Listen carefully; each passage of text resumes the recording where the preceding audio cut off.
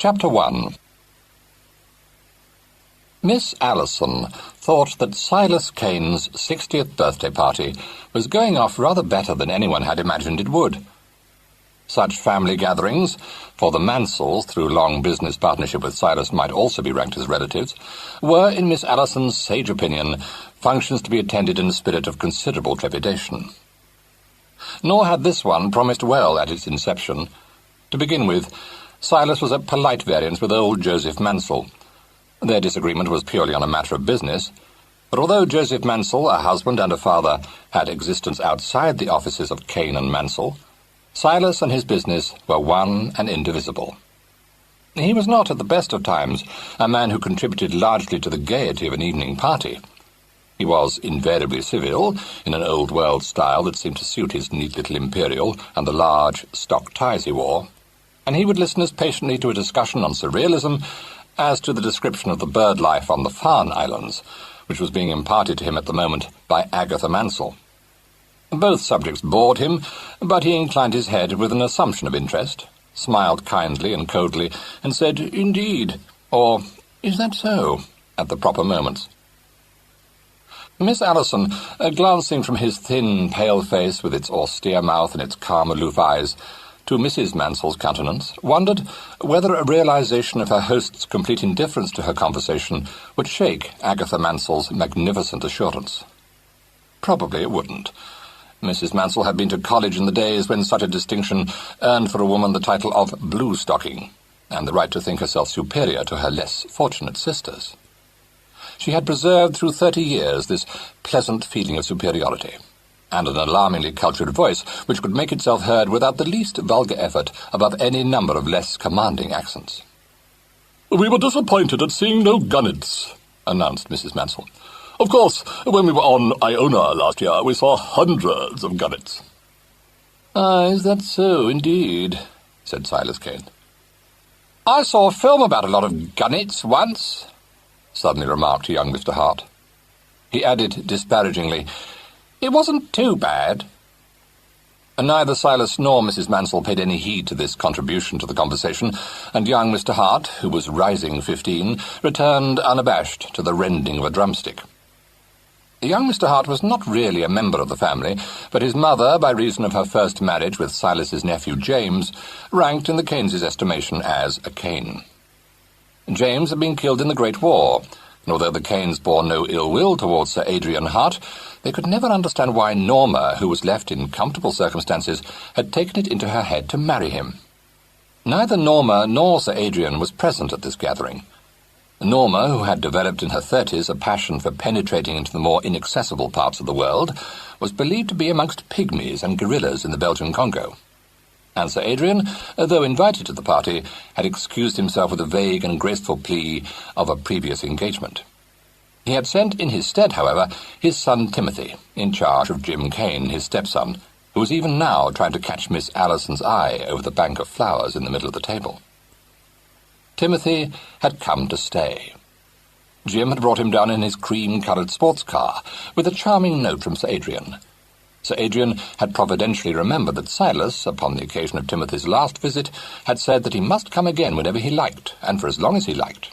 And Sir Adrian, confronted by the task of amusing his son during the 8 weeks of his summer holidays, decided that the day of Timothy's liking to visit Cliff House again had dawned. Miss Allison, sedately avoiding Jim Kane's eye, wondered what young Mr. Hart would find to do in a household containing herself in attendance upon an old lady of over 80 years, and Silas Kane. He enlightened her. "Are there any decent films on in Port Law this month, Miss Allison?" he inquired. "I don't mean muck about love and that sort of thing, but really good films with G-men and gangsters and things." Miss Allison confessed ignorance, but said she would obtain a list of the entertainments offered. "Oh, thanks awfully, but I can easily buzz into Port Law on my bike," said Mr. Hart. "I sent it by train, and I dare say it'll be at the station now, though actually, when you send things by train, they don't arrive until years after you do." He refreshed himself with a draught of ginger beer, and added, with a darkling look across the table, "As a matter of fact, it was complete drivel sending it by train at all. But some people seem to think nothing matters but their own rotten paintwork." Jim Kane, at whom this embittered remark was levelled, grinned amiably, and recommended his half-brother to put a sock in it. Miss Allison glanced down the long table to where her employer was seated. Old Mrs. Kane, who was over 80, had been carried downstairs to grace her son's birthday party. Not against her wishes, for she would have thought it impossible that any function should be held at Cliff House without her, but firmly denying any expectation of enjoyment. "I shall have Joseph Mansell on my right and Clement on my left," she decreed.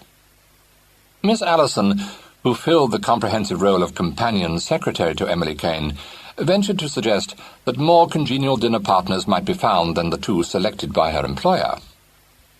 "It is Joe Mansell's right to take the seat of honour," responded Mrs. Kane bleakly, "and Clement is senior to Jim." So there was Emily Kane, sitting very upright in her chair at the end of the table, with Joe Mansell, a heavy man with gross features and a hearty laugh, seated on one side of her, and on the other her great-nephew Clement, the very antithesis of Joe Mansell, but equally displeasing to her. Clement, a thin, desiccated man in the late 30s, with sparse hair rapidly receding from his brow, didn't seem to be making much effort to entertain his great-aunt. He sat crumbling his bread and glancing every now and then in the direction of his wife, who was sitting between Joe Mansell and his son-in-law, Clive Pemble, on the opposite side of the table. Miss Allison, separated from Rosemary Kane by Clive Pemble's impressive form, couldn't see that sulky beauty, but she knew that Rosemary had come to the party in what the family called one of her moods. She had many moods. On her good days she could brighten the dullest party by the very infection of her own tearing spirits, but her good days were growing farther and farther apart, so that during the past 6 months, reflected Miss Allison, glancing back in retrospect, it had been more usual to see Rosemary as she was tonight, with her eyes clouded and her full mouth drooping, boredom and discontent in every line of her lovely body. Clement, who was a partner in the firm of Kane and Mansell, was a man of considerable substance, and, since he was heir to his uncle's private possessions, a man of large expectations also. Miss Allison supposed that Rosemary must have married him for these reasons, for there didn't seem to be any other. She was obviously impatient of him, and as careless of showing her impatience as she was of showing her predilection for the society of one Mr. Trevor Dermot. Mrs. Kane, who thought Clement a poor creature, had claimed the prerogative of extreme old age to tell him 2 days before that if he didn't look after his wife better, she would run off with that Dermot. Miss Allison, mentally contrasting Trevor Dermot's handsome face and noble form with Clement's uninspiring mien and manner, couldn't but feel that so passionate a creature as Rosemary might be pardoned for throwing her cap over the windmill. Matters between the Clement Kanes were certainly becoming uncomfortably strained. In the drawing-room before dinner, Rosemary had sat a little withdrawn from the rest of the company, preoccupied and ungracious, while Clement, trying to appear unconcerned, all the time watched her. Like 2 characters out of a problem play, thought Miss Allison, who preferred drama to be confined to the stage. And really it made things rather awkward and unreal when 2 members of a very ordinary family behaved in this neurotic manner. Even Clive Pemble, who wasn't sensitive to atmosphere, seemed to be aware of tension. He had made several hearty efforts to engage Rosemary in conversation, but though her lips smiled mechanically, her replies were monosyllabic and discouraging. Miss Allison had a fleeting suspicion that the beautiful Mrs. Clement was seeing herself in a tragic role, and banished it nobly. "Cat," said Miss Allison to herself. On the opposite side of the table, Betty Pemble was chattering to Jim Kane, from time to time appealing to Clive to corroborate her statements. There was no trace of her mother's majesty in Betty. She had enjoyed a certain measure of success as a girl through a natural ingenuousness which was pretty in a debutante, but slightly tedious in a woman of 35. She had a vivacious way of talking, pleasing manners, and a good heart. But her habit of telling interminable and incoherent stories about her own experiences made her a wearisome person to be with for more than an hour or 2 together. Fortunately, Clive Pemble profoundly mistrusted clever women, and if he sometimes was bored by his wife's conversation, this boredom was more than compensated for by her blind faith in his omniscience. She was often heard to say that Clive was a rock, And Clive, who knew that he was no rock but a man like other men and hated the knowledge, found this faith in him a comfort and a stay. So when Betty told Jim Kane that if there was the least hint of thunder in the air, she simply couldn't sleep a wink, and demanded inevitably, "Can I, Clive?" he smiled placidly, and replied with perfect good humour, "No, rather not." Other men, thought Miss Allison, would have brained the silly wench. Between Betty Pemble and her mother, the last member of the party was seated, taking a polite interest in an anecdote about Betty's children. Knowing his attention to be fully engaged, Miss Allison allowed herself to steal a look at Mr. James Kane's admirable profile. The Kane family tree was a spreading one, and while Silas was the last representative of the senior line, Jim was the last of the junior. Nor could any two people have been more dissimilar. The original founder of the family's fortune had left 4 sons. From the eldest son's marriage to Emily Fricker had sprung Silas. Clement was the grandson of the second. The third, emigrating to Australia, had drifted out of the Kane circle, his only surviving descendant being a granddaughter of whose existence the English Kanes were no more than vaguely aware. The fourth son had left one daughter, who died a spinster, and one son, who was killed in Gallipoli. To this son and his wife Norma had been born Jim, the last of the Kanes. The last of the Kanes bore very little resemblance to the rest of the family, and was not a member of the firm of Kane and Mansell. He was a large, fair young man with a frank smile and a pair of direct grey eyes, which had a habit of gazing in Miss Allison's direction.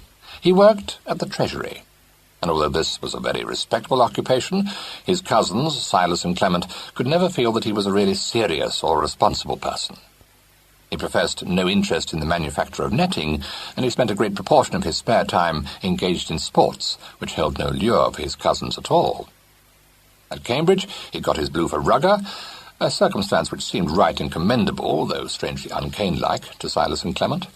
But when he continued to play rugger on Saturday afternoons after he'd come down from Cambridge, the cousins shook their heads and were afraid that he would never settle down. They thought it a great pity, for they were fond of Jim. Clement said he had a very sound brain if only he could be brought to take life seriously. And Silas, watching in astonishment Jim's handling of a speedboat, feared that the poor boy had taken after his mother. He disapproved of the speedboat as profoundly as he disapproved of the flighty-looking sports car, but all the same he let Jim keep it in his boathouse at the bottom of the cliff, and, little as he understood the lure of such sports, derived a queer pleasure from recounting his young cousin's exploits to such people as Joe Mansell, whose nephews and cousins achieved no speed records and broke no limbs at Twickenham. Since young Mr. Hart upon her right was fully occupied with the consumption of rice pudding, and Clive Pemble on her left had become involved in the intricacies of his wife's anecdote, Miss Allison had leisure to observe the last of the Kanes. Having decided some months previously that it was no part of a companion secretary's duties to fall in love with any member of her employer's family, she had assured herself that she was wholly impervious to Mr. James Kane's charm of manner, and made up her mind to demonstrate clearly to him her utter unconcern. Unfortunately, he seemed to be insensitive to snubs, and in spite of having received from her a very cold greeting upon his arrival at Cliff House, he had had the audacity to try to catch her eye 3 times during the course of dinner. She was happy to think that upon each occasion she had managed to avoid his gaze. At this moment, the object of her reflective scrutiny turned his head. Miss Allison demonstrated her indifference by blushing hotly, and thereafter diverted her attention to his half-brother. It seemed a very long time before old Mrs. Kane rose from the table. Jim Kane held open the door for the ladies to pass out of the room, and Miss Allison's kind heart overcame her judgment. She was looking rather worried, and certainly puzzled. She was afraid all at once that her studied disregard of him had hurt his feelings, and instead of going out of the room without paying any heed to him, she raised her eyes to his face and gave him a faint smile. His brow cleared. He smiled back at her so warmly that she almost repented of her humane impulse. In the drawing-room, it was her first duty to see Mrs. Kane comfortably ensconced in her favourite chair, a footstool under her feet, and her ebony cane within her reach. In the performance of these offices, she was slightly hindered by Betty Pemble, who said, "Oh, do let me," and brought up too high a footstool and tried to insert a cushion behind her hostess. As Mrs. Kane came of a stiff-backed generation and despised women who couldn't sit up without such soft support, this piece of thoughtfulness was not well received. Nor did Mrs. Pemble's next utterance tend to make her more popular. "I think Mr. Kane is simply marvellous," she said.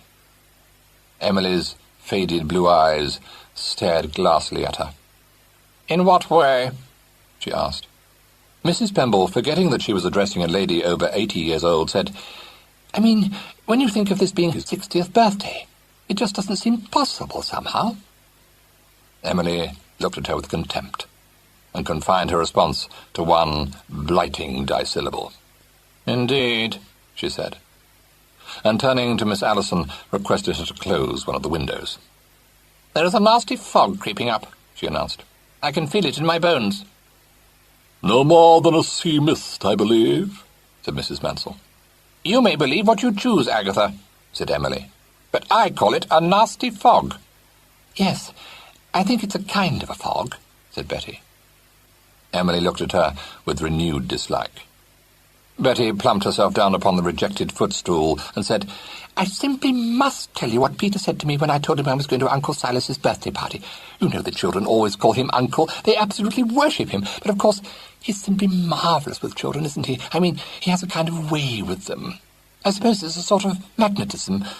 I always notice how they go to him. I mean, even a shy mite like my Jennifer. It's as though she just can't help herself." This portrait of her son, drawn in the guise of some kind of boa constrictor, did not appear to afford Emily any marked degree of gratification. She said dampingly, "And what did Peter say?" "Oh, God," muttered Rosemary, and jerking herself up out of a deep chair, walked across the room towards Miss Allison and suggested to her that they should go into the conservatory. Miss Allison realized with a slight sinking of the heart that she was to be made the recipient of confidences. Mrs. Clement Kane had some few months before suddenly taken what appeared to be a strong liking to her, and had signified it by recounting to her with remarkable frankness her various emotional crises. "What a God-forsaken party!" Rosemary ejaculated as soon as she was out of Emily's earshot. "I can't think how you managed to put up with living here day in, day out." Miss Allison considered this. "It isn't as bad as you might imagine," she said. "In fact, it's really rather a pleasant life, taken all round." Rosemary looked at her in wondering dismay. "But the utter boredom," she said. "I should go mad." "Yes, but I'm rather placid, you know," replied Miss Allison apologetically. "I envy you. Cigarette?" Miss Allison accepted one. "It must be great to be able to take what comes as you do," pursued Rosemary. "I wish I were like it, but it's no good blinking facts. I'm not." "Well, I don't say that I should choose to be anyone's companion," said Miss Allison. "Only I'm a fool at shorthand and have no talents." "I expect you have really," said Rosemary in an absent voice, and with her gaze fixed broodingly upon a spray of heliotrope. "I told you I was getting to the end of my tether, didn't I? Well, I believe I've reached the end." There didn't seem to be anything to say in answer to this. Miss Allison tried to look sympathetic. "The ironic part of it is that having me doesn't make Clement happy," said Rosemary. "Really, he'd be better off without me. I don't think I'm the sort of person who ought ever to marry. I'm probably a courtesan manquée. You see, I know myself so frightfully well. I think that's my Russian blood coming out." "I didn't know you had any," remarked Miss Allison, mildly interested. "Good God, yes. My grandfather was a Russian. I say, do you mind if I call you Patricia?"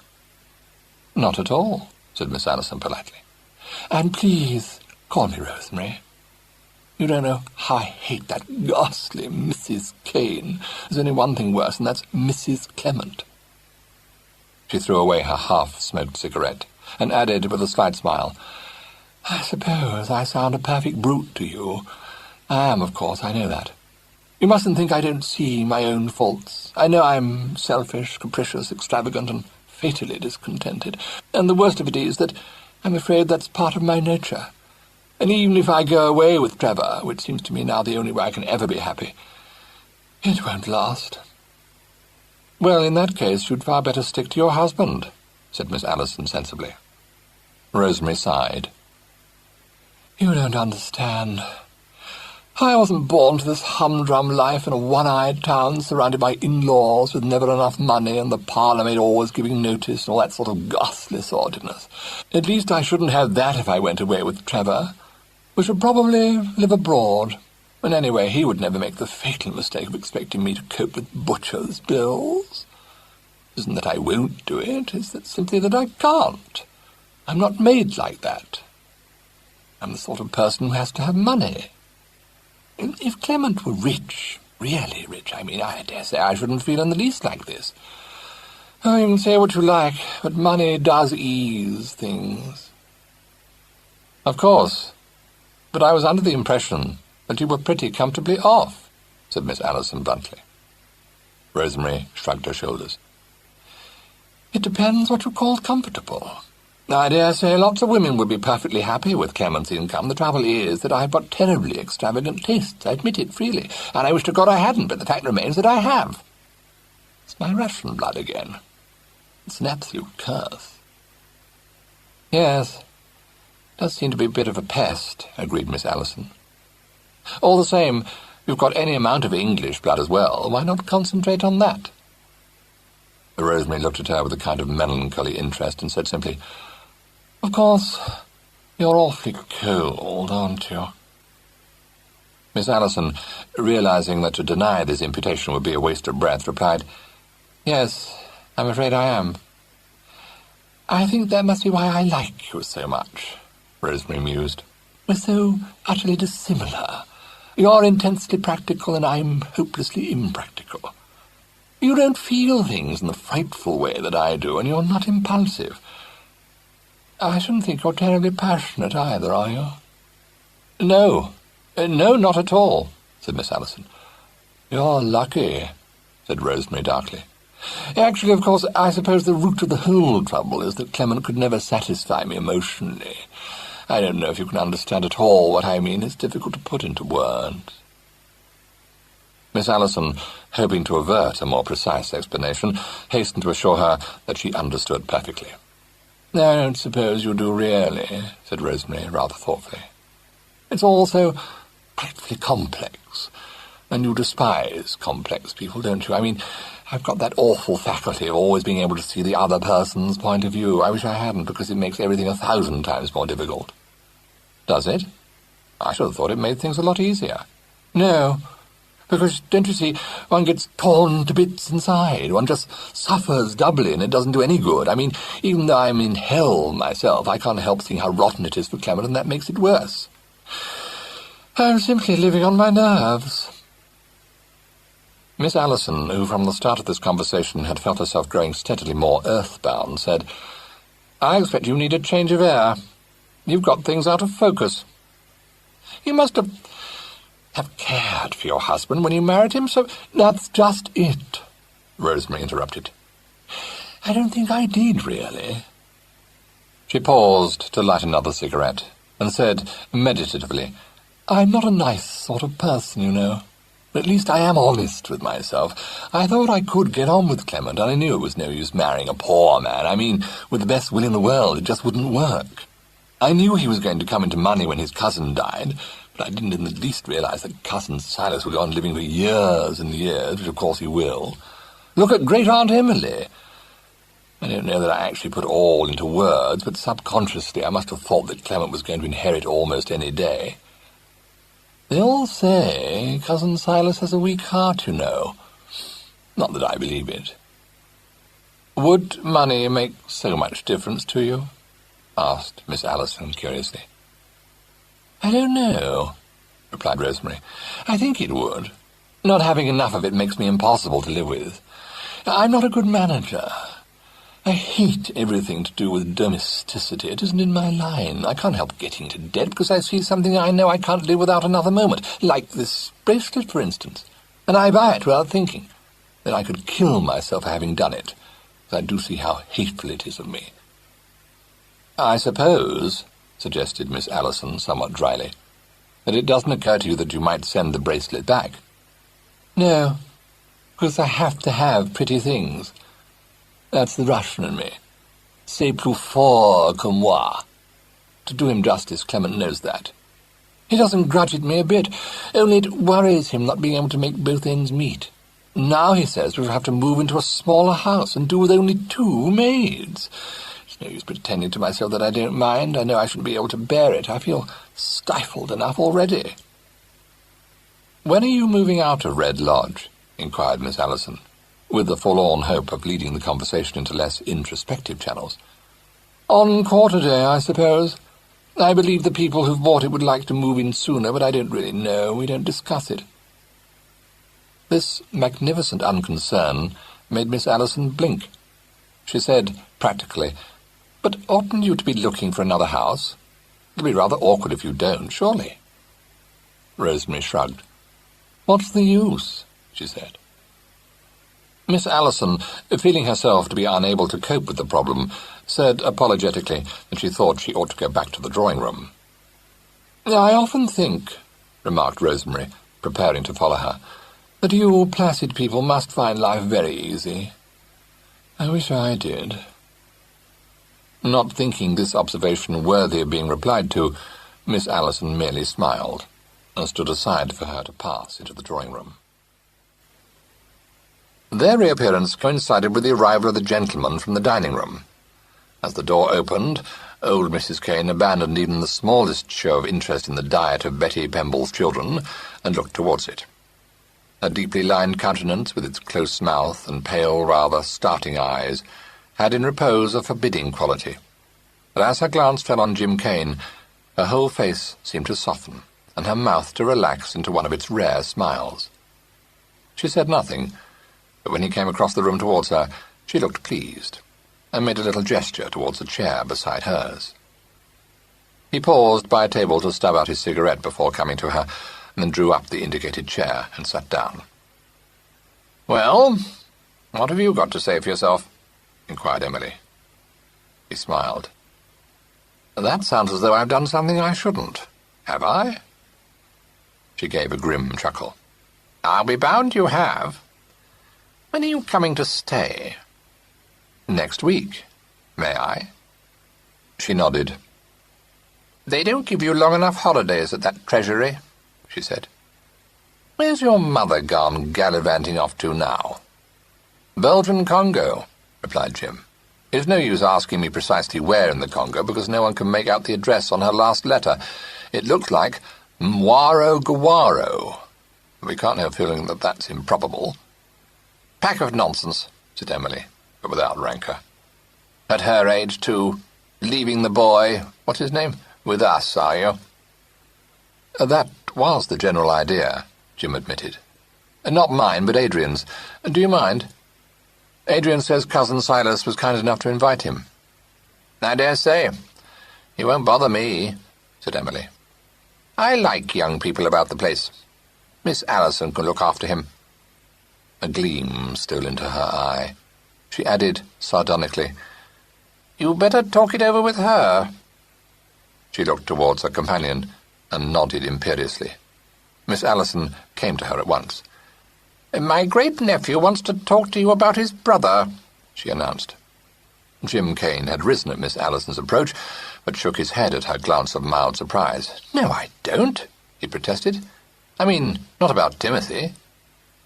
"Well, you don't want to talk to an old woman when you might be talking to a pretty young one, I hope," said Emily. "Miss Allison, show my great-nephew the orange tree in the conservatory." She dismissed them with a nod. Jim Kane said, "I wish you would. I haven't been able to exchange 2 words with you so far." "Go along," said Emily, clinching the matter. So Miss Allison entered the conservatory for the purpose of a tete-a-tete for the second time that evening. Mr. James Kane, who had a disconcerting habit of going straight to the point, said bluntly, "Have I offended you?" "Offended me?" replied Miss Allison in a voice of studied lightness. "Dear me, no. Why should I be offended with you?" "I don't know," said Jim. I got the impression during dinner that you weren't liking me much." "Nonsense," said Miss Allison bracingly. "Is it nonsense?" asked Jim. "Of course. I mean, have you seen The White Magnolia?" "Yes, thanks. Why have you been snubbing me?" "I don't think I have," said Miss Allison feebly. "You know you have." "Really," thought Miss Allison, "this tete-a-tete is worse than the last." She said rather haltingly, "Well, you must remember that I'm in a somewhat difficult position. I'm Mrs. Kane's companion, you know." He looked puzzled for a moment, then his eyes crinkled at the corners. "I get it. I mustn't ask my great-aunt's companion to marry me. A bit Victorian, isn't it?" "Not at all. Anyway, don't be silly." "I'm not being silly. Will you marry me?" "No, certainly not," said Miss Allison with quite unnecessary emphasis. Mr. James Kane didn't appear to be noticeably cast down by this brusque rejection of his suit. He said, "Because you'd rather not, or because you're Aunt Emily's companion?" "Both," said Miss Allison in a hurry. There was a moment's silence. Then Jim said in a level voice, "I see. All right, I'm sorry. Let's look at the magnolia." Feeling like a murderess, Miss Allison led the way to the magnolia.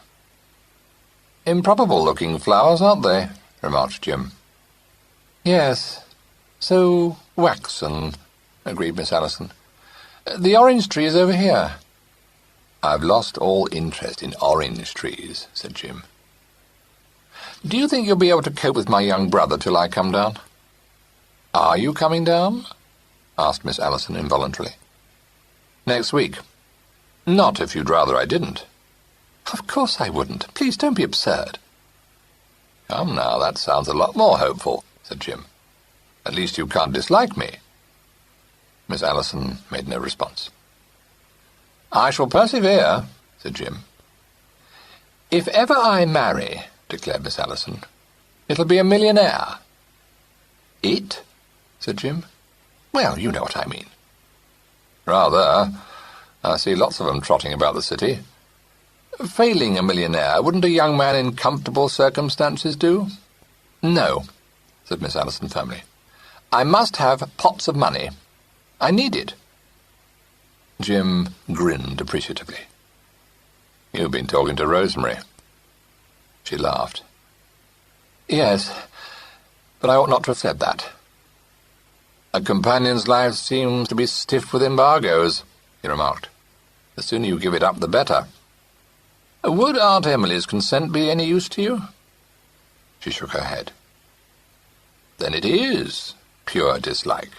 "No, it isn't," said Miss Allison, unable to stop herself. I mean, I'm going back into the drawing room." Mr. James Kane stepped between her and the way of escape. "All in good time." "What do you mean?" Miss Allison said bitterly, "You're one of those loathsome people who, when given an inch, grab an ell." "Me to the life," agreed Jim. "But let's get this straight. If you weren't my great-aunt's companion, would you turn me down?" Miss Allison, instead of assuring him that she would, replied a trifle incoherently, "It isn't so much Mrs. Kane. There's your mother, too. She might well object to your getting entangled with a penniless companion secretary." "Good Lord, is that all?" said Jim, relieved. "You needn't worry about my mother. She wouldn't care two hoots. Do you like coloured stones, or do you prefer diamonds?" "I hate all jewellery," said Miss Allison. "Ah," said Mr. Kane. "I can see you'll make a frugal wife." Before Miss Allison could think of a suitable retort, their privacy was invaded by young Mr. Hart, who strolled into the conservatory with the air of one who was sure of his welcome, and said cheerfully, "Hello! What are you doing?" "Oh, just looking at the magnolia," answered Miss Allison. "What do you think of it?" "Swell," said Mr. Hart, somewhat unexpectedly. "If you start that American film talk here, you'll get thrown out on your ear," Jim warned him. "Says you," replied Mr. Hart indulgently. "I say, Miss Allison, do you know what I think?" "No, what?" Well, it suddenly occurred to me that I shouldn't be at all surprised if somebody got murdered here tonight. Miss Allison was slightly taken aback. But Jim, accustomed to the morbid processes of his relative's mind, said promptly, "Nor should I. What's more, I know who'll be the corpse." "Ha ha," said Timothy. "Very funny." "But why should anyone be murdered?" inquired Miss Allison. "Oh, I don't know," replied Timothy vaguely. "Except that it's absolutely the right sort of layout for a murder." "Idiot," said Jim. "Of course, I know there won't be one really, but all the same, it'd be jolly fun if there was," said Mr. Hart wistfully. Chapter 2. When she went back into the drawing-room, Miss Allison was more able to understand why the notion of murder had occurred to young Mr. Hart. A certain atmosphere of drama seemed to have spread over the room. To this, the Clement Kanes were largely contributing. Clement by gazing hungrily at his wife whenever opportunity offered, Rosemary by looking stormier than ever and casting into the pool of conversation remarks calculated to convince the company that her marriage was on the verge of shipwreck. These were met by a high-nosed stare from Agatha Mansell and several downright snubs from old Mrs. Kane. But Betty Pemble, who found Rosemary interesting, soon moved across to a chair by her side and began to talk to her. The interchange was curious and unsatisfactory, for Rosemary, who despised as suburban any woman who not only lived upon amicable terms with her husband, but presented him with 2 healthy children into the bargain, looked upon Betty with contempt, while Betty massacred Rosemary's narrated spiritual reactions by capping them with similar ones of her own. "I feel stifled in Portlaw," announced Rosemary in unencouraging response to an encomium bestowed by Mrs. Pemble on the invigorating properties of the air. "It's as though I couldn't breathe." "I know exactly what you mean," agreed Betty. "I felt the same when we were living in a flat in town. It was simply tiny. Literally, you couldn't move in it. And I used to say to Clive that I felt absolutely cooped up." "I don't think actual space matters so much as room for one's essential ego to expand," said Rosemary, a trifle loftily. "Yes, I do utterly agree with you there," replied Betty. "Atmosphere means a most frightful lot to me, too. I mean, I'm awfully sensitive to beauty, and funnily enough, both my children are too, even Peter, who's only 3.5. I mean, if a picture is out of the straight, I simply can't rest until I put it right. It seems to kind of hurt me." "I'm afraid," said Rosemary with a faint, superior smile, "that I shouldn't even notice a crooked picture." "Yes, I'm frightfully absent-minded, too. I seem to go into a sort of dream, and I forget simply everything. I often think that's where my Jennifer gets it from. It's quite extraordinary the way that child daydreams. I mean, everybody says so. It isn't just me. The children absolutely love coming down to stay with Granny and Grandpa by the sea. They simply live on the sands. Of course, it's just coming home to me. And Clive feels exactly the same, really, far more so than with his own people. It's quite a joke in the family." Rosemary looked faintly disgusted by this sample of the humour prevalent in the Mansell household, and said in a voice of suppressed passion, "How odd that you should be glad to come here, while I would give my soul to get away. The sameness, doesn't it get on your nerves? But perhaps you don't suffer from your nerves as I do." It was not to be expected that Betty Pemble would allow so insulting a suggestion to pass unchallenged, and she replied warmly that, as a matter of fact, she was one mass of nerves. "I simply never talk about myself, because I think people who tell you about their ailments are absolutely awful. But actually, I'm not frightfully strong. I get the most terrible nervous headaches, for one thing. I mean, I could scream the pain often and often. I think it's from being terribly highly strung. Both my children are exactly like me, too, frightfully sensitive and easily upset. They kind of feel things inside, the same way that I do, and bottle it up." Her mother, who happened to overhear this remark, said robustly, "Nonsense! You spoil them, my dear child, that's all the trouble." Mrs. Pemble turned quite pink at this, and at once joined issue with her parent, declaring that Agatha just didn't understand, and that everyone said she managed her children better than anyone else. As Mrs. Mansell appeared to be unconvinced by this universal testimonial, Betty at once appealed to Clive to support her, interrupting him in the middle of a discussion with Jim Kane on the probable outcome of the Surrey v. Gloucester match. By the time Mrs. Mansell's stricture had been repeated to him, and various incidents illustrative of Betty's skill in handling her progeny recalled to his mind, Joe Mansell, Mrs. Kane, and Clement had all become involved in the discussion. Joe advancing as his contribution to it that he'd like to see kids enjoying themselves. Clement, with a meaning glance at his wife, deploring his own lack of children, and Mrs. Kane stating that in her young days children never had any nerves at all. This was an observation calculated to rouse the ire of the most good-tempered mother, and when it was promptly seconded by Mrs. Mansell, Betty Pemble, reinforcing her own arguments by the pronouncements of a host of sages, somewhat vaguely referred to by her under the general title of people, set about the formidable task of convincing two stalwarts of the Victorian age that they didn't understand children's little minds. While the battle raged, Rosemary relapsed into brooding silence. Jim Kane seized the opportunity to engage Miss Allison in conversation, and Joe Mansell moved across the room to where Silas was sitting and suggested that they might have a word together. Silas Kane said, "Why, certainly, Joe," in his slow, courteous way, and got up out of his chair. "We shall be quite private in my study."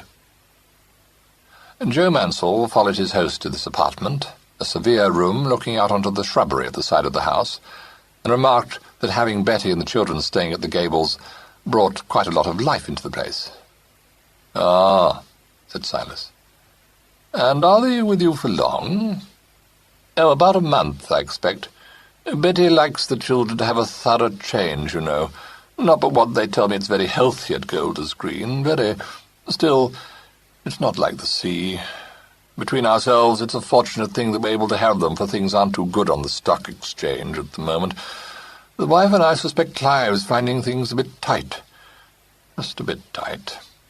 "Ah, I dare say," said Silas, sorrowfully surveying a post-war world.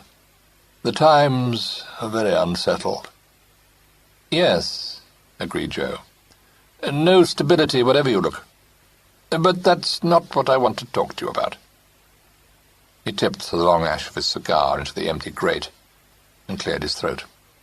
"I don't know whether you've thought any more about Roberts's proposition." An inflexible expression came into Silas's chilly grey eyes. He fixed them on his partner's face and replied, "No. I am of the opinion that this is not the moment to be launching out into speculative ventures. I think myself there are excellent prospects. Expansion, Silas. It's got to move with the times, and there's no doubt in my opinion, not the slightest doubt, that if we decide to push our nets in Australia, it will not be many years before we shall be amply repaid for the initial capital outlay." "Yes," said Silas, putting his fingertips together. "You may be right, Joe, but I cannot say that Roberts's scheme attracts me." "Clement is in favour of it," offered Joe Mansell. "Possibly," said Silas, rather ironically. "But I am thinking that it is not Clement who would have to bear the brunt of that capital outlay you mentioned. I'm sorry to go against you, Joe, but I don't see my way." Joe Mansell looked at him resentfully, thinking that it was easy for an old bachelor with no one dependent on him to sit tight on his money bags and say that it was not the time to be launching out into speculative ventures. He was mean. That was what was wrong with Silas. Always had been, and his father and grandfather before him. Not but what old Matthew Kane had never been afraid to spend money if he saw a good return, judging from the fortune he'd left. He'd made money hand over fist at Matthew, the founder of the business. It made Joe Mansell feel more resentful than ever when he looked about him, as now, at the evidence of Kane wealth, and thought of the Kane holding in the business, comparing it with his own share. And now, when there was a chance to expand, he'd have to watch some other firm seize the opportunity, just because Silas was too conservative to consider new ideas, and too well off to think it worthwhile tapping a fresh market. He'd listen to all the arguments with that damn polite smile of his, He'd agree that there might be something in the scheme. He'd say it was very interesting, no doubt.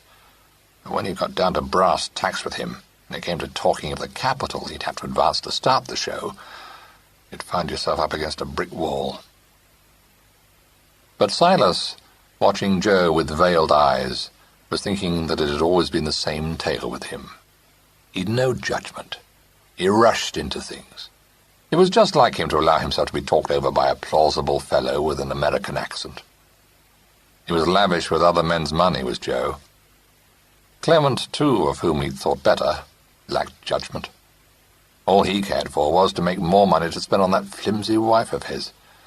Well, those weren't the methods by which the firm had been built up.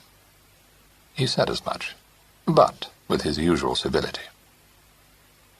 "One must move with the times," Joe repeated. "I believe you get a good return on your money." Perhaps, Silas agreed. "But I'm not as young as I was. I doubt whether I should live to enjoy any return." Now he's getting onto his weak heart, thought Joe. It's my belief he'll live forever. "Well, I won't disguise from you, Silas, that I'm strongly in favour of the plan. Strongly in favour of it. Matter of fact, things aren't too easy for me about now, what with reduced dividends and having to help Clive tide over a bad patch, not to mention Paul's troubles." "Indeed, I'm sorry to hear that," Silas said, wondering what concern of his were Joe's bad investments or Joe's son-in-law's financial embarrassments or the alimony his son's wife had to be paid. "I wish you could see your way to it." "Yes, I wish I could, since you're so much in favour of it," said Silas. That was the sort of remark that made one want to brain Silas. Joe Mansell controlled his temper with an effort and heaved himself up out of his chair. "Well, I hope you'll think it over carefully before you finally turn it down," he said. "Roberts gets back from London tonight, and will be wanting your decision. Paul's in favour of it too, you know, and though I said of my own son, I'm bound to admit he's got a shrewd head on his shoulders. He was sorry, by the way, not to be able to be here tonight." "Indeed, yes. We were sorry too," said Silas mendaciously. He disliked Paul Mansell, whose shrewdness verged on sharpness, and who'd been divorced from his wife. A flashy fellow, with his oiled hair and his wasted coats, and his habit of running after Patricia Allison. No doubt he saw himself managing the Australian side of the business. A nice thing that would be. They went back to the drawing-room. Old Mrs. Kane was looking tired. Her face had set into deeply carved lines, and she was making no effort to attend to any of the conversations in progress about her. Agatha Mansell, finding her monosyllabic, had transferred her attention to Rosemary, and was lecturing her in a kind, authoritative way on the many improving pursuits she might with profit engage upon.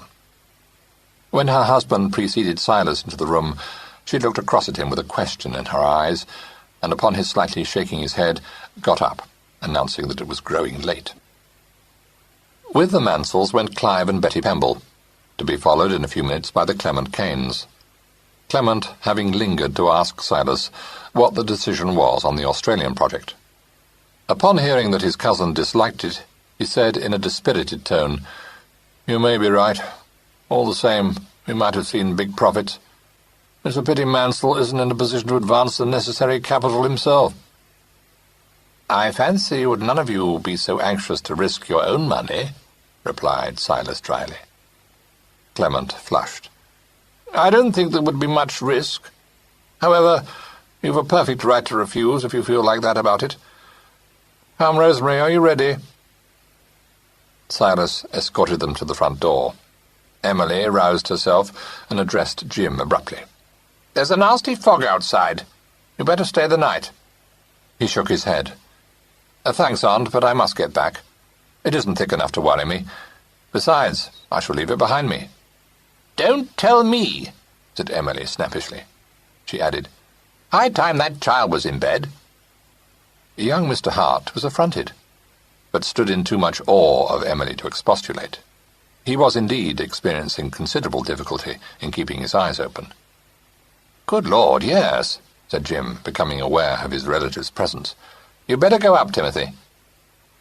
Mr. Hart said with dignity and in muted tones that it was unnecessary for Jim to stick his oar in. He cherished in his bosom a considerable affection for his half-brother, and passionately admired his athletic prowess. He quoted him upon all occasions, and acquired reflected glory from retailing his exploits upon the rugger field or the racetrack. I would have thought it unseemly to give Jim any cause to suspect this veneration. So when Jim, bidding him farewell, said, "I'm coming down next week," he betrayed no flattering pleasure at these welcome tidings, but merely replied that he would try to bear up till then. Silas came back into the room as Jim was saying goodbye to his great-aunt. He wore the satisfied expression of a man who has spared the last of his guests, and remarked that he fancied the party had gone off very well. Said Emily. She looked at him under her brows. "Joe tried to get you to advance money for his harebrained scheme. I hope you sent him off with a flea in his ear. Such nonsense." "I'm afraid Joe and I don't see eye to eye over it," Silas answered. "Are you off, my boy? He'd better stay the night. There's a fog." "Why, certainly," Silas agreed. "But it's only a bit of a mist, Mother. Nothing to alarm anyone. I shall take my usual walk." "You still stick to that, sir?" Jim said, smiling. "If I didn't, I shouldn't enjoy a wink of sleep all night," replied Silas. "Wet or fine, I must have my stroll before going to bed." "Fiddle," said Emily, in an exasperated voice. "If you didn't think you had insomnia, you'd sleep the clock round. I don't have insomnia. Why should you?" "Indeed, I wish I knew," said Silas. "One of these days you'll catch your death of cold. Don't say I didn't warn you. Miss Allison, be kind enough to ring the bell. I'm tired." Jim Kane lingered until the business of assisting Emily into the carrying chair was accomplished, and contrived, while the butler and footman were bearing her up the shallow staircase, to exchange a few final words with Miss Allison. Then he sallied forth to brave the dangers of the sea fret, and Miss Allison, holding Emily's ebony cane, the rug which she used to cover her knees, and her handbag, went sedately upstairs in the wake of the carrying chair. Emily Kane, with her companion and her maid, occupied a suite of rooms in the west wing of the house. Miss Allison followed her there, arriving in time to see Ogle, her maid, helping her to an armchair in her bedroom. She laid down her various burdens, and would have left Emily in Ogle's jealous charge, had not Emily said, "Don't go." "What did that hussy say to you in the conservatory?" "Nothing much," replied Patricia. "I've heard it all before, anyway." "She'll run off with that Dermot yet," prophesied Emily. "Good riddance to bad rubbish is what I say. Not that I want a scandal in the family. I'll leave that to the Mansells. Them and their precious son. You take my advice and send him to the right-about." "I will," promised Patricia. Emily began to sip the glass of Horlick's malted milk which Ogle had put in her hand. "If my son would take something hot going to bed, it would do him more good than traipsing about on the cliffs at this hour of night," she remarked. "Fresh air, indeed.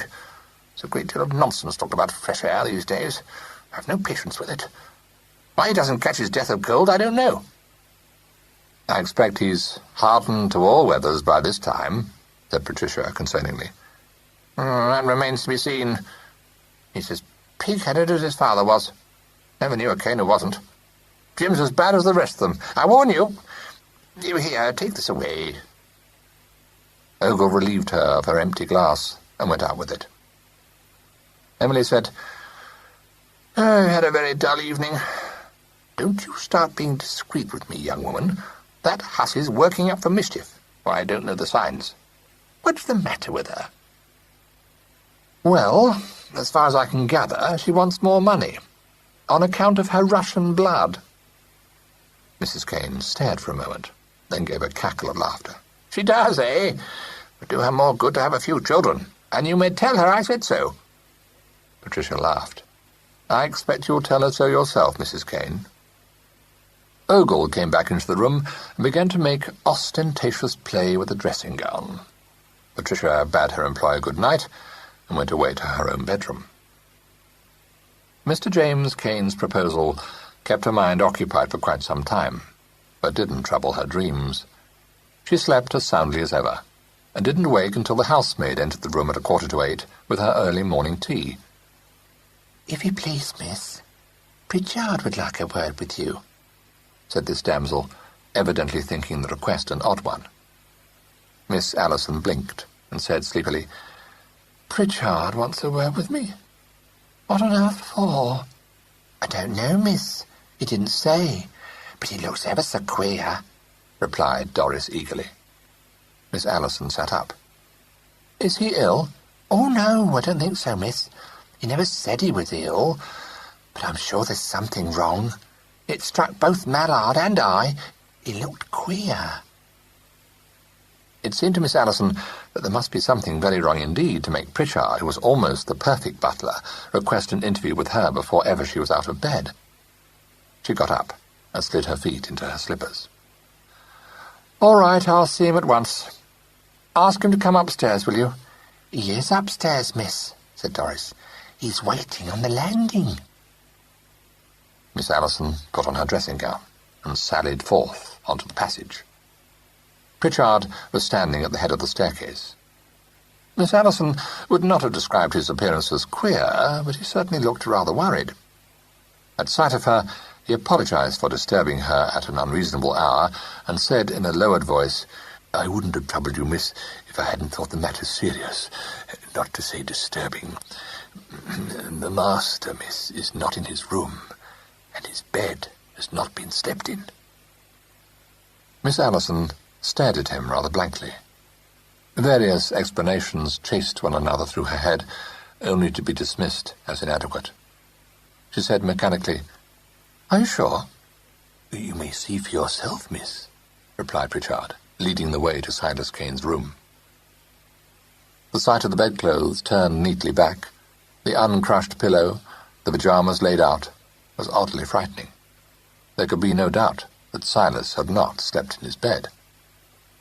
Miss Allison pulled herself together and said briskly, "Have you sent out to search the grounds? Mr. Kane went for his usual walk last night, I know. He may have had a heart attack." "Yes, miss.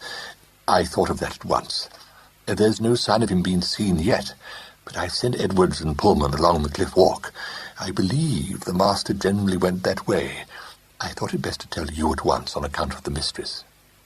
"Quite right. There's no need to say anything to alarm Mrs. Kane until we know more. Did you see Mr. Kane go out last night?" "Not precisely, miss. I saw him when Mr. James left, and I understood from him that he meant to take his usual walk. I happened to mention the fact of there being a considerable sea fret, but the master made nothing of it. You know his way, miss. He told me I needn't wait up, and I consequently went up to bed, and thus didn't actually see him leave the house." Miss Allison nodded and went back onto the landing. Her appearance there coincided with the opening of Timothy Hart's bedroom door. Timothy stuck a tousled head out and desired to be told what all the row was about. Miss Allison allowed this grossly unfair description of her quiet colloquy with the butler to pass unchallenged, and merely said that nothing was up. Timothy looked severely from her to Pritchard, and said with a marked nasal intonation, "Say, sister, get wise to this. You can't put nothing across on me." "Say, brother," retorted Miss Allison, not to be outdone, "let me advise you to scram." Timothy grinned, and, apparently construing this request as an invitation, came out onto the landing. "I thought you looked as though you might be sporting," he remarked. "Honestly, what is up?" Pritchard gave a warning cough, but Miss Allison judged it wisest to admit Mr. Hart into their confidence. "We don't quite know, but we're afraid Mr. Kane may have been taken ill on his walk last night, or have met with some accident. He doesn't seem to have come home." Timothy's eyes grew round, but the most partial of observers could scarcely have supposed his expression to denote anything but profound relish of these disturbing tidings. "I say," he gasped, "I jolly well told you so. I bet I had a kind of instinct about it." "Don't be so absurd," said Miss Allison rather irritably. "How could you have had an instinct, as you call it, that Mr. Kane would have a heart attack? Besides, you never told me anything of the kind." "Yes, I did," said Timothy. "At least, not about a heart attack. But I distinctly remember saying that I shouldn't be a bit surprised if someone was murdered here in the night. Actually, I I never thought about it being Uncle Silas, but I probably had a sort of premonition all the same." The butler looked outraged and startled. But Miss Allison, unimpressed, said, "If that's your idea of a joke, it's a bad one. There's no question of murder, but we are rather worried about your uncle, and that kind of suggestion isn't in the best of good taste." "Sorry," said Timothy. "As a matter of fact, he isn't my uncle, though. Actually, he isn't any relation at all." "Well, you go and get dressed," replied Miss Allison. "Then you can help look for him." It seemed good to Timothy to follow this advice. He said, "Sure thing," and disappeared into his room again. "I'll do the same," said Miss Allison. "You've warned Ogle not to say anything to Mrs. Kane, I hope. Not that I think she would." "The female staff knows nothing as yet, miss. I thought it best to speak to you first."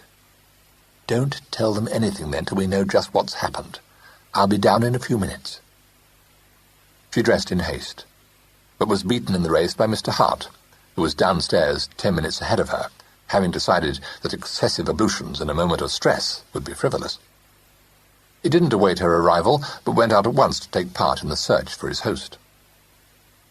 Just as Miss Allison reached the hall, he came into the house with a very white face, and said jerkily, "I've met them. I say, it's pretty ghastly, Miss Allison. He's dead." She didn't say anything for a moment. Silas Kane's death was a possibility she had already realized. The news of it merely confirmed her fear. "They're bringing you up to the house," said Timothy. "Honestly, I didn't think anything like this would happen, Miss Allison." "No, of course not." She turned as Pritchard came into the hall from the servants' wing, and said as quietly as she could, "Master Timothy has told me, Pritchard. How did it happen? Have you any idea?" The butler looked very much shaken. "They found him at the foot of the cliff, miss, just where the path runs along the edge. He must have missed his way in the fog. You'll excuse me, miss, but I'm a bit upset. I don't know when I've been so upset. To think of us lying in our beds with the poor master smashed up like that on those wicked rocks. Not that one could have done anything. If only he hadn't gone out. That's what I keep on saying to myself over and over. It'll just about kill the mistress, this will." Miss Allison returned a mechanical answer.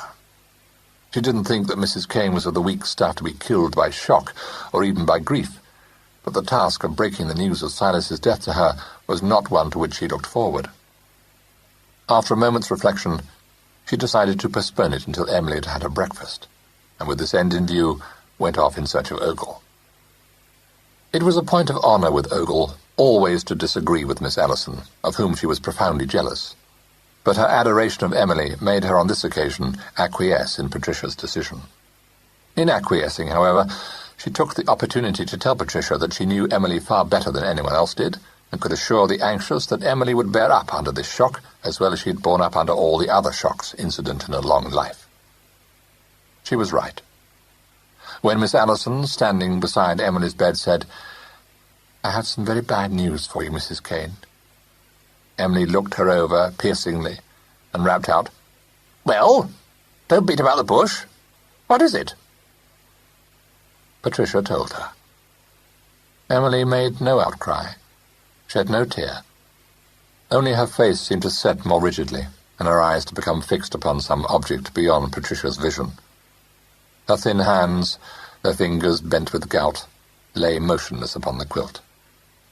She didn't speak for some moments, but at last she brought her gaze to bear upon Miss Allison's face, and said harshly, "What are you waiting for? Is there anything else?" "No, Mrs. Kane. Would you like me to go away?" Emily smiled wryly. "I suppose you want to stroke my hand and tell me to have a good cry."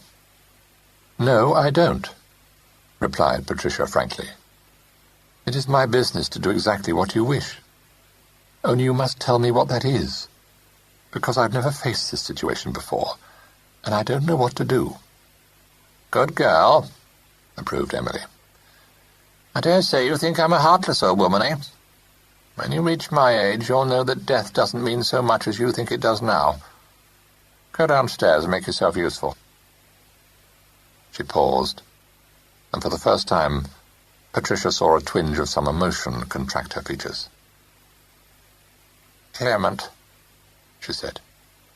"Yes, Clement." Miss Allison nodded. "Of course. I'll ring him up immediately." Emily looked at her with rather a curious expression in her face. "He'll come here," she said. "He and that wife of his." "You needn't see either of them, Mrs. Kane." Emily was shaken with sudden anger. "You little fool! I shall have Clement here for the rest of my life." "I hadn't thought of that," admitted Patricia. "Still, if you can't bear the idea of living in the same house with him, you could always have a house of your own, couldn't you?" Emily's eyes narrowed. "You think I'm going to be turned out of the house that has been mine for over 60 years, do you? Well, I'm not. When I leave it, it'll be in my coffin, that I promise you." Miss Allison, from what she knew of Clement Kane, thought it extremely unlikely that he would make the least attempt to dislodge his great-aunt, but she wisely refrained from saying this, and instead went away to inform him of the tragedy. She found Timothy downstairs, awaiting her. Silas's death had shocked him into a silence which had lasted throughout breakfast, but he seemed now to be restored to his normal self, though he apparently thought it proper to speak in lowered tones. While Patricia talked to Clement Kane on the telephone, he stood watching her with a portentous frown on his brow, and as she put down the receiver, he said, in a voice fraught with suspicion, "I say, Miss Allison, will there be an inquest?" "I suppose so," replied Patricia. "Ah," said Timothy with deep meaning. "Well, do you know what I think?" "Yes," said Patricia. "What then?" demanded Timothy, put out. "You have a sort of instinct that Mr. Kane was murdered," said Patricia calmly. Timothy was disconcerted, and said rather lamely, "Well, I have. What's more, I bet I'm right. Don't you think I'm probably right? Honestly, Miss Allison, don't you?" "No," said Patricia. "And if I were you, I wouldn't talk about it any more. It sounds silly." This damping rejoinder offended Timothy so much that he walked away, informing a Jacobean chair that some people, unspecified, didn't seem to be able to see what was under their noses, and would look pretty silly themselves when the truth was discovered.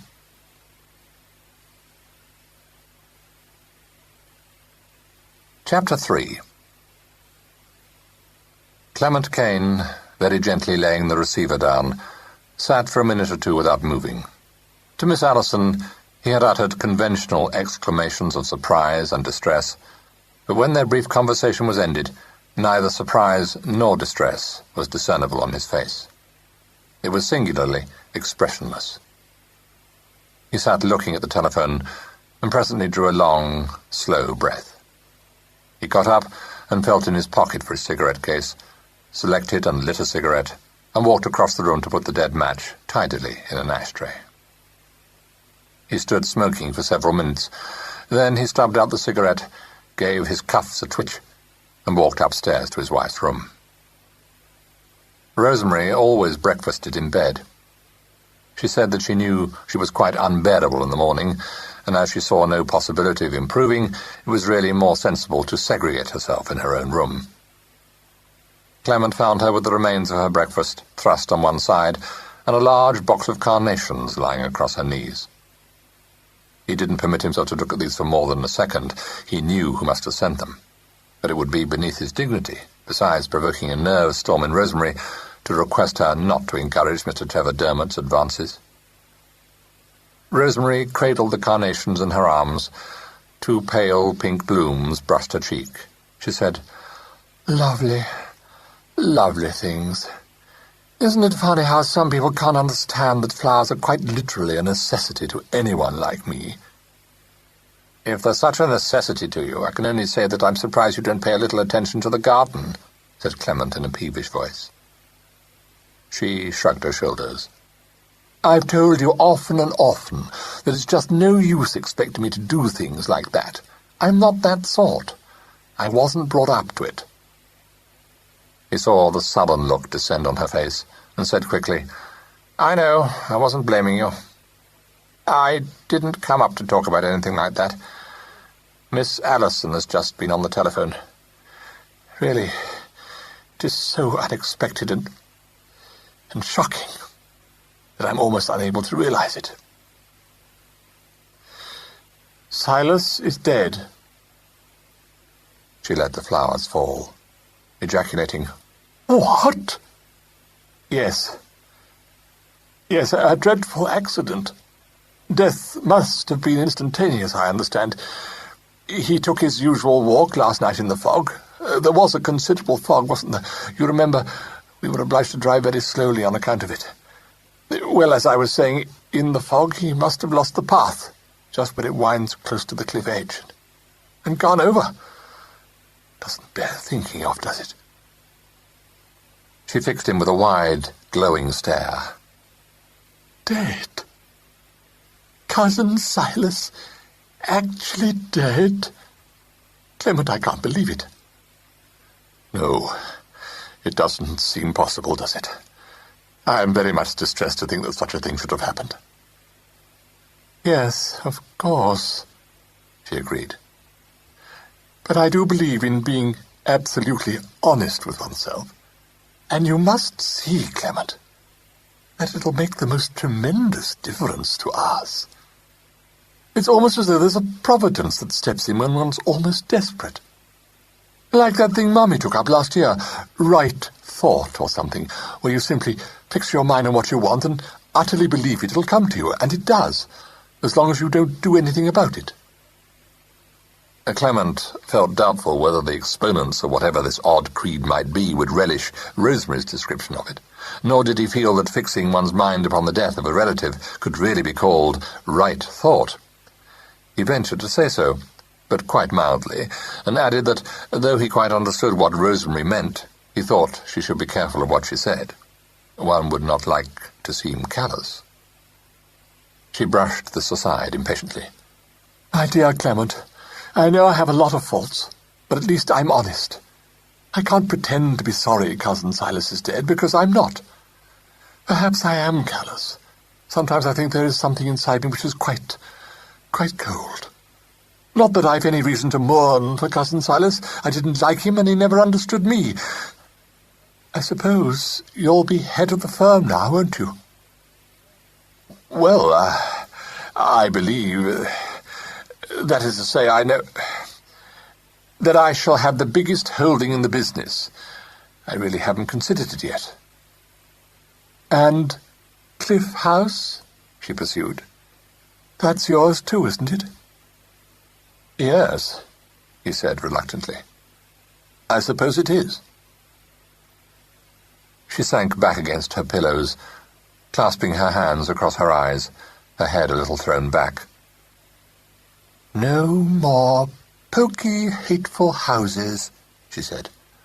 No more of this foul housekeeping. Do you know, Clement, I do honestly believe the sordidness of it all was killing the essential me. His gaze dwelled on the lovely line of her lifted jaw. He said, That's all I ever wanted wealth for. To give you the things that will make you happy, Rosemary. She murmured, Darling, you're terribly, terribly sweet to me. He bent over her, crushing the carnations, and kissed her throat and her chin and her parted lips. You're so beautiful, he said huskily. You ought to have all the things you want. Thank God I shall be able to give them to you at last. Darling, sighed Rosemary, gently disengaging herself from his grasp.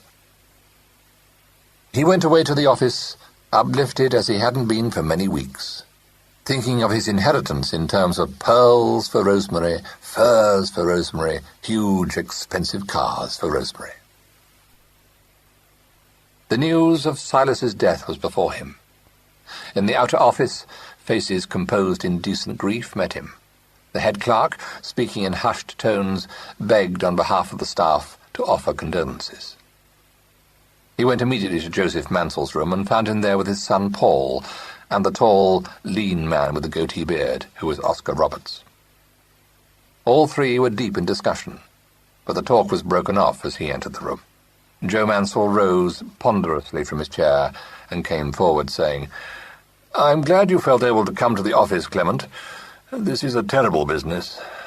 Poor old Silas. And only yesterday we were all at Cliff House to celebrate his 60th birthday.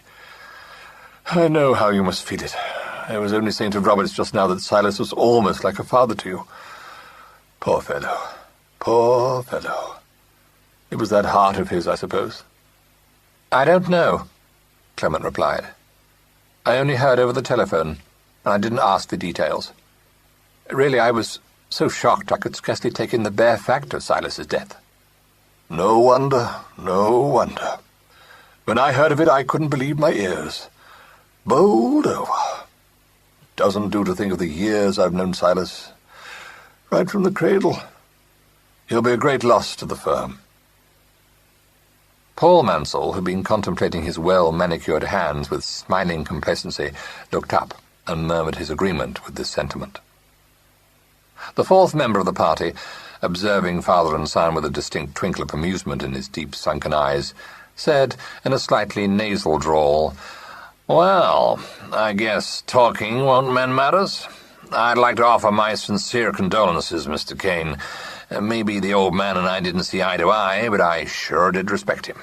It seems out of place for me to be here to talk business today, but time presses, and I have to consider the interests of the firm I represent." Joe heaved a gusty sigh. Yes, I'm sure we all appreciate your viewpoint. Silas would be the last person to want us to neglect the business, eh, Clement? Dear me, it will seem strange not to have him at the head of affairs." "Strange and melancholy," said Paul, gazing at the top of the window frame. "Yes, indeed. Well, we shall look to you now, Clement, to fill his place. Ably, I'm sure you'll do it. We've often said between ourselves how like you were to Silas. You have his hard head without his, how shall I put it, conservatism. Poor Silas. He was getting old, you know. I thought several times his years were telling on him. Losing grip. Just losing grip a little." Clement's harassed look deepened. He said in his quick, worried way, "I haven't had time to look to the future yet. I shall have to consider my position, of course, but at present I haven't thought about it." "No wonder," said Joe sympathetically. "I'm sure we all understand how you must be feeling. But, as I said to Paul, you'll be the first to appreciate Roberts's position. In actual fact, I believe I'm right in saying that we are all three of us agreed on the subject." He paused, but Clement stood frowning down at the floor and said nothing. Joe glanced momentarily towards his son, and resumed with a rather false air of heartiness, Well, we've talked it over so often that we needn't go into it again now. As you know, Roberts came down from town last night to get Silas's final answer. Naturally, things will have to remain in abeyance until after probate, but I fancy we shall have no difficulty in coming to an agreement on the future policy of the firm, and can give our friend here his answer now. What do you say, Clement?" There was a short silence. Clement was thinking of what the upkeep and the probable refurnishing of Cliff House would cost him, of death duties, and the super tax he'd have to pay, of the pearls Rosemary must have. Silas had been right. This Australian project was a chancy business. It meant locking up a lot of capital without any certainty of an adequate return. Easy enough for the Mansells to talk so lightly about it. They wouldn't be risking anything. He looked up and said, "Really, I don't think I'm in a position to say anything definite at the moment. I shall have to look into things carefully. The whole position has altered. I don't feel I ought to commit myself rashly before I see just how I stand. I'm sure Mr. Roberts will understand that it is quite impossible for me to give him an answer today." Oscar Roberts replied before Joe Mansell could speak. "Why, surely, Mr. Kane. I reckon it wouldn't be reasonable to expect you to decide anything at a moment's notice like this. Exactly. This has come upon me so unexpectedly that really I hardly know what is happening. I only came to the office to inform you of Silas's death, Joe, in case you shouldn't have heard about it. I'm going up to Cliff House immediately to see my great-aunt, and to make the necessary arrangements. He glanced at his wristwatch. Yes, I see I'm late already. I have to pick my wife up on the way. I shall have to ask you to excuse me. He hurried away. Oscar Roberts sat still, with his long legs crossed, a faint, imperturbable smile on his lips. Paul Mansell said with an unpleasant ring in his voice, "So, that's how it's going to be, is it?" Joe had been standing rather foolishly gazing at the door through which Clement had gone, but he turned as his son spoke, and said robustly, "Nonsense, my boy, nonsense. It's very natural he should feel all at sea just at first. Mr. Roberts quite understands that." "Sure," said Roberts amiably. "I don't want to hurry him unreasonably. You know my position, Mr. Mansell. I want the best I can get from my firm. And you make the best. If I can fix things with you, I'll be glad to do so.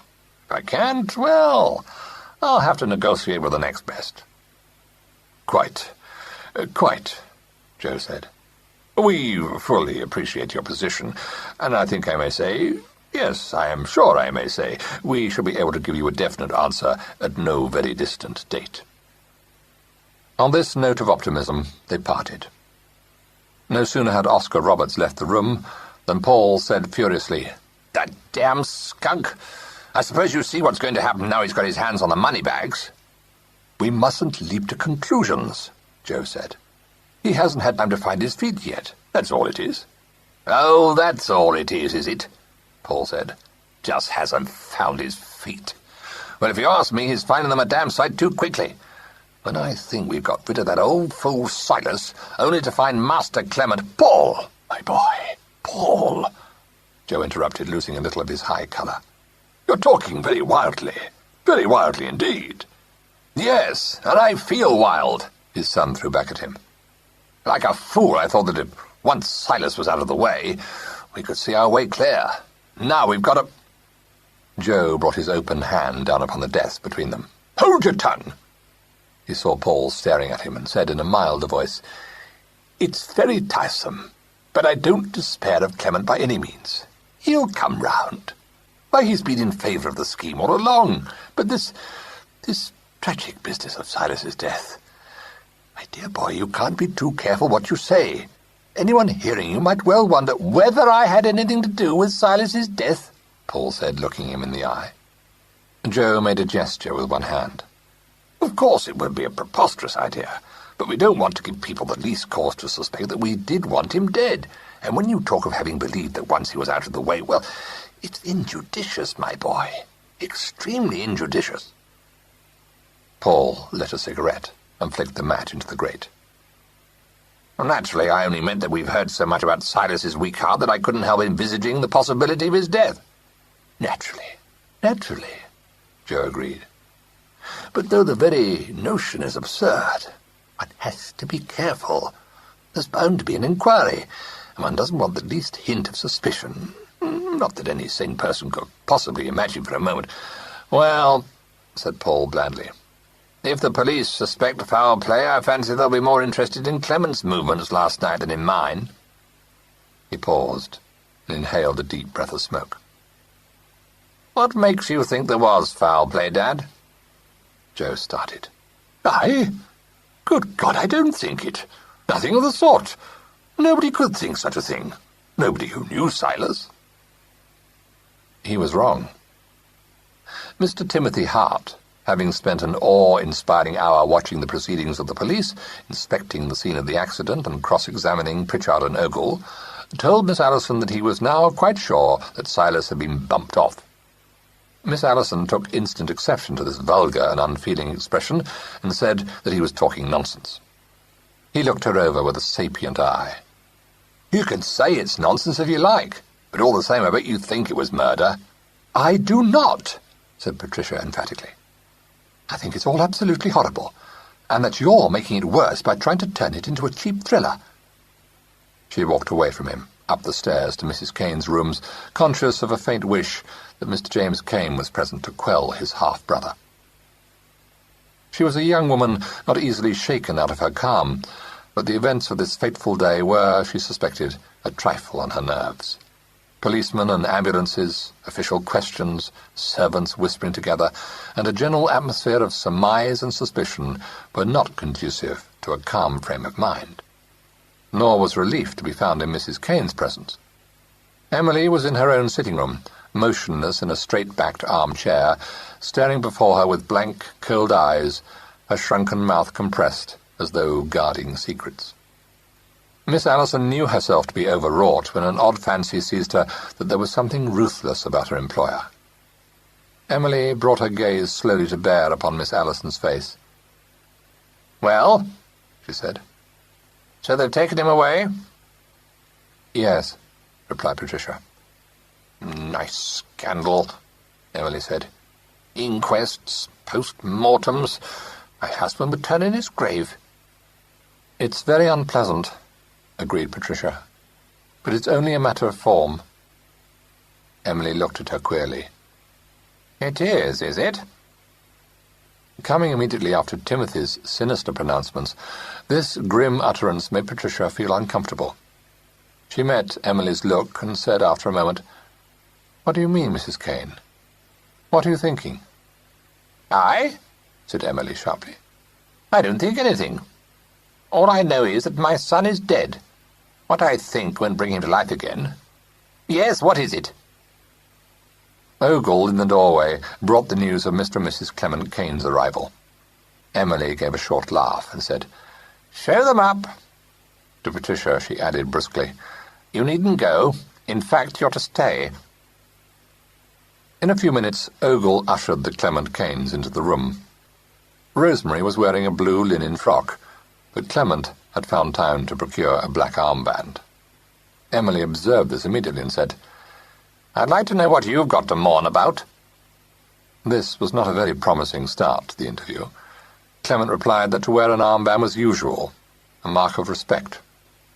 He tried to make a speech of condolence, but was interrupted before he'd uttered half a dozen words. "Never mind that," Emily said.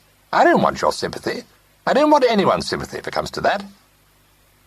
"I think I should feel like that too," remarked Rosemary critically. "You?" said Emily. "You'd spend a 12-month telling everyone what your emotions were. I know you." Rosemary took this in very good part, merely saying, with a certain amount of interest, "I wonder if I should. Do you think I analyse myself too much? With my type, that's always a danger, of course." Miss Allison felt that Rosemary came off the best from this encounter. Emily could only glare at her, folding her lips more tightly than ever.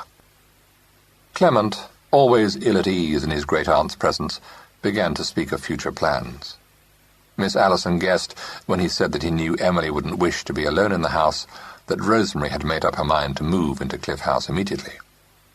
She dreaded an explosion from Emily, but Emily heard Clement out in unencouraging silence.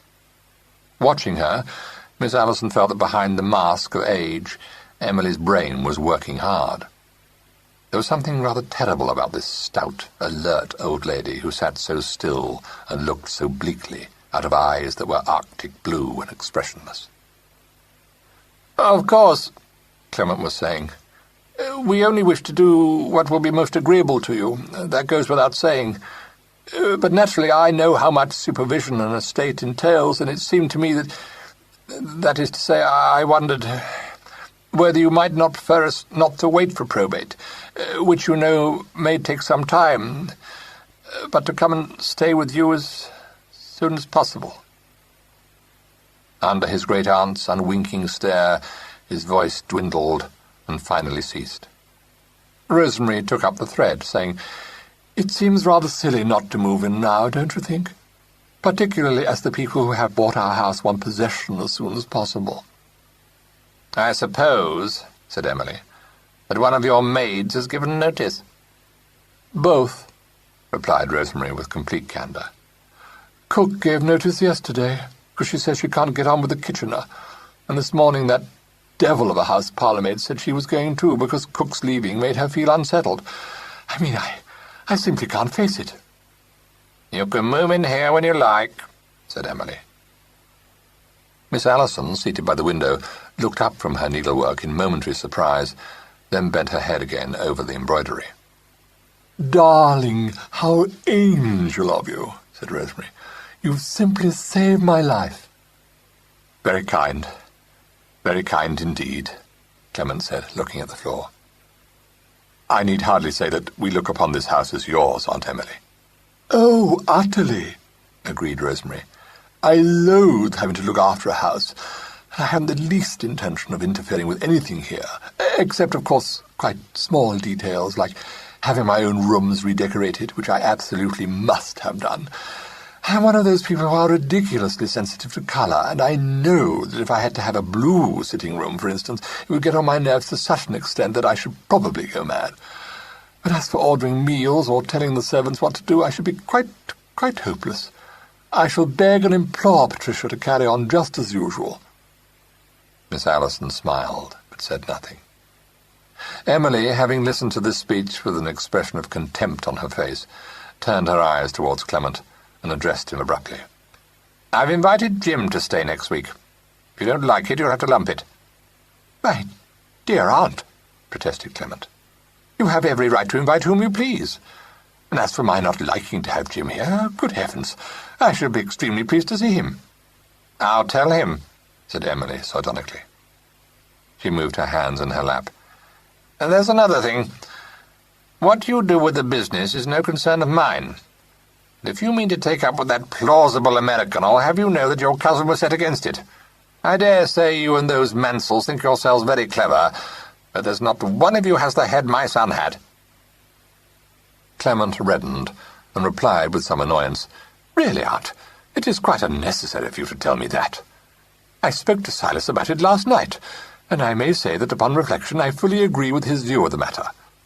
Not that Roberts is an American. He has lived for some years in the States, but he is of English birth." "That's neither here nor there," said Emily. "He dined here last week, and I didn't take to him. What's more, he talks like an American. That's enough for me."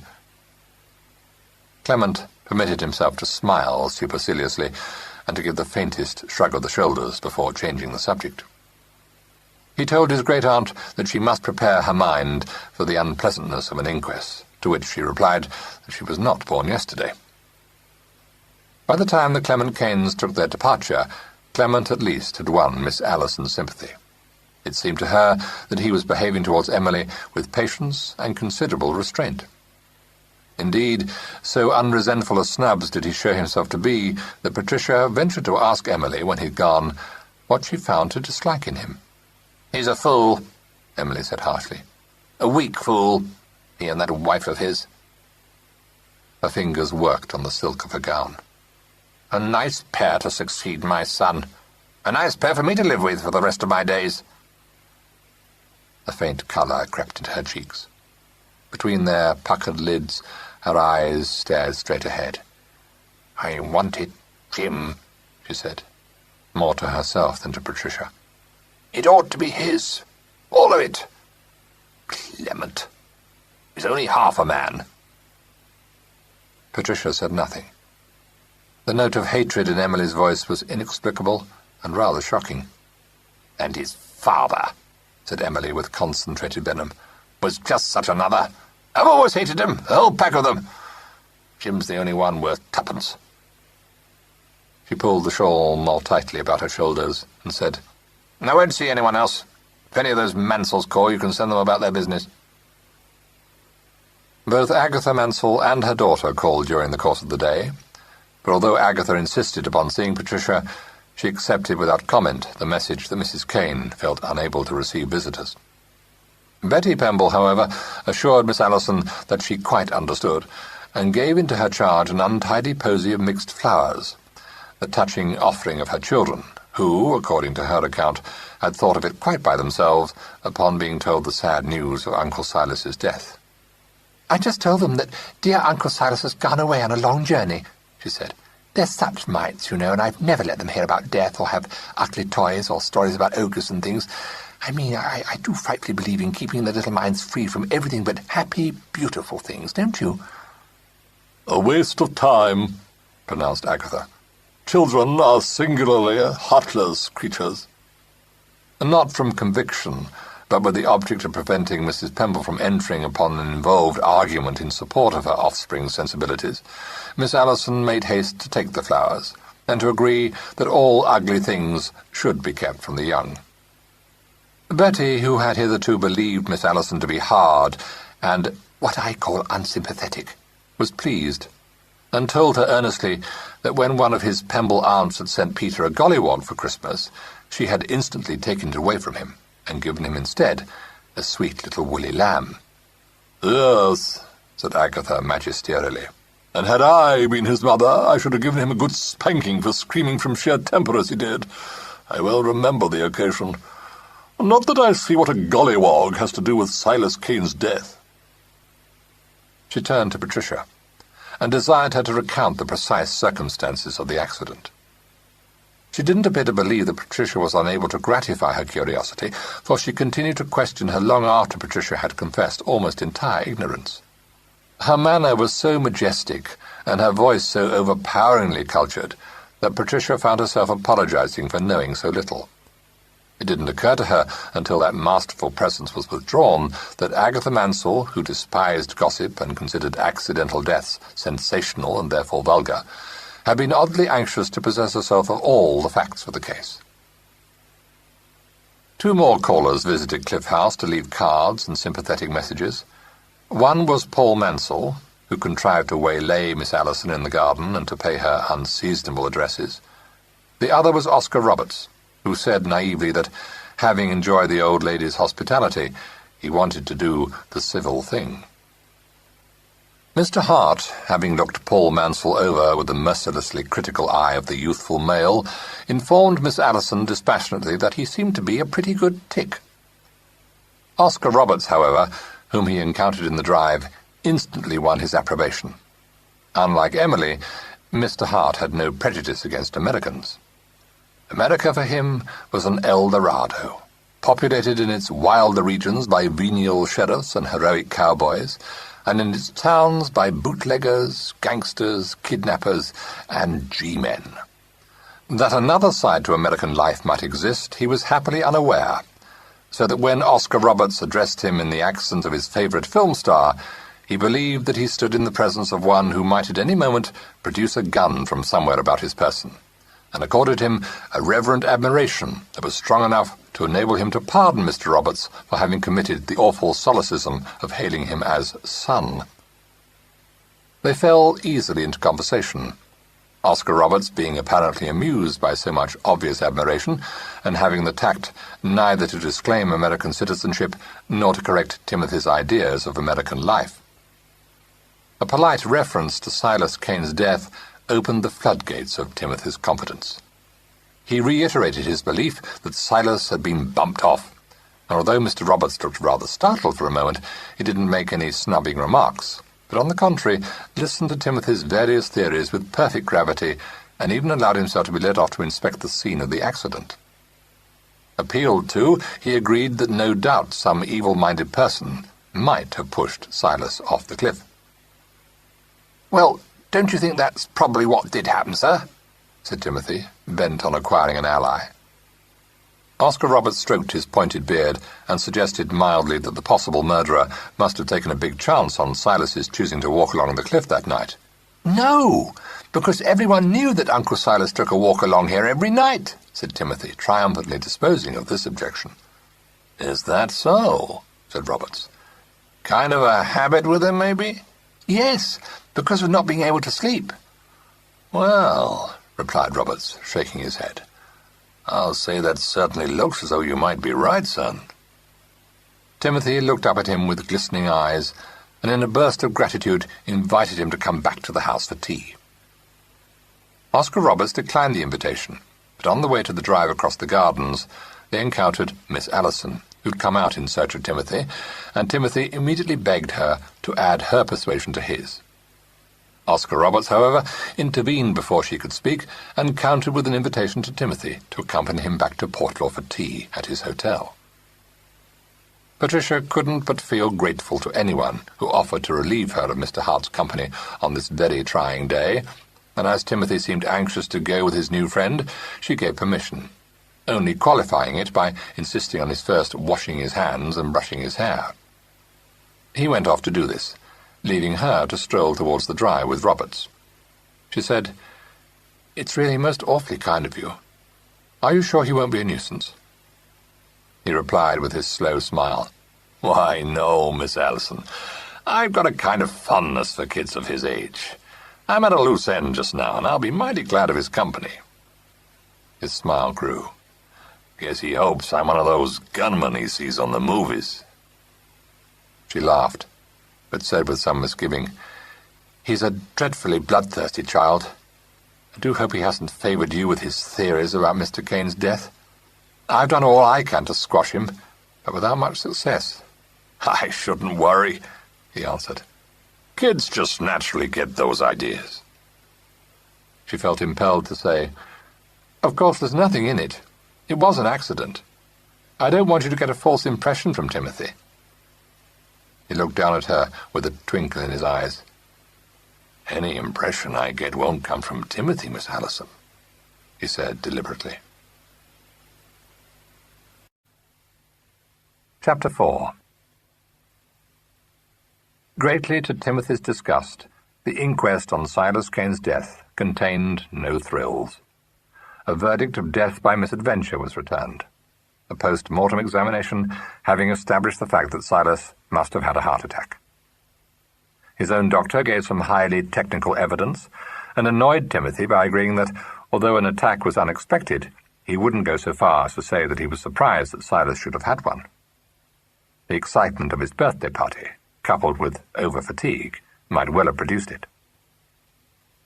Joseph Mansell and his son both corroborated the statement that Silas had been in the habit of working too hard, Joseph adding that in his opinion Silas's powers had been declining for the past few months. Clement was a still more disappointing witness. Questioned, he wouldn't say that his cousin had been in failing health. He had not been a young man. Things had certainly tired him. He had not discussed Silas's health with him. He hadn't noticed any particular signs of weariness or excitement in him on the night of his death. No persuasions had availed to keep Timothy away from the inquest, but he professed himself disgusted with the result. When it was over, Oscar Roberts took him and Miss Allison, who had been present in obedience to Emily's command, to refresh themselves with lemonade and ices before returning to Cliff House. He seemed to be considerably amused by Timothy. He allowed the boy to air his views, recommending him to get it off his chest once and for all, advice which Timothy followed, bitterly announcing his dissatisfaction with the methods of the Portlaw police. "They jolly well ought to have found out what everybody was doing when Uncle Silas was killed," he said. "They did," replied Patricia. "You know perfectly well they made all the proper inquiries." Timothy snorted. "I don't call it making proper inquiries just to ask people where they were, and not to try to prove they weren't there at all. Why, they didn't even ask Jim, and he was at the party." "You unnatural viper," said Patricia calmly. "Besides, Jim, I mean your half-brother, to gain by murdering his cousin." "I know, but the fact of the matter is, son, that you can't have a murder without motive," said Roberts. "There were motives," replied Timothy instantly. "Look at Clement. He's getting simply pots of money out of it." Patricia removed the lemonade straw from her mouth to expostulate. "You definitely must not go about saying your cousin Clement had a motive for murdering Mr. Kane. He isn't my cousin. I'm a Hart," said Timothy loftily. "I bet Mr. Roberts thinks he had a pretty good motive." "Sure, I think it," agreed Roberts. "But I've a notion that if I were Mr. Clement Kane, I wouldn't run the risk of bumping off an old man who had a valvular disease of the heart. Guess I'd wait a piece for nature to do its work." Timothy shook his head. "Not if you wanted his money absolutely at once." "He didn't," said Patricia. "The Clement Kanes are quite well off." Timothy was silenced for the moment, but the consumption of a large strawberry ice inspired him afresh. "Well, what about the Mansells?" he demanded. Patricia glanced round the tea shop apprehensively. "For heaven's sake, shut up," she begged. "Yes, but they had a motive. I know all about the Australian show. I'll bet Mr. Roberts—" No, Sonny, you won't drag me into that," interposed Roberts. "Next you'll be telling me I've got a motive. See here now, this kind of talk isn't going big with Miss Allison at all. What do you say we drop it?" Patricia looked at him. "I believe you're as bad as he is," she said. No, he assured her. "But when a man falls off a cliff edge, Miss Allison, folks just naturally get to wondering about it. You can't blame Timothy. It's kind of inevitable." "But surely you don't think—" "I don't know enough about the family to think anything," he said with a shade of reserve in his voice. When Emily heard about the proceedings at the inquest, she smiled grimly and said she'd expected nothing else. Something in her tone impelled Clement, who'd driven Patricia and Timothy back to Cliff House, to inquire a little sharply what she meant. "If you don't know what I mean, it won't hurt you," replied Emily. Clement reddened. "Well, I certainly don't, Aunt. I should have thought it was obvious that Cousin Silas's death was due to the fog, coupled with one of his heart attacks." She fixed him with one of her blank stares. "And pray, who said it was not?" Timothy, scenting an ally, said, "I do." Emily looked at him. "You do you? And why?" "Well, partly because he was so frightfully rich, and partly because I had an instinct there was going to be a murder." The word sounded ugly. Clement's eyes snapped behind his pince-nez. He said in an angry voice, "How dare you say such a thing? It seems to me you let your stupid imagination run away with you. I thought you were old enough to know better." "Leave the boy alone," said Emily. "He's entitled to his opinion as much as you are to yours." "So, my son was murdered, was he, Timothy?" "Well, I don't absolutely know he was," replied Timothy with a touch of caution. "But I do think it looks jolly suspicious. What's more, I'm pretty sure Mr. Roberts thinks so, too." "Roberts?" Clement exclaimed. "What has Roberts to do with it? You've no right to discuss this affair with a stranger. Really, I think it's high time Jim came down and took you in hand." But Mr. James Kane, when he arrived 3 days after Clement and Rosemary had taken up their residence at Cliff House, showed little disposition to take his half-brother in hand. His energies were concentrated upon Miss Allison, who had had by that time such a surfeit of the Clement Kanes, Paul Mansell, and Mr. Trevor Dermot, that she greeted him with unfeigned pleasure. This circumstance led Mr. James Kane to leap to unwarrantable conclusions. He had the audacity to catch Miss Allison up in his arms and to kiss her, not once but several times. Miss Allison apparently decided that it would be useless to struggle with anyone so large and muscular. She submitted to Mr. James Kane's rough handling, merely remarking, as soon as she was able, that she very much disliked people who grabbed L's when offered inches. Mr. Kane only laughed, so Miss Allison, setting her hands against his chest and pushing hard, explained severely that her gladness at seeing him arose purely from boredom. "My poor dear," said Mr. Kane lovingly. "For goodness sake, let me go," begged Miss Allison. "What on earth would anyone think if they saw us?" "They'd think we were going to be married. And they'd be right," replied Mr. Kane. "They'd be far more likely to think you were philandering with your great-aunt's companion," retorted Miss Allison. "Vulgar little cat," said Mr. Kane, tucking her hand in his arm. "Now that we've settled that, tell me, what's been going on here?" "Nothing much. You saw pretty well what it was like at the funeral, didn't you? General impression of piety, that's all. Who's got on your nerves? Rosemary? No, your repulsive little brother. You'll have to sit on him. He will go about looking for clues and saying Mr. Kane was murdered." Jim looked interested. "Really? What put that into his head?" "The films he sees, of course. I do what I can to squash him, but Mrs. Kane encourages him, and so does Mr. Roberts. At least I don't know that he actually encourages him, but I've got an uncomfortable feeling that he suspects Timothy's right." "Half a shake," Jim interposed. Who is Robert? Do I know him? No, I shouldn't think so. He's the agent for the Australian firm which wants to do business with Kane and Mansell. Rather nice, and awfully decent to Timothy. They struck up an acquaintance after Mr. Kane's death. Timothy invites him here, and Clement dodges him when he comes. Why? I don't know. Timothy, I need hardly say, has a theory that Mr. Roberts is on to something and Clement's afraid to meet him. Actually, I expect it's because Clement doesn't want to be badgered about the Australian business. Timothy seems to be doing what he can to liven things up, commented Jim. He'd guided Miss Allison across the lawn towards the seat under a big elm tree, and now invited her to sit down. Taking his place beside her, he said, with an appraising look cast at her profile, "Come on, my love, tell me what's the matter." She was silent for a moment. He possessed himself of her hand. "Let me remind you that the keynote to a successful marriage is mutual confidence." She smiled at that. "I dare say. I think I've probably exaggerated things in my mind. It just seems to me that people are behaving rather abnormally. There's a certain atmosphere in the house. Well, you'll see for yourself." She refused to be more explicit, but there was much that she might have told her betrothed. There was the attitude adopted by Emily. Emily hated Clement, yet when he'd proposed moving to Cliff House immediately, she had not demurred. She had acquiesced, and since his arrival she had ceased to snap at him.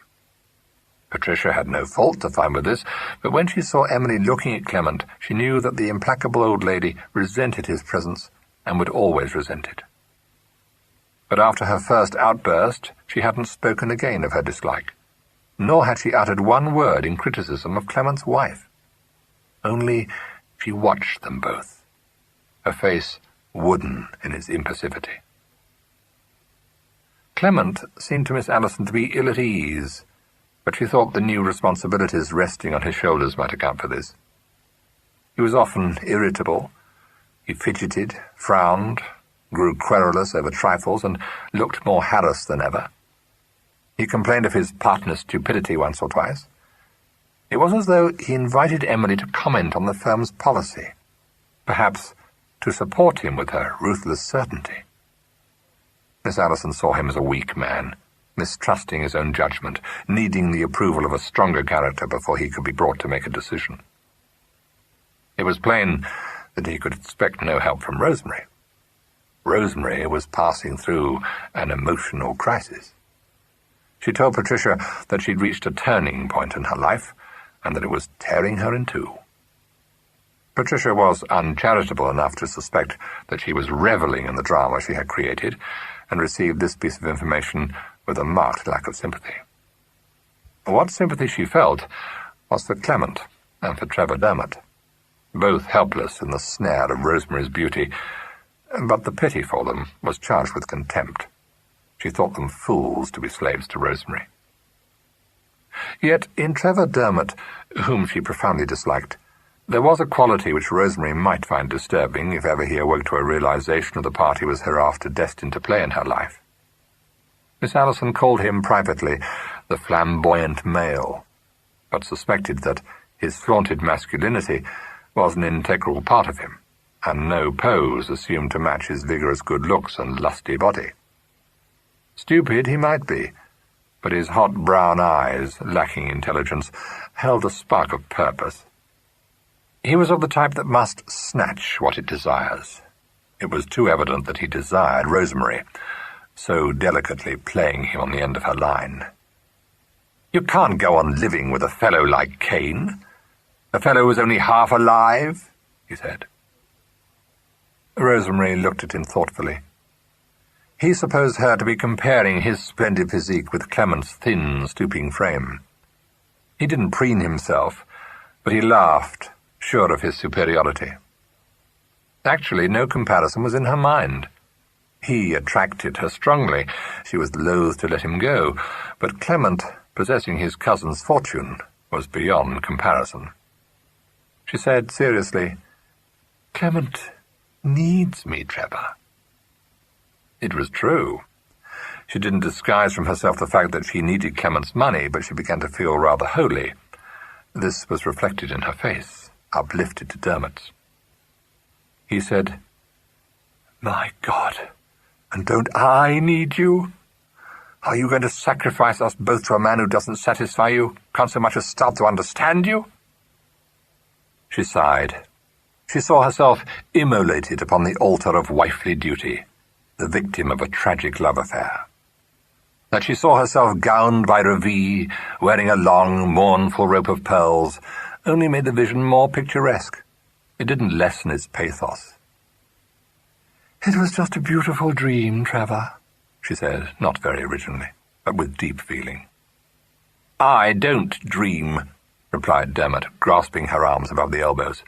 "Will Clement let you divorce him?" "No, never." "He'll have to divorce you, then." "But, Trevor, you don't understand," Rosemary said, genuinely distressed. "You must realize how important it is for me to have money. It's no use blinking facts. And there's no doubt, I know myself so well, that not having any money was what ruined Clement's and my life together. I've simply got to face it." His grip on her arms tightened until it hurt her. He gave an uncertain laugh, his eyes searching hers for the reassurance he needed. "Pretty mercenary, aren't you?" "You can call it that if you like. I don't know what else to call it."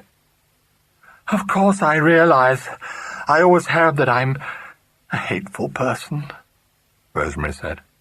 "I'm not trying to excuse myself. I was just made like it." "You talk a lot of damn rubbish," he said roughly. "Have you thought of what's going to happen if you decide to stay with that dried-up stick of a husband of yours?" She made a slight effort to free herself, but his grip didn't slacken. She was afraid her arms would be bruised by it, but the sense it gave her of his strength pleased her. "We can still see each other," she offered. "Oh, no, we can't," he retorted. "I'm not a lapdog to be whistled at when you please. If you choose Clement and his blasted fortune, it's goodbye, my dear." He let her go as he spoke, so certain of his appeal for her, of what her ultimate decision must be, that he dared to utter this threat. His eyes glowed as they rested on her, but he wouldn't touch her again, though his flesh ached for her. "Think it over," he said. "I won't go on like this." He saw her face troubled. A trick of the light seemed to show the fineness of the bones under the delicate skin. His voice thickened. He said, "Oh, my sweet, my lovely sweet, I'd be good to you. I'd give you everything. You know you love me." A gentle melancholy possessed her. Her eyes filled with tears. She said, "Yes, I do. It hurts me. But I must think of Clement. Please, don't be unreasonable, Trevor.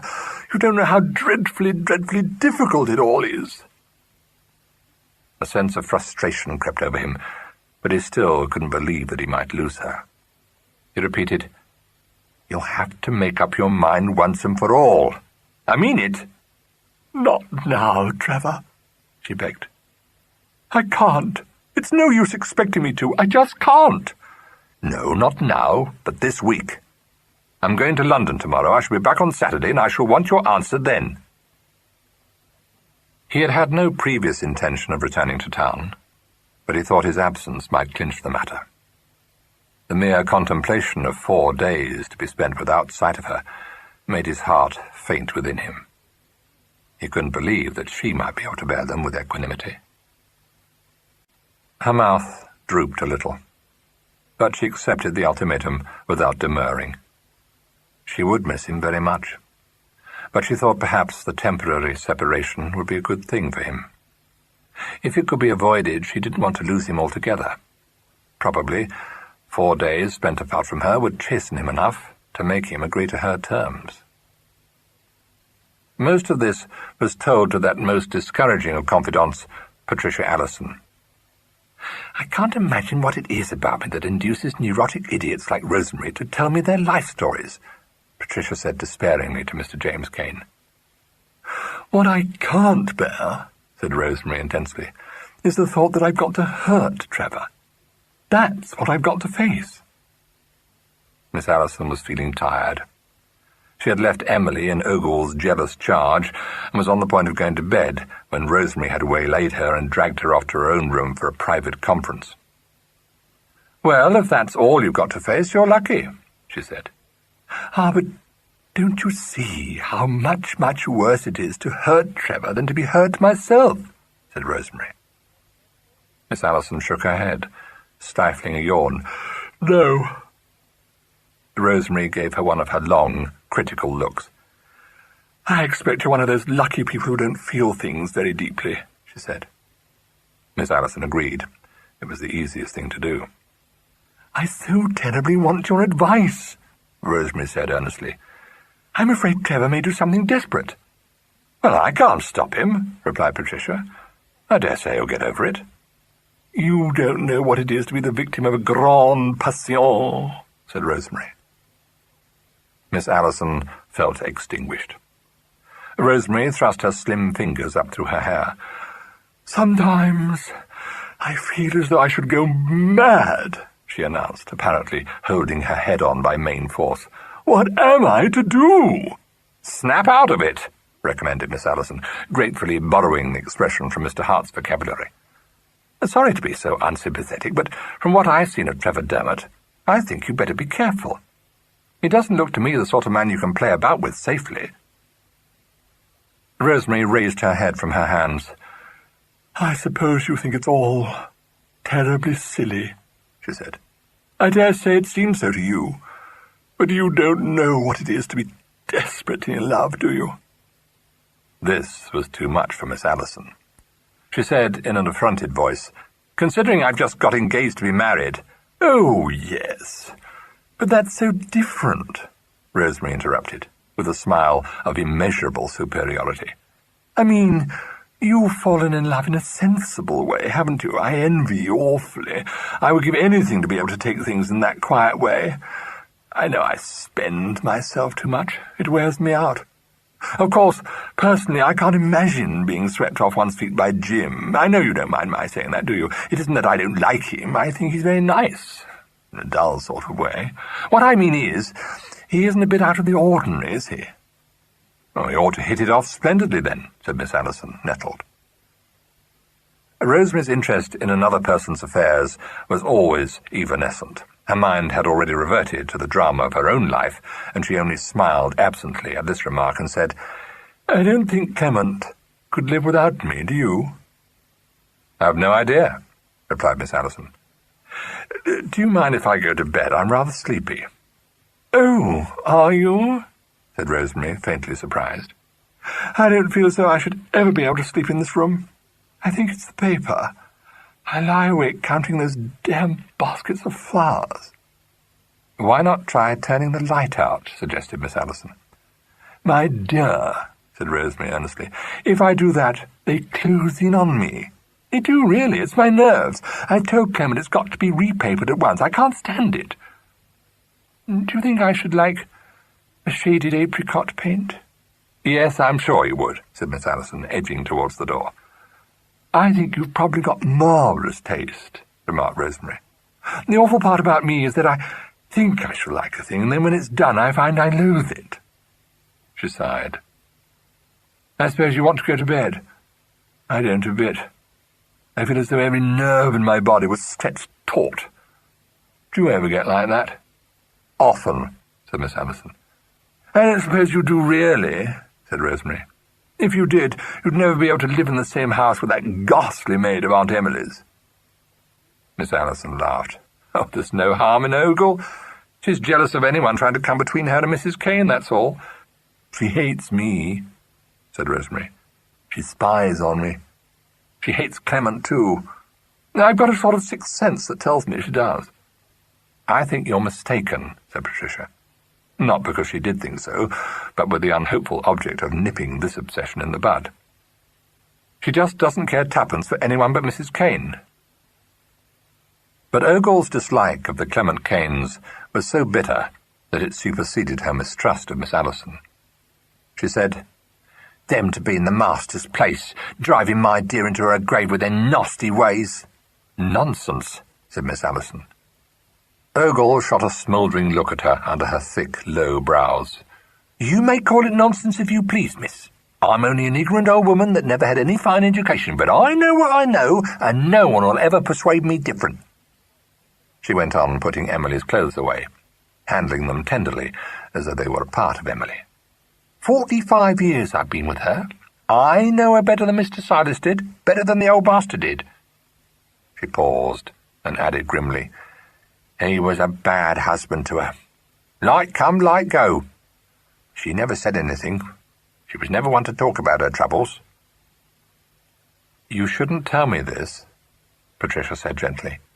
"You could learn it easy enough from others besides me. She's too old to have more troubles." "I know it's unfortunate that she should dislike Mr. Clement, but perhaps she'll get used to him. He's very kind to her, after all." "She won't get used to him," Ogle said fiercely. "She'll eat her heart out with no one but me to turn to. Everyone leaves her but me. There's no one cares what becomes of her. She took a fancy to you, but you don't mean to stay."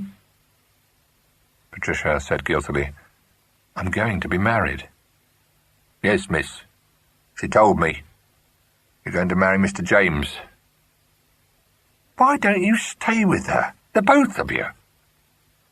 "We couldn't do that. This is Mr. Clement's house. Of course, I shall stay till she finds someone else to take my place." Ogle rolled up a pair of stockings, her hands trembling a little. "Some worthless madam to plague her life out. You're the only one she ever had that wasn't a worriting fool. But you don't care. No one cares but me." Miss Allison felt that the news of her approaching nuptials could scarcely be said, in Oscar Roberts's phraseology, to have gone big, either with Ogle or with Rosemary.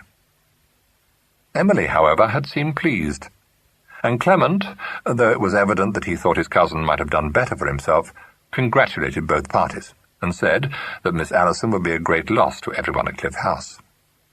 Young Mr. Hart was no believer in marriage, and was inclined to look upon his half-brother's engagement as yet another instance of a promising career blighted. But he admitted that Miss Allison was quite a decent sort.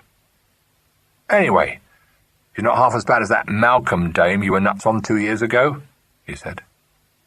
This handsome tribute failed to please. Jim said in a dulcet voice, "My little pet, what a gift from heaven you are. It may interest you to know that I don't even remember what the Malcolm dame looked like." "She was a bit like the other one you were gone on," said Timothy helpfully. "I forget her name, but she had red fingernails, and—" "If you don't shut up, I'll wring your neck," said Mr. James Kane. This ferocious threat made Mr. Hart aware suddenly that he had hit upon a subject for blackmail. His eye brightened.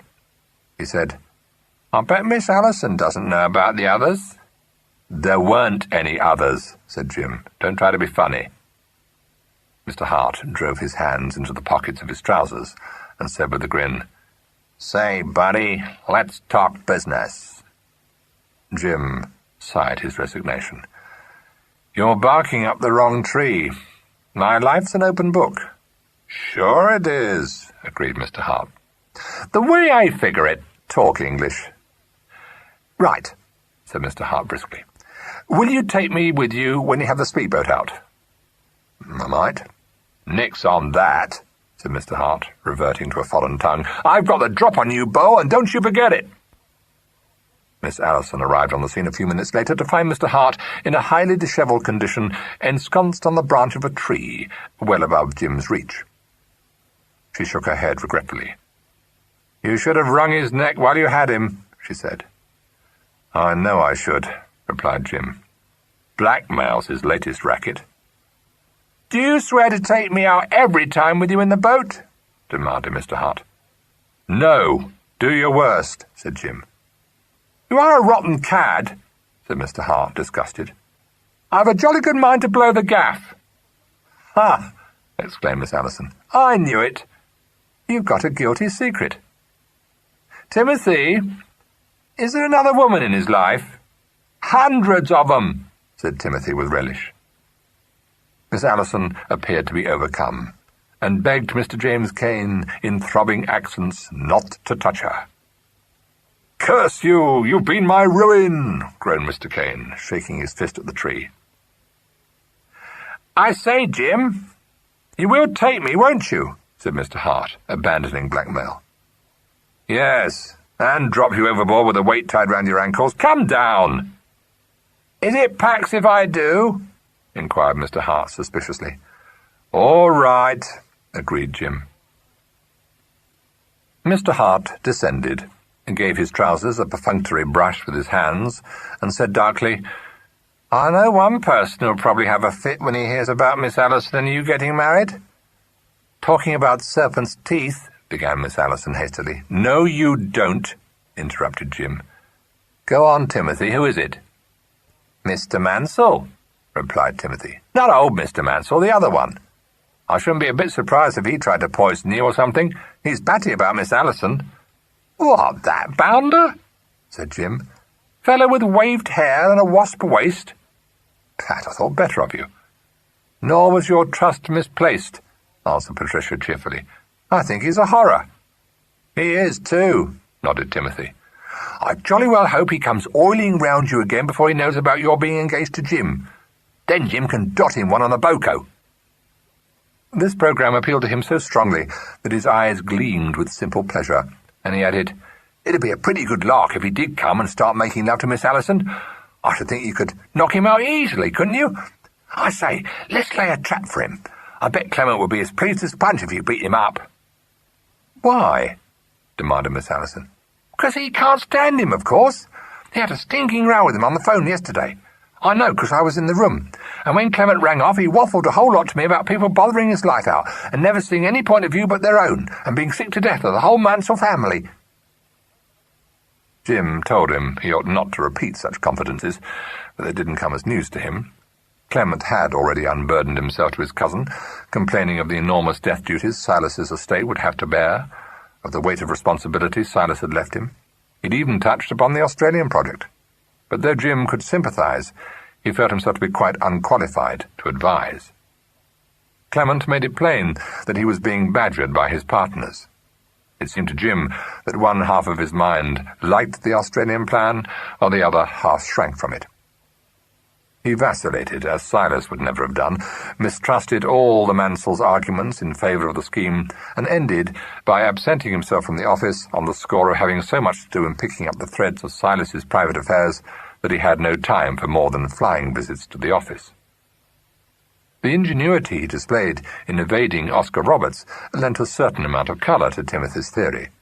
But Roberts cornered him at last by the simple expedient of stating calmly that when he came to Cliff House on Saturday afternoon, as he'd been invited to do, he hoped to have a little talk with Clement before presenting himself at Mrs. Clement's tea-table. Clement agreed, vaguely thankful that he would be able to make his position clear to Roberts without having to encounter at the same time arguments and possibly recriminations from his two partners. "He's going to turn it down," Paul said. "I'm afraid so. I'm afraid so," Joe Mansell replied. "I would never have thought it of him. Never." Paul smiled, rather unpleasantly, but said nothing. "Roberts may manage to persuade him," Joe said, but without much hope. "Why should he?" Paul shrugged. "Plenty of other firms would jump at his proposition if we pass it up." "No doubt. But there's only one Cain and Mansell," said Joe. "I fancy we stand alone." "He won't care about that," Paul said. "He wants the best if he can get it, but if he can't, the next best will do very well. You'll see." "I have half a mind to call at Cliff House on Saturday myself," said Joe. "After all, I am much older than Clement, and if he listens to anyone it will be to me. I can quite well go to see the old lady. In fact, I ought to pay her a visit. I haven't been there since Silas died." Emily, had he but known it, counted this a gain, and would certainly have elected to stay in her own room on Saturday if she had had warning of his fell design. Since Clement's arrival at Cliff House, she had segregated herself as much as was possible. On fine mornings, she drove out for an hour in the Landaulet Daimler of antique design, which she obstinately refused to part with. But she usually lunched upstairs, and rarely came down afterwards. Rosemary, who was expecting Trevor Dermot, thought that sheer perversity prompted Emily to elect to be wheeled into the garden at 3 o'clock on Saturday afternoon. She was convinced that Emily knew of Dermot's impending visit, and wished to spy upon her, and complained bitterly to Patricia that when the disconcerting old lady was at large, you were never safe, because, for all her pretence of having to be wheeled about, she could move perfectly well on her own feet, and very often did so. Patricia, who had more than once been surprised at Emily's mobility, couldn't help laughing at Rosemary's injured expression. She suspected shrewdly that it amused Emily to startle her family by sudden spurts of energy. But she knew that her unaided excursions tired her more than she would admit.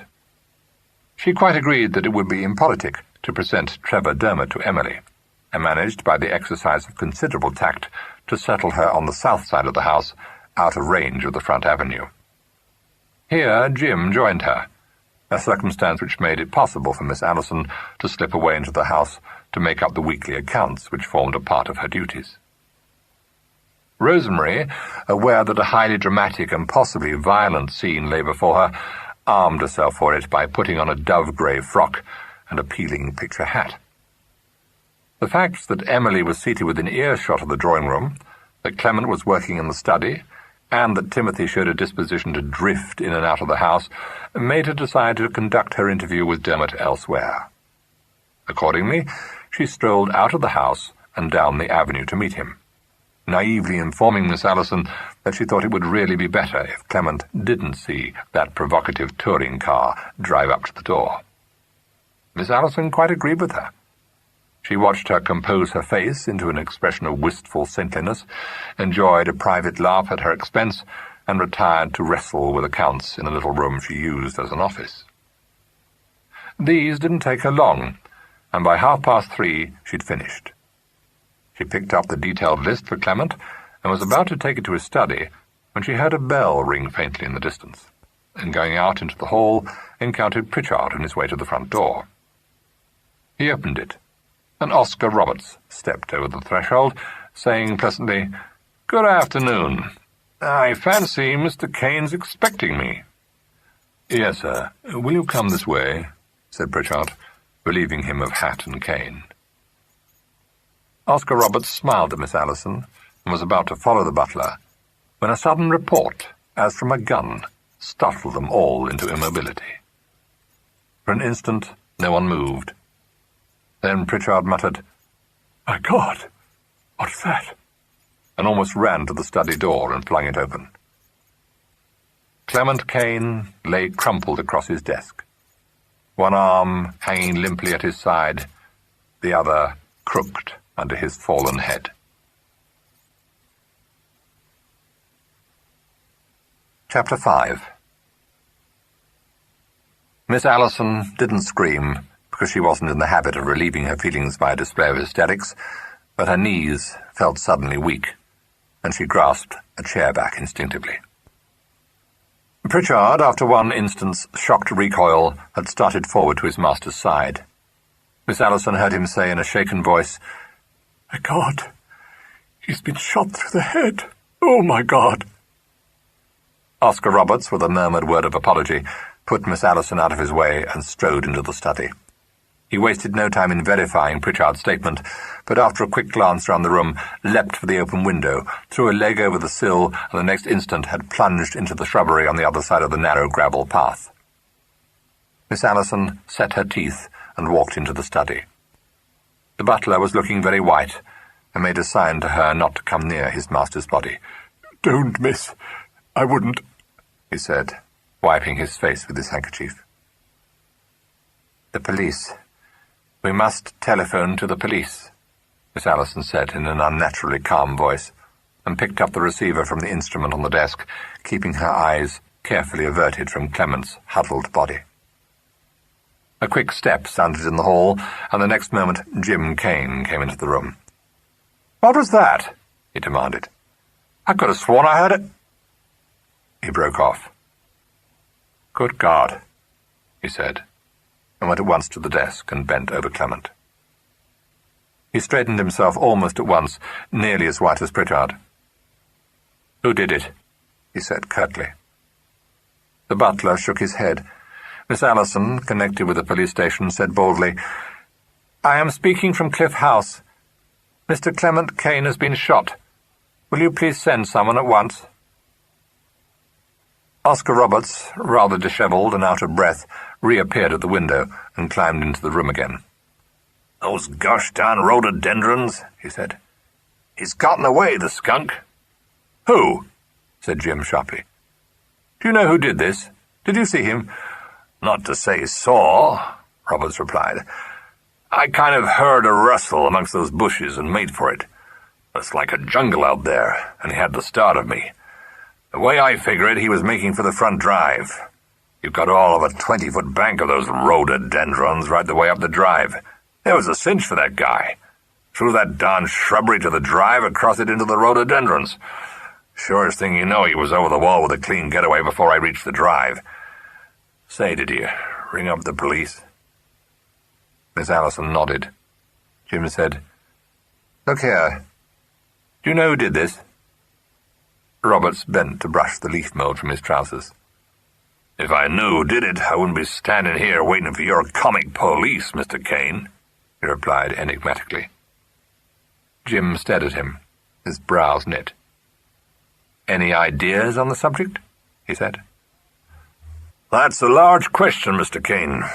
Guess we can all of us have ideas, but believe you me, there's more harm done spreading them about than by keeping them to yourself.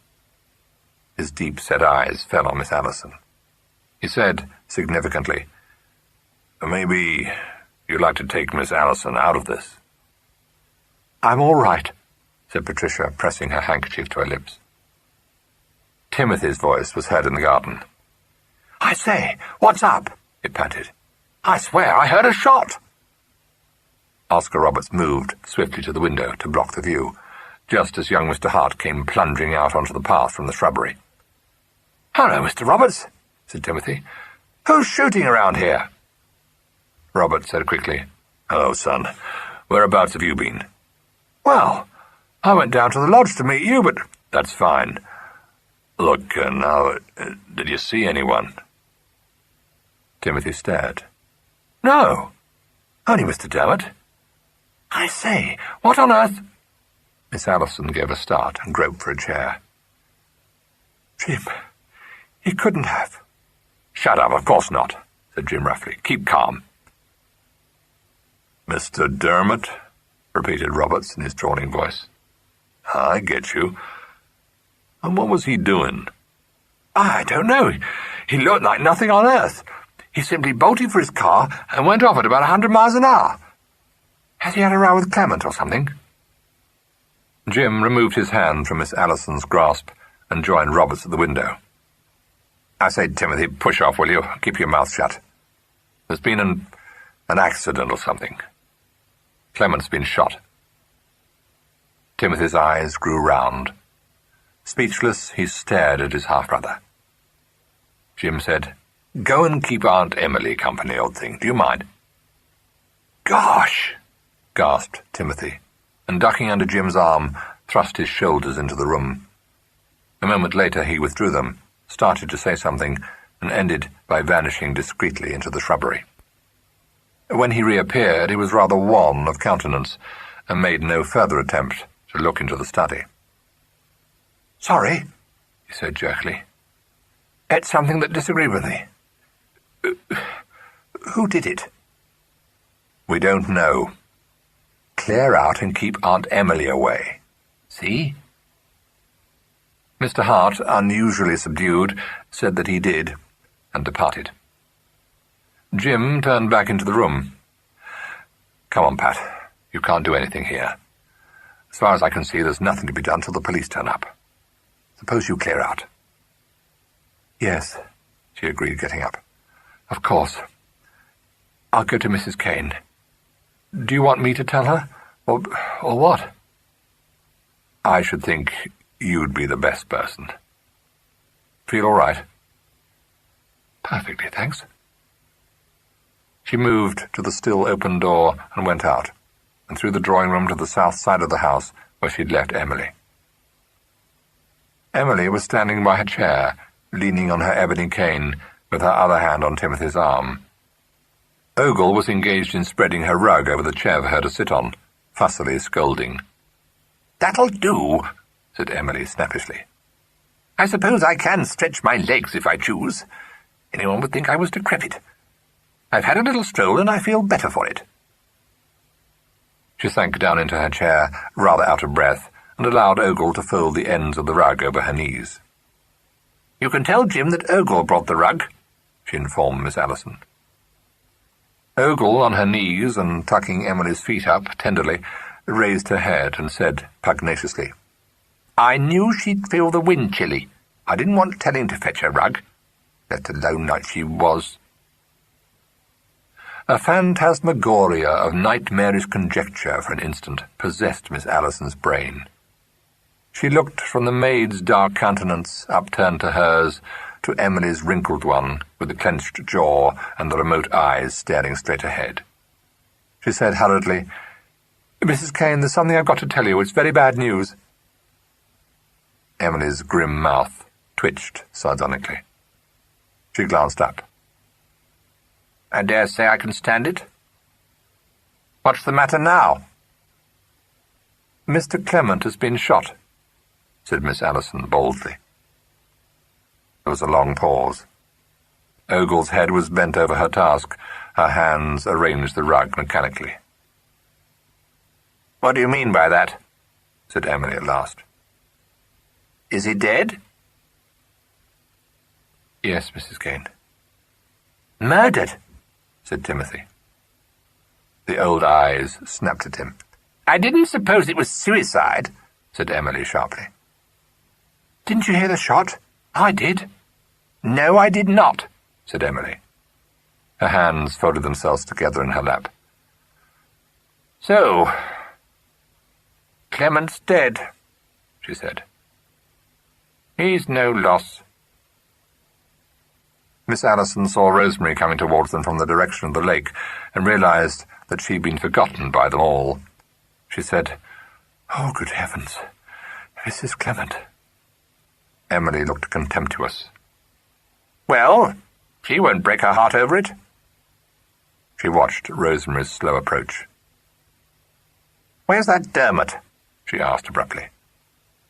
"He's gone," Patricia answered, before Timothy could speak. "I think, if you don't mind," said Timothy, "that I'll go and see what's happening indoors." "I don't think they really want you," said Patricia, sympathizing with his evident desire to escape from what promised to be a highly emotional scene. "I like their darned cheek," Timothy said indignantly. "Who was it who said all along it was murder? You know jolly well it was me. I bet some people are feeling pretty silly now, that's all." "He's probably right," said Emily as he disappeared into the house. "I don't know where he gets his wits from. His mother never had any, and his father always seems to me a fool. You needn't stand about Ogle, I don't want you."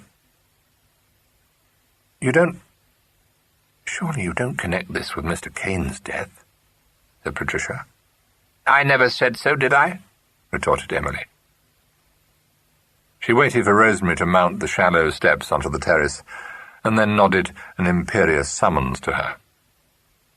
Rosemary, whose air of wistful renunciation proclaimed unmistakably to those who knew the circumstances that she had given Trevor Dermot his congé, came up to her and said, "Do you want me, Aunt Emily? I was just going up to my room. I want to be alone just for a little while." This speech clearly invited question, but Emily replied in her flattest tone, "You'd better know before you go any farther that your husband's been shot." Rosemary looked blankly down at her. "My husband? Clement?" "You've only one, as far as I know," said Emily testily. Under her delicate makeup, Rosemary had turned very pale. There was fright in her eyes, fixed painfully on Emily's face. she faltered. When? Just now or so, I imagine, replied Emily. She looked up over her shoulder at Patricia. Wasn't it? Yes. About 20 minutes ago, I suppose. Will you sit down, Rosemary? Rosemary shook her head, moistening her lips. No, I'm all right. I don't seem able to grasp it quite. My mind feels numb. It's the oddest sensation, as though... Emily interrupted with her usual ruthlessness. There's no need to tell me what you feel like. I've never been interested in your sensations yet, and I never shall be, what's more. It's too terrible, too ghastly, Rosemary said. How did it happen? She looked at Patricia, but it was Emily who replied. That's for the police to discover. Rosemary looked as though she were going to faint. Patricia moved quickly to her side and took her arm. I'll take you up to your room, she said. It's a dreadful shock for you. Rosemary made a vague gesture. Everything seems black. I can't realize it. I simply don't seem to be able to take it in. Emily gave a short laugh under her breath, but said nothing more. Miss Allison led Rosemary in through the drawing-room to the hall. Here they were checked by the sight of a uniformed police sergeant and a man in plain clothes who was speaking to Oscar Roberts. Rosemary gave an uncomfortable start. Her long, pointed fingernails dug into Miss Allison's arm. Patricia heard the quick intake of her breath and gave her a reassuring squeeze. Jim Kane turned. Oh, just a moment, Rosemary. Take her into the morning room, Pat. The inspector wants to ask her one or two questions. Miss Allison couldn't help thinking that he seemed to have changed from the man she knew into a rather forbidding stranger. He gave her a brief hint of a smile and walked across the hall to open the door into the morning room. I don't know anything, Rosemary said rather too loudly. I feel utterly dazed. I can't think. For God's sake, don't leave me, Patricia. It's all right. I won't go, Patricia said soothingly. Jim shut the door on them. Rosemary sank into a chair, shivering. Oh, God, I feel most frightfully sick, she said, pressing her hands to her temples. What does he want to see me for? I wasn't even in the house. I can't tell him anything. I don't know anything. Where are you going? Her voice rose on a note of panic. Only to get you something to help you pull yourself together. I won't be a minute. No, don't. I simply can't bear it. He might come in at any moment. Patricia came back to her side, but said sensibly, Well, you must try and calm yourself. The inspector won't eat you. Don't you see that you're one of the first people he's bound to want to talk to? Honestly, there's nothing to be afraid of. Oh, I know. But when one's nerves have had a frightful shock, one simply isn't oneself. I really do feel as though I were going to be sick, or faint or something. At this moment, Jim came into the room with a glass in his hand. Rosemary was rocking herself slightly, giving little dry sobs. He went to her, and putting his arm around her shoulders, held the glass to her lips. It's only brandy. Come along. Her teeth chattered against the glass, but she swallowed the spirit and said chokingly, Thanks. What does that awful man want with me? He isn't awful. Quite human, Jim replied. There's something about policemen that makes one's inside turn upside down, said Rosemary. I can't help it. I should be all right in a minute. Have they found out anything, Jim? Asked Miss Allison in a low voice. Over Rosemary's head, his eyes met hers for a moment. No, not yet. What's going to happen? I don't know. Looks like a nasty mess. Do you feel fit enough to see Inspector Carlton now, Rosemary? As long as he doesn't expect me to think, said Rosemary unpromisingly. Jim went out again, and in a few minutes the inspector came into the room.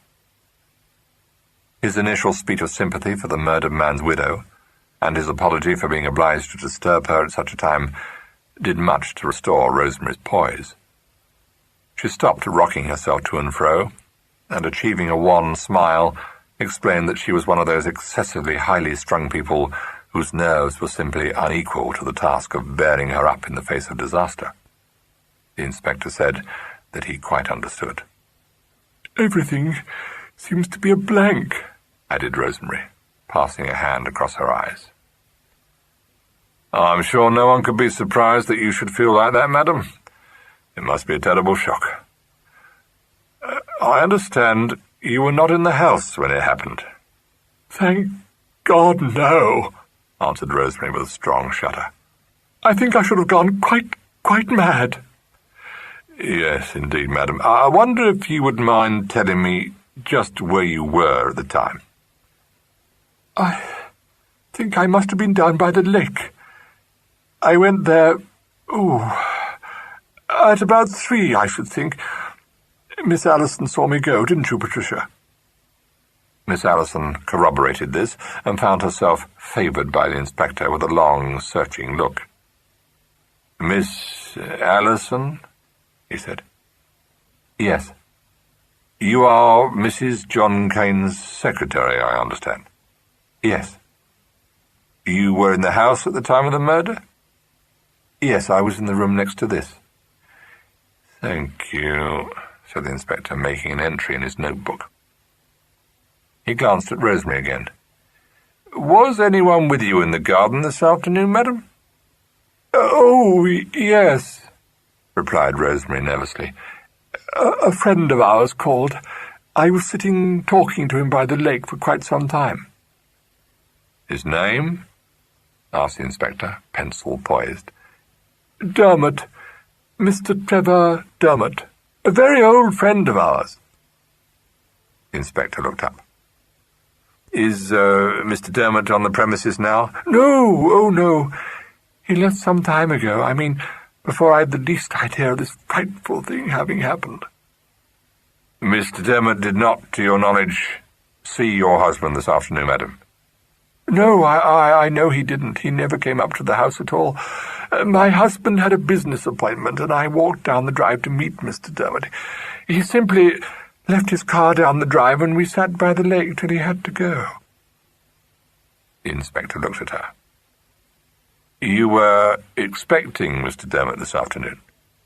"Well, yes, in a way I was. I mean, he said he might look me up today if he got back from town." "I see." The inspector closed his notebook. "Had your husband, to your knowledge, any enemies, madam?" Rosemary didn't answer for a moment. Miss Allison watched her with misgiving. Rosemary raised her eyes to the inspector's face and said hesitantly, "I hardly know what to say.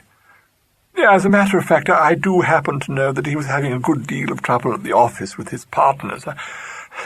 I don't really understand business. I simply don't pretend to, but I know his partners were absolutely set on doing something my husband wouldn't agree to." "Mr. Clement Kane was, I understand, the senior partner in the firm?" "Yes, he was. That's just it." "You don't know of any private quarrel Mr. Kane may have had?" "No," Rosemary answered. "Not exactly a quarrel. Of course, I know his great-aunt resented his inheriting all Silas Kane's property and loathed us being here, but they didn't quarrel. I simply hate having to tell you this, but I do feel it's my duty not to keep anything back.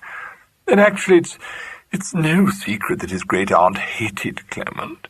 Everyone knows that James Kane is the one she'd like to have here." Miss Allison fixed her gaze upon the prospect outside and thought of all the painful ways there might be of killing Mrs. Clement Kane. Rosemary's voice flowed on, but at last the inspector went away, Miss Allison was able to favour Rosemary with a pithy resume of her character as seen through the eyes of Mr. James Kane's affianced wife. Her remarks, however, glanced off the armour of Rosemary's superb egotism. Rosemary was grieved to think that anyone could so misjudge the purity of her motives. She explained earnestly that she'd gone through the familiar process known to her as asking herself what she ought to do. Miss Allison, who knew that Rosemary's mysterious self so often appealed to, so invariably in agreement with Rosemary, was divinely guided, at this point abandoned the argument and left the room. The inspector, meanwhile, encountering James Kane in the hall, had requested him to accompany him to the study, whence Clement's body had by this time been removed, for the purpose of answering a few questions on his own movements during the course of the afternoon. "You state that you were seated on the terrace in the company of the elder Mrs. Kane until about 3:30, when the shot was fired." "Yes," agreed Jim. "When you left Mrs. Kane, where did you go, sir?" "Up to her rooms on the first floor. She wanted her garden rug, and I went to ask her personal maid for it." "I understand the maid was not in Mrs. Kane's rooms at the time." "No." "So what did you do, sir?" "I looked round for the rug, but couldn't see it. I then came downstairs again and went into the garden hall, thinking it might be kept there." "The garden hall, that is the room on the same side of the house as this?" "Correct." "With a way into the garden, I think?" "Of course, I'll show you." "You were, I think you said, in this garden room when you heard the shot fired?" "I was, yes." "Did you form any idea of the direction from which the sound came?" "I thought it came from just outside." "What did you do, sir?" "I went out at once through the door onto the path that runs down the side of the house and looked round." "And you saw no one, Mr. Kane?" "Not a sign of anyone." The inspector moved to the window and looked out. Then he drew his head in again. "You stated a little while ago that you went out immediately you heard the shot. If that is so, it seems very strange that you shouldn't have caught a glimpse of anyone on this side of the house. Doesn't seem to be any room for doubt that your cousin was shot from the window." Jim frowned a little. "Yes, it does seem strange," he admitted. "Damned odd. I can only suppose that whoever it was must have managed to get to cover in the shrubbery before I came out. I shouldn't have thought he had time. He must have been darn nippy." The inspector's eyes measured the distance from the path to the shrubbery. And then he looked at Jim again and said, "When you failed to see anyone, did you make any sort of search in the shrubbery, sir?" "No, I waited for a moment or two and then came into the house again. Then I saw this door standing open and heard the butler and Miss Allison talking." "You waited for a moment or two. Why did you do that, sir?" Jim smiled. "Well, to tell you the truth, I thought it might be my young half-brother up to mischief. I shouted at him, but he answered me from quite some way off, and I realized that it couldn't have had anything to do with him." The inspector made a lengthy note in his book, and after an appreciable pause said, "Mr. Clement Kane had recently inherited a considerable property. I understand you are the present heir, are you not, sir?" "I?" said Jim. "No, you've been misinformed there. I belong to the youngest branch of the family. After my cousin Clement, it would go to the Australian branch." "Indeed, sir. Is that so?" The inspector seemed interested. "Would you mind giving me the name of the present heir?" "Sorry, I'm afraid I can't. My great-aunt would probably know, though. I think it's a female, but I'm not entirely sure. Perhaps you'd like to see Mrs. Kane yourself?" "If you please, sir," said the inspector, standing aside for Jim to go before him out of the room. In the hall, Jim stopped, for Pritchard was standing by the open front door, speaking in a low voice to Joseph Mansell. Joseph caught sight of Jim and came forward at once. "Jim, this is appalling. Oh, upon my word, I don't know what to say. I came round to pay a call on Mrs. Kane and was met by this shocking news. I'm so overwhelmed by it. So upset. Good God, it's incredible. Utterly incredible. He wiped his face with his handkerchief as he spoke, and Jim saw that his hand was shaking a little. Pritchard tells me he was shot in his study. I suppose you have no idea who could have done such a dastardly thing. None at all, sir. Oh, no, naturally not, Joe said. It's inexplicable. I shouldn't have said he had an enemy in the world. Poor fellow. Poor fellow. He became aware of Inspector Carlton at Jim's elbow and gave him a nod of recognition. This is a terrible business, Inspector. Doesn't bear thinking of. The loss to the firm, too. Oh, most able fellow, splendid man to work with, just like his cousin before him. What a tragedy. He shook his head, and fetching one of his gusty sighs, said, I'd better go now. I wouldn't dream of worrying Mrs. Kane at such a moment. He glanced uncertainly at Carlton, and added, If there's anything I can do, or if you want me, Inspector, you know where you can find me, don't you? Yes, sir. I shall be wanting to ask you one or two questions. Certainly, certainly. Anything I can tell you, only too anxious to be of assistance, Joe assured him. If you'll wait a minute, I'll find out if my great-aunt can see you, Inspector, said Jim. The inspector bowed and walked over to study a somewhat gloomy seascape hanging by the front door. Jim went into the drawing-room, where he found not only Emily, but Oscar Roberts and Timothy, and Miss Allison as well. Emily, having said that she saw no reason why tea should not be served as usual, was seated in her particular chair, eating a slice of bread and butter. Miss Allison, behind the tea-table, didn't seem to be hungry, but Timothy and Mr. Roberts were following Emily's example. "Well," said Emily, glancing up at her favourite great-nephew. "Have they done yet? The tea will be cold." "Just a moment, Aunt. The inspector wants to ask you a question. May I show him in?" Emily said in her most disagreeable voice, "I don't know what he thinks I can tell him. You can show him in if you want to." "It's only about the Australian cousin," explained Jim. "He wants to know her name. It is a she, isn't it?" "What's that Australian lot got to do with him?" said Emily, opening her eyes to their widest extent. "I suppose he feels he must check up on everybody," replied Jim. He opened the door again and turned. "Will you come in, Inspector?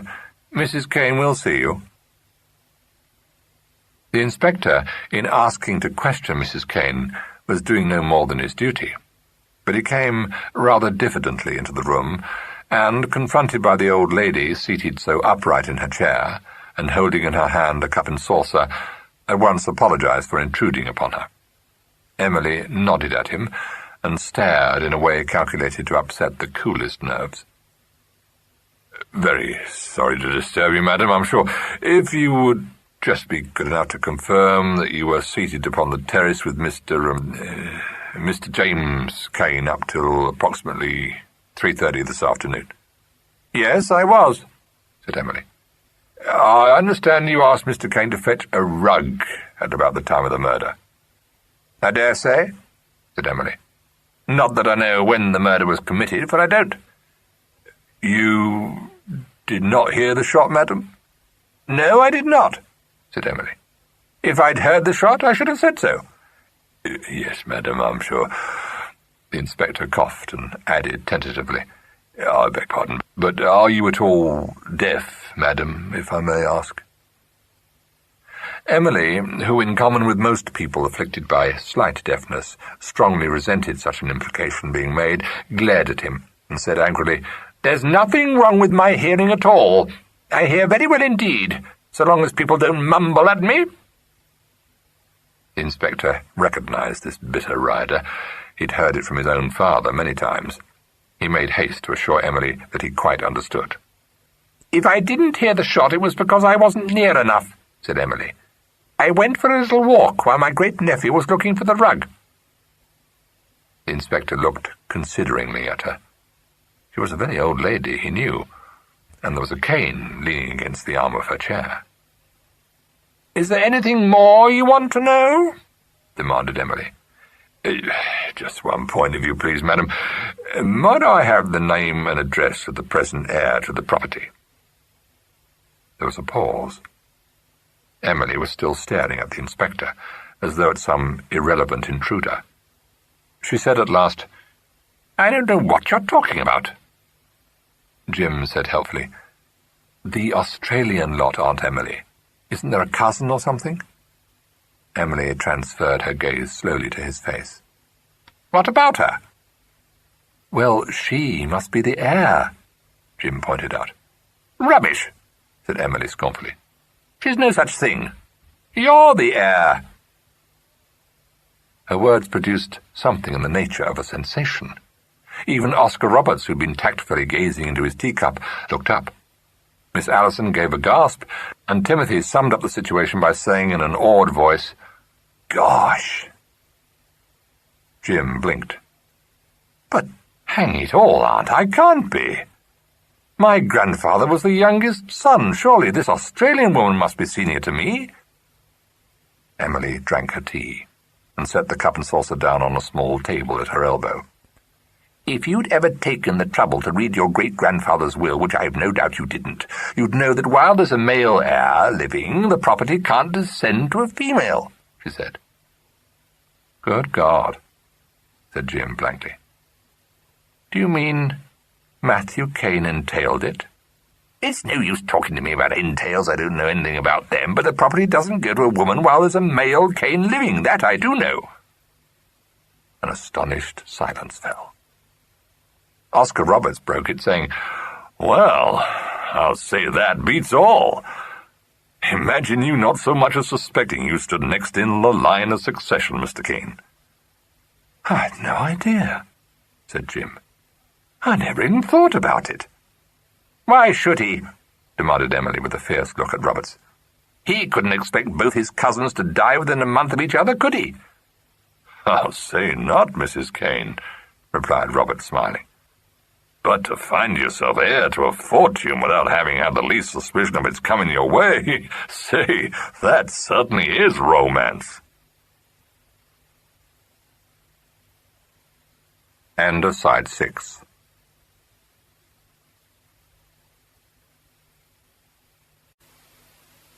Chapter 6. "And so, Superintendent, I felt, all things being considered, that the case would be better in the hands of Scotland Yard," said the Chief Constable, half wishing that he had someone of real brilliance amongst his own men, half glad to be getting rid of a case that looked like being not only very unpleasant, but very difficult to handle into the bargain. Detective Superintendent Hannaside of the CID nodded understandingly and glanced from the Chief Constable to Inspector Carlton. "Local bigwigs, you know," said Colonel Morris. "Not that that makes any difference, of course, but you know how it is." Superintendent Hannaside did know, and said so in his deep, pleasant voice. "Well," said the Colonel, "you've read the Inspector's notes on the case. If you'd like to talk it over with us?" "I should, sir, very much." Hannaside directed a brief smile up at the Inspector, standing at the Colonel's elbow. "You've got the advantage of me in knowing the various people concerned, Inspector. I'll be very glad of your help." "Of course, the Inspector is absolutely at your orders, Superintendent. Pull up a chair, Carlton, and sit down." While the Inspector complied with this order, Hannaside laid a folder down on the table and began to glance through the typewritten pages. The Chief Constable started to fill a pipe. "I think it's all there," he said. "Yes, sir, it's perfectly clear. Clement Kane was shot with a .38 bullet at a range of not less than 6 feet, the bullet entering the skull, yes." He flicked over a couple of pages and folded the sheets open at a neat plan. "The inference being that the murderer shot him from outside the window." He laid a square forefinger on the plan and glanced up. "There doesn't seem to be any room for doubt on that point, eh, Carlton?" "No, sir. The desk is set at an angle, a matter of a few feet from the window. Mr. Clement Kane was seated at it, as you see, Superintendent, with his left side to the window, and the bullet entered the left temple. There's no other way out of the room beyond the door into the hall. When the shot was heard, the butler and Mrs. Kane's secretary and Mr. Roberts were in the hall, so that no one could have come out of the study by the door without they'd have seen him. According to their stories, the butler and Mr. Roberts ran into the room directly they heard the shot, or at the most, half a minute later. The butler went straight to the corpse, but Mr. Roberts had the sense to make a dash for the window. He was too late, but his story is that he distinctly heard someone moving amongst the bushes in the shrubbery. You'll see by the plan, Superintendent, that there's a regular thicket of rhododendrons and the like not 10 feet from the path by the house. By my reckoning, anyone standing outside the study could have got to cover before Mr. Roberts had time to reach the window, coming from the hall as he did. He paused and frowned down at the plan. What I don't see myself is how it was that Mr. James Kane, coming out of that garden hall immediately, as he stands to it he did, didn't catch so much as a glimpse of anyone. Hanaside's finger travelled to the plan of the garden hall, separated from the study only by a lavatory opening out of it. Mr. James Kane stated that he went out immediately. People sometimes say immediately when they mean within half a minute, you know. The inspector shook his head. I thought that myself, Superintendent, but he won't have it that he wasted as much as 30 seconds. Come to think of it, if his story's true, the gun was fired near enough to startle him so much he'd be pretty certain to run out just as he says he did. He rubbed his chin reflectively, eyeing the plan. But if it all happened like he says, I'm bound to say I don't see how he can have failed to have seen or at least heard something. Hanaside glanced back through the typescript to refresh his memory. James Kane. He's the heir, is he? Yes, said the inspector slowly. He is. And that's another queer point, Superintendent. What we're asked to believe is that he didn't know he was. Well, I was present when old Mrs. Kane came out with it, and in fairness to him I must say that if he was acting he took me in. He looked as dumbfounded as anyone would, coming into close on $250,000 without a word of warning, as you might say. But, well, I ask you, Superintendent, does it seem to you reasonable he shouldn't have had the least idea he stood next to his cousin? I don't think that's quite fair, Carlton, interposed the Colonel. You must remember that a month ago his chance of inheriting the Kane fortune was very remote. It's true Silas Kane was a bachelor, but Clement wasn't. Moreover, Clement was quite a young man, and might very reasonably have been expected to have sons of his own. He hadn't been married so very long. Let me see, when was Clement's wedding? I think it was about 4 years ago. Lots of married couples nowadays don't seem to be in a hurry to start their nurseries. No reason to think there would never be one. Moreover, that will of old Matthew Kane's is a very odd affair. I take it you read it, Superintendent? Yes, sir. Well, there's no doubt none of the younger generation was at all familiar with its details. Of course, I don't know about Clement. He may have known, but I don't suppose it would strike him as being particularly important. The clause excluding all female heirs while a male heir was living wouldn't concern him. So far as Jim Kane was concerned, I should doubt very much whether he'd even know that his great-grandfather tied the estate up in the way he did. Could you tell me anything about Mr. James Kane, sir? Asked Hanaside. I see he works at the Treasury, and seems to be in comfortable circumstances. Nothing known of any debts? The Colonel jabbed a dead match into the dottle of a pipe in the ashtray beside him. I've known Jim Kane since he was a boy, he said. Matter of fact, he was at school with my youngest boy. I should have said he'd be the last person in the world to commit a murder. Hanaside nodded, as though satisfied, and turned back to the typescript under his hand. His finger travelled down a list on one page and stopped. Trevor Dermot, he read out, and looked up inquiringly. The Colonel pursed his lips and glanced at the inspector. Yes, said the inspector. That's a queer-looking business, all right, Superintendent. There's more to it than comes out in the evidence, if you understand what I mean. He don't admit it, and she don't either. But there's plenty of people in this town to tell you how things were between Mr. Trevor Dermot and Mrs. Clement Kane. The Colonel removed his horn-rimmed spectacles and polished them with his handkerchief. I don't listen to scandal. There's no doubt there's been a lot of talk about Mrs. Clement and Dermot. Maybe nothing in it. Don't know the fellow myself. He's not a Port Law man. Big, handsome chap. Sort of brute some women fall for. I can only tell you he's been living pretty well in Mrs. Clement's pocket for the past 3 months. Well, sir, but there's a bit more to it than that, isn't there? Said the inspector.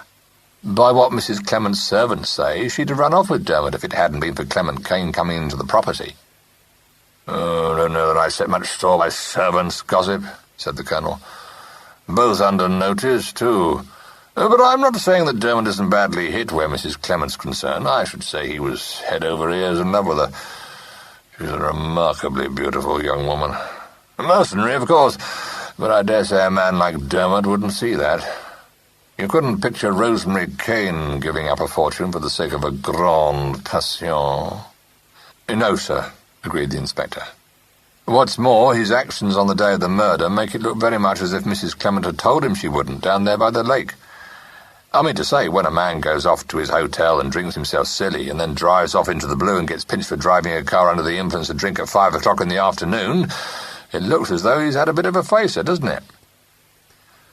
Yes, I certainly think we want to go rather carefully into Trevor Dermot's movements that afternoon, said Hannasyde. I see here that Mrs. Clement Kane appeared to be anxious to convey the impression that he was an old friend of hers and of her husband. Which I'm ready to swear he was not, Superintendent. He may have known Mrs. Clement before he started coming down here to see her, that I can't say, but he was no friend of Mr. Kane, either old or new.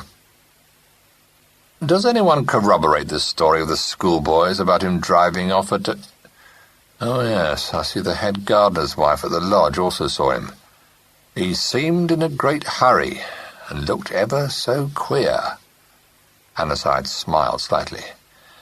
Yes, that looks to me like someone being wise after the event. If he was driving at a reckless speed, I doubt whether the gardener's wife would have had time to notice what he looked like. No, I don't suppose she did have, said the inspector. But the boy, Timothy Hart, met him on foot, making for his car, and told Mr. Roberts he looked like nothing on earth, before he even knew of his cousin having been murdered. What about this boy? Inquired Hannasyde. 14. Seemed to you reliable? The inspector grinned. Well, I couldn't say, Superintendent, not for certain. He's as sharp as a sack full of monkeys, but by the way he talks he's got crime on the brain. American gangster stuff, you know. It seems he would have it all along that Mr. Silas Kane was murdered.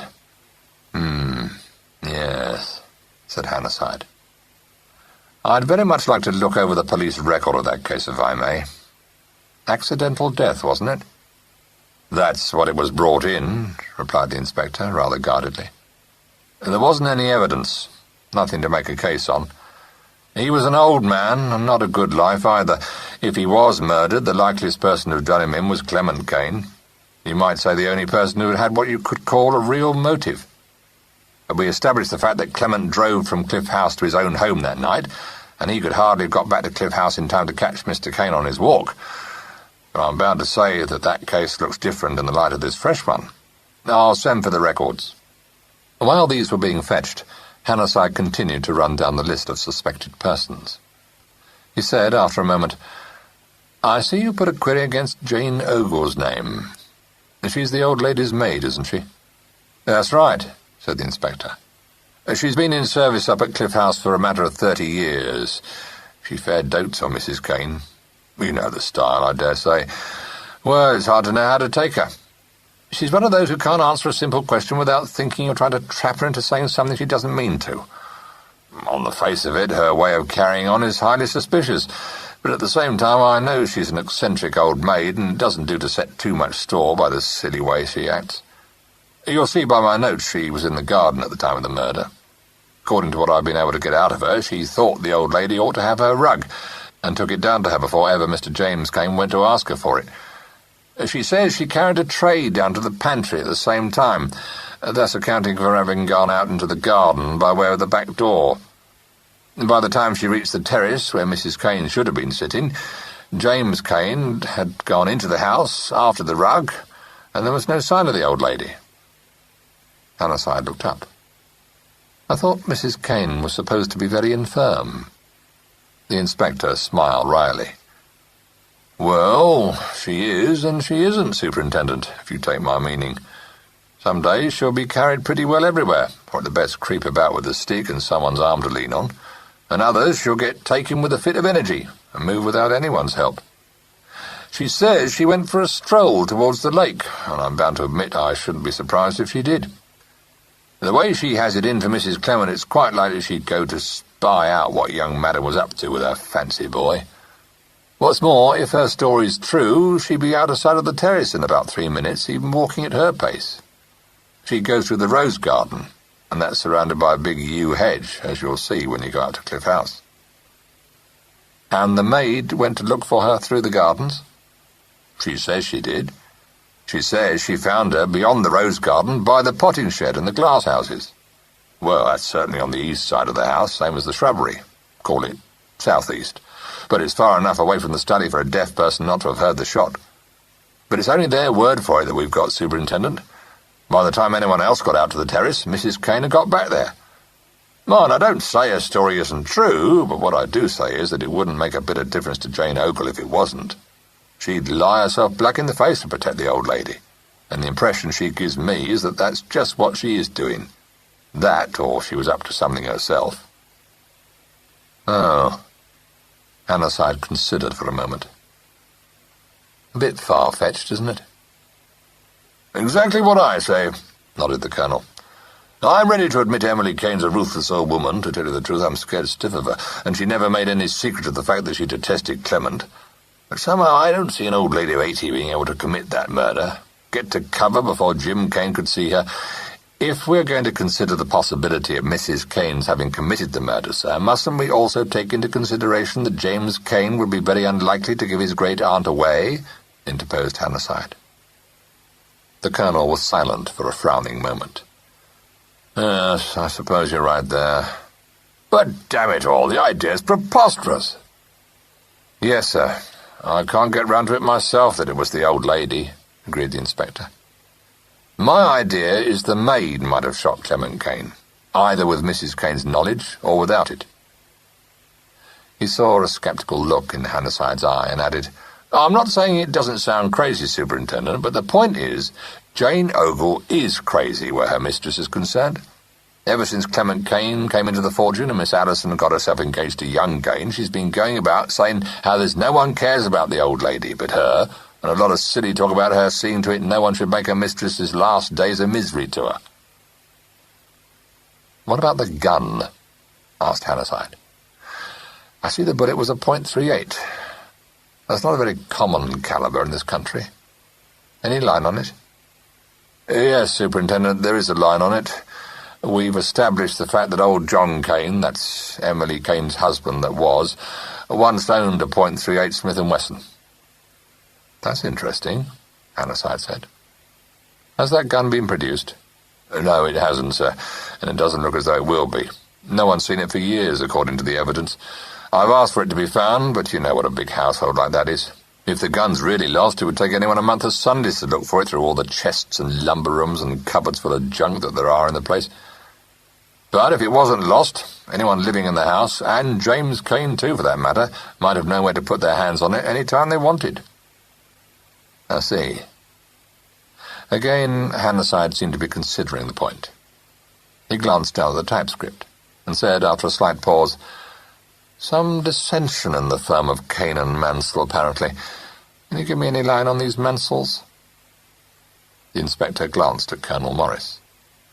Nothing known against them, is there, sir? They do say Paul Mansell's a bit sharp, but he might say the same about a lot of businessmen. Mr. Mansell's well spoken of, but people don't like the young one much. Bit of a scandal there on account of him being divorced. Nothing relevant to the case. Paul Mansell's a flashy young bounder, stated the Colonel suddenly. Old Mansell's all right. I don't like what I know of his son. I don't see Joe murdering his partner for the sake of putting through a deal that would ease his finances. But frankly, I wouldn't put it above Paul, if he had the courage to do it. Mind, that's nothing but prejudice on my part. Hannasyde nodded. This man, Oscar Roberts, he's representing the agency in Australia? That's right. By what I can make out, said the inspector, he was very anxious to come to terms with the firm. Of course, they've got a name. Hannasyde wrinkled his brow. Yes, but so have several other firms. I can't see that he had the least motive. No, sir, nor me. What's more, even though he might have murdered Silas Kane, if he was murdered, that is, we know he couldn't have murdered Clement. He was in the hall with the butler and Miss Allison when the shot was heard. Oh, yes, I wasn't seriously considering him, Hannasyde replied. He looked up as the door opened to admit a constable who came in with a folder which he laid on the desk at the inspector's elbow. The inspector picked it up and handed it to Hannasyde. You'll find all the facts concerning Silas Kane's death there, Superintendent. Hannasyde took the folder and opened it. While he read through the notes on the case, the colonel and the inspector sat in silence, waiting for him to finish. When he at length laid the folder down, the colonel said, Well, Superintendent, what do you make of it? I should like to go into it again, sir. Yes, I suppose so. Now Clement's been murdered, it does look suspicious. You think the two deaths hang together? There's a big fortune at stake, sir. At the same time, the methods employed, assuming Silas Kane's death was contrived, are very different. In the first instance, you have the murder made to look like an accident. In the second, there's no attempt at camouflage. One point strikes me. I see that James Kane was present at Silas's birthday party and left shortly after 11 o'clock to motor back to London. Well, said the colonel rather curtly. Hannasyde looked at him. Doesn't it seem rather a long way to come just to attend a dinner party, sir? Oh, Jim wouldn't make anything of a 3-hour motor run. Besides, he didn't come only to see Silas. He brought his half-brother down, Timothy Hart. Really, I don't think there's anything in that, Superintendent. You know him, of course, sir, said Hannasyde in a non-committal voice. The rest of the servants and Miss Allison, nothing there? No possible motive, said the inspector. Of course, I suppose you could say that Miss Allison had a motive, since she's engaged to be married to James Kane. But she was with Mrs. Kane at the time Silas must have met his death, and in the hall along with Roberts and the butler when Clement was shot. He paused, and added hopefully, Do you get any sort of line on it, Superintendent? Well, no, not at present, replied Hannasyde. 1 or 2 points seem to stand out. I'd like to keep the notes on Silas Kane's death, if I may. I'll go up to Cliff House and take a look round and have a talk to all these people. I don't know about the rest of them, but you can be sure of getting a welcome from Master Timothy Hart, said the inspector with a grin. This prophecy was fulfilled.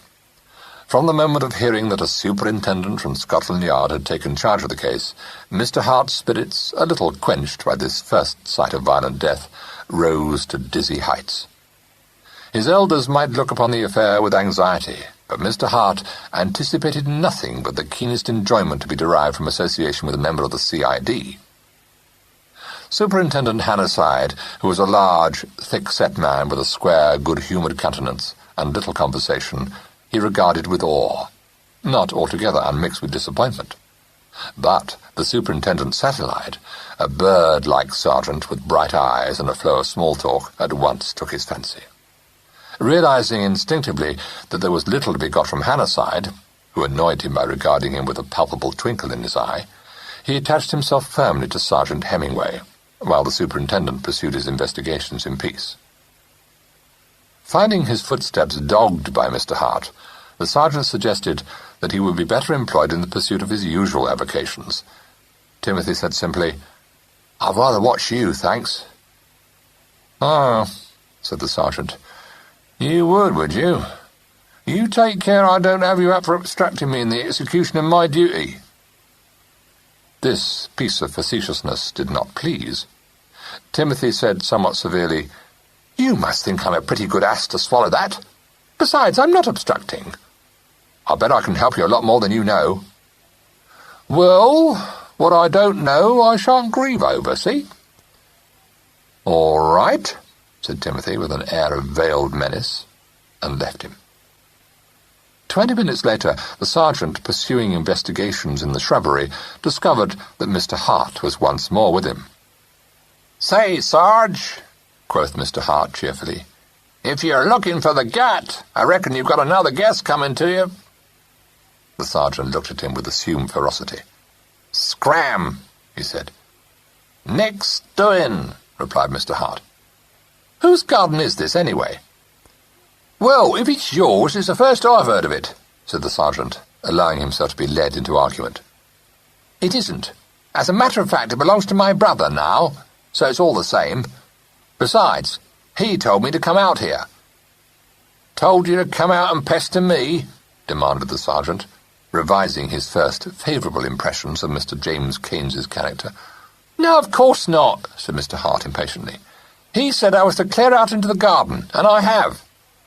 I don't blame him, said the sergeant. Well, can't I help? Said Timothy, suddenly adopting an ingratiating tone. Honestly, I won't bother you, but I do most frightfully want to see how a real detective works. Sergeant Hemingway met the appeal in the worshipful blue eyes upturned to his, and felt himself weakening. He explained afterwards to his superior that he had always been a softy with kids. I don't mind you trotting round after me so long as you don't get in my way, he conceded. But mind now, if I tell you to scram, you scram, double quick. All right, it's a deal, said Timothy, promptly abandoning his wistful expression. And you're not to talk me silly, added Hemingway. No, rather not. I say, do you wear a badge like American policemen? No, replied the sergeant. Oh, rather rotten.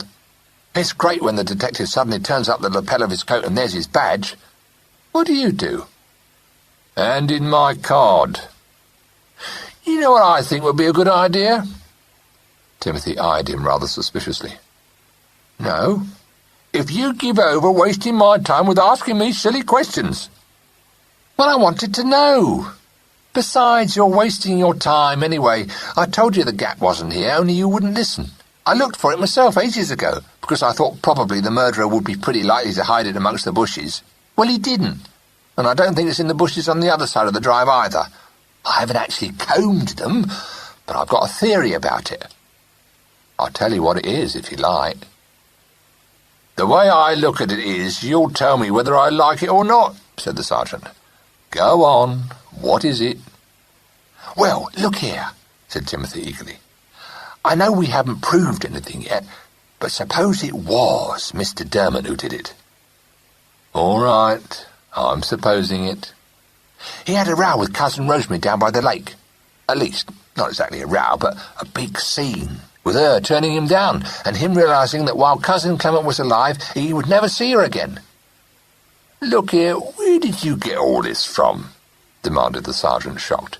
Nice thing for a boy of your age to be talking about. Oh, can it? Begged Timothy. All the skivvies say Cousin Rosemary would have got a divorce if it hadn't been for Cousin Clement inheriting a fortune. Besides, I've seen lots of films where things happen just like that. Only, now I come to think of it, he added, frowning, it is never that man who actually did the murder. You simply see him absolutely livid and stiff with motives just to put you off the scent. Still, I dare say it's different when it really happens. Suppose it was Mr. Dermot. I've been supposing it for 5 minutes, said the sergeant. All right.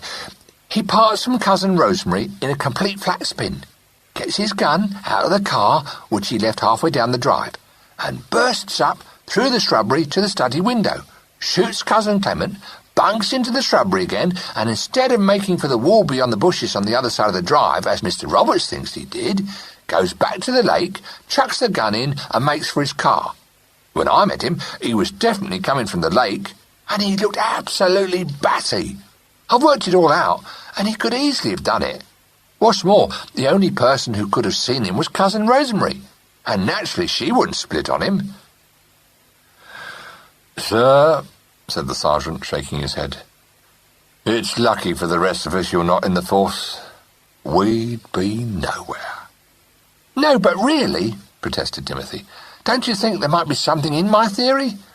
There's a lot in it, replied the sergeant gravely, but it's got a weak spot.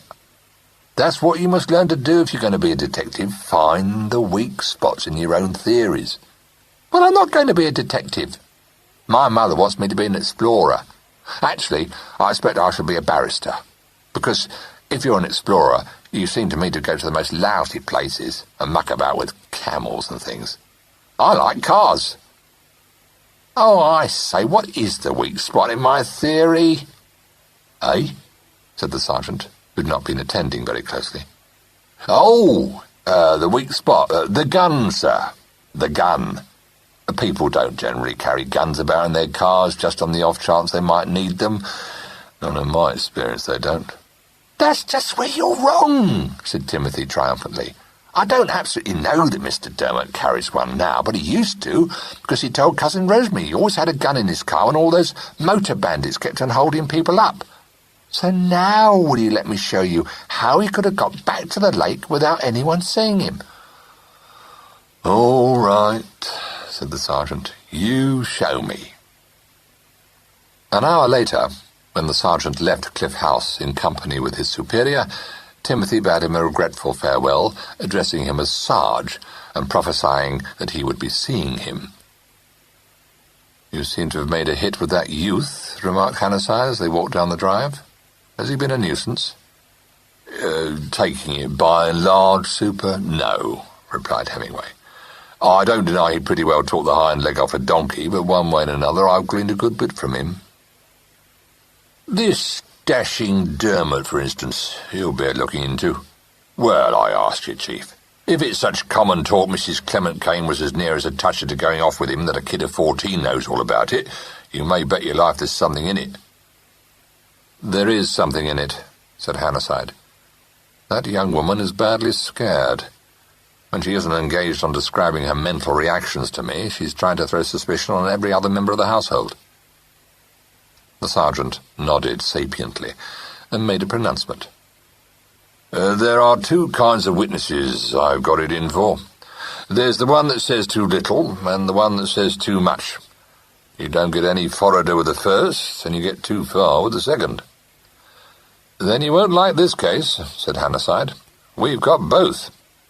He smiled a little. The old lady says she supposes I don't need her to help me solve the problem. The sergeant looked sympathetic. Bit of a tartar, so I hear. What did you make of her, Chief? Hannah shook his head. I don't know. Impossible to say. Ah, said Hemingway. That's where psychology comes in. You should be a soulmate of Mrs. Clement Kane, said Hannah. Did you pick up anything? Characters of the dramatis personae, that's about all, replied Hemingway, whose forte lay in his ability to cajole his fellow men into talking. Very superior line of servants. Stock parts, most of them. They all liked the late Silas, and they all liked young James. The late Clement didn't cut any ice with any of them, and as for Mrs. Clement, well, what they say about her in the servants' hall I wouldn't like to repeat. You can take it from me she doesn't fit in with the general decor, Chief. As for dashing Dermot, if the half of what Mrs. Clement's old cook told me is true, he's a three-act drama in himself. Talk about passion. Well, Romeo wasn't in it with him. Up at the house now, isn't he? What did you make of him? Oh, he could have done it all right, Hannah answered. He strikes me as being a man who invariably flies to extremes. But I'm not at all sure that he did do it. The sergeant cocked-eyed him. What's on your mind, Super? The first death, said Hannah. Chapter 7. Superintendent Hannah visit left everyone but Mrs. Kane and Timothy feeling anxious and rather alarmed. Lunch was not a comfortable meal, nor was it made more pleasant by Emily's refusal to treat Mr. Trevor Dermot with common civility. When asked by Rosemary in his presence whether she minded his staying to lunch, she said that, since he would have to pay for it at his hotel anyway, it was a pity he didn't eat there. Dermot, whose method of dealing with old ladies was to assume the jolly air he used with children, laughed heartily and said, "Ah, Mrs. Kane, that sounds to me as though you must have Scotch blood in your veins." Emily glared at him for one moment, and thereafter ignored him. Miss Allison, who knew that it was not one of Emily's good days, slipped out of the room to tell Pritchard on no account to put Mr. Dermot near her at the lunch table. She herself felt a trifle jaded. She had had a trying morning with her employer, for Emily had got up in a bad temper, and had been further incensed by receiving a letter of condolence on Silas's death from her great-niece in Australia. Emily's most common reaction to the sight of a familiar handwriting on an envelope addressed to herself was to regard it with bitter suspicion, and to say in her most disagreeable voice, "I wonder what she wants." In this instance she added a rider, remarking as she split open the envelope, "Well, she won't get anything out of me." The fact that Maud Leighton, née Kane, didn't want anything, but wrote merely to express her sympathy for what her great-aunt must be feeling, did nothing to soothe her annoyance. She said she thought it a very extraordinary thing in Maud to have written, considering she'd only laid eyes on her once in her life, and that when she was a baby, and further expressed a desire to know who had been officious enough to send the news to that Australian lot anyway. Miss Allison rather unwisely advanced the suggestion that Clement had probably had the notice of Silas's death published in the colonial papers. There was no reason why Emily should object to the colonial papers publishing it, except her dislike of Clement and all his works, but she said angrily that she had never heard anything to equal it. Having unburdened herself of various ill-natured remarks about Maud Leighton at intervals during the course of the morning, she chose the luncheon hour as a suitable time for the recountal to Jim of the whole affair of the letter, leading off with a snappish remark that she should have thought Maud could have found a better use for her money than to squander it sending letters by airmail. "That lot never could keep twopence to rub together in their pockets," she said. Jim, seated at the head of the table, was being told by Rosemary on his right that the visit of Superintendent Hannarside had shattered the last threads of her nervous resistance. He said bracingly, "Oh, I don't think you need feel like that about it," and transferred his attention to his great-aunt at the other end of the long table. "Sorry, Aunt Emily, something about the Australian cousin?" "I remember her parents bringing her here when she was a baby. Of course, they always liked coming here when they were in England. It saved having to pay hotel bills," said Emily. Miss Allison, having a shrewd suspicion that this remark was levelled at Dermot, created a diversion by asking Timothy how he'd spent the morning. His answer that he'd been helping Sergeant Hemingway to hunt for clues had the effect of making Dermot break into a diatribe against dunder-headed fellows who had the impudence to call themselves detectives. "Really, their methods are laughable," he said. "I bet some people won't do much laughing by the time the superintendent's through," retorted Mr. Hart. "Shut up, Timothy," said Jim. Mr. Hart muttered, "Well, I bet they won't, that's all." "Your cousin Silas sent her a very handsome present when she got married," pursued Emily. "Far too generous, in my opinion. Leighton was no good at all. I told your cousin I didn't want to be mixed up with any of them. Encroaching lot." "I've got such a feeling that it was one of the Mansells," said Rosemary, gazing straight in front of her with the slightly narrowed eyes of one seeking to see through a fog. "I can't shake it off." Jim, who didn't think that she'd tried to, said bluntly, "If you're wise, you won't say so. You've nothing to go on, and that kind of remark's likely to lead to trouble." "I'm afraid it's too late to try to change my whole nature," replied Rosemary with a faint smile. "I've always been honest, perhaps disastrously so. I must say what I think. I dare say I should find life much easier if I didn't see things so terribly clearly. I seem to be able to detach myself in the most extraordinary way. I mean, I'm perfectly calm now, the inside me, just as though a part of me was utterly aloof from everything that's happened. I don't say I feel it was one of the Mansells from spite, or any emotional impulse whatsoever. It's just as though a voice was saying in my brain, 'I see she's living in Melbourne now,'" said Emily, who hadn't been paying the least attention to this speech. "They used to live in Sydney. I dare say it's much the same thing." And no one but Trevor Dermot felt any inclination to argue this point. He was always rather pleased when a woman made an irrational remark, because he could then correct her folly, not unkindly, but with an indulgent laugh at the limitations of the female brain. He began to tell Emily how wrong she was in her conception of Australia. "Most people talk about having intuitions when they simply don't know the meaning of the word," continued Rosemary. "I'm not a bit like that. In fact, I think I usually mistrust my instinct. I've got a much more logical mind than most women. I'm not patting myself on the back about it, it just happens to be so. I can always see all round a question. But just occasionally, probably because I'm rather the spiritual type, if you know what I mean, I get an intuition that's like a blinding flash of light. And," she concluded impressively, "when it happens like that, it's nearly always right." "Says you," murmured Mr. Hart to his plate. "I don't suppose you know what it's like. I don't think men ever get it," said Rosemary, looking pitifully at her host. "For God's sake, stop talking about it," said Jim. "I never heard such drivel in my life."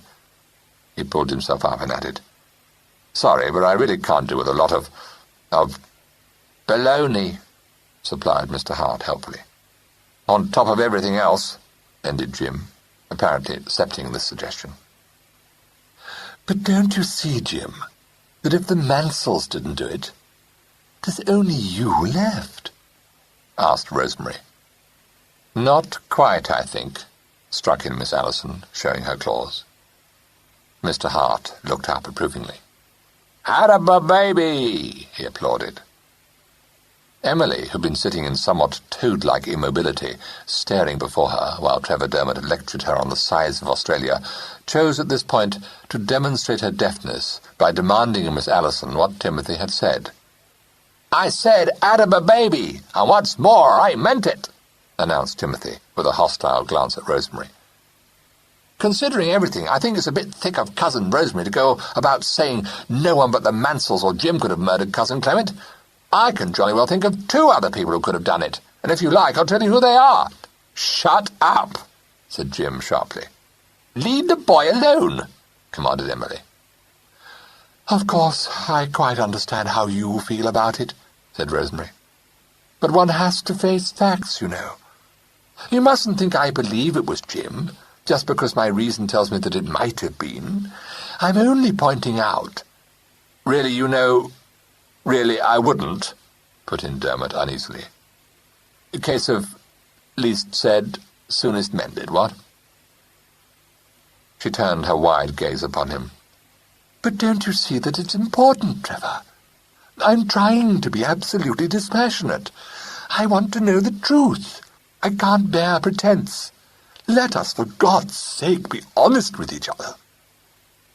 This impassioned plea drew a response only from Mr. Hart, who said, "I bet you'd be pretty sick if we were." "Will you shut up?" said Jim. "I don't think anyone could seriously accuse me of shrinking from facts," said Rosemary. "You none of you understand how I feel about things. I don't deny I care for Trevor. I don't deny that Clement's death hasn't touched the essential me. I can even see that people who don't know him might think Trevor could have done it. Only I know, inside me, that he didn't." Trevor Dermot turned a dark red. There was an awful pause. Emily's voice broke the silence. "Very nice," she said dryly. "I'll thank you to ring the bell for my chair, Miss Allison." It was generally felt that this request had relieved the situation. Everyone rose from the table, and Trevor Dermot was heard to draw a sigh of thanksgiving. When Emily had left the room, he and Rosemary went out into the garden. He said, "Darling, I know how frank you always are. Damn it, I love you for it. But you shouldn't have said that." "It's true," replied Rosemary. "I'm not ashamed to own it." "No, no, little woman, but that's not the point. Look here, we're in a damn tight corner, and the least said about our caring for each other, the better. You dealt me a knockout on Saturday. I'm not blaming you. I do understand how you felt, and anyway, that's all over and done with now, but don't talk about us being in love. Do you see?" "I'm afraid I don't," said Rosemary. "I believe in being honest. And as everyone knows—" His face darkened again. He seized her by the shoulders and gave her a shake. "Don't be such a little fool," he said in a low, angry voice. "Do you want to get me arrested for murder?" "Of course not. But I absolutely believe in you. Something tells me you didn't do it." "Oh, to hell with that rubbish," he said. "Keep your mouth shut. That's all I ask of you." She said in a voice of ice, "Indeed. Well, that's interesting at all events." "I didn't mean that," he answered quickly, releasing her. "But it seems to me you don't realize how serious this is.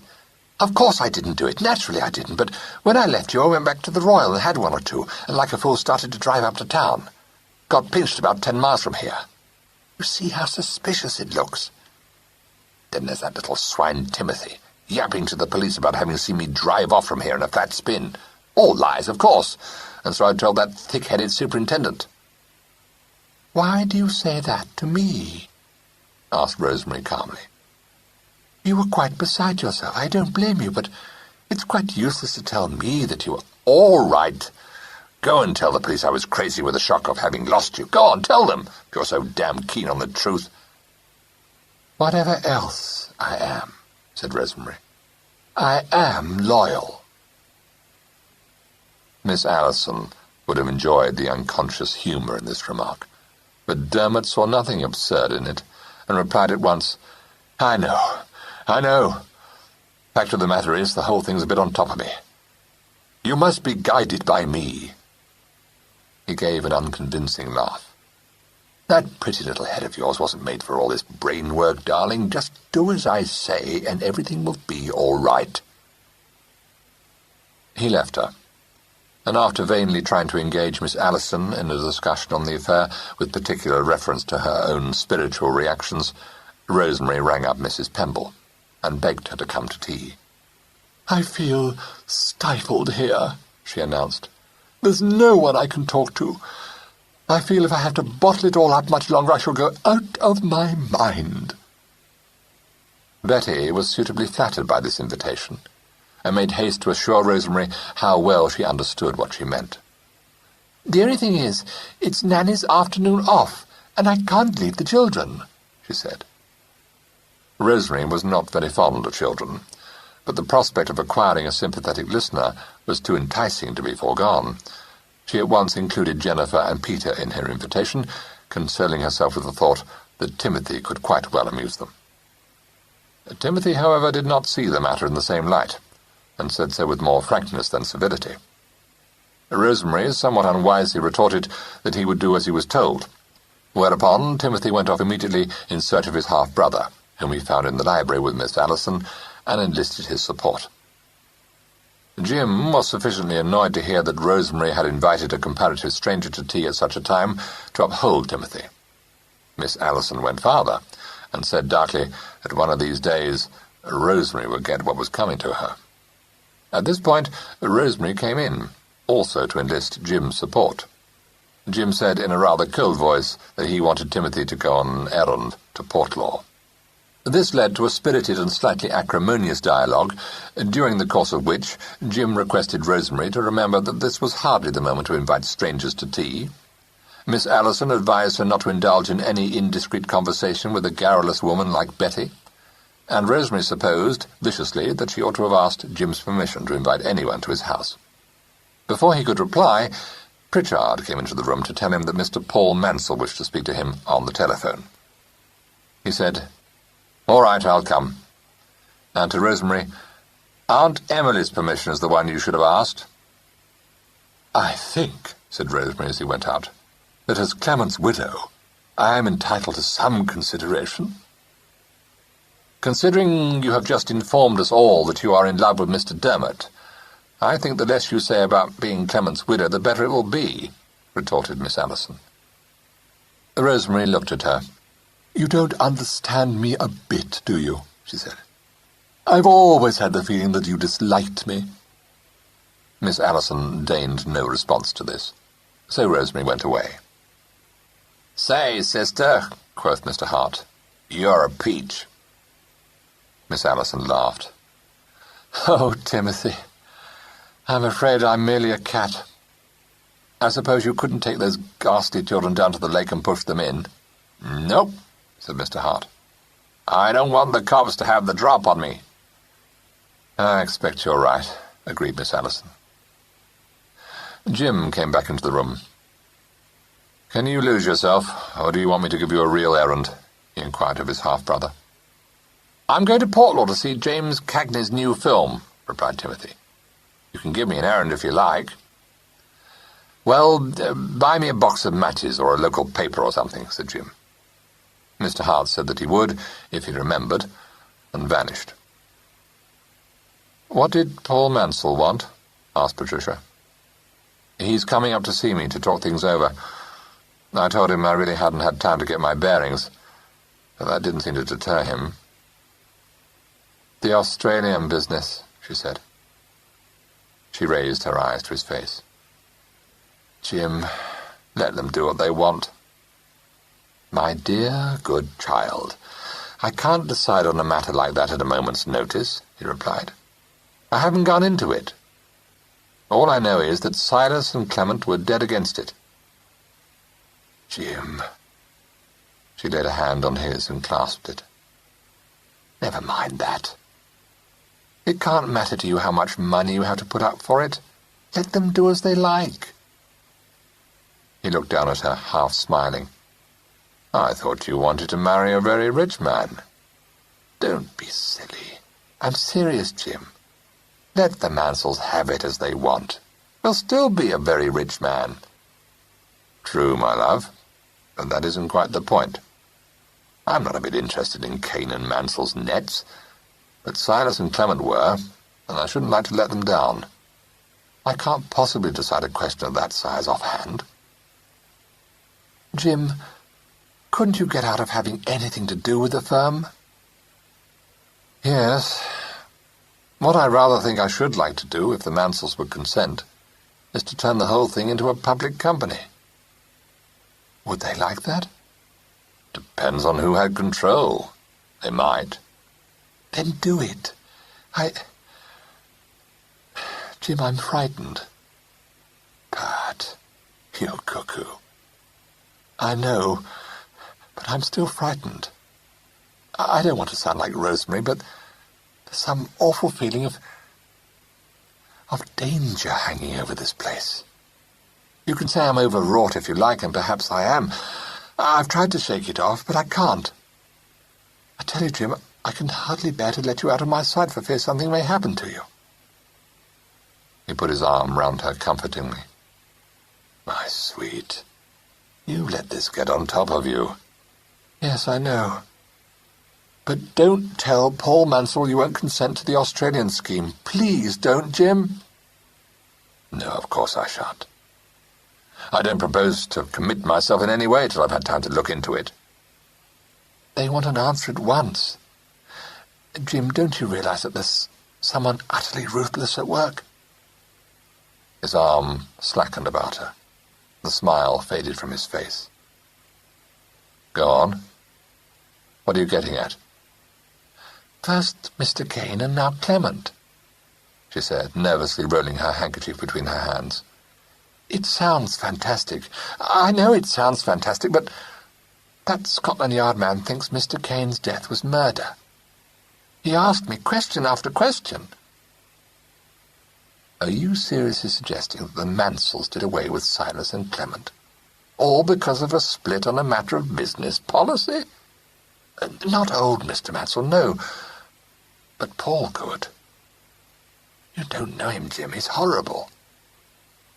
I don't want to be rude, darling, but have you been consorting much with Timothy of late? Oh, Jim, don't laugh. I'm so sure it's serious.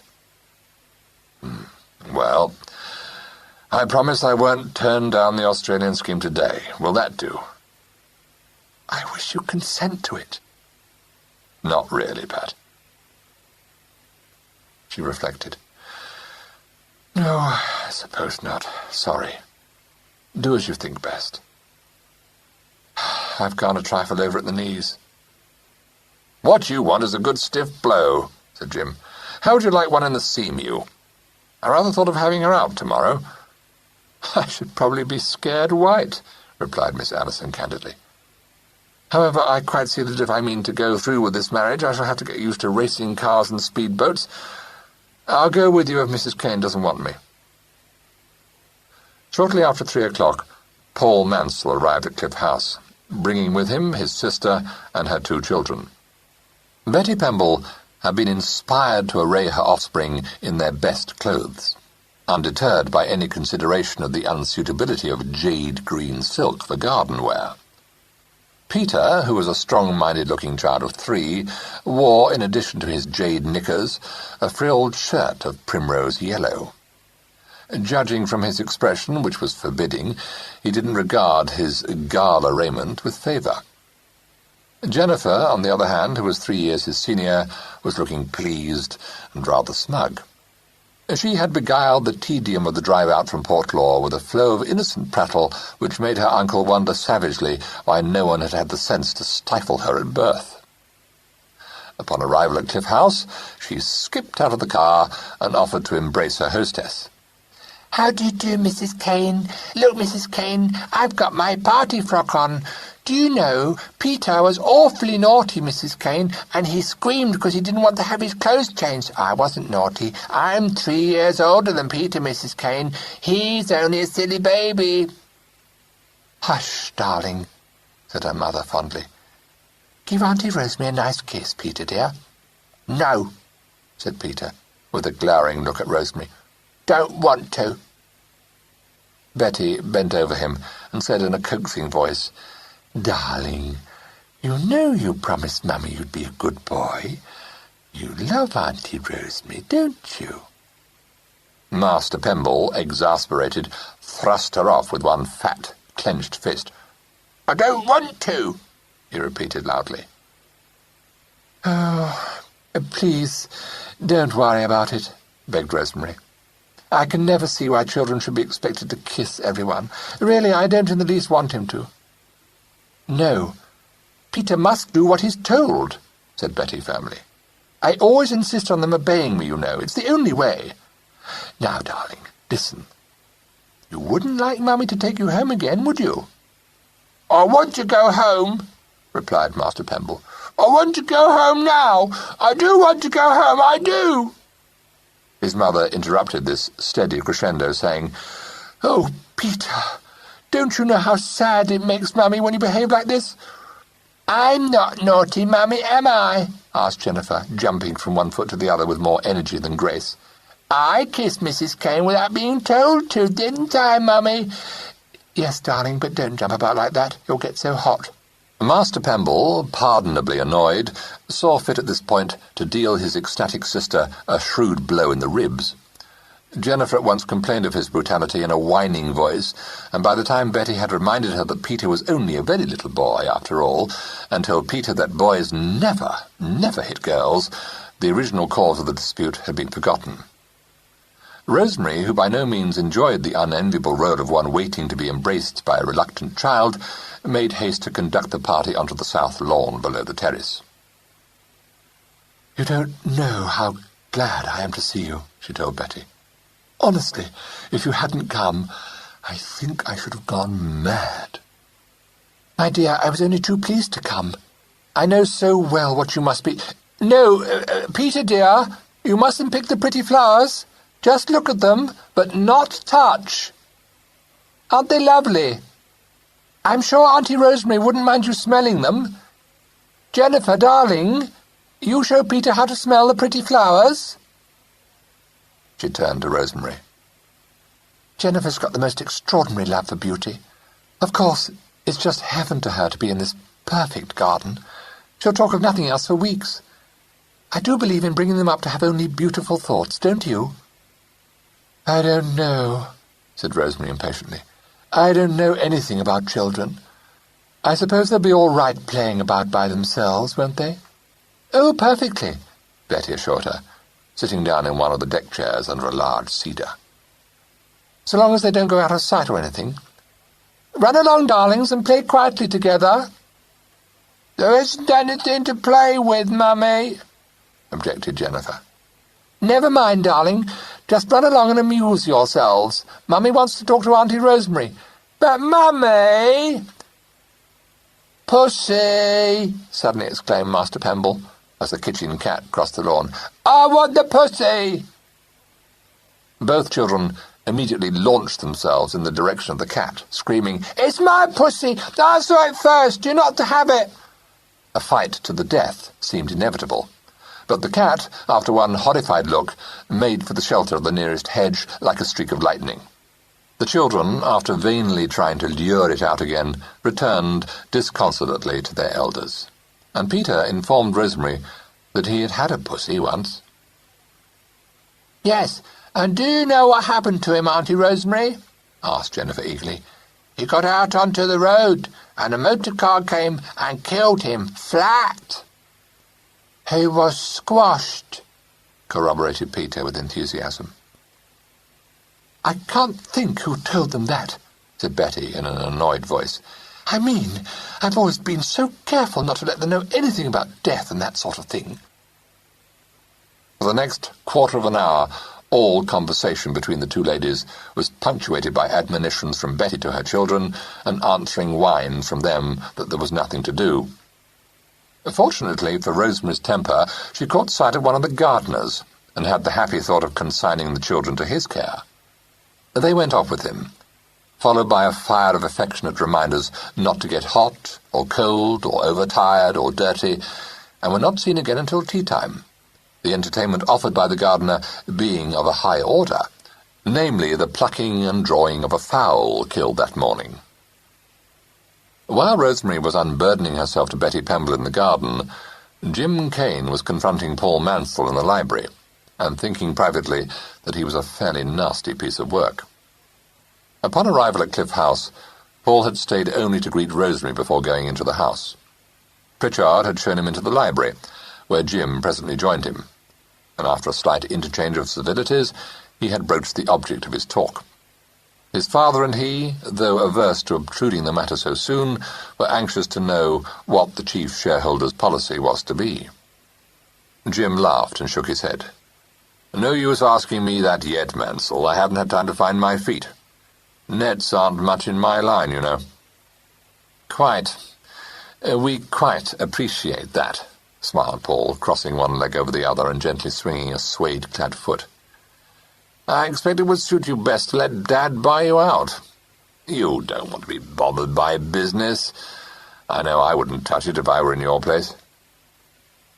This was the conclusion Jim had already reached, but he now felt an irrational disinclination to leave the business in the Mansells' hands. He said, No, I don't think I want to be bought out, thanks.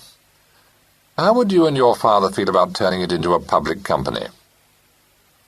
Paul Mansell put up his brows. Rather a large question to answer offhand, isn't it? I don't know that I think Dad would quite cotton on to the idea. I really haven't considered it. What I came about, assuming that you don't wish to get out of having anything to do with the business, was to talk over the new venture with you.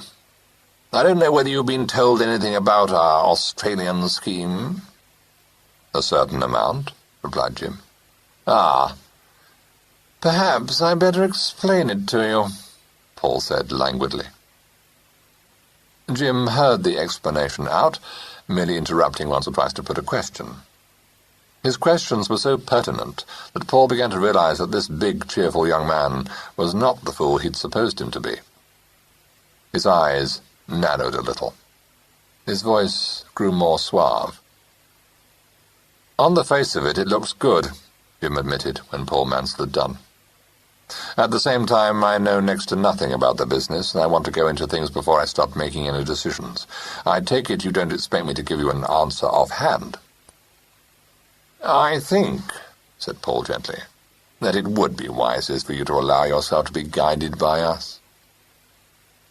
All trace of his smile left Jim's face. The muscles about his mouth hardened, giving him a slightly pugnacious expression. He looked steadily into Paul's eyes, and said with deliberation, Do you?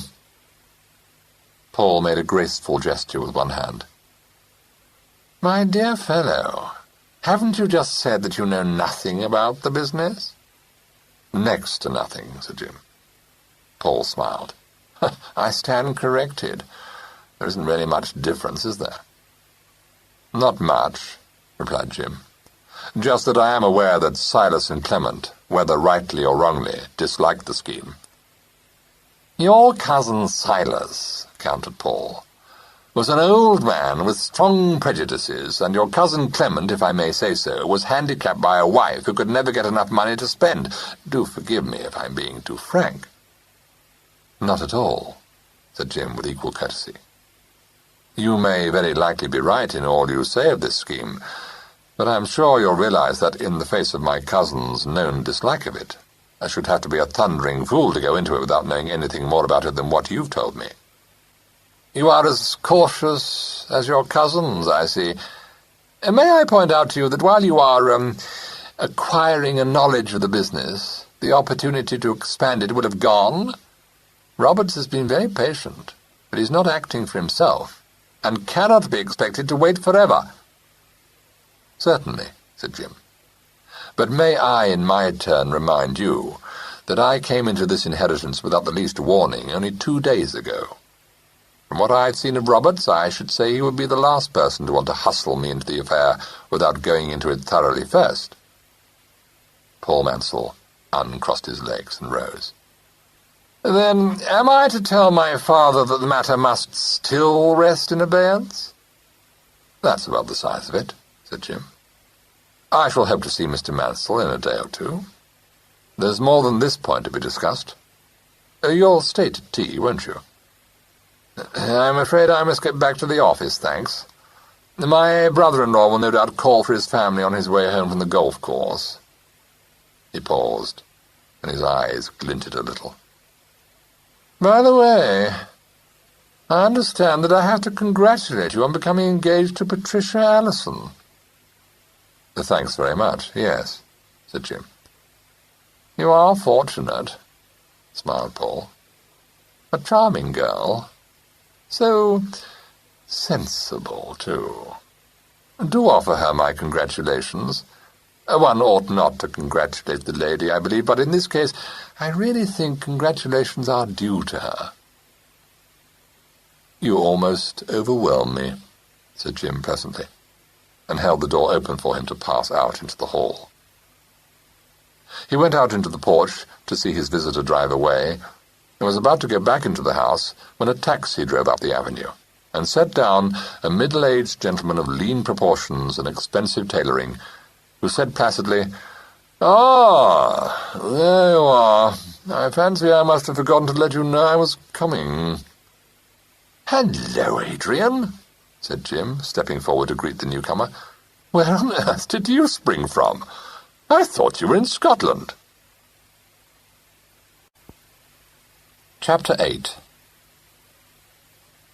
Sir Adrian Hart paid the taxi driver, saw his suitcases safely in the hands of Pritchard, who had appeared as if by magic at the sound of an approaching car, and walked into the house beside his stepson. "My dear boy, in this weather?"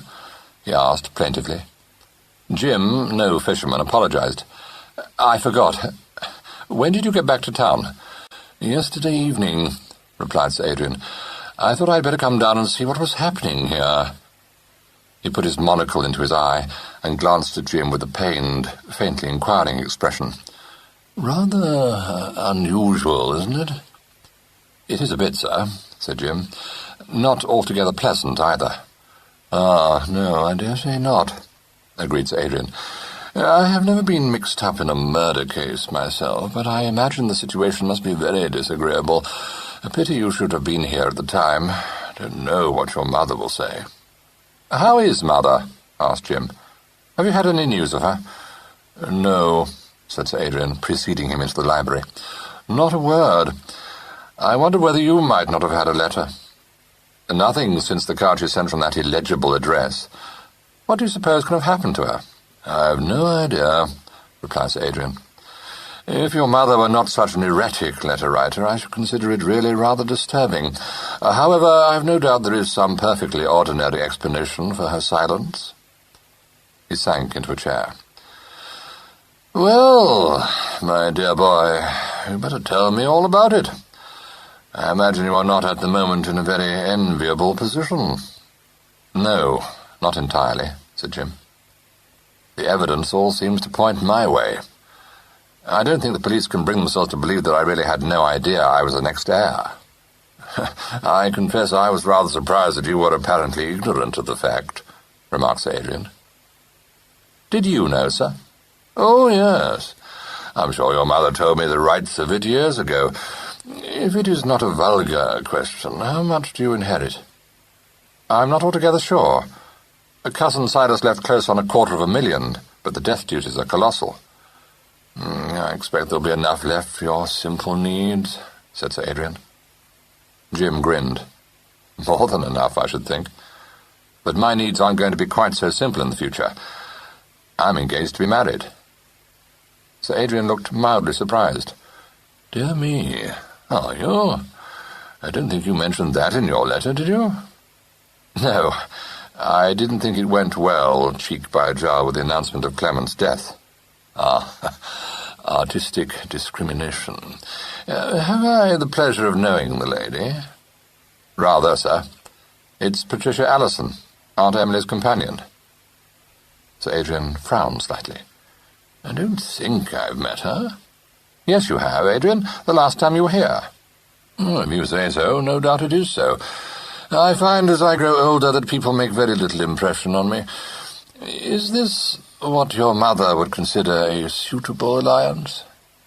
Very much so, I assure you. I feel sure you know your own business best, said Sir Adrian. By the way, didn't I send Timothy here? You did, and he's very much here. Yes, I thought I did. I couldn't recall when I got back to town what arrangements I had made, but it occurred to me on the train that I must have sent him here. To turn to more important matters, have you come across old Mr. Kane's stamp collection? No. Had he got one? My dear Jim, Sir Adrian sounded genuinely shocked. He had a unique collection. I have on more than one occasion offered to buy at least 3 of the specimens from Silas, who, I may say, had no feeling for them other than a purely Kane desire to hold fast to his possessions. I will buy them from you, if you like to sell. Good Lord, Adrian, you can have the whole collection if you want it. It doesn't mean a thing to me. I shan't impose on your innocence as much as that, replied Sir Adrian with a faint smile. The door opened at this moment to admit Timothy, who bounced in, saying, I say, Jim, I've asked Mr. Roberts— Oh, hello, Father. I didn't see you. He went up to shake his parent by the hand. I quite thought you'd gone to Scotland. How did you get here? My arrival seems to cause you and Jim a great deal of quite unmerited surprise, said Sir Adrian. I had 5 days of unbroken sunshine and then came home. Oh, I see. I say, Jim, I've asked Mr. Roberts in to tea. Is it all right? I met him outside the cinema, and he asked whether I thought you'd mind him coming up to see you sometime. You don't, do you? I told him I knew you wouldn't. And as you see, I took him at his word and ventured to come, said Oscar Roberts from the open doorway. But you've only to say the word, and I'll catch the next bus back to Portlaw. Of course not. Do come in, said Jim. Adrian, may I introduce Mr. Roberts, my stepfather, Sir Adrian Hartzer. Pleased to meet you, Sir Adrian. Your son and I have been getting along fine together, or rather we were, till this darned sergeant from Scotland Yard came and cut me right out of the picture, he added with a twinkle.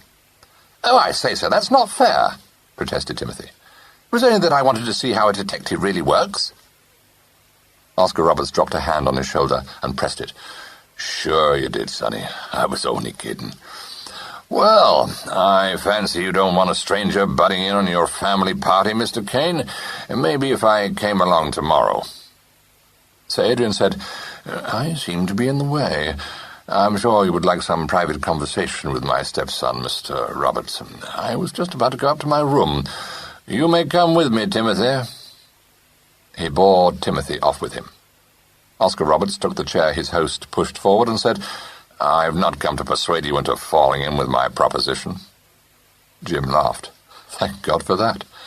Yes, I thought you'd perhaps be receiving a visit from one or other of your partners. He accepted a cigar from the box Jim held out to him and sought in his pocket for his cutter. As he lit the cigar, he said, peering at Jim through the smoke, "Say, I'd like us to be frank, Kane." "By all means." Roberts leaned forward to lay his dead match in the ashtray on the table. "That certainly makes it easier to say what I want to.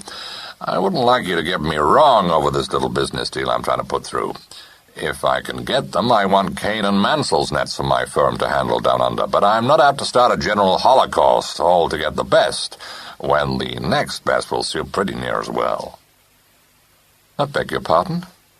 Jim stiffened a little. The cool, calculating eyes didn't waver. "Guess we'll leave it at that, Kane.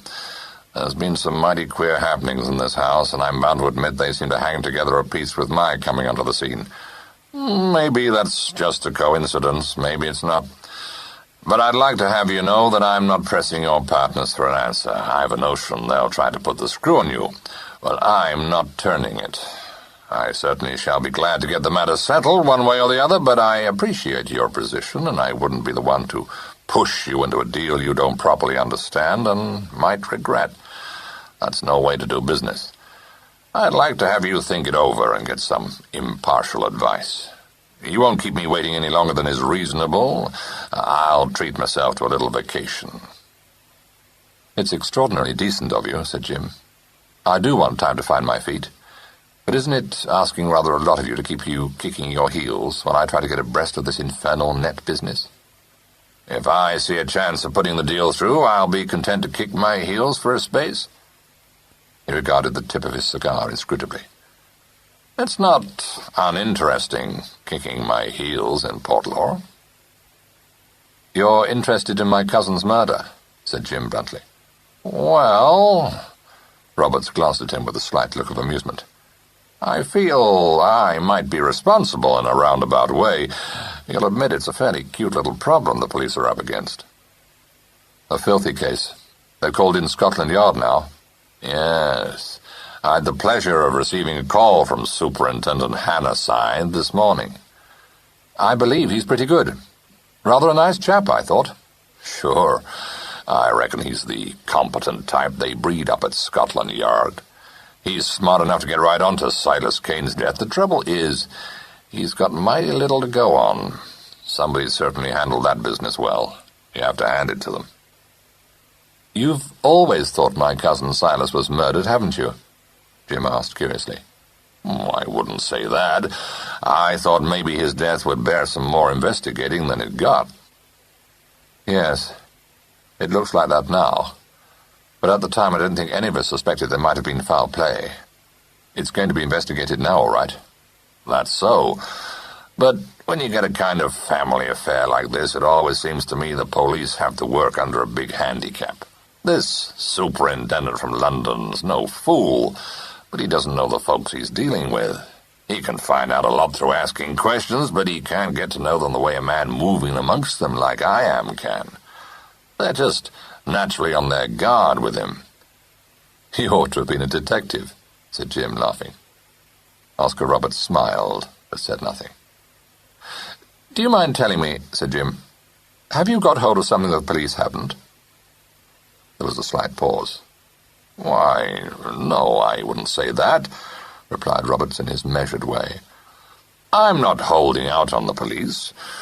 Maybe I've got a hunch. I don't want you to feel sore at my chiseling in on what isn't, strictly speaking, any of my business. You've got to remember I was one of the first to see your cousin after he'd been shot. What's more, it sticks a bit in my head that I was to get Mr. Clement Kane's answer to my proposition that day. It looked a cinch he was going to turn me down flat. Well, he didn't get a chance to do it. Someone bumped him off first. Guess that gives me an excuse for taking an interest in the case, Kane?"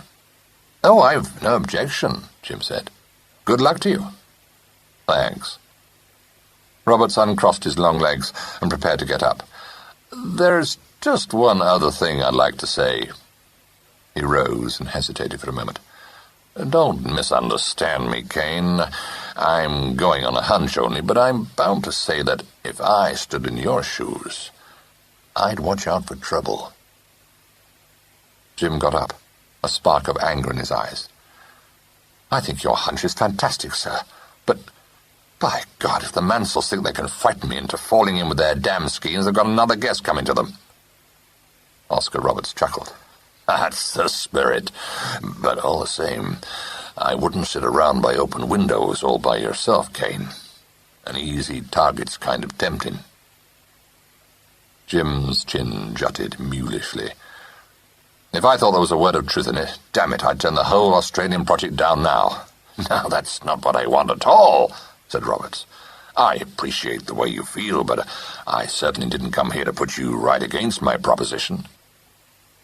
Jim gave a reluctant laugh.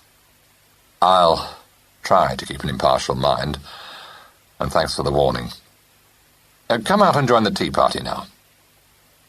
Roberts demurred a little, but allowed himself to be over-persuaded. Tea had been taken out onto the terrace some minutes before, and quite a large party was already gathered there. Emily, hearing of Sir Adrian's arrival, had come down in her best black silk dress, an honour not accorded by her to many, and was sitting with him beside her, listening to his cultured, rather languid voice with a less forbidding air than usual. Sir Adrian, to every Kane but Jim, was the unknown quantity. Kane instinct bade Emily despise him for a fool who'd never done a stroke of work in his life. Kane's sense told her that, though he might be vague and impractical, he was no fool. His conversation was strange to her, but gave her pleasure. His point of view nearly always clashed with her own, but though she might pour scorn on it, secretly she respected his judgment. Rosemary and Betty Pemble were next to each other. Betty, having spent an hour alternately sympathizing with Rosemary for having been left only Clement's private fortune, and agreeing with her that it wasn't as though Jim had ever done anything to deserve the inheritance of the Kane estate, and that there was a hard streak in Patricia Allison, due undoubtedly to her spinsterhood, had leapt into the front rank of Rosemary's close friends. With the reappearance of her children upon the scene, however, Betty's attention had become necessarily diverted from Rosemary. She had settled them at a small table at a discreet distance from the rest of the party, and was engaged, when Jim Kane and Oscar Roberts came out onto the terrace, in hushing them whenever their voices rose to obtrusive heights, which was often, and in remonstrating with them on the size of the portions they saw fit to cram into their mouths. Occasionally she explained apologetically to Rosemary that they weren't usually a bit like this. Timothy had ensconced himself beside Patricia at the tea-table. Whenever the children offended his sense of propriety, he glared at his plate and muttered, "Gosh," in accents of repulsion. Emily greeted Oscar Roberts without much cordiality. She was not in the habit of attempting to overcome her prejudices, and saw no reason to make an exception in this case. Roberts's way of drawing his heels together and bowing as he took her hand she condemned as foreign. She knew no more disparaging adjective. She gave him a curt "Howdy do," and immediately turned again to Sir Adrian and requested him to tell her what his wife was doing, gallivanting about Africa at her age. "I really don't know," replied Sir Adrian. "Then you really ought to know," said Emily tartly. He smiled, but merely said that he never presumed to question Norma's activities. This was the kind of remark which Emily found baffling. In her opinion, men ought to question their wives' activities. She would have said as much to most people, but had just enough respect for Sir Adrian to refrain.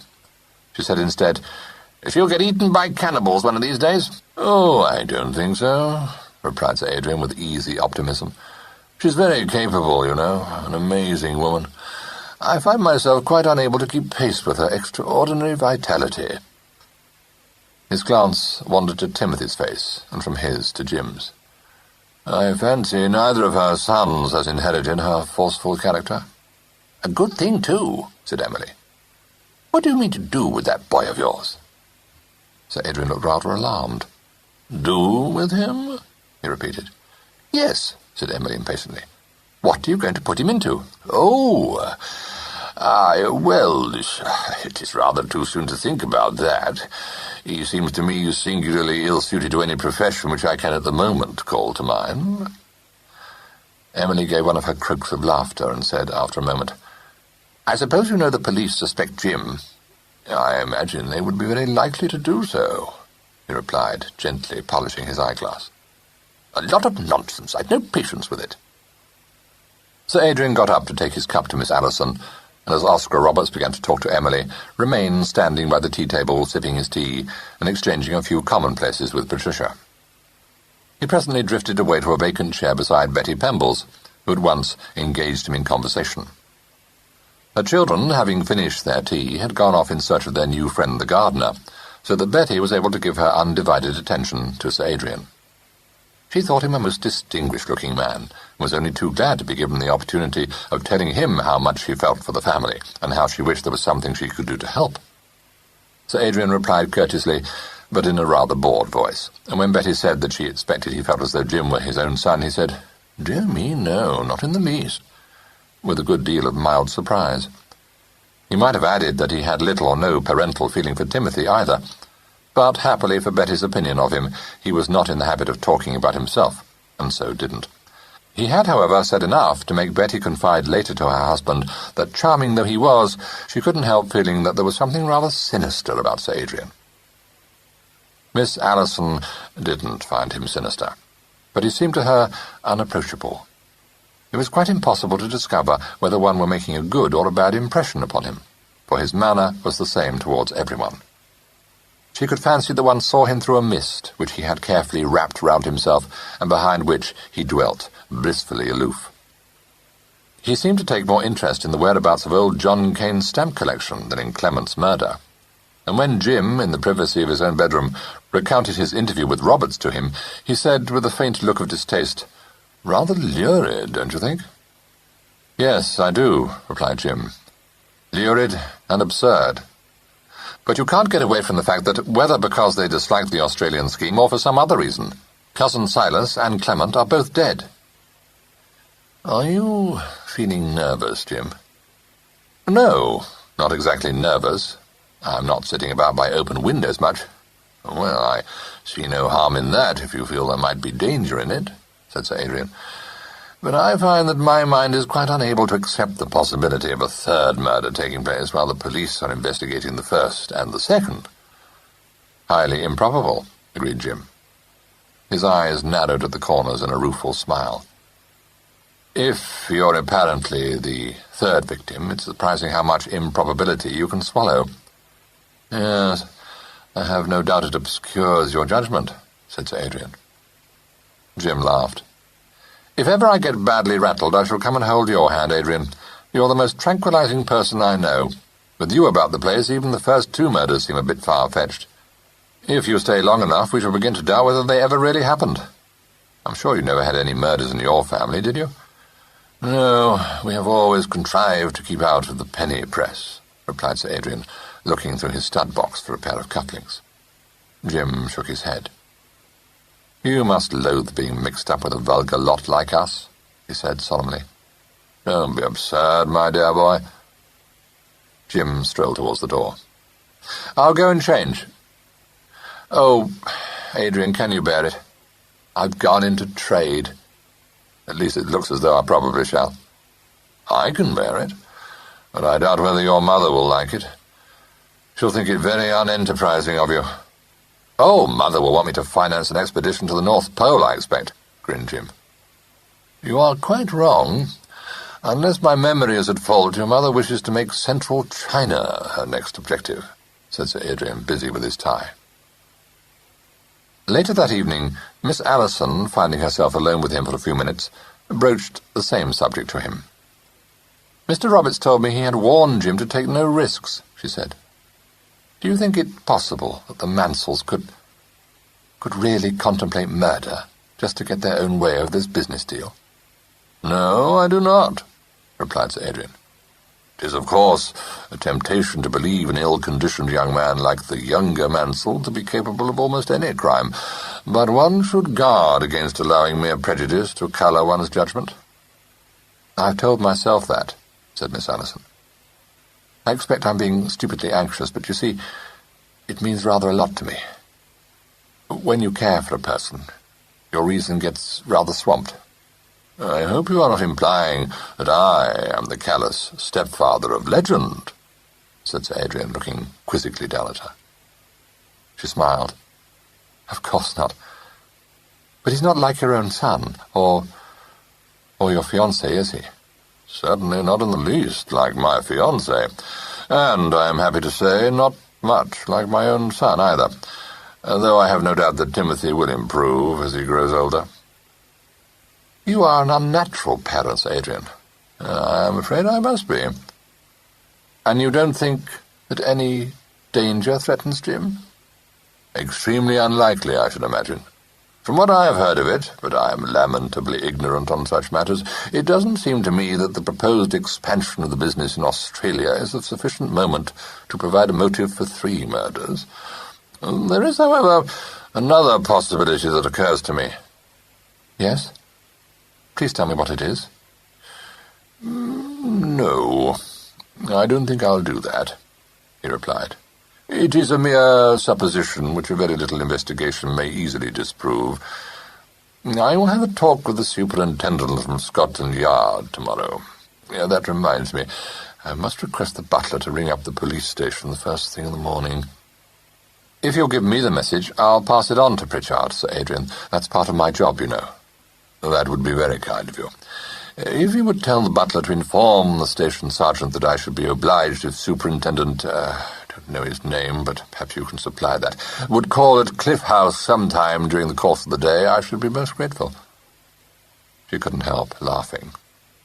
I will, of course, but when I think how terrified most of us are of these grim policemen, it seems positively asking for trouble, calmly to summon them here. Oh, no, I hardly think so, he replied gently. Well, anyway, it's a superb gesture, she said. The rest of us, if we wanted to see the superintendent, would probably crawl humbly down to the police station and beg an audience. He looked rather surprised. Miss Allison confided later to Jim Kane that intercourse with his stepfather made her feel that Clement's murder and her own fears were social solecisms. Oh, he thinks they are, said Jim. The whole thing is in very bad taste. Are you fond of him, Jim? Very. Does he like you? I think so. Why? I only wondered. He seems such a withdrawn person. Still, it was nice of him to come down. What do you suppose he wants to see the superintendent for? I haven't a notion. However, I'm all for it. He definitely adds tone to the proceedings. Obviously, no member of his entourage would be vulgar enough to commit a murder. If the superintendent has a grain of sense, it won't be necessary for him to see your stepfather to realize that you couldn't possibly have done it, said Miss Allison stoutly. Whatever the superintendent felt about it, Sergeant Hemingway quite agreed with her.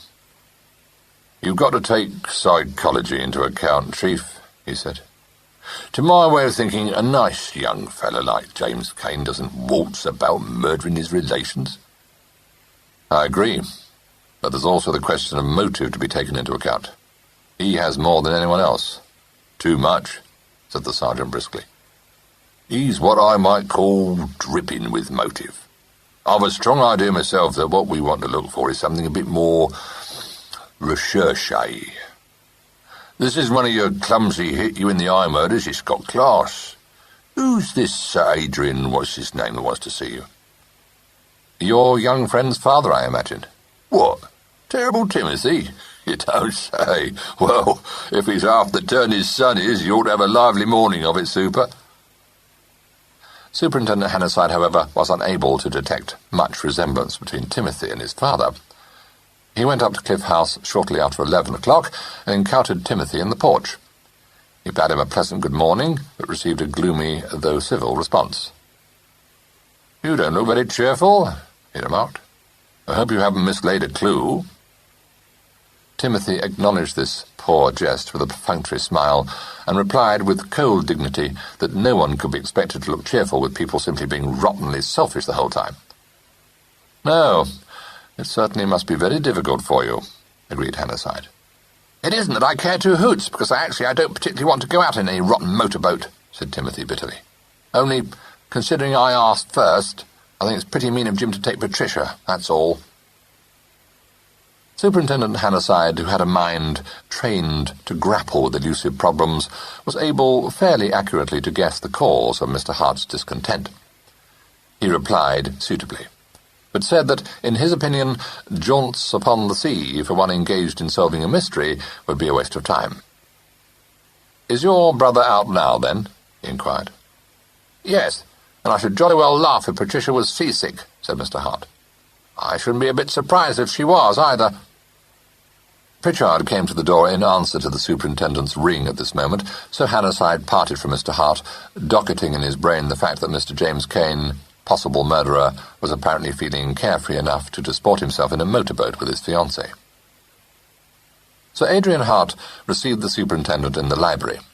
He screwed his monocle into his eye, favoured Hannasyde with one of his calm, aloof glances, and said, "Ah, good morning, Superintendent. Sit down, won't you?" Hannasyde took a chair. "Good morning, sir. You are Mr. James Cain's stepfather, I understand. You wanted to see me?" "I did, yes." Sir Adrian sat down, hitching his beautifully pressed trousers carefully at the knee. "There is an aspect to this extremely unpleasant affair which I should like to discuss with you.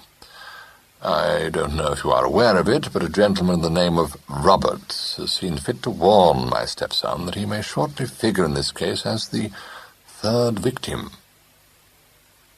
"No, I didn't know that, sir," Hannasyde replied, not taking his eyes from Sir Adrian's face. "So I had supposed. What Mr. Roberts's reason is for uttering this somewhat dramatic warning I am unable to tell you, but it seems to me highly undesirable that any unnecessary mystery should attach to the case." "Highly undesirable," corroborated Hannasyde with emphasis. "Did Mr. Roberts tell Mr. Cain whom he suspected of wanting to murder him?" "I gather that he threw out a hint, a sufficiently broad hint, Superintendent, that the Mansells would not allow my stepson to stand in the way of their schemes." Hannasyde's brows drew together. "I take it you refer to the Australian scheme, sir. Did Mr. Roberts utter this warning by way of a threat?" "Far from it. According to my stepson, he seemed genuinely disturbed to think that he might have been the unwitting cause of the two other deaths." Hannasyde said slowly, "Yes, he said as much to me. I think it a trifle far-fetched, sir. I agree with you. But a point occurred to me which might perhaps be investigated with advantage. I am not familiar with the exact terms of Matthew Cain's will, but no doubt you've gone into it." He paused, took his monocle out of his eye, polished it, and replaced it. "In the event of my stepson's death, Superintendent, who inherits his share of the business?" Hannasyde nodded, as though he had expected this question.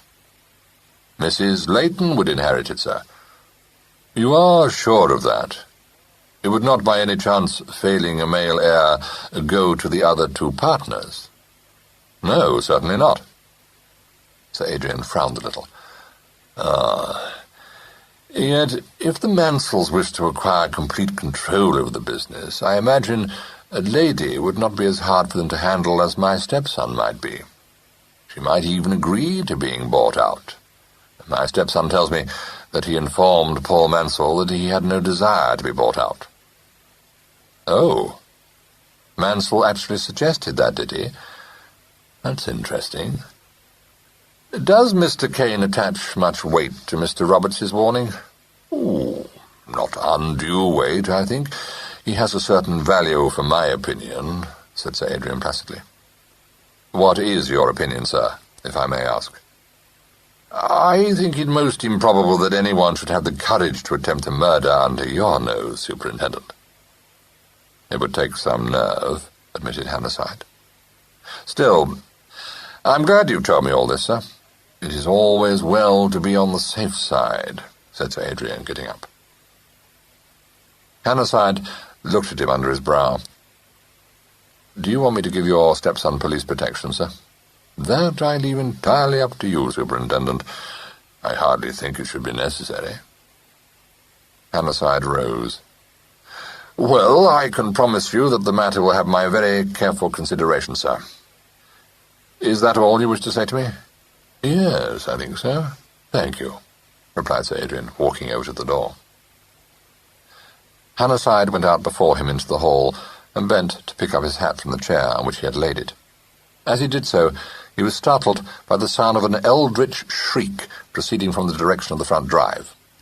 He jerked himself upright, but Sir Adrian, wholly unperturbed, merely raised his eyebrows and murmured, "My son, I fancy." Mr. Hart's voice, raised to a pitch of delirious excitement, floated clearly to Hannaside's ears. "Mum!" screamed Mr. Hart. Sir Adrian stood perfectly still for a moment. Hannaside thought he seemed to stiffen. Then he said tranquilly, "And apparently my wife also." Chapter 9. Sir Adrian walked forward to the door, which stood open, and stepped unhurriedly out into the porch. From a taxi piled with luggage, which seemed to consist mostly of battered tin trunks and canvas holdalls, a weather-beaten-looking lady of medium height and stocky build had alighted, and was fervently embracing young Mr. Hart. Her hat, a battered felt, was set rakishly over a crop of thick grey hair. She wore a coat and skirt of light tweed, which needed pressing, heavy brogue shoes, and a handkerchief scarf knotted round her neck. "This is most unexpected, my dear," remarked Sir Adrian, advancing towards her. Lady Hart released Timothy and greeted her husband in a brisk, cheerful voice. "Hello, Adrian, my dear man, you're thinner than ever." She kissed him vigorously and turned immediately to direct the activities of the taxi driver and a young footman. For several minutes her attention was fully occupied, and the air seemed to resound with her incisive commands. "Keep the large trunk the right way up, and be careful how you handle the knapsack. I shan't want the holdall, you'd better store it somewhere for me. No, wait a minute, I think I packed the python's skin in it. Leave it in the hall, and unpack it there. Had the luck to stumble on a full-sized python, my first day out on safari, Adrian. Beautiful skin, and not much damage. First shot I fired with the new Grant & Lang, too. SSG shot, of course. I'm thinking of having it stuffed to make a standard for a lamp. No, don't bring that packing case into the house. I shan't want it. One or two rather good heads, Adrian, including a sable.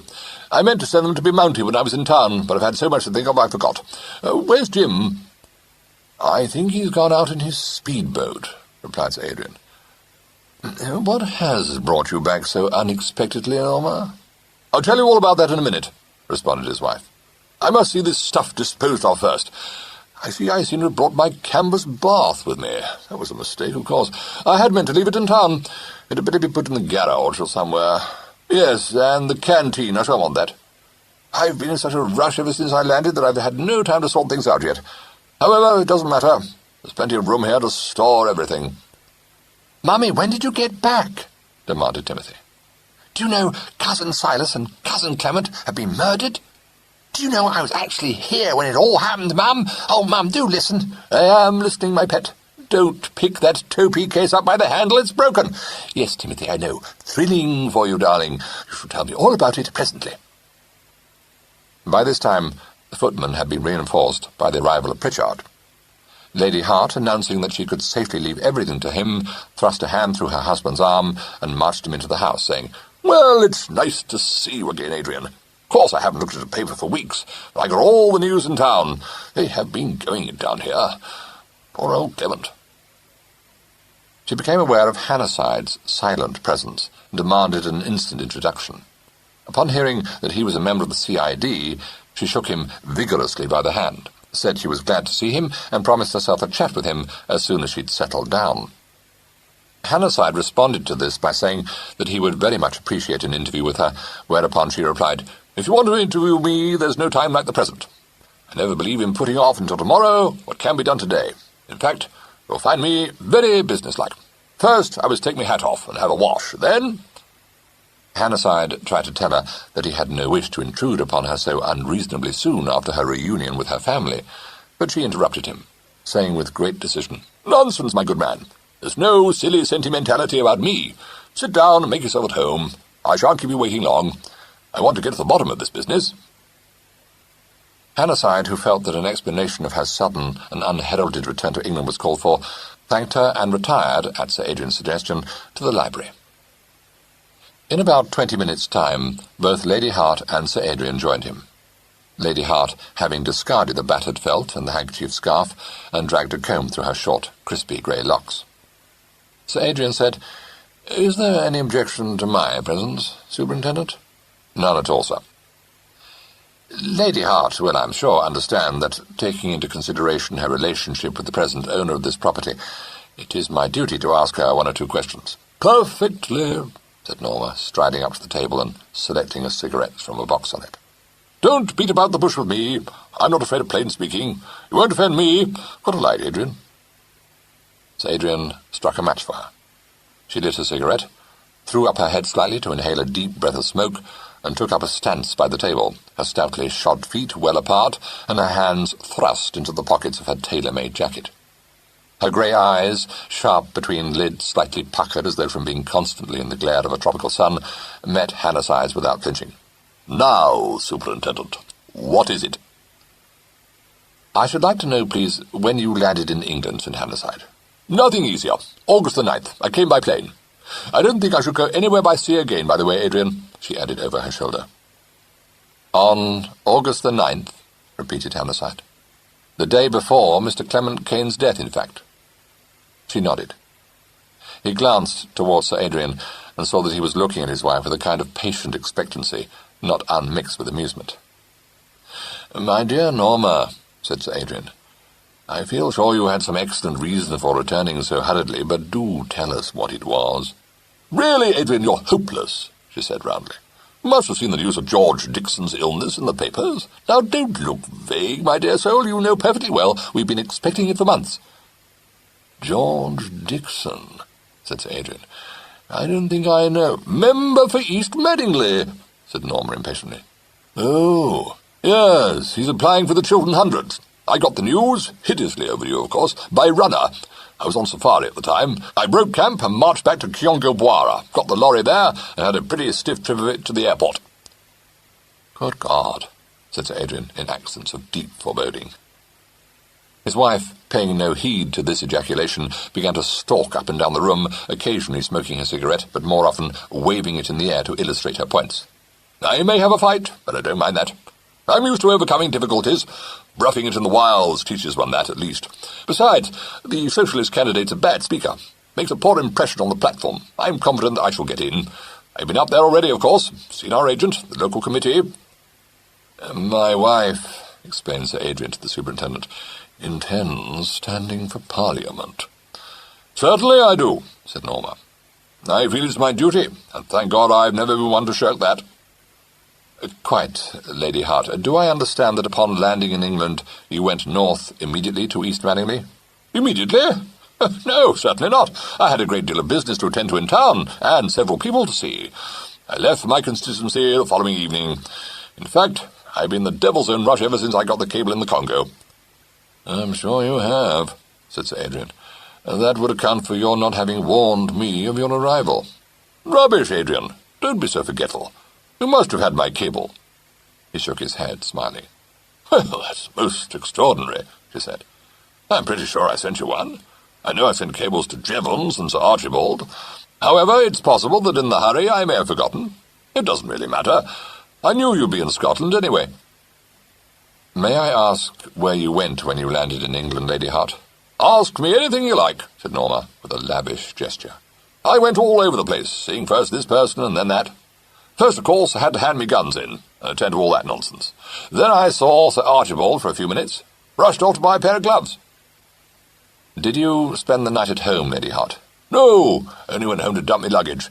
Most of the servants are on holiday. It's only the butler and his wife there. And I can't stand furniture muffled in Holland covers. I just collected my car from the garage, went down to Putney, and parked myself with an old servant of mine who lets rooms." This seemed to Hannah's side an odd procedure. Lady Hart noticed his look of incredulity and gave a laugh. "My dear man, you needn't look so surprised. Why shouldn't I spend the night with my own son's old nanny? I get better attention with her than at any hotel, let me tell you." "I quite understand," said Hannah. "A devoted old servant would—" "Devoted? She's practically one of the family. She took my elder boy from the month and my younger one too." "I see," said Hannah. "And you stayed with her until you went to East Madingley?" "Of course I did." "All the following day, in fact?" Lady Hart looked exasperated. "Yes. If you mean was I in her house all day, certainly not. You don't seem to realize that I had a lot to do when I got back. I was in London shopping all the morning, dashed back to Putney after lunch to repack my suitcase, dashed up to King's Cross, and just caught the 7:15 train north." "Were you aware of Mr. Silas Kane's death, Lady Hart?" "Yes, Nanny told me all about that. I can't say I was surprised. It had a weak heart for years." "You did not make any attempt to get into touch either with your son or with anyone here?" She gave her head a decided shake. "No time. There was nothing I could do, and it was extremely important I should present myself in my constituency without any further loss of time. I always keep my personal affairs and my public life strictly apart. It's by far the best plan." "When did you learn of Mr. Clement Kane's murder, Lady Hart?" "Actually, I never heard anything about it till I got back to town last night. Usually I make a point of studying the Times from cover to cover, but my mind was occupied with more pressing business. Nanny told me about it as soon as I arrived at her place, of course. So I collected my baggage from Pont Street first thing this morning, and managed to catch the 10 o'clock train down to Portlaw." She threw the stub of her cigarette out of the window and added kindly, "If there's anything more you want to know, don't hesitate to ask me." "Thank you, Lady Hart. You will understand, I expect, that it is of importance to this case that I should know exactly where you went on August the 10th. "Was that the day Clement Kane was murdered?" inquired Norma. "Oh, well, naturally you must know what my movements were. Now, let me see." She paused in her striding about the room and took another cigarette out of the box on the table. Once more her husband held a light for her. Once more she inhaled the first breath with that characteristic little toss of the head. "Very difficult," she pronounced at last. "You know what it's like when one gets back from the wilds? Or perhaps you don't. I spent the day shopping. New toothbrush and hair lotion and that sort of thing. I expect I could make out a list if I gave my mind to it, but I'm not sure I can remember the shops I went to. Some chemist or other in the Brompton Road, but God knows which one.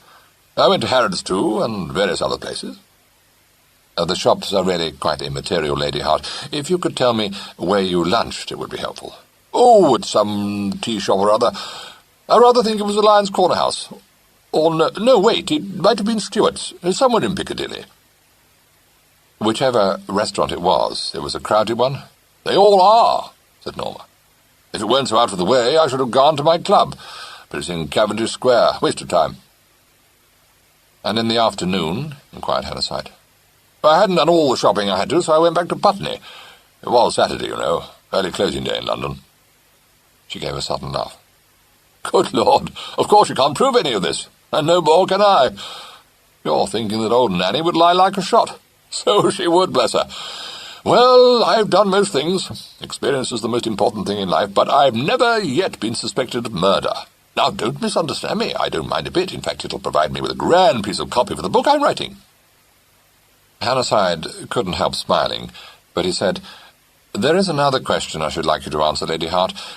Were you conversant with the terms of Matthew Kane's will?" "Do you mean, did I know that my boy stood next to his cousin Clement in succession? My dear good man, of course I did." "Did you ever mention the matter to your son?" "No, certainly not." "You seem very sure of that." "Well, I am sure. I never thought there was the least likelihood of his coming into the property. Not at all certain I wanted him to. I don't believe in young men rolling in wealth. I believe in their having to make their own way and fight for what they want. I've always done it. I only wish my boys had half my push. When I make up my mind to do a thing, I can't rest till it's done." A singularly pugnacious expression came into her face as she delivered herself of this announcement. But just then Jim Kane walked quickly into the room, and the expression vanished at once. "Jim, my dearest!" Norma cried, and held out her arms to him. Mr. James Kane caught her in a bear's hug. He was laughing as he kissed her. "Mother, where did you spring from? Why weren't we warned? Or were we, and did Adrian forget all about it?" "Well, I certainly was under the impression that I sent one of you a cable," said Norma. "Not that it matters much. Darling, what a dreadful coat. It's fraying at the cuffs. You really can't go about like that." "Why not?" he retorted. "Look at the wicked example you set me." "Oh, it doesn't matter about me," she said. "Besides, I'm perfectly respectable. Now you must sit down and not interrupt, Jim. I'm being interviewed by the police. Darling." The last word was murmured in an idolatrous voice, quite at variance with Lady Hart's usual incisive accents. Hannah watched one thin brown hand go swiftly up to pat Jim's cheek, saw the sharp eyes misty, and turned to find Sir Adrian meditatively polishing his monocle. Sir Adrian met his look with a faint smile. "Yes, Superintendent?" he said gently. "Nothing, sir. I have asked Lady Hart all I wish to just now. I'm sure she'd like to be alone with her family." Norma said, "Very decent of you. My motto is business first. Of course, if you've really done with me—" "I have," Hannasyde said. Sir Adrian escorted him out of the room, closing the door on his wife and stepson.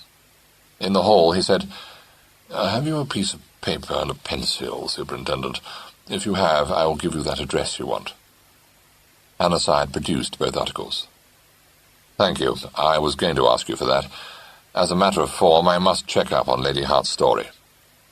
Sir Adrian wrote a name and an address down in a leisurely fashion. "Incredible, isn't it?" he said. "I wouldn't say that." "That shows insight, Superintendent. My wife is one of the most truthful people I have the pleasure of knowing. Here is Nanny O'Brien's address for you." "Thank you." Hannasyde folded the paper, slipped it in his notebook, and picked up his hat. He was in time to catch the omnibus that passed the lodge gates and was soon in Portlaw in conference with Sergeant Hemingway and Inspector Carlton. The sergeant heard the news of Lady Hart's arrival with the look of a terrier scenting a rat, but the inspector shook his head. "She's a caution, she is," he said. "Well, I ask you, fancy a lady of her age and with a family and all careering about on the backs of camels the way I'm told she does." "These are my taste," agreed the sergeant. "In fact, there's only one thing worse than a camel ride, in my opinion, and that's an elephant ride. Yeah, but the point is, she's not careering about on a camel, she's here. This is interesting, Chief. Brings in a new motive. Mother love. What did you make of her?" "Energetic, determined woman with a one-track mind and plenty of courage." "She'd need to have, hobnobbing with a lot of gorillas," remarked the inspector. "Generally, you're safe to rule the women out when it's a case of shooting. I dare say her ladyship wouldn't think twice about pulling a trigger. I'm bound to admit the tale she put up was a thin one, and it don't seem natural she wouldn't let her people know she was coming home. But you've only got to talk to the servants up at Cliff House to know she's a regular cough-drop." "I certainly noticed that although her husband and her elder son were surprised to see her, they didn't seem to be surprised that she hadn't let them know," agreed Hannasyde. "At the same time, I think the fact that she landed in England on the day before Clement Kane's murder, coupled with her subsequent behaviour, requires investigation. I've no doubt we shall find that her story, as far as she has told it, is quite true. She came home in a hurry to fight a by-election. Whether she already knew of Silas Kane's death is, I think, uncertain. If she knew of it, it seems just within the bounds of possibility that she might have conceived the idea of shooting Clement and thus winning a fortune for her own son. That would account for her decision to stay with the old nurse, who she herself admits would certainly lie on her behalf, or James Kane's. There's a great deal I haven't fathomed in Lady Hart, but one thing she couldn't help showing me, and that was her feeling for her elder son. I should say he's the very apple of her eye. She greeted Sir Adrian and Timothy with affection, but her whole face changed when James Kane walked into the room." The sergeant nodded wisely. "I've seen him like that often. What's more, I'd as soon handle a nest of wild cats." Hannasyde smiled and said, "Oh, she seems quite reasonable. Did it strike you that Oscar Roberts was keeping anything back, Hemingway?" "No," replied the sergeant, looking interested. "Got something on him?" "Oh, no, not that, but apparently he's seen fit to warn James Kane that he may be the next victim." "Paul Mansell," said the sergeant instantly. "Now I come to think of it, he did drop a hint we'd do well to keep an eye on pretty Paul. Said he was anxious to cooperate with us, too. Funny what a lot of people you meet who fancy themselves as detectives." "Well, I don't know," said Inspector Carlton. "He didn't strike me as being a know-all, not Mr. Roberts. Come to think of it, he may see a bit more than what we do, not being official." "That's always possible," agreed Hannasyde. "I'll have a talk with him." His talk with Oscar Roberts, however, was not productive of very much. Roberts admitted that he'd let drop a word of warning in Jim's ear, but when Hannasyde asked him what grounds he had for thinking a warning necessary, he hesitated for a moment, and then looked frankly at Hannasyde and said, with a shadow of a smile, "I'd like you to get this, Superintendent. It's not my intention to hold out on you. If I were to stumble on something that might help you, Believe you me, I'd be right along at the police station with it." "Very kind of you," said Hannasyde. "It would certainly be your duty. Am I to understand that you had no grounds for warning Mr. Kane that his life might be in danger?" "Call it a hunch. And maybe I'm wrong at that." "Oh, a hunch," Hannasyde said, an inflection of contempt in his voice. Roberts' smile broadened. "I kind of figured you'd feel that way about it, Superintendent, which is why I kept my mouth shut. I don't know what you think of the case, but to my mind, when two men who don't see eye to eye with their partners die within a fortnight of each other, it's time to sit up and look around." Hannasyde said dryly, "I think I ought to warn you, Mr. Roberts, that that kind of innuendo, unsupported by evidence, is actionable." "Sure," agreed Roberts amiably. "Go right along and tell Mr. Paul Mansell I said it if you wish, Superintendent. Maybe he'll bring an action against me, and maybe he won't." This enigmatic remark rather annoyed Hannasyde, who told his sergeant later, with unaccustomed acerbity, that he hoped Timothy Hart and Oscar Roberts between them would succeed in clearing up the case for him. "I don't know about terrible Timothy," replied Hemingway, "but it's my belief Roberts is a downy bird. Give him his due, he was on to old man Silas, having been pushed off the cliff from the start." "So he says. We've no proof that Silas Kane was murdered." "That's true," conceded the sergeant. "Of course, if Lady Hart shot Clement, it looks as though the old man wasn't murdered. If you were to ask my opinion, I should say that this case is my idea of a mess. However, I'll see what I can get out of Master Jim's faithful nanny." "James came without joyriding in that speedboat of his today," said Hannasyde inconsequently. "Well, it may be his idea of pleasure. It wouldn't be mine," said the sergeant. "What with camels and speedboats, they seem to be an unnatural lot. There's some sort of a motorboat race billed to take place in Port Law this month. Young Timothy tells me his brother's entered for it, so I dare say he'll be cavorting about in that boat of his a good bit." "Either he has an easy conscience or a cast-iron nerve," said Hannasyde. "I'm not sure which." "Bit of both," said the sergeant. "Guess he's from his mother, I expect. Most mothers would try to stop him monkeying around with racing boats and cars, and I don't know what besides. But according to what young Timothy tells me, there's nothing her ladyship likes better than watching her sons get up to dangerous tricks." He was only partly right, for Lady Hart, hearing of the forthcoming race from Timothy, said that she was glad Jim was going to have some amusement after the stress of the past few days, but she wished he were a stronger swimmer. Timothy, though offended with Jim for not having taken him out in the boat, never let anyone but himself criticize the paragon, so he said perfunctorily, "Oh, he can swim all right, Mother." "All right," said Lady Hart with great energy. "I want my sons to do everything well. Always remember, Timothy, that mediocrity is fatal. Whatever you do, you must make up your mind to excel at it. Look at me." Jim came into the room at that moment, and hearing only the last part of this invigorating speech, promptly asked, "What for, Ma?" "Success," answered Lady Hart. "I've always succeeded because I make it my business to do everything thoroughly. I hate half measures. It's about your speedboat. You ought to be able to swim." "Well, I can swim." "Not nearly well enough," said his mother sternly. "There's a tide race here, too. Not that I wish to keep you tied to my apron strings, for I don't. Did you want me for anything in particular, darling? I shall be down as soon as I've sorted this collection." "Yes," said Jim firmly. He cast an eye over the chaos reigning in the room, and added, "You better let one of the skivvies put all this junk away." "Look here, are you going to take me with you when you try to see me out properly, or aren't you?" demanded Timothy belligerently. "I'm not.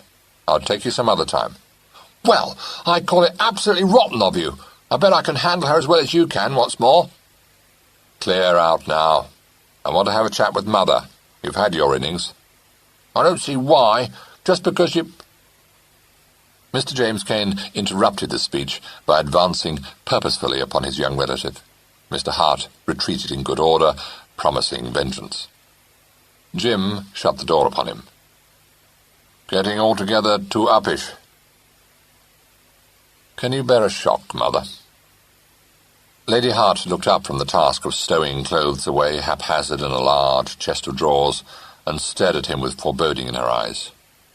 You're engaged to be married." He laughed, his brows lifting in surprise. "How did you know?" "Quite right." "Of course I'm right. What else could it be? Who is it?" "It's Patricia Allison." For a moment she seemed puzzled, then her brow cleared. "Do you mean Aunt Emily's secretary, or whatever she calls herself?" "Yes." "Oh, that's not so bad," said Lady Hart, relieved. "I was afraid you were going to say it was that tow-headed little fool Adrian and I disliked so much. Patricia Allison. From what I remember, there's no silly nonsense about her. I always like these girls who do something, even if it's only looking after Aunt Emily. What I can't stand is a parasite. I hope she won't encourage you to live a life of idleness now you've come into all this money." "I think I'm going to take an intelligent interest in knitting," Lady Hart said despairingly. "How I could ever have given birth to a son with so little ambition passes my comprehension. When I think what you might do—" "But, darling, I hate travel," objected Jim. "Can I bring Patricia in to see you?" "Very well, but you know I don't get on with modern girls," said Lady Hart gloomily.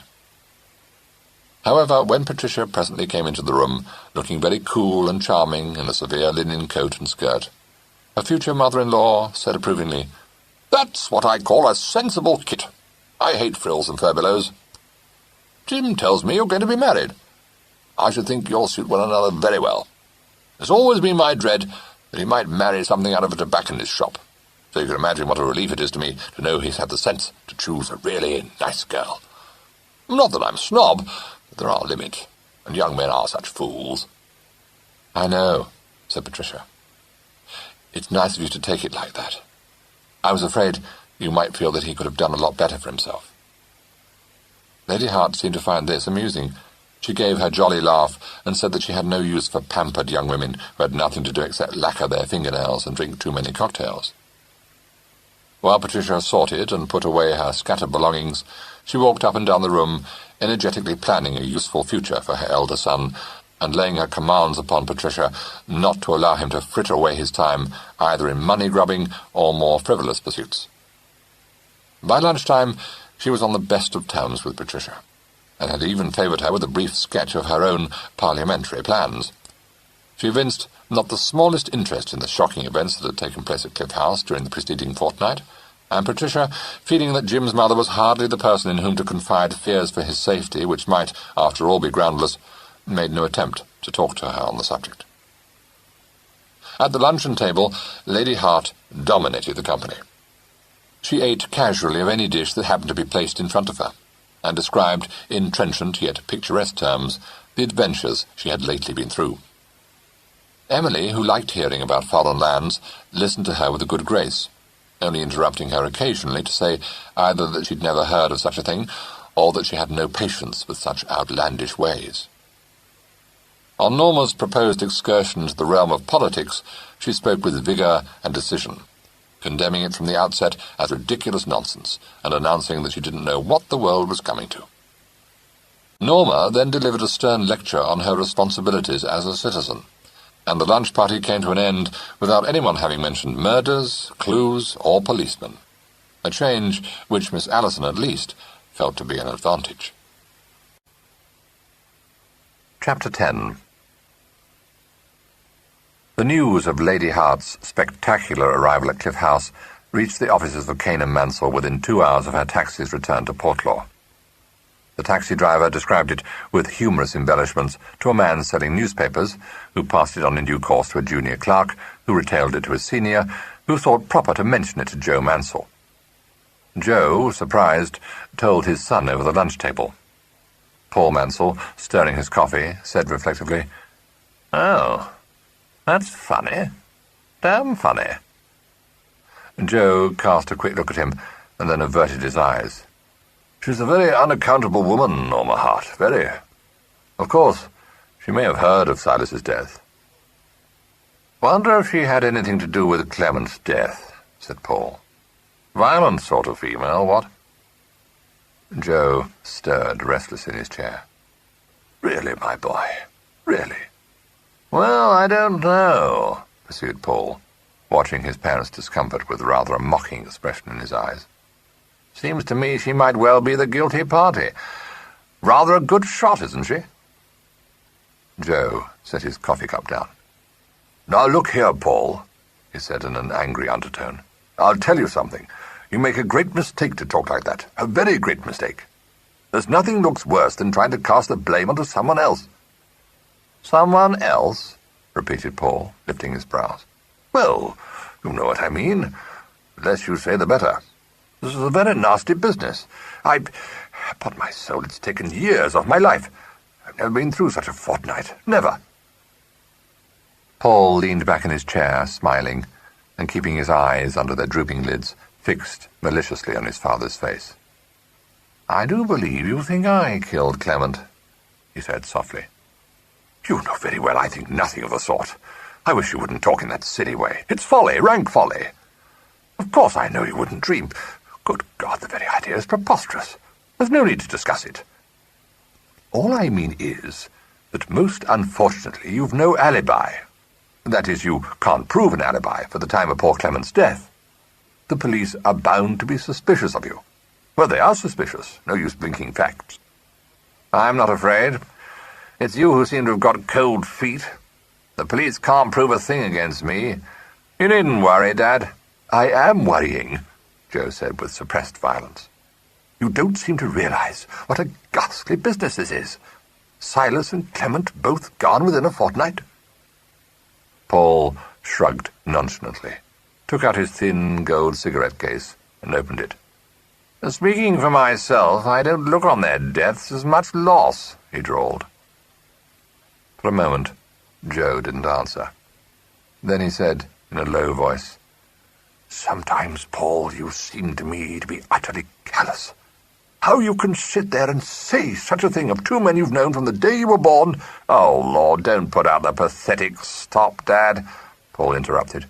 "You know damn well you agree with me." "I deny that. I utterly deny that. I had the greatest value for them. Silas was my oldest friend. Don't you dare say such a thing again. It's impertinence, a gross untruth." "Oh, all right," replied Paul. "Sorry I spoke." He tapped a cigarette on his case and put it between his lips. "I suppose you're only too glad to have young Jim Kane all ready to step into Clement's shoes." "I've nothing against Jim. Nothing at all," Joe said. "He's a very nice boy. Of course, as for his knowing anything about the business, well, that's absurd, and he'll be the first to realize it. If he likes it, I shall be only too glad to help him and teach him the ins and outs of it. I don't anticipate that he'll be anything more than a sleeping partner, actually, but—" "Oh, don't you?" Paul struck in. "You wait till you see His Highness. It won't be long before there'll be nothing he won't know about the business." "I know Jim Kane, thanks. I've no doubt you handled him badly, got his back up. I never wanted you to tackle him. I was against it from the start. I'll have a talk with him myself when I think fit." "And I bet you'll find I'm right," said Paul. "He's going to be a damn nuisance to us. He's showing his teeth already. If I know these Kanes, there's nothing to what he'll be like once he's found his feet. It'll be Silas over again. Pig-headed, stick in the mud." "That'll do, my boy. That'll do. You're talking very indiscreetly. There's nothing wrong with Jim. I dare say he wouldn't listen to you, but he'll listen to me. You'll see." "I hope I shall," said Paul, getting up. "Meanwhile, how much longer do you expect Roberts to hang about?" "Roberts quite understands how we're placed. He's being most reasonable, really most accommodating." "Strikes me he's being a damn sight too accommodating," said Paul. "I'd like to know just what he's playing at, telling Jim Kane not to let himself be rushed into the deal." Joe looked at him narrowly. "What's this? How do you know that? Who told you?" "Roberts himself. Came lounging into my office this morning and had the nerve to tell me in front of Jenkins and Miss Clark that I was making a great mistake to press Kane, and that he'd like me to know he'd told him not to let himself be hustled. Darn cheek, I call it." "He said that, did he?" Joe stared up at his son, frowning. "Roberts thinks Silas was murdered, Paul." "He thinks too much. What's it got to do with him, anyway? Anyone would think he was investigating the crime instead of that beefy superintendent." Joe said, moistening his lips. I suppose he's interested. He was first on the scene, wasn't he? He hesitated and moved a fork on the table and studied it. I wonder whether he saw anything. Anything that might give him an inkling. Of course not. How do you know? Joe said, glancing up momentarily. Good Lord, if he'd seen anything, he'd have told the police. What would be the point of keeping it back? I don't know. He's a queer chap. Never can make him out quite. Well, I wish he'd stop poking his long nose into what doesn't concern him, said Paul sharply. I'm all for doing a deal with his firm, but I'm about fed up with having him cropping up at every turn. I suppose you mean he thinks I killed Clement. He can think what he likes, but I can tell you this much. It'll take a cleverer man than friend Roberts to bring Clement's death home to me. Gently, gently, Joe said, looking round apprehensively. Don't forget you're in a public restaurant, my boy. I don't forget it, and I don't care who hears what I say, retorted Paul. Joe rose and picked up his hat. You've let this appalling affair get on your nerves. Much wiser to say as little as possible. Are you coming straight back to the office? No, I'm going down to the harbour to see Fenwick about that last consignment, snapped Paul. Oh, yes. Quite right, my boy. A breath of fresh air will do you good. Blow away the cobwebs, eh? Paul deigned no reply to this, but walked out of the restaurant where he'd parked his car, and getting into it, drove off in the direction of the old town. He found his quarry in conversation with a couple of old salts at the end of the stone jetty. Some fishing smacks, with sails furled, lay at anchor in the harbour, with kittiwakes and herring gulls wheeling and circling above them, and a quantity of lobster pots decorated the jetty. A small tramp steamer and some rowing and motorboats, dipping and rising with the slight swell, were the only other craft visible. Paul Mansell, concluding his business with Mr. Thomas Fenwick, lingered for a few moments, watching a kittiwake swoop down to the water and rise again. A drawling voice spoke at his elbow. "A fine day, Mansell." Paul turned, a spasm of annoyance contracting his features. "Oh, good afternoon. Didn't see you." "I often take a stroll down this way," said Oscar Roberts, leaning his elbows on the low stone wall before them and gazing out across the wide bay. "Kind of peaceful. Say, you don't have much shipping here, do you?" "No, very little nowadays." "You won't find much use for those things," replied Paul, indicating with a faintly contemptuous smile the field glasses which hung round Roberts's neck. "You never know," said Roberts. "I get a kick out of watching the girls. Wonderful things, aren't they? Ever watch them through glasses?" "No, I can't say I have. Not much in my line." He paused, and added, with an attempt at cordiality, "About the deal, Roberts. I've just been having a talk with my father. He's confident he can handle Kane." Roberts had raised his field glasses and focused them on the opposite headland, some 2 miles across the bay. "If you'll pardon me, I wouldn't advise you to handle Mr. James Kane too much.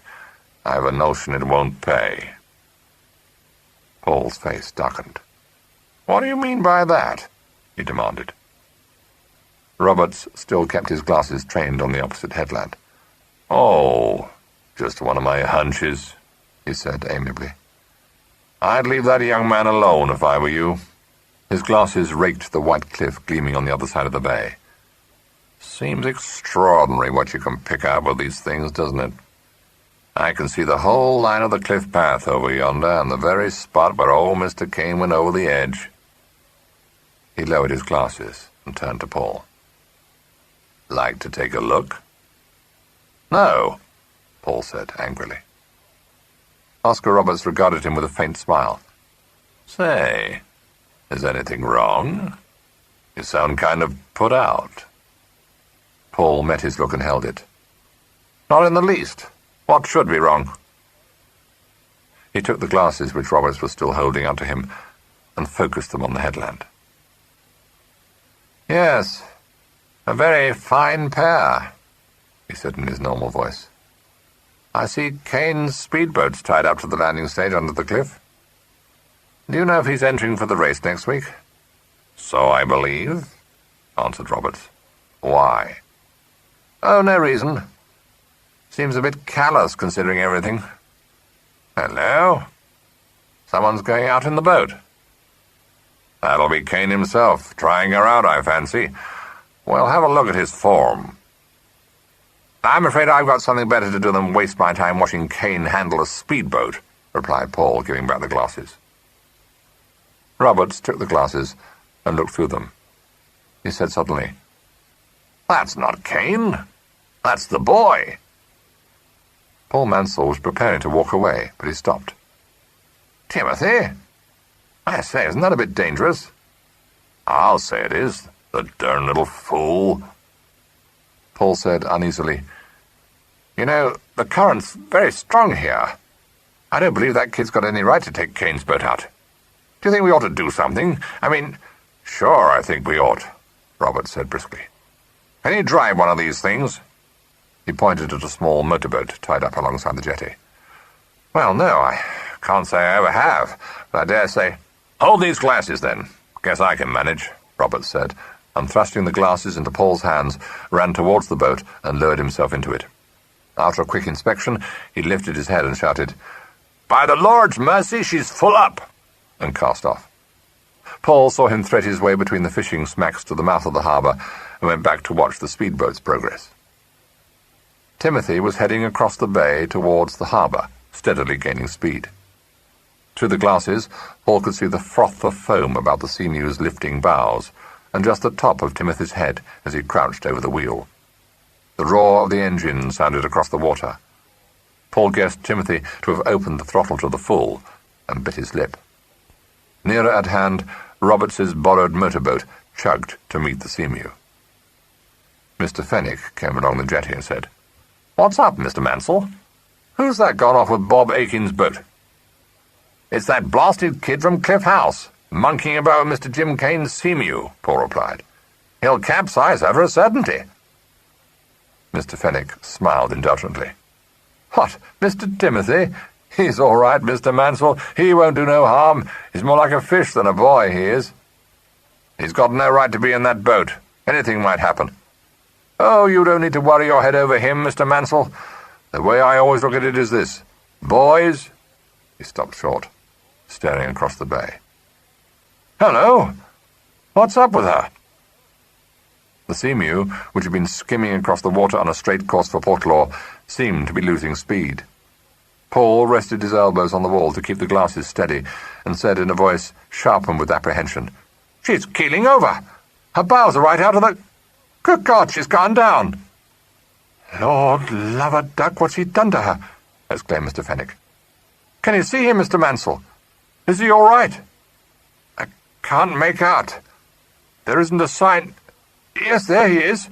He's all right, if you can hold out till Roberts reaches him."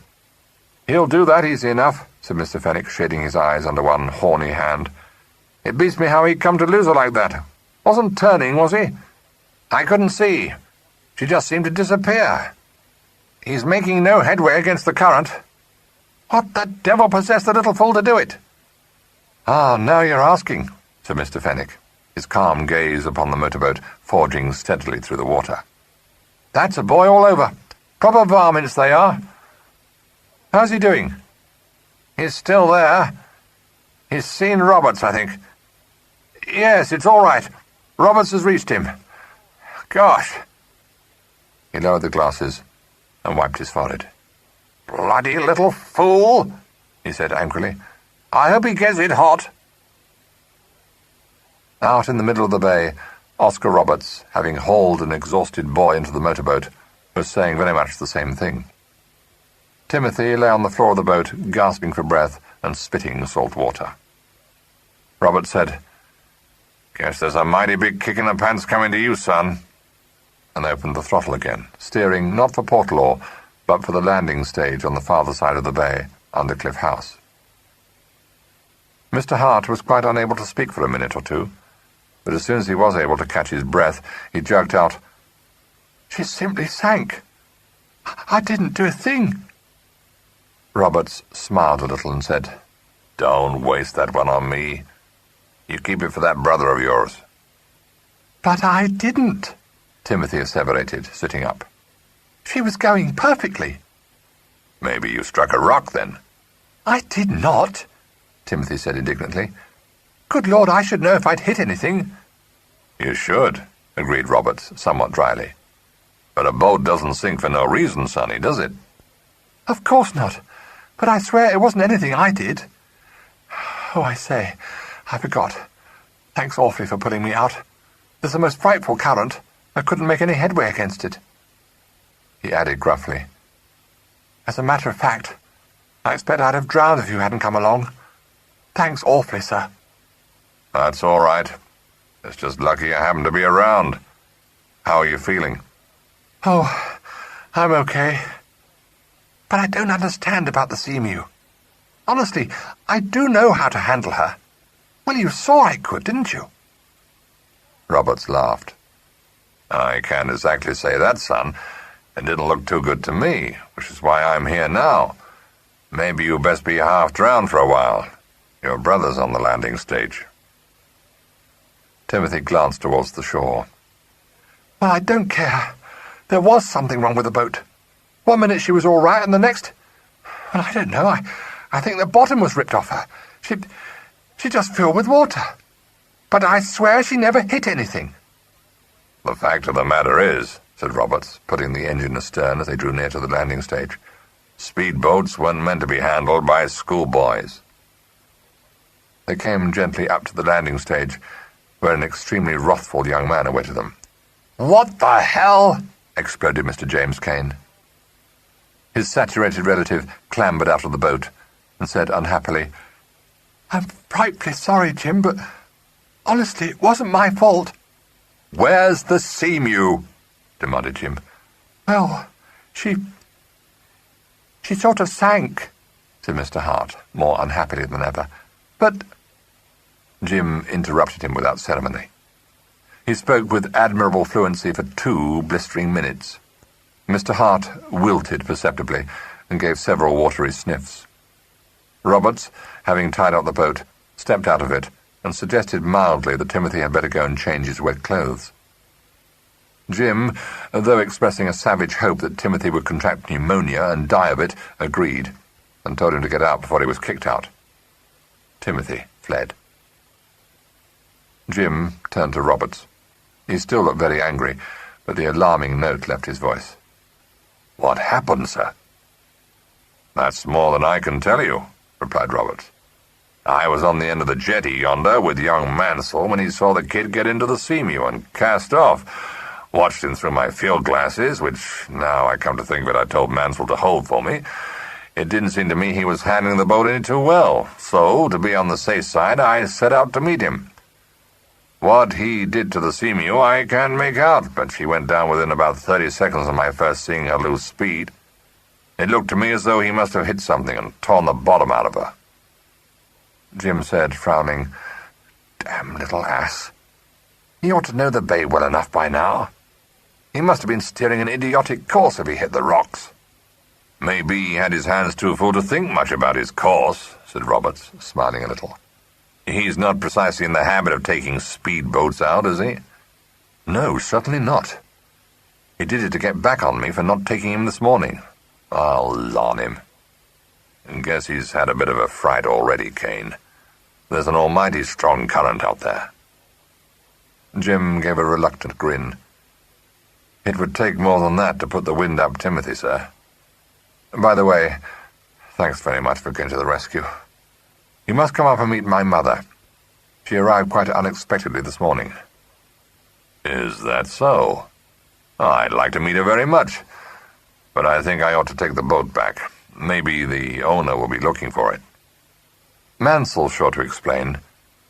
Come on up to the house and have a drink," said Jim, leading the way to the path that zigzagged up the cliff face. He glanced back, grimacing.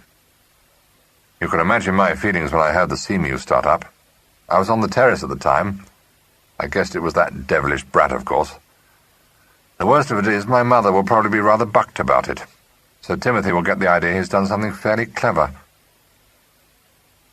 Lady Hart, still wearing the crumpled tweed coat and skirt, met them as they came across the lawn at the top of the cliff. She shook Oscar Roberts warmly by the hand and said that it was very decent of him to have pulled Timothy out of the water. "Not but what he's a good swimmer for his age," she added. "However, he tells me the current was a bit too much for him, so I'm very grateful to you.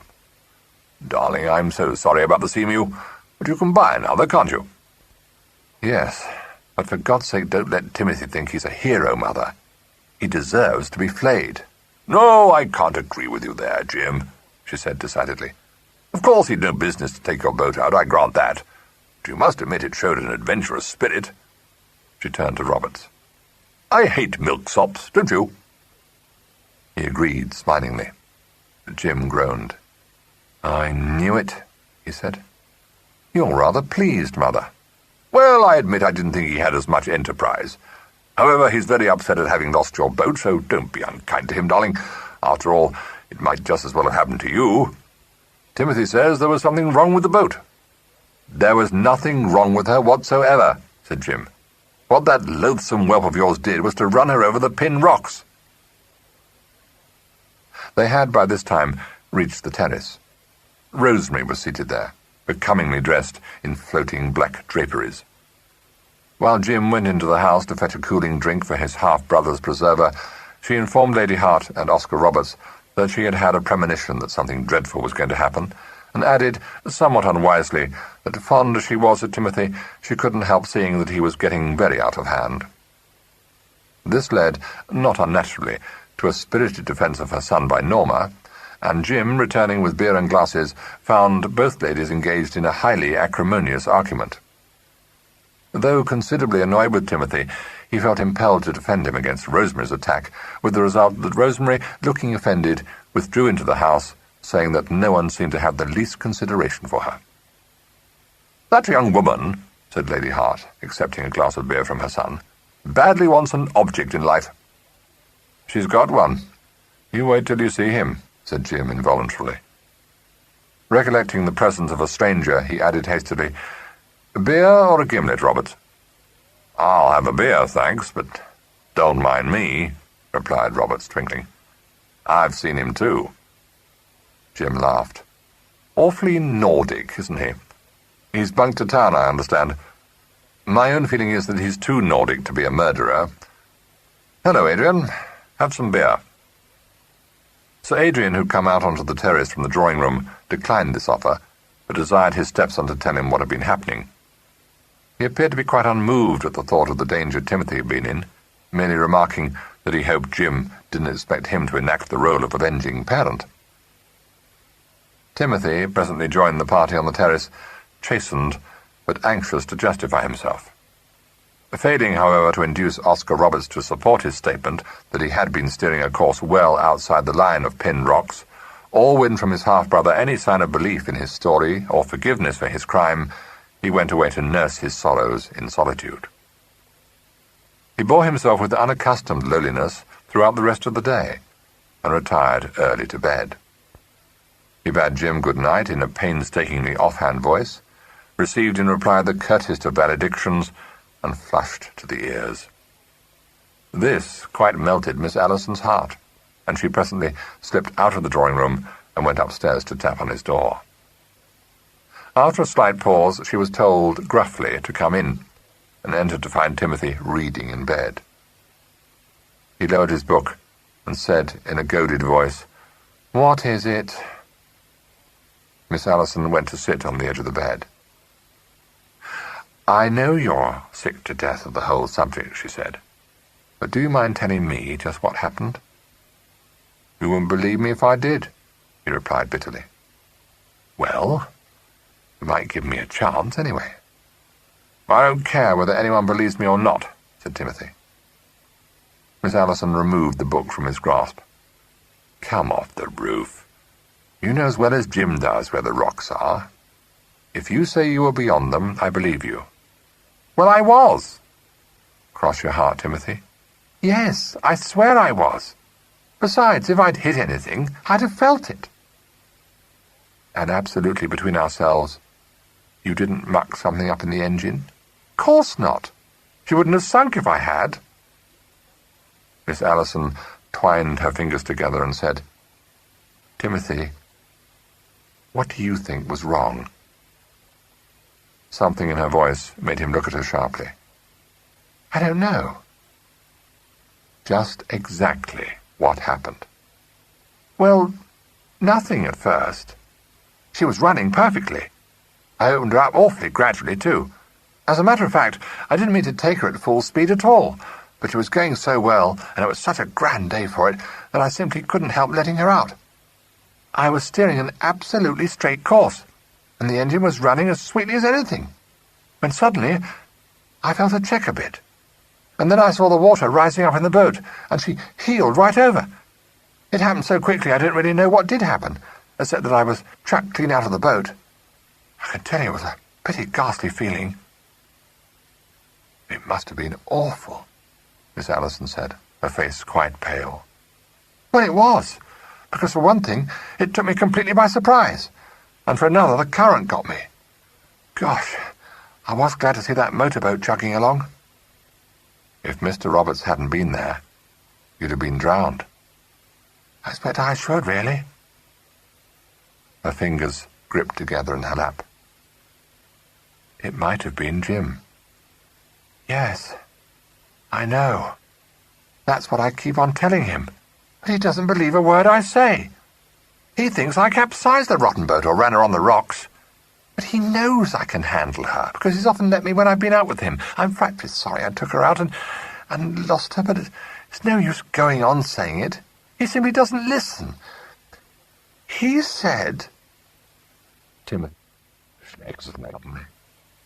He found himself quite unable to repeat what Jim had said, and instead announced that he was tired and wished to be left alone. Miss Allison got up. "Don't go to sleep yet. I'm going to fetch Jim." Mr. Hart sat up with a jerk. "You jolly well aren't. I don't want to see him." "I don't care a damn what you want. I mean to get to the bottom of this." "I'll lock my door. It doesn't matter a hoot to me what Jim says or thinks. And if you make him come here, I won't ever speak to you again as long as I live," declared Mr. Hart, anguished. "Don't be an idiot." "Can't you see that this may be important?" said Patricia fiercely. "If you didn't run her on the rock..." Timothy stared at her. "Do you mean she was tampered with?" he demanded. But why?" "To get rid of Jim," said Patricia, but in a low voice, as though she were afraid of her own words. "Gosh!" ejaculated Timothy, round-eyed. She left the room and went downstairs to find Jim. He was just coming out of the drawing-room as she reached the hall and said, "Oh, there you are. I was coming to look for you. Do you feel like going out?" "No, not a bit." "I want you to come up to Timothy's room if you don't mind." "But I do mind. I haven't the least desire to see Timothy.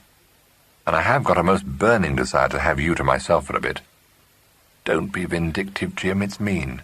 "I'm not. I haven't done a thing to him." "Yes, you are. You know perfectly well he thinks the world of you. I think he's rather upset by what you said to him. So do make it up with him. Besides, I want you to listen to his story carefully, because I think he's speaking the truth. Do come, Jim." "All right. But why have I got to listen to his story all over again?" he asked, allowing himself to be led upstairs. "Never mind. I'll tell you why when you've heard it.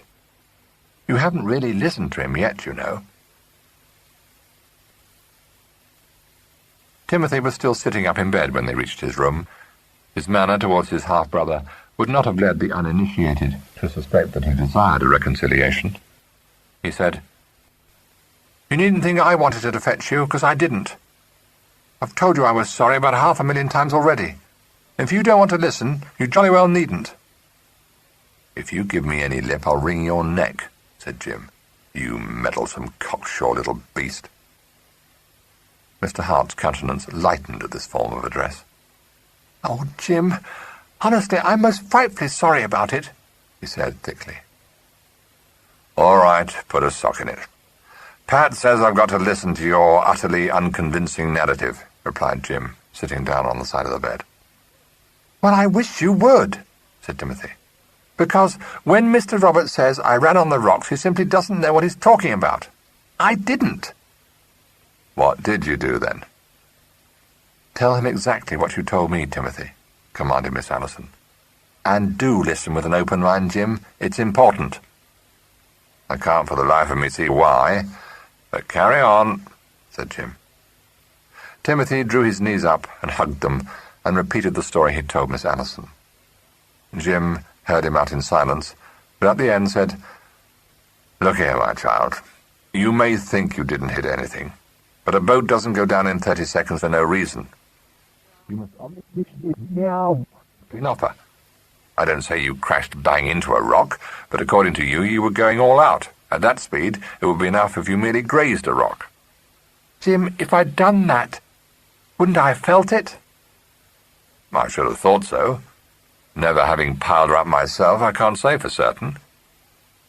Give me a piece of paper and a pencil, ordered Timothy. I'll draw you a diagram. What on earth does it matter? The thing's done now. Forget it. No, let him show you, said Patricia. Jim sighed, produced a pencil from his pocket, and handed it over. Timothy directed Miss Allison to give him the notebook that lay on his dressing table. Licked the pencil, and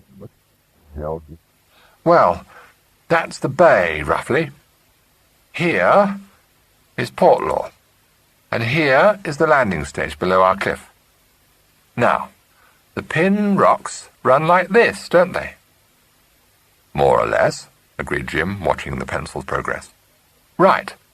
Well, this is the course I steered. If anything, I was drawing away from the rocks. It must have been just about here that Seamew went down. Anyway, I'll swear it wasn't within a quarter of a mile of the rocks. Now, what about it? Jim shook his head. It's beyond me. Without wishing to be offensive, I should imagine that, while that was the course you meant to steer, you actually were much nearer the shore. Oh, gosh, said Timothy, disgusted. You must think I'm a pretty average ass. I do, replied Jim promptly.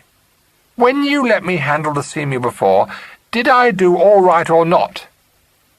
You did, but I was with you. Look here, interposed Patricia. Will you, for the sake of argument, assume that Timothy's right, and he wasn't near the rocks?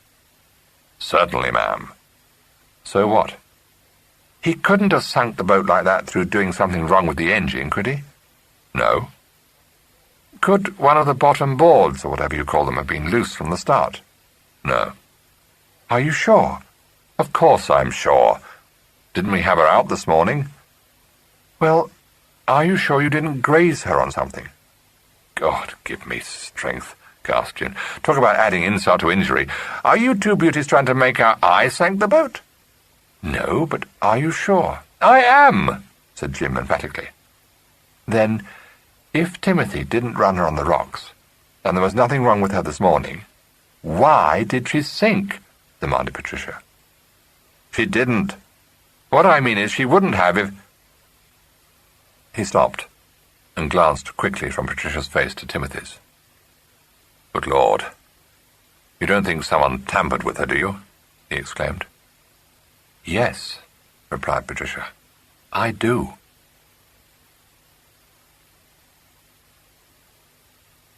Chapter 11. For a moment, Jim stared at Patricia. Then he put his arm round her and drew her close to him. Of all the lurid ideas. Darling, I'm sorry to have to say it, but you're definitely batty. No, she isn't, said Timothy. Everyone knows you've entered for the race next week, and I should think a whole lot of people knew you were going to try the Seamew out tomorrow. Do try to pull yourself together, begged Jim. I was out in her this morning. Who on earth could have had a chance to monkey about with her between the time I came in and the time you went out? Anybody, replied Timothy promptly. It was a safe bet you wouldn't go out again today. You brought her in just after Mum arrived, which must have been just after 11, and I didn't go down to the landing stage till 3 o'clock. There was loads of time. But, my good lad, nobody would dare tamper with my boat in broad daylight. Patricia sat down beside him on the edge of the bed. I don't see why not. Nobody ever comes along this side of the bay. There's no sand to attract the Portlaw gang. Besides, you know what those mudflats are like between us and Portlaw if you walk round the bay at low tide. Supposing someone did something or other to the Seamew between 1 o'clock and 2 o'clock. None of us would have been on the shore, because we were having lunch. I call it a pretty good time. Well, I don't, said Jim. If I were going to put someone else's boat out of action, I should choose a nice dark night for the job. No, you wouldn't, because you couldn't see to do it, said Timothy instantly. You'd have to have a lantern, and that might attract attention.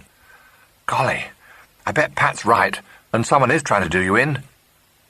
You needn't sound so darn pleased about it, Viper. I'm not, but I think it's jolly exciting. Jim grinned his appreciation of this point of view, but said, I suppose I should be unpopular if I suggested that the bottom might have been ripped off the Seamew by a floating spar or something of that nature. Patricia gave a little shiver. I've got a feeling, she began, and then stopped and laughed. Jim looked at her with deep foreboding. Are you also, whatever else you may be, honest with yourself, darling? Shut up, said Patricia. This isn't a joke. My error, murmured Jim. Jim, Mr. Roberts warned you only yesterday. You might be the next victim. Timothy, who had relaxed upon his pillows, bounced up at this, his blue eyes sparkling with pleasurable anticipation. Did he? I say, do you think there's a hidden killer in the house? Timothy, gasped Miss Allison, instinctively clasping Mr. Kane's arm. Well, if you come to think about it, this is just the sort of house where you might have a hidden killer lurking, except that it isn't really old enough, and I shouldn't think there's a secret passage or anything, but it's got 2 wings and 3 staircases, and lots of attics leading out of one another, and— Stop! Commanded Miss Allison, pale with fright. I know it's nonsense, but if you go on like that, I shan't be able to sleep a wink all night. Calm yourself, my love, said Mr. Kane.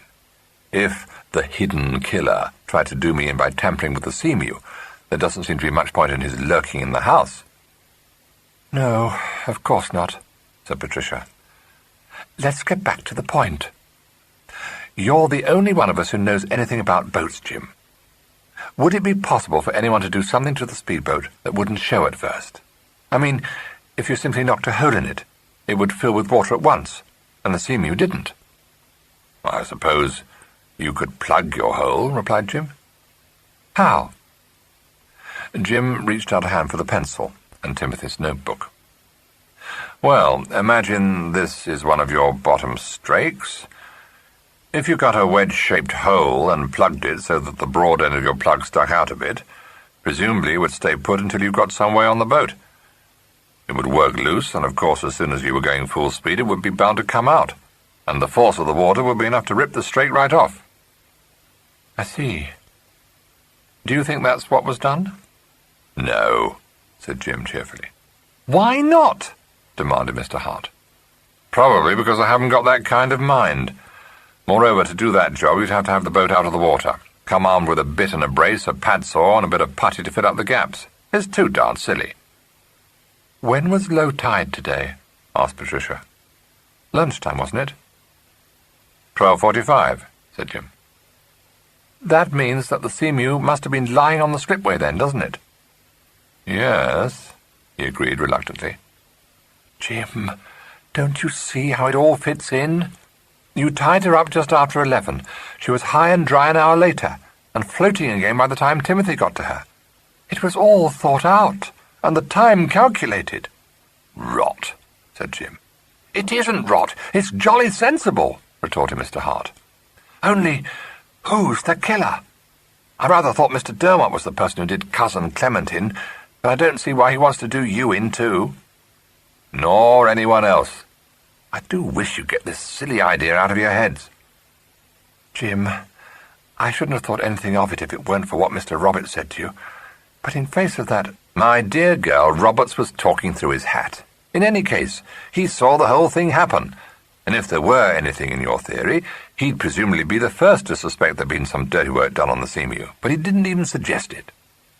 "It looks to me," said Mr. Hart, pursuing his own line of thought, "as though it must be one of the Mansells. The only other person I can think of who might want to get rid of you is the next heir. Cousin Maud, I mean." "Who is living in Sydney," said Jim. "Try again." "Perhaps she isn't," said Timothy, loath to abandon this original idea. "Perhaps she's been here all the time, in disguise."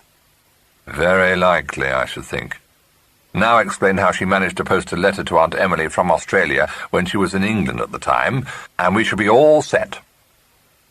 "Say, wise guy," said Mr. Hart, suddenly becoming transatlantic, "you ever heard of a blind?" "Often," replied Jim. "I've even been on one." "Not that kind, you ass. The other.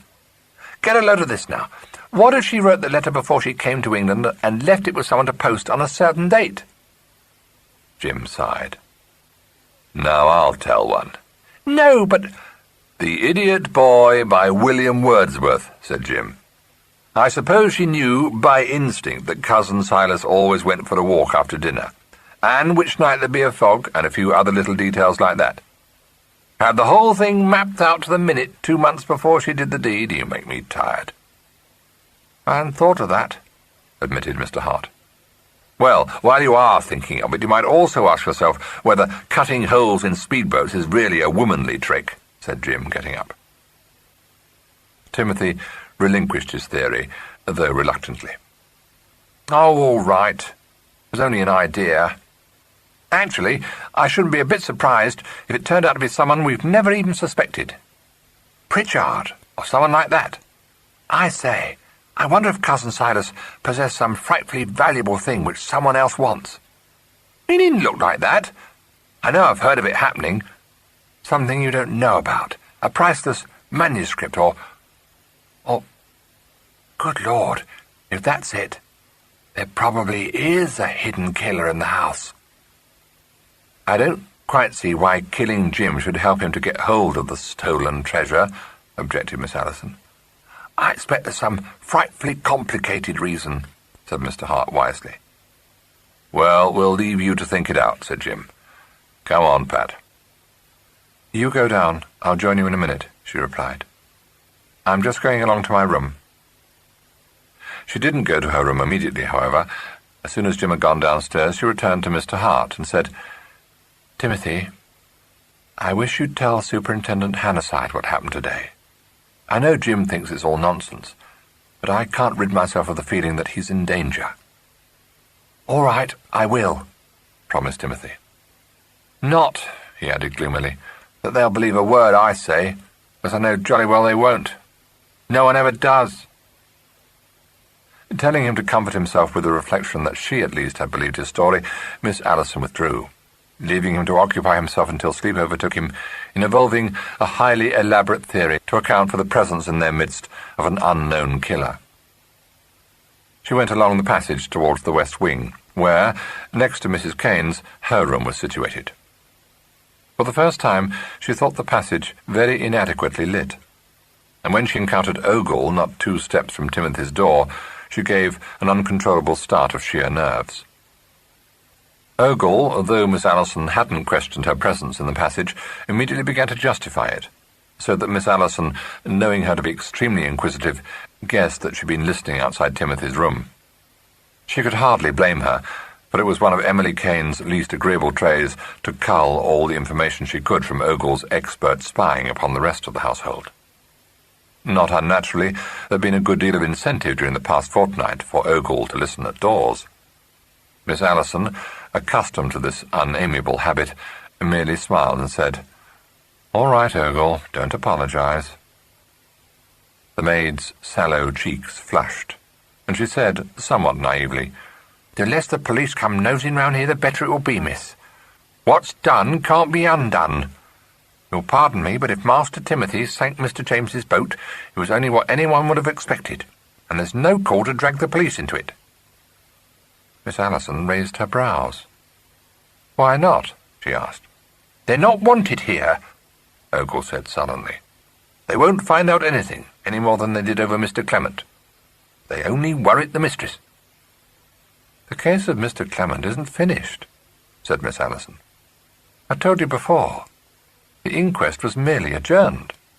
They won't find out anything, Ogle repeated. No more they're not wanted to. The impudence of them asking the mistress questions. Well, they didn't get anything out of me, that's one thing. Miss Allison didn't think this worthy of being replied to. She passed on to her bedroom and presently rejoined the party in the drawing-room. As usual, she took Emily up to bed at 10 o'clock. When she delivered her into Ogle's care, she went downstairs again and permitted Mr. James Cain to take her for a moonlight stroll through the gardens. The night was fine and very warm, but a rustle heard in a cluster of flowering shrubs quite destroyed Miss Allison's pleasure in being alone with her betrothed. She was reasonable enough to admit that the noise had probably been caused by a cat or a night bird, but it put her in mind of the dangers threatening Jim, and she very soon made an excuse to go back into the house.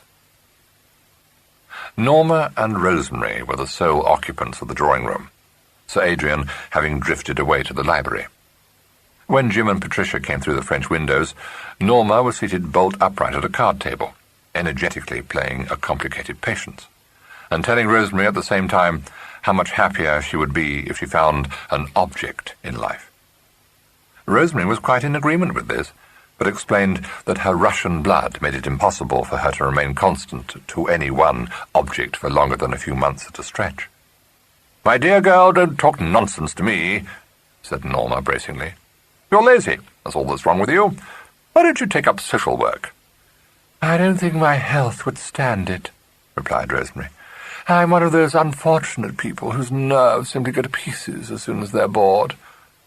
"Thank God I don't know what it is to have nerves," said Norma. "Yes, you're lucky. I don't suppose you even feel the atmosphere in this awful house," said Rosemary, shuddering. "All imagination," declared Norma, briskly shuffling the cards. "Of course, I knew you would say that. All the same, there is a dreadful atmosphere here. I expect you have to be rather sensitive to feel it." Lady Hart raised her eyes from the cards. "I do not in the least mind being thought insensitive, Rosemary, but as I fancy you meant that remark as a slur on my character, I can only say that it was extremely rude of you," she said severely. This rejoinder was so unexpected that Rosemary, colouring hotly, was for the moment bereft of speech. Lady Hart, laying her cards out with a firm hand, took advantage of her silence to add, "The sensitiveness you vaunt so incessantly, my good girl, doesn't seem to take other people's feelings into account. If you talked less about yourself and thought more of others, you would not only be a happier woman, but a great deal pleasanter to live with into the bargain." "Of course, I know I'm very selfish," replied Rosemary with the utmost calm. "You mustn't think I don't know myself through and through, because I do. I'm selfish and terribly temperamental and fickle." "You're not only selfish," said Lady Hart. "You are indolent, shallow, parasitic, and remarkably stupid." Rosemary got up, roused at last to anger. She said in a trembling voice, "How very funny.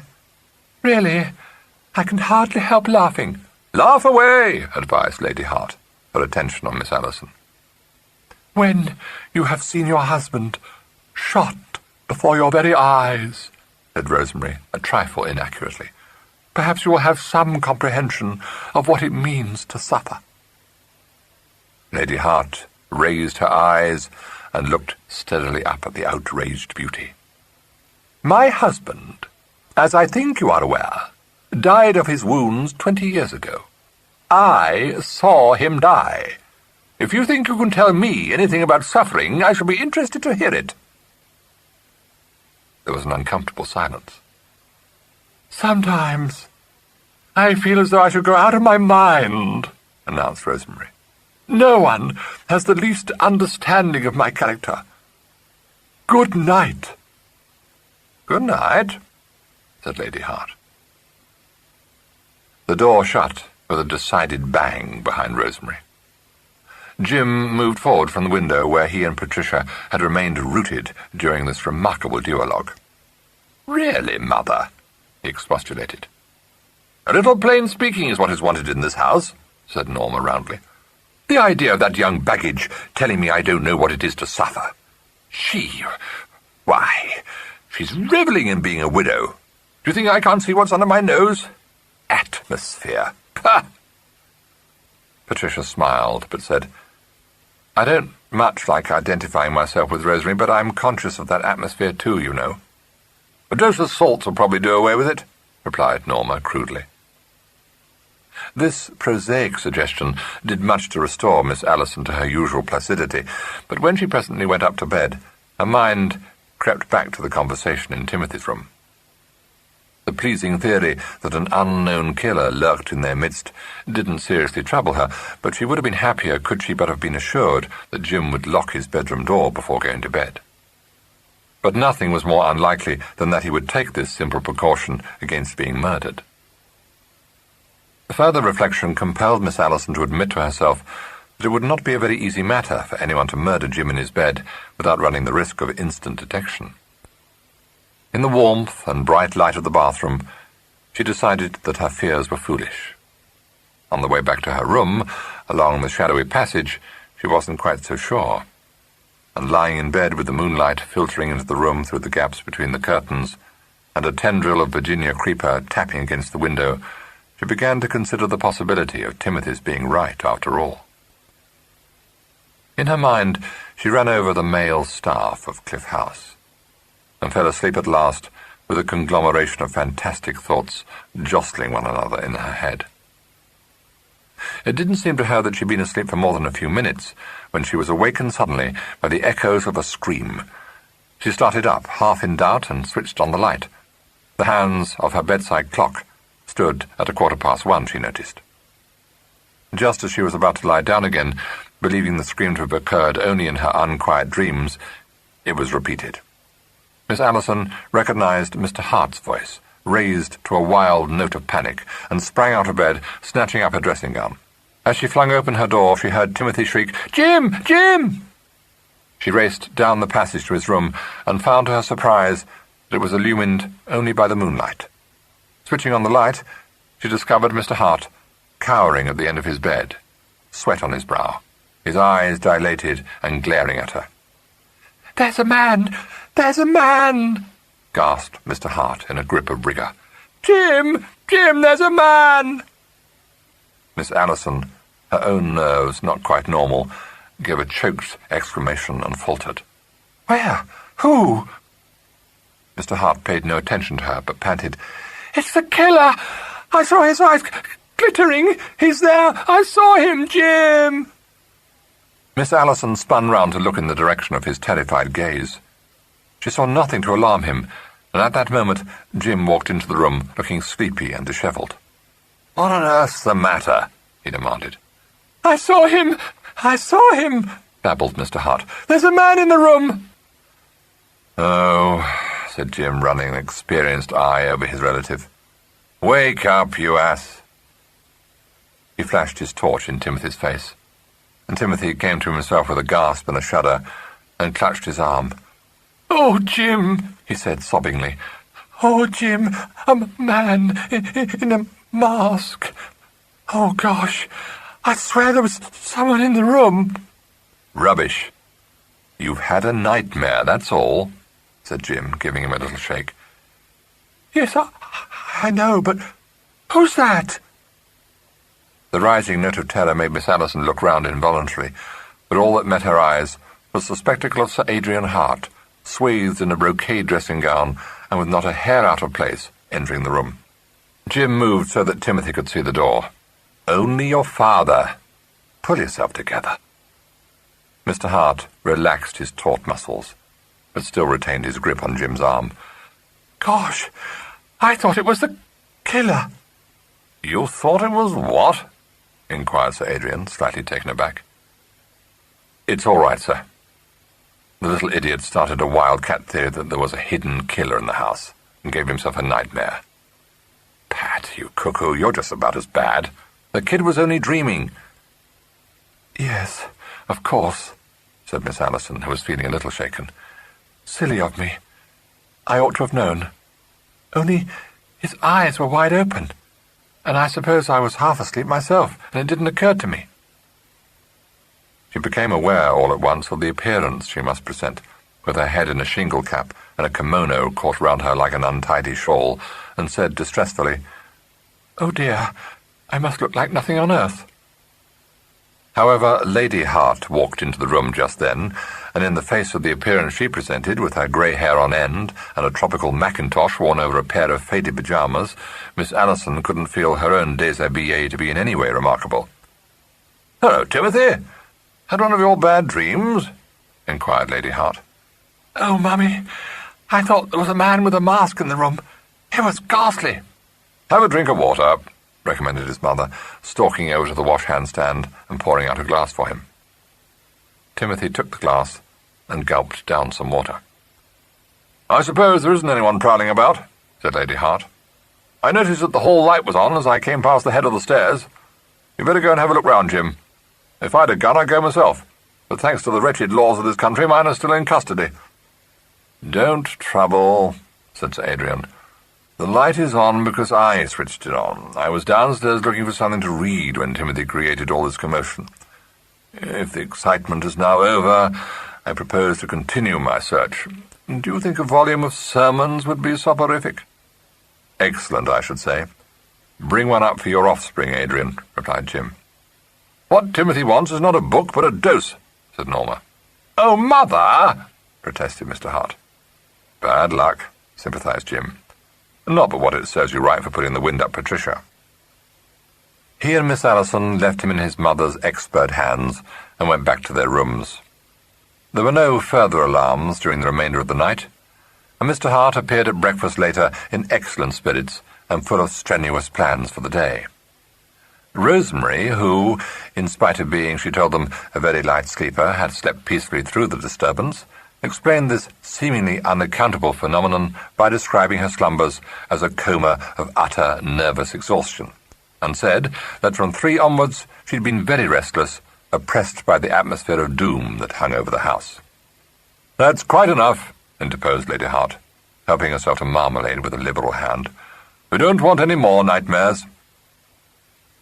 Mr. Hart, inclined in the comfortable daylight to look upon his exploit as a very good joke, said that he hadn't had such a cracking nightmare since the occasion when Jim took him to see The Ringer.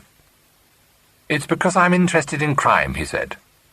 "Old Nanny says things prey on my mind." "When Jim took you to The Ringer," said his prosaic parent, "it wasn't crime preying on your mind that gave you a nightmare, but lobster preying on your stomach. I remember very well when I asked Jim what he'd let you have for dinner. He recited a list of all the most indigestible dishes anyone could imagine, beginning with lobster and ending with mushrooms on toast. So don't talk nonsense." This shattering reminiscence not unnaturally took the wind out of Mr. Hart's sails, and after a growl of "Mother," he relapsed into silence, and, as soon as he'd finished breakfast, withdrew from the dining room and went in search of more congenial company. An encounter with Superintendent Hannyside later in the morning was almost equally dispiriting. The superintendent listened to his account of the foundering of the Seamew with an air of gravity wholly belied by a twinkle at the back of his kindly grey eyes, and this did not escape Mr. Hart, and when the superintendent said solemnly that it was too bad no one believed his story, he retorted with asperity, "No, and no one believed me when I said Cousin Silas had been murdered, but I bet he was. And what's more, you think he was."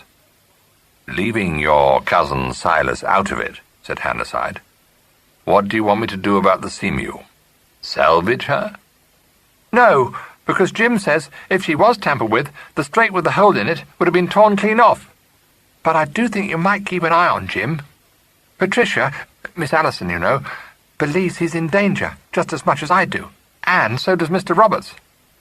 "Oh, I'll keep an eye on him, all right," promised Hannyside. Timothy cast him a smouldering look of dislike and went off to find his friend, the sergeant. The sergeant soothed his injured feelings by listening to him with a proper display of interest and credulity, and asked him what his theory was. Greatly heartened, Timothy took him into his confidence and propounded his theory of the hidden killer. "I wouldn't wonder but what you're right," said the sergeant, shaking his head. "The hand of death, that's what it is. I've read about such things." "Have you ever come across cases like that?" Timothy asked eagerly. "Well, I haven't actually worked on one," admitted the sergeant. "Of course, they generally keep that kind of case for the big five." Say, it'd be a big feather in your cap if this did turn out to be a hidden killer, and you unmasked him, wouldn't it? "That's what I was thinking," said the sergeant. "But the chief wouldn't like it if I was to drop my routine work and go hunting for killers on my own." I expect there's a lot of jealousy at Scotland Yard," said Timothy darkly. "You'd be surprised," replied Hemingway. "Awful it is." Well, don't you think people ought to be watched? Couldn't you keep your eye on Pritchard, for instance? It often is the butler, and as far as I can see, no one's even suspected him yet. A diabolical scheme presented itself to the sergeant. He said, "That's right. But you see, we're handicapped, being policemen. What we really want is an assistant. Now, if you were to watch Pritchard and all the rest of them, you might discover something." Well, I will, said Mr. Hart, his eye brightening. Then, if he does anything queer, I'll come and report to you. "That's the ticket," said the sergeant. "You stick to him." Later, recounting the episode to his superior, he said, "And if we don't have that butler turning homicidal, it'll be a wonder." "I call it a dirty trick," said Hannasyde. "It is," agreed the sergeant cheerfully. "But the way I look at it is this. If it has to be me or the butler, it had better be him. What did you make of the wreck of the Hesperus, Chief?" "Nothing very much. It sounds most improbable. As far as I could gather, Oscar Roberts, who was the original scaremonger, made nothing of it either." "No, he's plotted his copybook properly, he has," grinned the sergeant. "Terrible Timothy's got it in for him, all right. You didn't get anything more on Paul Mansell, I suppose?" Hannasyde shook his head. "No. He certainly went to Brotherton Manor to play tennis, precisely as he says. He arrived at 4:45, the day Clement Kane was murdered, having been invited for 3:30. It all fits in quite clearly with the possibility of his having shot Clement Kane, but it doesn't make it any more than a possibility. According to his story, he lunched with a Mrs. Trent that Saturday, and went on from her house to Brotherton Manor afterwards. She corroborates his story down to the last detail." The sergeant, who knew his chief well, cocked an intelligent eye and said, "Oh, she does she? "Pretty Paul make it worth her while to do so?" "It wouldn't surprise me to learn that he had, but I've nothing to go on. She's a flashy blonde widow, quite cool and collected. I couldn't catch her out." "Ah, one of the hard-boiled Hannahs," said the sergeant, nodding. "There's just a bit of talk about her and Master Paul. Does she happen to remember what time he left her on Saturday to go to this tennis party?" "Oh, she says he left her at 5:20 past 3. From her house in Portlaw to Brotherton Manor is just over 12 miles by the coast road running past Cliff House. It's a good road and not crowded. I should think he could have made the distance in 20 minutes if he stepped on it a bit, which he says he did." "Any servants to corroborate Mrs. Trent's valuable testimony?" inquired the sergeant. "No. One general servant who went off for her half-day immediately after lunch." "Slight smell of a dead rat about this story," said the sergeant. "Looks to me like a put-up job.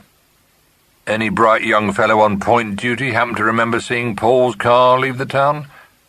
"Not a hope," replied Hannasyde. "She lives in Gerard Avenue, and the only big crossing he had to negotiate before getting clear of the town is governed by traffic lights." The sergeant said disgustedly, "That's what they call progress, that is. It beats me what the world's coming to."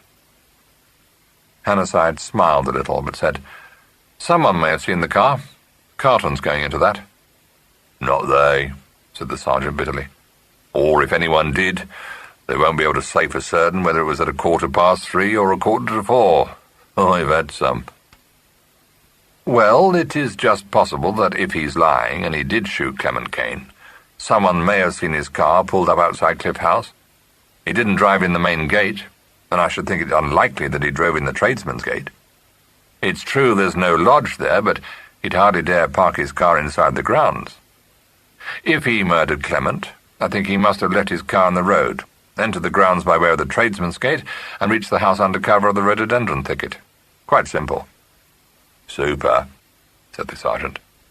How many cars have you seen parked along the cliff road with their owners having a nice picnic inside? Oh, I know, replied Hannasyde. Any number. But Mansell's car must be well known in this district, and might well have caught the attention of anyone familiar with it. It's a long shot, but sometimes our long shots come off, Skipper. Come unstuck, more like, said the sergeant, still in a mood of gloom. A proper mess, that's what this case is. We don't know where it started, and if Terrible Timothy's right, we don't know where it's going to end. You don't know where to take hold of it, that's what I complain of. It's more like my missus's kind of knitting wool after one of the kittens has had it than a decent murder case. I mean, you get hold of one end and start following it up, and all it leads to is a damn knot worked so tight you can't do a thing with it. Then you grab hold of the other end and start on that, and what you find is that there's a bit the kitten chewed through that just comes away in your hand, with the rest of the wool in as bad a muddle as ever. Well, I ask you, Super, just look at it. First, there's the old man. Perhaps he was murdered, and perhaps he wasn't. And if he was murdered, the same man did in Clement, unless it was another party altogether making hay while the sun shone. Oh, it makes my head go round. It doesn't make sense. Not as told by you, agreed Hannasyde. It is a teaser, I admit. There are so many possibilities, and the worst of it is, we weren't in at the start. If it was the start, interposed the sergeant. If it was the start, as you say. I don't think we shall ever know for certain what happened to Silas Kane, though we may get at it by inference. The local police accepted Clement's story of his own movements that night, and he, on the face of it, was the likeliest suspect. But the fact of his having been murdered doesn't make it look as though he killed Silas. Unless the whole thing's a snowball, said the sergeant, with each new heir doing in the last. I wouldn't put it beyond them. A trifle unlikely, said Hannasyde. Try to get the case straight in your mind, Skipper. We have to consider it in several lights. First, we'll assume that both men were murdered by the same person, and presumably for the same motive.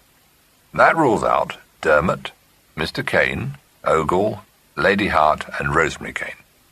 Lady Hart wasn't in England at the time of Silas Kane's death, and neither she nor Rosemary could have pushed a man over the cliff edge. They haven't the necessary strength. So, we're left with James Kane and both the Mansells. Any one of the three could have committed both murders. James Kane has no alibi for the time of Silas Kane's death.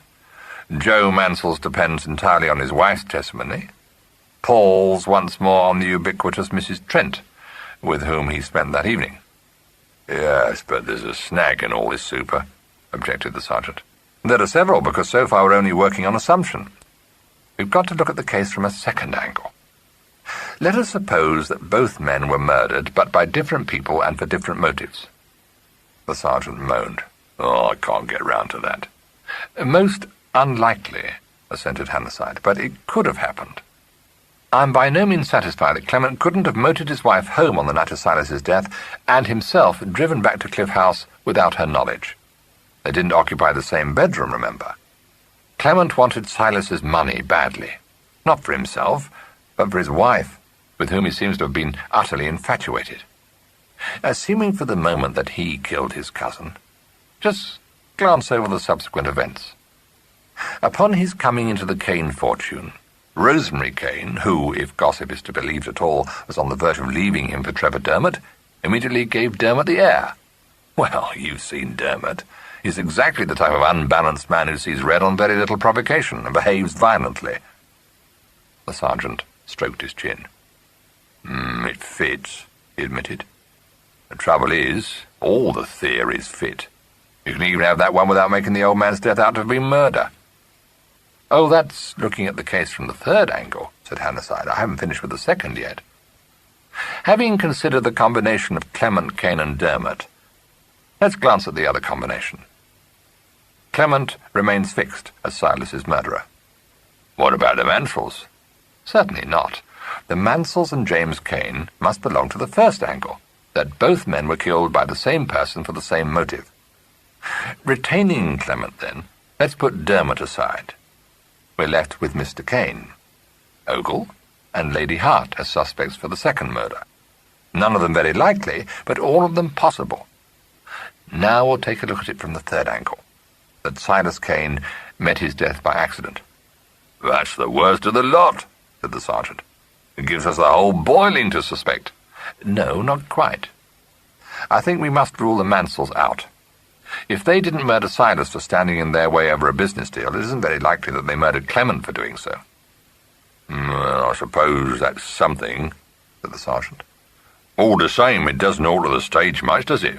We've still got Jim Kane and his mother, Mrs. Kane and her maid, Rosemary Kane and her fancy boy, and, for all we know, terrible Timothy. I make that 7. "I refuse to consider Timothy," retorted Hannah. 6. "Don't know so much. What with these gangster films and him being pretty well nuts on crime, I wouldn't say it wasn't him. Still, I'll call it 6. "There may be a 7th, said Hannah, "but that depends on whether someone really is trying to make away with James Kane or not." The sergeant blinked. "But that brings it round to the Mansells again, doesn't it, Chief?" "Not quite conclusively. There's the cousin alleged to be living in Australia," said Hannah. "To be on the safe side, I've cabled to the police in Sydney for any information they can give us."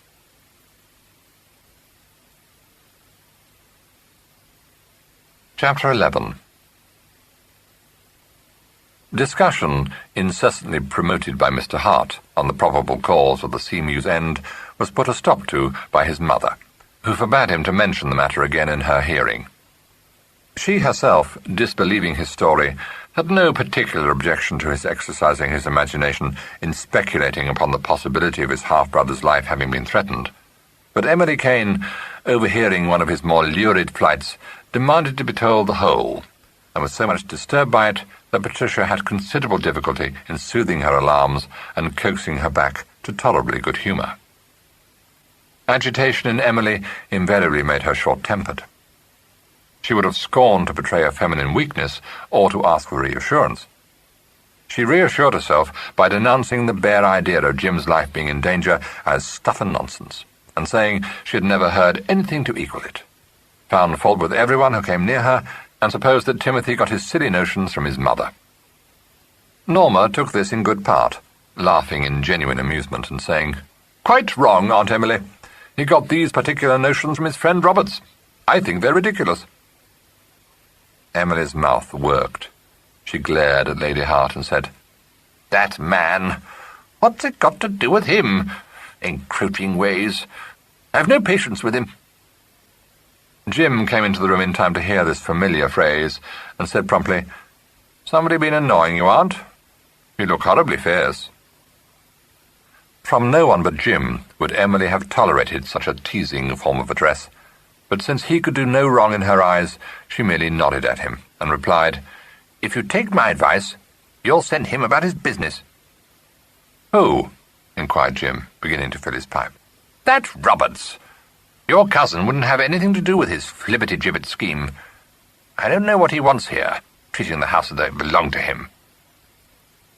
Jim let this somewhat unfair accusation pass unchallenged. "I imagine he's trying to unravel the mystery of Clement's death.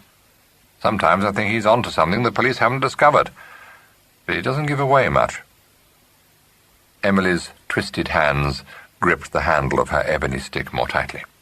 "Impudence! Poking his nose into our affairs. I'd like to give him a piece of my mind." "You probably will," said Jim, smiling down at her over the lighted match he was holding above the bowl of his pipe. "Serve him right," said Emily. "If people would mind their own business, it would be a better thing for everyone." "Well, I don't know," replied Jim. "If Roberts can clear up the mystery, I'm all for it. I think we've had about enough of it, and the police don't seem to be doing much, do they?" "They're doing more than they wanted to," said Emily angrily. "Getting us into the papers and digging out what's best left alone. I don't know what your great-uncle would say if he were allowed to see it." "It's got to be dug up, Aunt, whether we like it or not." She made no reply to this, but folded her lips and sat with her remote stare fixed on the space before her. Lady Hart said, "I don't think the publicity matters at all. One gets used to that sort of thing. I've had so much of it, I never think twice about it." "I dare say," said Emily disagreeably. She transferred her gaze to Jim's face. "What's this pack of nonsense I hear about your being in danger?" "Just that," he answered. "A pack of nonsense." "One of that Roberts's tales. What next, I wonder? The sooner we see the back of him, the better. Putting ideas into Timothy's head." To do him justice, I don't think he mentioned the matter to Timothy at all. He warned me, and though I personally think it's rot, you must admit it was a kindly act on his part. Emily gave a short laugh. "Trying to get round you to fall in with his scheme, I've no doubt. Don't you go making any rash promises." He smiled and shook his head. Emily glared suspicion. "Have those Mansells been at you again?" she demanded. "No. I met Joe Mansell in Portlaw today, and he said he wanted to talk things over with me. I've arranged to call and see him at the office tomorrow morning. I expect he'll bring the question up then." "What are you going to say?" "Nothing. I've been talking to Adrian about it." "I should like to know what he thinks he knows about it," interjected Emily scornfully. "Oh, Adrian's no fool," said Lady Hart. "As a matter of fact, he doesn't think he knows anything about it," said Jim. "His advice is that I should go up and lay the proposition before Everard and Dawson, which I propose to do as soon as things have straightened themselves out a bit here." Emily was unable to find fault with this, so she relapsed into silence. "Does Patricia know you're going to see Joe tomorrow?" asked Lady Hart. "No, I haven't said anything to her about it." "Then don't. She'll only start imagining things." "I'm not going to. You two, and Adrian, of course, are the only people I've told. Not that I think the most jumpy person, which Pat isn't, could possibly expect any harm to overtake me. Even if the Mansells were out for my blood, they'd hardly try to bump me off in their own offices. However, Pat's a trifle worked up over the whole show, so there's no point in saying anything about it to her." Lady Hart looked at him consideringly. "The whole idea's absurd. All the same, there's no harm in being prepared. Do you carry a gun?" He laughed. "No, my dear, I don't." "I should if I were you. Whenever I change my camp, I make it a rule to set up a line of bottles and have a little revolver practice in full sight of the village. I've never had a bit of trouble. Never even been robbed." "You're a turn in yourself, Mother," said Jim appreciatively. "But this isn't Darkest Africa, and I doubt whether anyone would be impressed by my marksmanship." "Nonsense. You're not a bad shot. Don't depreciate yourself so much," said his mother severely. However, when he set out for Portlaw the following morning, Mr. James Kane was unarmed and unaccompanied. For this last he had to thank his stepfather, who rescued him from the toils of Mr. Hart. Jim found Sir Adrian in the garage, inexpertly replenishing his cigarette lighter from a large tin of petrol.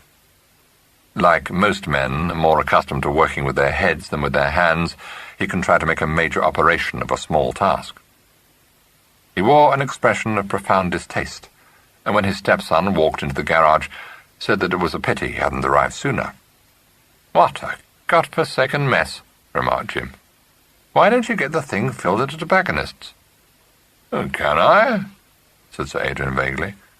"I have never owned one of these infernal things before. Your mother gave it to me. I wish that she would try to curb her generous impulses."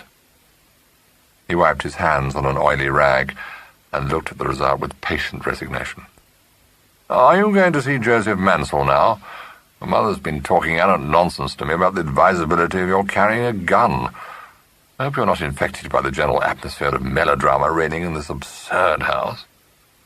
"Not noticeably," replied Jim, putting away the tin of petrol and stepping up to his car. "Did Pat go with Aunt Emily?" "No, she took the omnibus into Portlaw. Her mother went with Mrs. Kane." Jim smiled. "I like to think of Mother driving sedately out for an airing in a large and respectable Daimler. Do you want anything in the town, sir?" "No, nothing, thank you." Jim..." Jim had stepped into his car, but he turned his head inquiringly towards his stepfather. Sir Adrian polished his monocle and said blandly, "Don't commit yourself in any way, Jim." "Not going to," said Jim. "You may find it a trifle awkward dealing with a man old enough to be your father.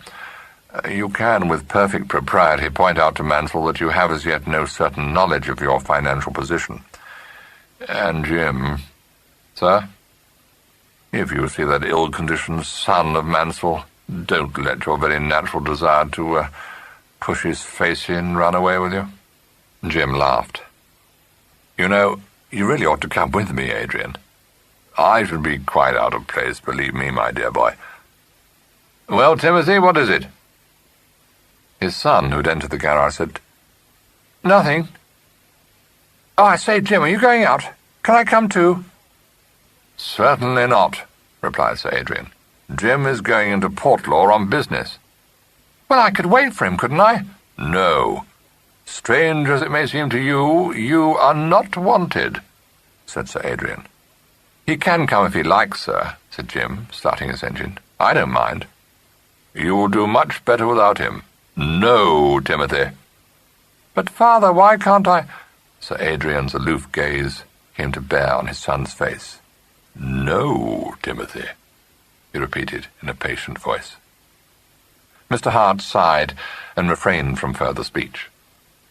Jim backed the Bentley out of the garage and said with a twinkle, "How do you get your results, sir? Is it the power of the human eye?" Sir Adrian smiled faintly. "Just force of personality," he replied. His son, guessing correctly that this interchange referred to himself, gave an injured sniff and walked off in a dudgeon. Jim covered the 5 miles by the coast road round the bay into Portlaw at his usual swift speed and threaded his way through the streets of the town to the offices of Kane and Mansell, situated in one of the busiest roads. A policeman, taking exception to his evident desire to leave his car parked in the main street, directed him firmly down a side street to the yard at the back of the building. Here Jim found Paul Mansell's sports roadster standing under the shelter of a lean-to roof. He ran the Bentley up alongside it and got out and entered the building through the back door. Being quite unfamiliar with the place, he plunged into a labyrinth of packing and ledger rooms and created a sensation amongst the female staff. And these damsels, recognizing the new head of the firm, and most favourably impressed by his appearance, found his arrival in the back premises extremely funny, or, as they themselves later described it, a perfect scream. There was much staring, a good deal of giggling, and any number of "Oh, Mr. Keynes," before one, less impressionable than her sisters, volunteered to escort him to Mr. Mansell's office. Mr. James Kane was not a shy man, but under the battery of admiring, curious, or amused eyes, he perceptibly changed colour, and was thankful to find himself presently in a less populous part of the building. Joe Mansell was alone, and greeted his young visitor with almost effusive kindliness, patting him on the shoulder, settling him in the easiest chair the room held, and thrusting a box of cigars towards him. From his opening gambit of, "Well, Jim, I expect you're feeling all at sea, eh, my boy?" Jim realized that his stepfather had been right in prophesying an awkward interview. In actual fact, it was not as difficult as they had anticipated. Paul Mansell put in no appearance, and for the first half-hour, Joe Mansell confined his discourse to an exposition of the firm's aims and standing. Jim attended to him closely, asked several intelligent questions, and was warmly complimented upon his grasp of the business. "Well, then, there's this Australian proposition we're interested in," said Joe. "I better give you some idea of what it all means." Jim said politely that he would be very grateful to have the matter explained to him, and sat in interested silence while Joe talked. Joe, becoming more bluff and fatherly every minute, soon inspired him with some of his dead cousin's contempt for his mental capacity. He found himself growing steadily more hostile to a scheme put forward so speciously, and presently interposed to advance a tentative suggestion of his own that the firm should be turned into a public company. Even as he said it, he knew that he hadn't the smallest intention of allowing Joe Mansell to get control. It would seem like a betrayal of Clement and Silas and John and old Matthew Kane, the founder of the house. He was conscious for the first time in his life of family pride staring in him. These Mansells aren't going to control my business, he thought. Damn it all, I'm a Kane. Joe, watching him, saw the hardening of his mouth and jaw and a steely light in his eyes, unpleasantly reminiscent of his cousin Silas. Quelling his own exasperation, he became even more paternal, and told Jim he could well appreciate his point of view, but thought that Jim must just trust him to guide his footsteps aright. Before Jim could think of a polite way of saying that he had no intention of being guided by a Mansell, an interruption occurred. A knock fell on the door, and immediately following it, Oscar Roberts walked into the room. Jim, who had expected to see Paul Mansell, and had turned his head with a gathering frown on his brow, got up with a look of relief. Joe's expression said plainly that he hadn't expected this visit, and didn't appreciate it. He greeted Roberts with a bare assumption of cordiality, and said pointedly that he was having a private chat with the firm's new head. "So they told me," replied Roberts, his coldly calculating gaze resting for a moment on Joe's heavy countenance. "Guess what you're talking about is as much my show as anyone's, isn't it?" He shook hands with Jim. "Say, Kane, if you want anyone to explain my firm's proposition to you, I'm the man you're looking for." Naturally, Joe said. You have come at a most opportune moment, Roberts. We were discussing your proposition." "I thought maybe you were," said Roberts, ironically. He glanced round the room with a look of surprise. "I don't see Mr. Paul Mansell. Is he out?" Joe reddened a little. "My son has a lot of work on hand. His presence is really not necessary." "Well, I certainly thought I should find him here," said Roberts, lowering his long limbs into a chair. "What do you want me to tell you, Kane?" "Really, I don't think you need tell me anything," replied Jim. He laid his hand on a typescript lying on the desk. "It's all here, isn't it?" "With your permission, Mr. Mansell, I'll take it home with me and study it at my leisure." "Of course, certainly. But time presses, you know, Jim. Can't keep our good friend here hanging about indefinitely." "It's okay by me," said Roberts. "I'd like to have Kane go into it by himself and come to an unbiased decision. If he feels he'd rather not take it on, why, I shall quite understand and go elsewhere." Joe Mansell looked dissatisfied, but gave a reluctant agreement. After a few minutes of somewhat idle talk, the interview came to an end. Joe shook hands with Jim, prophesying that he would soon acquire a grasp of the business, and Jim and Roberts went out together. Jim said with a slight touch of annoyance, "Are you by any chance constituting yourself as a bodyguard to me, sir?" "I won't say just that," replied Roberts carefully. "Though you sure are walking right into the lion's den when you visit that office." "Really, sir, don't you think you're being a trifle absurd? Did you expect to find a corpse, or what?" Roberts laughed. No, it's not as bad as that. Maybe I thought it would do no harm to let the Mansells know I'm wise to your visit. You want to watch your step, Kane." "I don't wish to seem ungrateful, but to tell you the truth, I've had about enough drama. Joe Mansell's been a friend of the family for half a century, and—" "That's fine," said Roberts imperturbably. "What's the drama you speak of?" "My stepfather calls it melodrama. I could wish you hadn't repeated your dark warning to my fiancée, you know." "Is that so?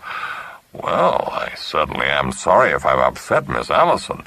I didn't mean to do that." "The trouble is, she's got things a bit out of focus since the accident to my boat," said Jim. Roberts looked at him. "The accident to your boat?" he repeated. Jim gave a rueful laugh. "Oh, Timothy started a hair over that, you know, and he and Patricia have been chasing it ever since. He even told Superintendent Hannasyde about it. The genial theory is that the boat was tampered with the idea that I should go down with her. Nothing will get it out of their heads." "No?" said Roberts. Jim stopped dead in his tracks. "Look here, sir, you're not going to tell me you believe such a damn silly story." "Well," said Roberts, "I wouldn't go so far as to say I actually believe it. But if I were you, I wouldn't dismiss it too carelessly. I'm sorry Miss Allison got hold of the notion. I hope she wouldn't. Guess that was a trick that can't be pulled twice. so there was no sense in alarming the ladies unnecessarily. Good God, sir. Did it occur to you, then? Sure it occurred to me, replied Roberts calmly. But when there's no way of proving a thing, there's no sense in talking about it. What did the superintendent make of it? I don't think he made anything of it. It's obvious Timothy must have hit something. Maybe if the superintendent occupied himself with what isn't so obvious, he'd get along better, commented Roberts. They had traversed the side street by this time and come to the entrance of Kane and Mansell's yard. "Well, sir, I still think the whole thing's impossible," said Jim. "I've got my car parked here. Can I give you a lift anywhere?" "That's very good of you, but I've only a step to go. You take that proposition of mine home with you and study it." He pointed to the typescript under Jim's arm. "Maybe you'll give me a ring sometime, and I'll be glad to come along and discuss it with you." "Very good of you, sir. I will," said Jim, shaking hands. He extricated his car from the yard and drove up the side street to the main road. As he paused, awaiting his opportunity to cut across the traffic, he saw Miss Allison waiting by the bus stop and laden with parcels. Half a minute later, he drew up alongside her and said, "Taxi, miss." "Good Lord, where did you spring from?" said Patricia, thankfully climbing into the car. "I didn't know you were going to—" She stopped and looked accusingly at him. "You've been to the office." "I have." "Jim, you idiot! Do you mean to tell me you deliberately kept it dark from me? Why on earth?" "Well, seeing as how you go into a sort of flat spin every time anyone mentions the accursed name of Mansell, I thought it might be kinder to say nothing." "I call that absolutely insulting," declared Miss Allison. "As though I should be afraid of your going to your own offices. If there's one place where you're bound to be safe, it's there. Look here, do wish you wouldn't drive at 100 miles an hour. "This, my girl, is a limit area, and I'm driving within the limit," said Mr. Kane. "I'm sure you were doing at least 40. Anyway, do go slowly. I want to talk to you." "My sweet, I'll drive you in third all the way home. There shall be nothing to alarm you." "I'm not exactly alarmed," said Miss Allison, "because I know you're an expert. But you must admit that the way you streak along the coast road is enough to put the wind up anyone." Mr. Kane promised humbly to mend his ways, and indeed proceeded to drive Miss Allison home at a decorous speed. In fact, so decorous did it become that she broke off in the middle of a sentence to say, "Darling Jim, is there a hearse ahead?" "There's no pleasing some people," said Mr. Kane, accelerating slightly and swinging round a big bend in the road. "First she slangs me for speeding, then—" He stopped. The car was not responding to his hands on the wheel. He felt the front wheels floating, threw the car swiftly out of gear, and jammed on his brakes. Miss Allison, looking inquiringly up at him, saw his face set and rather white, became aware of the car pursuing a most erratic course, gasped, "Look out! You'll have her in the ditch!" and the next instant found herself flung half out of the car into a quickthorn hedge with her betrothed on top of her. Mr. Kane extricated himself swiftly and hauled Miss Allison up. "Sorry, darling," he said rather breathlessly. "Hurt?" "No, not particularly," said Miss Allison with admirable calm. "What happened?" "The steering went," he replied. "By God's grace, we were going slow. If we'd been travelling at any speed, we would have been a couple of goners by this time." He scratched her cheek, darling. "I've also bruised my shoulder," said Miss Allison, dabbing her cheek with a handkerchief. She looked at the car, lying drunkenly against the bank, with two wheels in the ditch. "What do you suppose made the steering go?" she asked in a painstakingly casual voice. "No idea. I shall be able to tell when we've salvaged her," replied Jim, dusting his trousers. "No, my love, the next move is to get you home. I'm afraid it'll have to be the bus after all." "It'll be along in a minute or two. What are you going to do?" "Walk back to Lamb's garage and get hold of a breakdown gang to tow her in." She nodded. "All right. Rescue my parcels, will you, Jim? I'll send the Daimler down for you as soon as Mrs. Kane gets back with it." "Tell Jackson to pick me up at Lamb's," he said. "And look here, Pat. Don't say too much about this at home." "No, I won't. I'll just say we had a breakdown." She saw the omnibus approaching and hesitated. "I wish I hadn't got to go home, Jim." "It's all right," he said. "Nothing's going to happen to me." She gave his hand a squeeze, bestowed a slightly tremulous smile upon him, and climbed into the omnibus.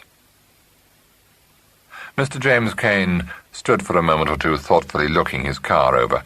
It was obviously impossible to discover much while she reposed drunkenly in the ditch, so after frowning at her in some perplexity, he set off with his long, easy stride down the road in the direction of the nearest garage. Half an hour later, the Bentley, hauled from the ditch and towed to the garage, stood jacked up in the middle of the workshop, and Jim, with the foreman and 2 mechanics, was inspecting the track rod, which hung loose on the right side, causing the left front wheel to float. "You lost the nut that holds the ball joint of the track rod, sir, that's what you done," explained the elder of the 2 mechanics, eager to impart information. "You look how it is on the right side, sir, that'll show you. You got this nut on the ball joint, and this split pin you see here to hold it in place. Now you can see what happens if you was to lose the split pin and the nut come unscrewed like." The foreman interrupted him somewhat severely. "Mr. Cain doesn't need you to tell him that." He looked at Jim. "Queer set-out, sir. What beats me is how it ever happened." "Yes," said Jim. "Been smeared all over with muck, too," said the foreman, peering at the screw thread on the track rod. "I noticed that," said Jim. The foreman shot him a quick, arrested look, and then turned to the elder mechanic and sent him off upon some errand. The younger mechanic, a solemn Scot of few words, looked gravely at him and waited. "Mr. Cain, that didn't happen natural," said the foreman. "I know your car. That pin never came out on its own, nor that muck didn't get there without it was put. If you was to ask me, I should say there'd been some dirty work done." The young Scot delivered himself of an utterance. "Aye," he said weightily. "Looks like it," said Jim. "Can you let me have a car? I want to go back to the spot where the nut must have come off and look for it." "That's right, sir. I'll send Andy here with you." It was Andy who, on the bend of the coast road where the Bentley had got out of control, found the nut, rolled to the side of the road, and delivered himself of a second utterance. "That'll be it," he said, holding it in a grimy palm. He paused to recruit his forces and added, "Lebat o'er wi' muck." He didn't speak again until they reached the garage. Then, as Jim stopped the car, he roused himself from deep reflection and said simply that he doubted somebody's plans had misgayed. The foreman took the nut and said, "That's it, all right. He didn't find any sign of the split pin, sir, I know." Jim shook his head. "I didn't expect to." "Look here, Mason, I'd rather you didn't talk too much about this." "Mr. Cain, sir, I'm ready to take my oath your car's been doctored. You ought to tell the police." "I'm going to." "They'll probably come and interrogate you." "They're welcome. I'll tell them what I know, which is that your car was in beautiful running order when I had her for overhaul 2 days ago. She's a lovely piece of work." He laid an affectionate hand on one crumpled wing. "She's not one of these cheap tin kettles on wheels that anything could happen to. And what's more, you aren't the kind of driver who mishandles his car. Someone took the split pin out and loosened that nut so it would work loose. What do you say, Andy?" "Aye," said Andy, slowly nodding his head. Mrs. Cain's chauffeur came into the workshop at this moment and touched his hat to Jim. "I've brought the car down, sir." He cast a curious, professional eye over the Bentley and looked inquiringly at Jim. "Take a look at her," said Jim. The chauffeur obeyed with alacrity. The foreman and Andy stood in silence, watching him. "What do you make of it, Jackson?" The chauffeur looked at the nut held out to him by Mason and then at Jim. "That's dirty work, sir, or I'm a Dutchman. That never happened on his own. My Lord, there's someone laying for you, sir. Master Timothy's right." "Looks like it," said Jim. "Run me into the police station, will you? I'd better try to get hold of the superintendent." As good luck would have it, Hannasyde was just coming away from the police station when the Daimler drew up and set Jim down. He stopped on the steps and said, "Good morning, Mr. Kane. Do you want me by any chance?" "Yes, I do," replied Jim. "Can you spare me 10 minutes?" "Of course. Come inside." Jim followed him into the police station and to a small, bare office leading out of the charge room. Hannasyde shut the door and pushed forward a chair near the desk. "Sit down, Mr. Kane. What can I do for you?" "I don't know, but I hope you can do something," replied Jim with a rueful smile. "I've just had what might easily have been a fatal accident in my car." "Indeed?" Hannasyde moved to the other side of the desk and sat down. "Go on, Mr. Kane. Where did it happen, and how?" "On the coast road, on my way home from Portlaw. I had Miss Allison beside me and mercifully wasn't driving at any speed. As I swung round the first big bend in the road, I lost all control over the steering, felt my front wheels floating, and ended up in the ditch. Had I been driving at anything like my normal speed, we should both of us been killed. As it is, I was going slow, and we got off with a few bruises." "Do you know anything about cars, Superintendent?" "Certain amount. Not very much." "Let me have that pencil, then, will you?"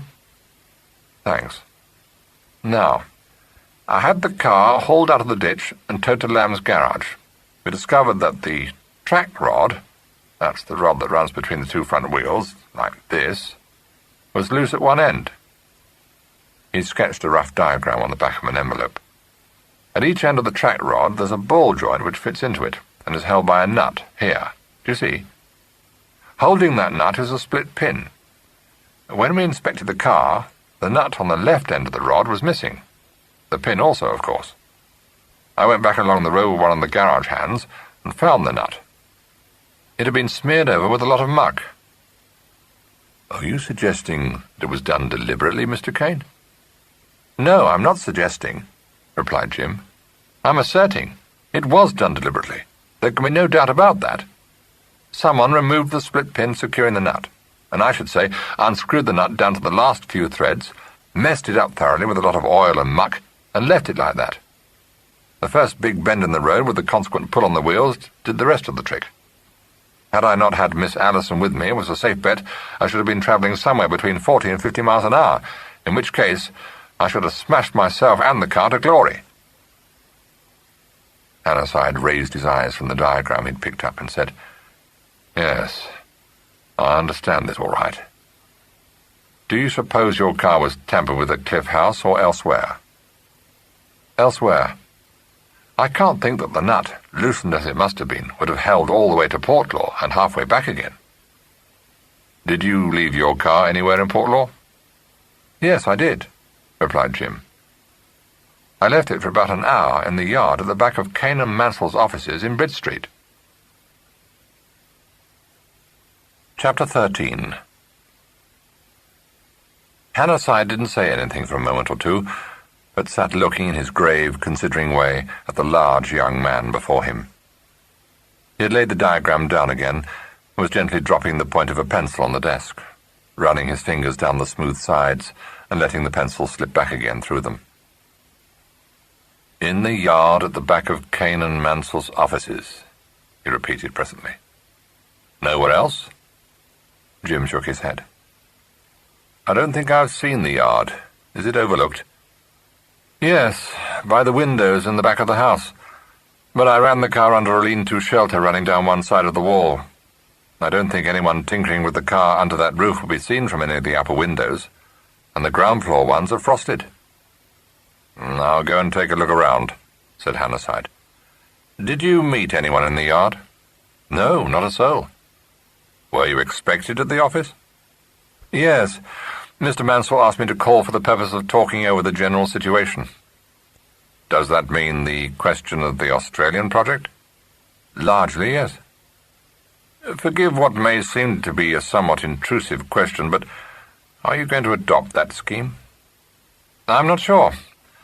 I'm not in love with it, and I'm not over fond of being jockeyed into things." "Does it seem to you that Mansells are pressing you unduly?" Jim thought it over. Difficult to say. I suppose since they're so keen on it, it's not surprising they should want to hustle me a bit. I found Joe Mansell a trifle too persuasive for my taste. I don't think there's much doubt he'd like either to get me out of the business or to make me into a sort of sleeping partner. We can't altogether blame him. It must be darned annoying for a man of his age and experience to have me foisted onto him as head of the firm. I take it you don't mean to become a sleeping partner? No, I don't think so. It was originally a Kane show, and somehow I don't fancy leaving it in the Mansells' hands. Have you said as much to them? Well, hardly. I've made it pretty clear that I'm not going to be shelved. Have you given them any indication of what your views on the Australian scheme are? Jim reflected. I haven't committed myself in any way. I did tell Paul Mansell that I knew neither my cousin Silas nor Clement liked it. They've probably gathered that I'm not smitten with it. If the scheme were adopted, would you have to put up the necessary capital? That seems to be the general idea. Sort of loan to the tune of about £20,000. I see. Was Mr. Paul Mansell present at your interview this morning? No, I didn't see him at all. I imagine he was in the building as his car was parked in the yard, but he didn't show up. You had an interview with Paul Mansell at Cliff House not so many days ago, didn't you? As a result of which Mr. Oscar Roberts also called upon you for the purpose of warning you that you might be in danger. Yes. Did you set any store by that warning? Had you any reason to think that there might be a risk in visiting the offices of Kane and Mansell? Far from it. I thought I couldn't be in a safer place, even supposing they were trying to bump me off. The idea of anyone doctoring my car didn't occur to me. I don't think it occurred to Roberts either. He seemed to think I was more likely to get knocked on the head or something equally absurd. Hannasyde frowned. Did he tell you so? No, but he walked in the middle of my interview with Mr. Mansell, quite obviously as a protective measure. I was rather fed up with him at the time, but by Jove, I believe he was right. Mr. Kane, from your knowledge of the Mansells, does it seem probable to you that they would murder 2, if not 3 people for the sake of putting through a business deal? Not a bit, replied Jim promptly. On the other hand, they undoubtedly think there's big money to be made out of the Australian deal, and you can't get away from the fact that an attempt, probably 2 attempts, have been made on my life. I admit it sounds pretty steep on the face of it, but you must remember that if I'd gone down in the Seamew, or been smashed up in my car today, you'd have found it very hard to prove that I'd been murdered. So far as the Seamew is concerned, I doubt whether you'd find any evidence, even if you went to the expense of salvaging her. If a hole was really cut in her, the force of the water must have torn the bottom of her. And if I hadn't had Miss Allison with me this morning, I should have smashed my car up so good and proper that you'd have been hard put to it to find out what caused the crash. I quite appreciate that, Mr. Kane. You are quite sure no one else could have had access to your car? No, of course I'm not. While it stood in the yard, anyone could have walked in and tinkered with it. But who'd want to? And at Cliff House? Well, yes. But again, who'd want to? Jim said impatiently. Besides, the chauffeur was washing my great-aunt's car first thing this morning and didn't leave the garage until 11. I had the car out late last night and locked the garage when I brought her in, so it can't have been done yesterday. I went down to the garage myself just after 11 this morning and found my stepfather there, so I should think that at the most the garage was empty for 5 minutes. There was the slightest of pauses. What was your stepfather doing in the garage, Mr. Kane? Filling his cigarette lighter. Look here, what the devil are you getting at? Demanded Jim, half starting from his chair. Merely checking up on everyone who was seen near your car, replied Hannasyde mildly. Well, please don't check up on my stepfather, said Jim. The idea's quite absurd. I'm on the best of terms with him, and always have been. You might as well suspect my young half-brother. I don't think I suspect anyone, Mr. Kane. On the other hand, you must see that I cannot exonerate anyone on your bare word. If I am to go into this attempt on your life, which I understand you wish me to do, you must allow me to make what inquiries I think necessary. You say Sir Adrian was filling his lighter. It strikes me immediately as being a somewhat unusual thing to do. Lighters are generally filled at a tobacconist's shop." Jim smiled. "When you know my stepfather a little better, Superintendent, you won't see anything unusual in that. It's entirely typical of him." Hannasyde inclined his head slightly, as though accepting the statement. "And he was the only person you observed anywhere in the vicinity of the garage?" "Yes. At least, no. My half-brother blew him while I was there, but as he was very keen to go with me, I don't somehow think we need consider him as a possible suspect." Hannasyde paid no heed to this rather sarcastic speech. "He was keen to go with you? You didn't take him, did you?" "No, my stepfather told him—" Jim broke off, his eyes going swiftly to Hannasyde's face. Then he burst out laughing. "Oh, this is too farcical." "What did your stepfather tell him, Mr. Kane?" "That I didn't want to be bothered by him, which was perfectly true. Seriously, Superintendent, you must leave my stepfather out of this. Incidentally, I fail to see what his motive could possibly be." "I take it you've never had any reason to suspect that he might be jealous of your mother's affection for you?" "Not the slightest," said Jim emphatically. "Very well," said Hannasyde. "I promise you I'll go into it carefully, Mr. Kane, and if possible, refrain from insulting Sir Adrian," he added with a glimmer of a smile. "Thanks," said Jim, rising and shaking hands. "I'll be getting along then." "Not got cold feet, Mr. Kane?" "Oh, not very. There seems to be a providence watching over me anyway." Hannasyde agreed and saw him off the premises. After that, he had a short conference with Inspector Carlton and went out to meet Sergeant Hemingway for lunch. The sergeant, who had failed to elicit anything from Mr. James Kane's old nanny but the most rigid corroboration of her mistress's story, was feeling disgruntled. But he cheered up when he heard what Hannasyde had to tell him, and pointed out that he had prophesied that no one could tell where the case was going to end. "That's one suspect less, at all events," he said briskly. "Looks like we can rule out the old lady, too, not to mention Lady Hart." "You're going too fast for me," said Hannasyde. "I'm not ruling anyone out yet." "What? Not James Kane himself, Super?" "I don't think so. I believe he's telling me the truth, but we can't leave out of account the possibility that he may have engineered this accident just to put us off the real scent." "Him?" said the sergeant incredulously. "Don't you believe it, Super. He's not that sort." "Hemingway," said the superintendent, "you think that if a man plays first-class football and gets into the semi-final of the amateur golf championship, he can't be a murderer?" The sergeant blushed, but said defiantly, "Psychology." "Rubbish," said Hannasyde. "However, Carlton's putting one of his young men on to keep an eye on James Kane, and I promised to investigate the affair. I'm going to see the car and to question the garage hands immediately after lunch. I shall go on up to Cliff House. I want you to go round to Kane and Mansell's office. Take a careful look at the building with respect to the yard, and see what you can get out of the personnel." While the superintendent and Sergeant Hemingway were discussing the case over the lunch table, Mrs. Kane's Daimler was bearing Jim home in state. He arrived to find that the rest of the party had started lunch, and realized, as soon as he entered the dining room, that Miss Allison had not been able to allay his relative's suspicions. As he took his seat at the end of the table, with an apology for being late, his mother said in her most businesslike and commanding voice, "Now, Jim, without any beating about the bush, what happened this morning?" To the Bentley," said Jim, shaking out his table napkin. "The steering went, and we ended up safely but ungracefully in the ditch." "Don't try to throw dust in my eyes, Jim," she said. "You needn't think my nerves won't stand the truth. I've faced too many dangers in my time." "Nerves?" interrupted Emily fiercely.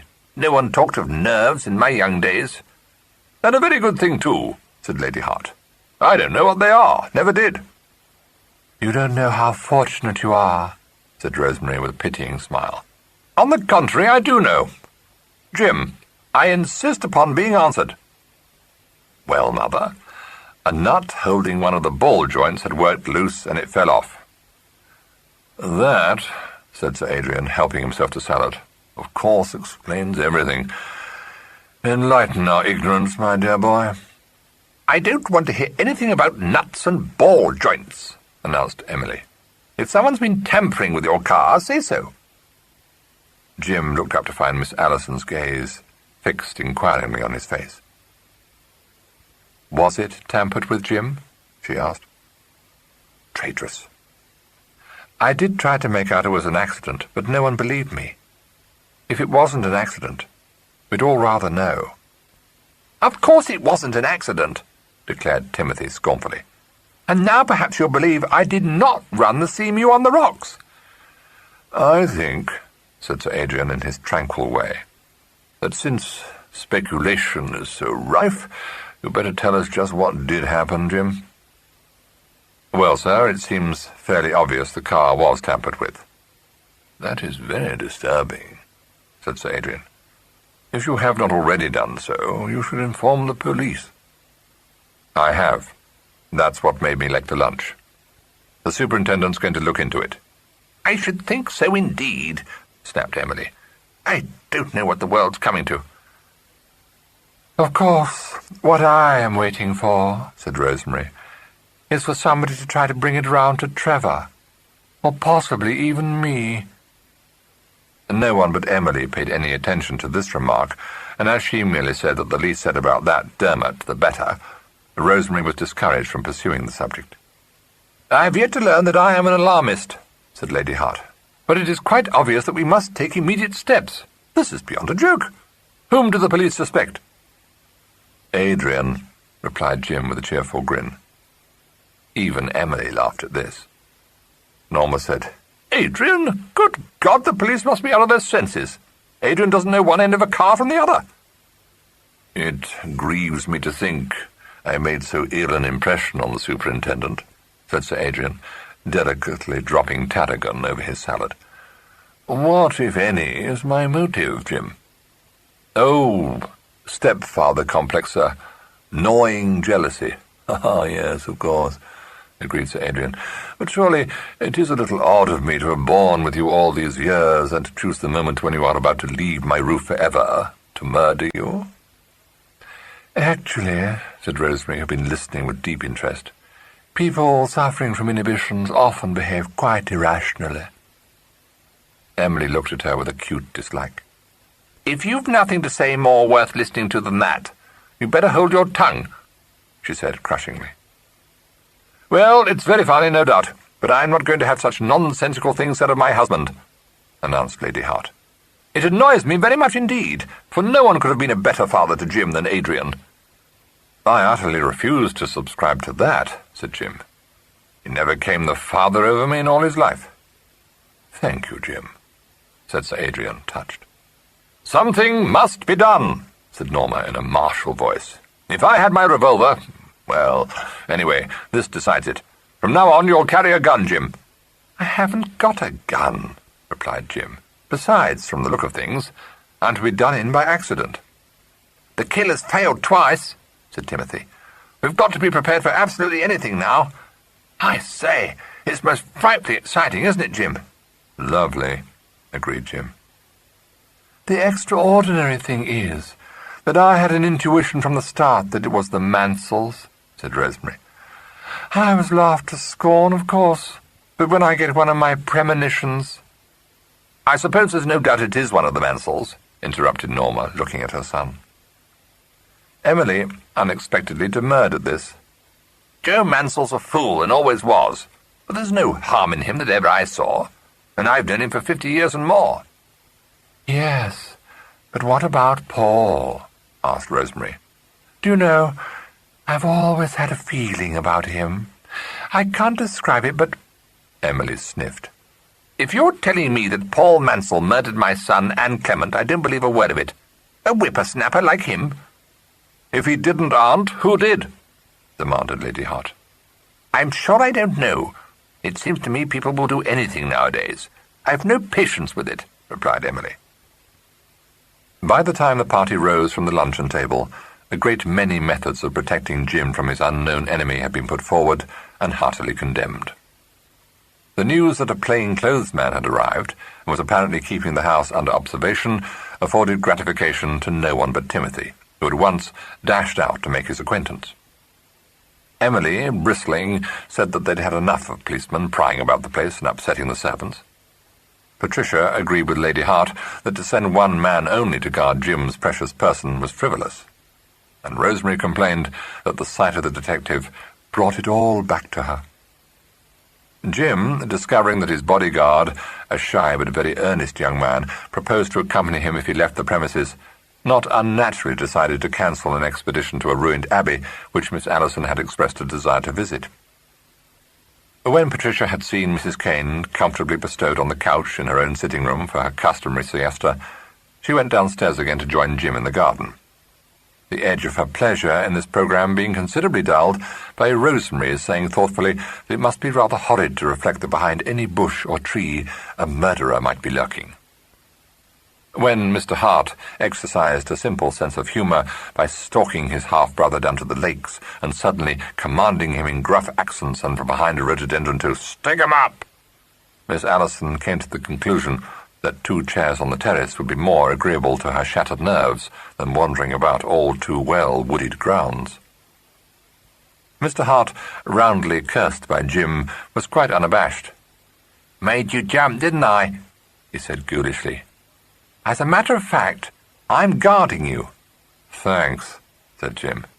"Are you going to guard me the whole afternoon?" "Well, while we're in the garden I shall. Sergeant Trotter, that's the new detective, you know, said I ought to." "I'll have a word with Sergeant Trotter," said Jim grimly. "Come on, Pat, let's go and sit sedately on the terrace." Mr. Hart accompanied them back to the house, chatting with his usual insouciance. Halfway across the south lawn he stopped, his blue eyes gleaming with excitement. "Say, buddy," he pronounced, "I got a swell idea. Only I must have some dough." He planted himself in front of Jim and raised an eager, beseeching countenance. "Have you got any money, Jim? Because if so, could I have some, please? There's something I frightfully want to go and buy in Portlaw, and if you gave me about 10 bob, or perhaps £1, if you can spare it, I could whiz in on my bike." "Look here, is it something devilish?" asked Jim suspiciously. No, honestly it isn't. As a matter of fact, it's actually for you, and I know you'll be pleased." "Oh, God," said Jim with deep misgiving. Mr. Hart danced with impatience. "Oh, Jim, don't be a cad." "Well, if you swear it isn't anything hellish, and if it really means that you'll remove yourself till tea-time," began Jim, taking out his note-case.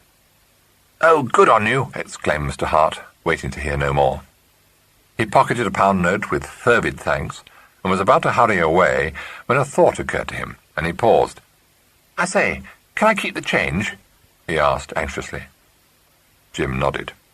"Say, you're a swell guy," declared Mr. Hart, in a burst of gratitude, and vanished. Jim and Patricia ensconced themselves on the terrace.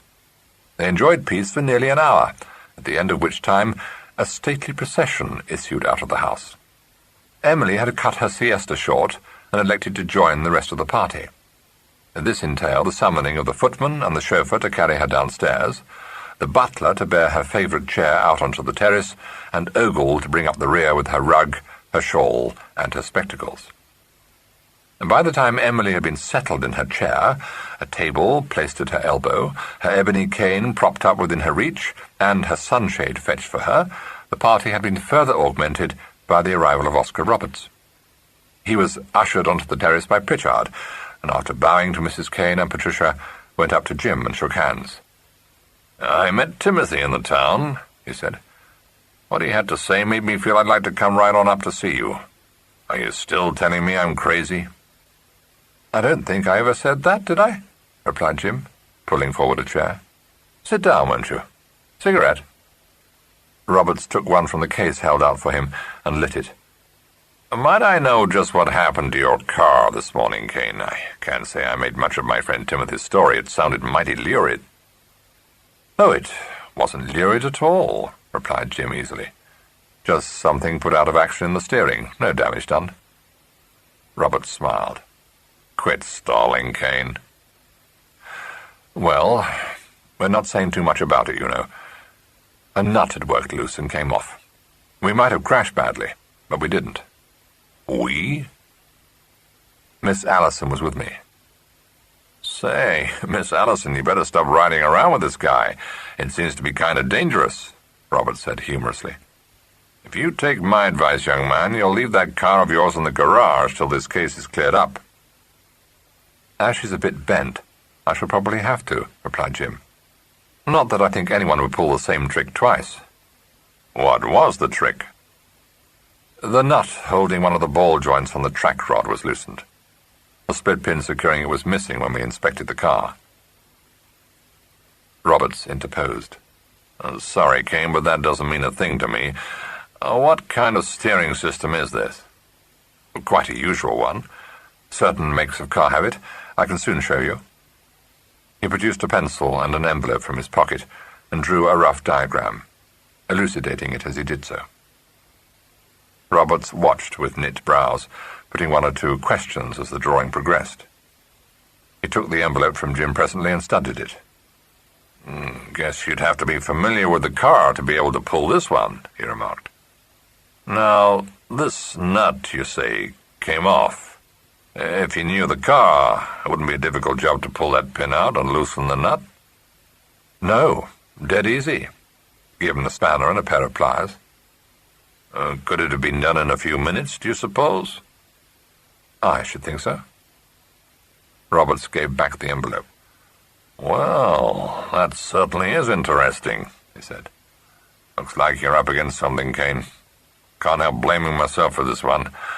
I ought to have thought of your car standing in that yard just crying out to be tampered with. Emily, who'd been listening to him with ill-concealed impatience, said crossly, I don't know why, I'm sure. You're not a detective, are you? Roberts turned courteously towards her. Mrs. Kane, when a man sees murder rife under his very nose, he's apt to take notice of it. Scotland Yard has the matter in hand, said Emily in her stiffest voice. Roberts smiled a little. Sure they have. I expect when it comes to solving problems, they're swell. Maybe they're not quite so clever at preventing crime. At this moment, Sir Adrian came out onto the terrace with Superintendent Hannaside. Jim said at once, My God, sir, has it come to this? No, not yet, replied Sir Adrian calmly. I am still a free man. The superintendent wishes to have a word with Mrs. Kane. Emily felt no particular animosity towards Superintendent Hannaside, who had at their first meeting handled her with consummate tact. But her inevitable reaction towards anyone requiring anything of her was of hostility. She looked him up and down and said, I don't know what he thinks I can tell him. Patricia got up. I expect you'd like to speak to Mrs. Kane alone, Superintendent. Sit down, said Emily sharply. I've no secrets. If I knew anything, I should have told it in the first place. Well, what do you want? Hannaside took the chair Jim had thrust forward. I take it that you have been informed of the accident to your great-nephew's car, Mrs. Kane. Yes, I have, said Emily. And I'll thank you to see that nothing of the sort happens again. I don't know what the police think they're for. I'll do my best, promised Hannaside. I think you may be able to help me. He glanced fleetingly round the assembled company. Do you wish me to speak frankly, or would you like to see me alone? No, I shouldn't, replied Emily. Then I'm going to be very frank indeed, said Hannaside. I have seen the foreman of Lamb's garage, and I have seen Mr. Kane's car. I am satisfied that the accident did not occur naturally. It remains for me to discover who tampered with the car. Sir Adrian will, I hope, forgive me if I say that his presence in the garage this morning makes it necessary for me to consider the possibility of his being the guilty person. Stuff and nonsense, interrupted Emily with a snort. A thought occurs to me, said Sir Adrian, disposing himself in a deck chair. Had I a motive for murdering Clement Kane? Hanaside's eyes twinkled appreciatively. "I haven't yet discovered it, sir." "Murder begets murder," said Jim. "You didn't murder Clement, Adrian. His murder just put the idea of murdering me into your head." Sir Adrian wrinkled his brow. "I never take my ideas at second hand," he complained. "Waiving you for a moment, sir," interposed Hanaside. "I am apparently left with only 2 suspects." "Joe Mansell wouldn't murder anyone, if that's what you mean," said Emily. "I don't know anything about his son, and I don't want to." "We'll waive him too," said Hanaside. "There is one other person who would benefit by Mr. Kane's death, and that is his heir." Emily stared at him. "Maud? Rubbish! She's in Australia." "Are you sure of that, Mrs. Kane?" "I had a letter from her posted in Sydney. I don't know what more you want." "May I see that letter?" For a moment it seemed as though Emily would refuse. Then she turned towards Miss Allison and commanded her to fetch it from the davenport in her sitting-room. Patricia got up and went into the house. Hanaside said, "When did you last see your great-niece, Mrs. Kane?" "When she was a child," replied Emily. "I don't know when. I never took any stock in that Australian lot." "Then is it safe to assume that you wouldn't recognize her today?" "I've no idea. She was a plain child. I remember they dressed her very unsuitably. Just like them. If they had a penny to bless themselves with, it went on grand clothes and trips to England. Never got any encouragement from me."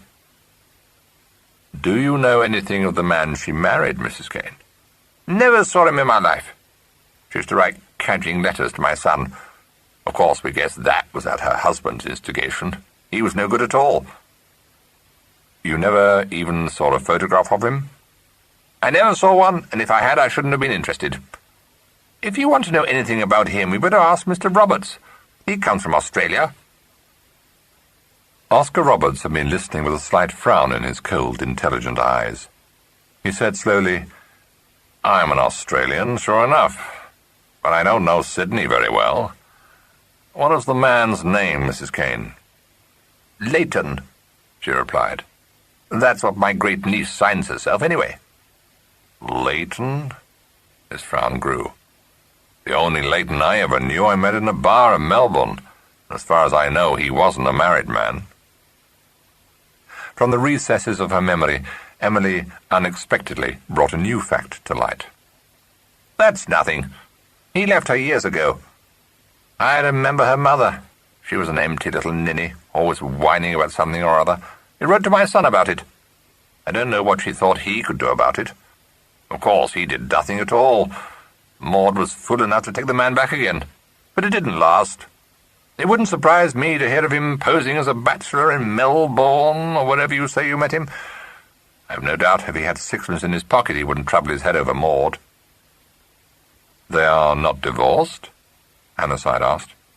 "If they are, I never heard of it. Maud had no pride at all, just like her mother." Hanaside turned to Oscar Roberts. "How well were you acquainted with the man you met in Melbourne?" "Not so well. If he was the Leighton you want, he certainly wasn't on the up and up when I knew him. He was picking up a living doing odd jobs for any firm that would use him. Chicken feed. The trouble with him was drink.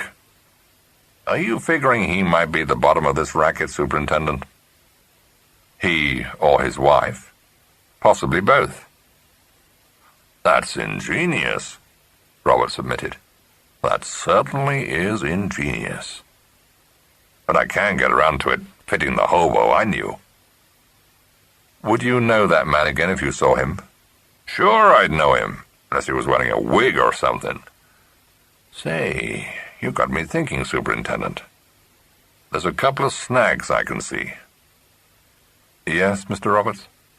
"Well, the first is that, assuming the Leighton I knew is the Leighton you're after, I doubt whether he'd ever got himself sobered up enough to tackle a job like this. Maybe we're not talking of the same man. Let it go. The second snag is the number of murders. It's too steep, Superintendent. The man who'd set out to commit no fewer than 3 murders so that his wife could inherit a fortune must be a mastermind. You can take it from me, all that amount of nerve don't fit my Leighton, and from what Mrs. Kane's been telling us about the guy her great-niece married, it don't fit him either. Why, the man who could plan devilry on a scale as grand as that must have brains enough to make a fortune for himself. It doesn't always follow that a clever man chooses an honest way to make a fortune, Mr. Roberts. I admit the improbability of his planning 3 murders, and I believe that if he is at the bottom of this case, he didn't plan 3. It's far more likely that, in common with Mr. Kane, he took it for granted that his wife stood next in succession to Mr. Clement Kane. Roberts regarded him with a faint smile. You've got it fixed in your mind Mr. Silas Kane and Mr. Clement were murdered by the same man, haven't you, Superintendent?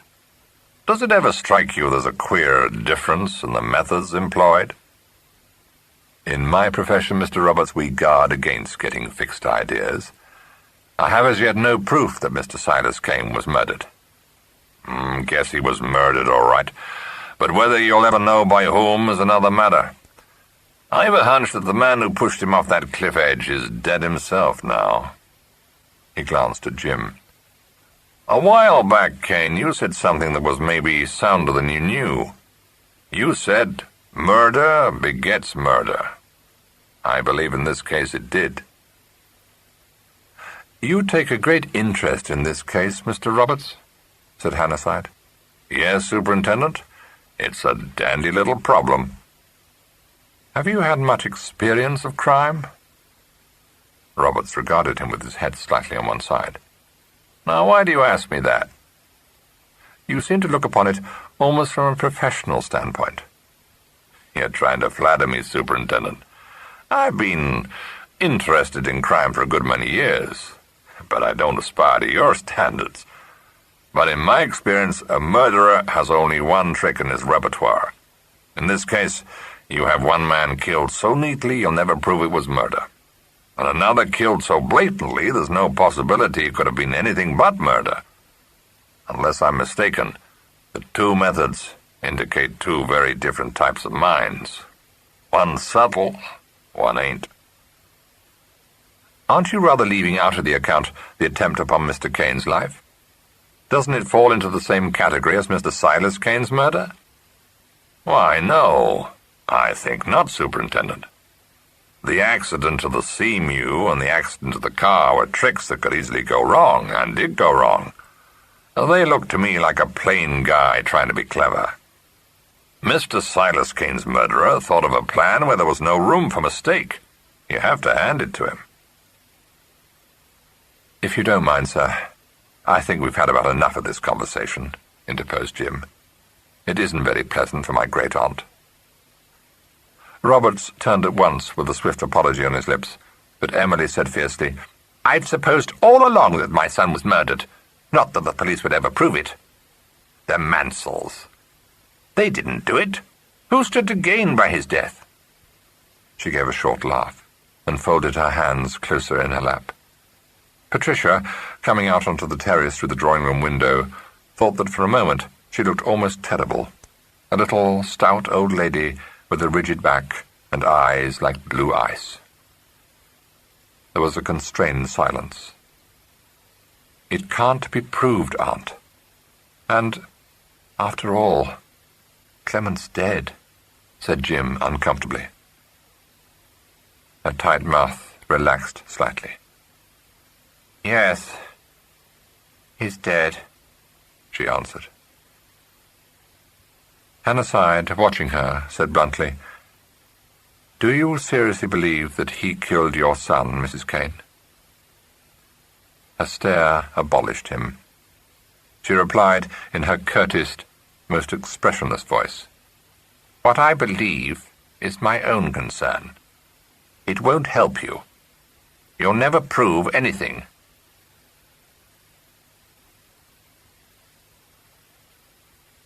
Chapter 14.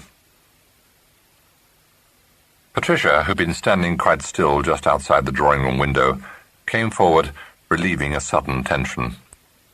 I think this is the letter you want, Mrs. Kane. Emily glanced at it. I don't want it. Give it to the superintendent. Hannasyde took it with a word of thanks and carefully inspected the postmark on the envelope.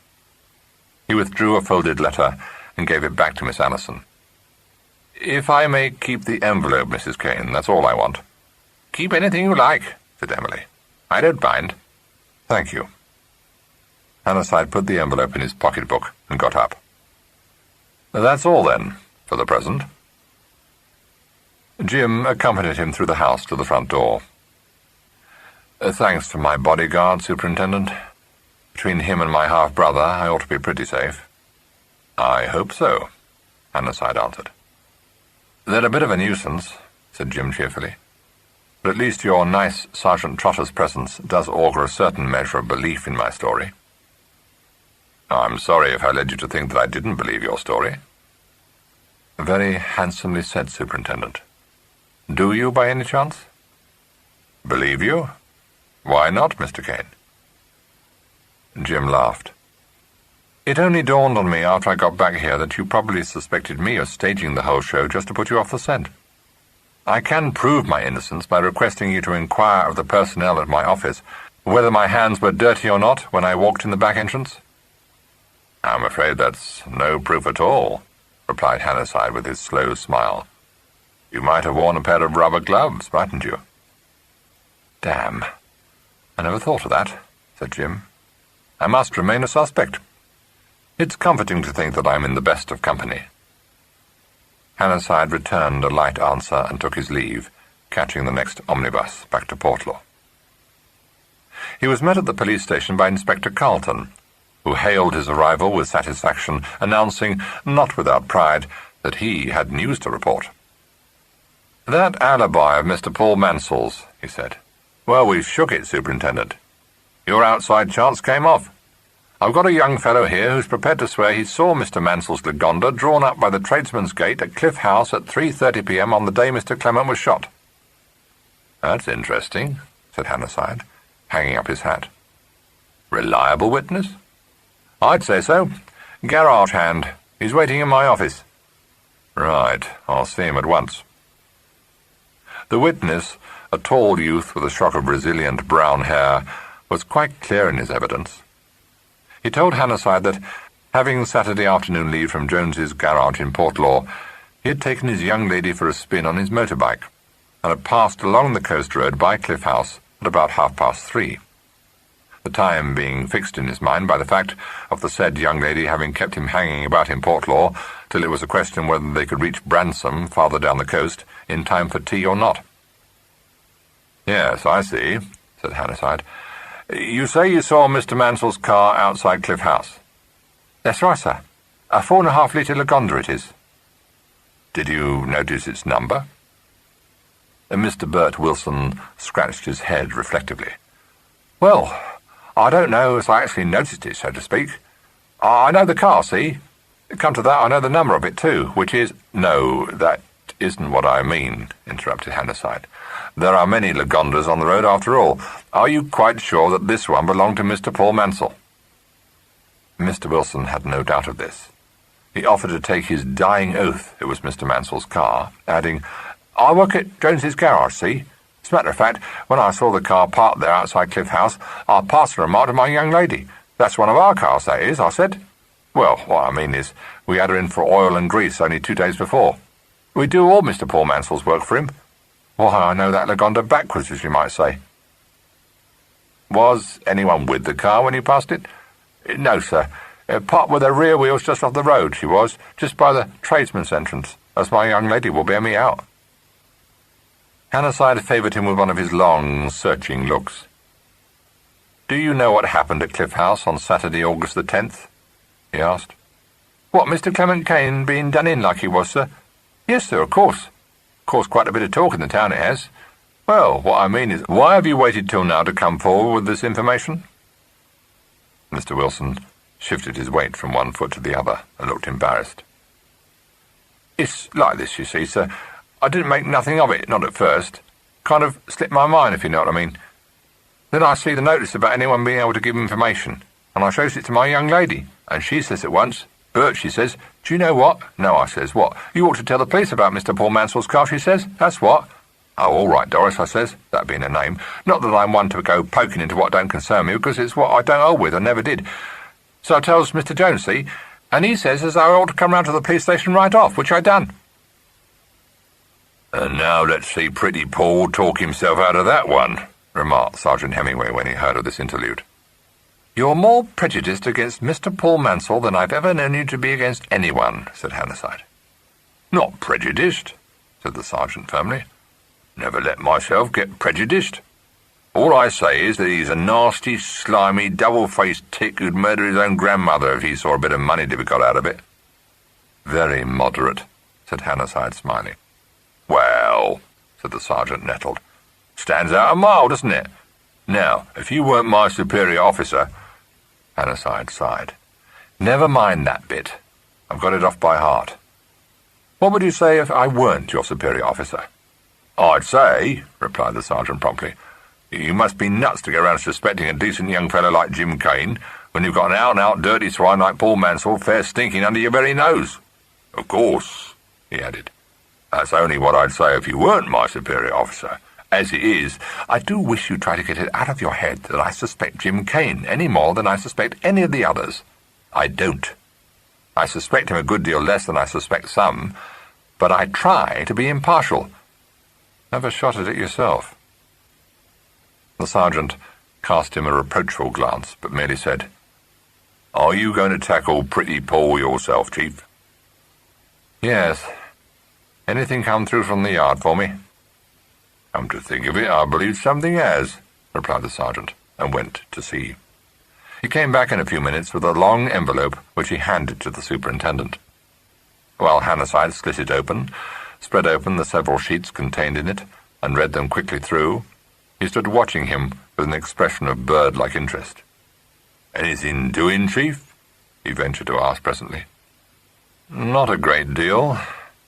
The Sydney police know nothing of the Leighton I want. Mrs. Leighton's there all right. Seems to have been living there for about a year. Melbourne cables nothing known of Edwin Leighton since the end of 1933, when he was discharged from prison after serving a short term for obtaining money under false pretences. Seems to have faded out. Well, anyway, said the sergeant, brightening, if he's been in prison, they'll have his fingerprints and photograph. Were they asked for? Yes, if the police had them. Copies are being sent by airmail. Any description? Not very helpful.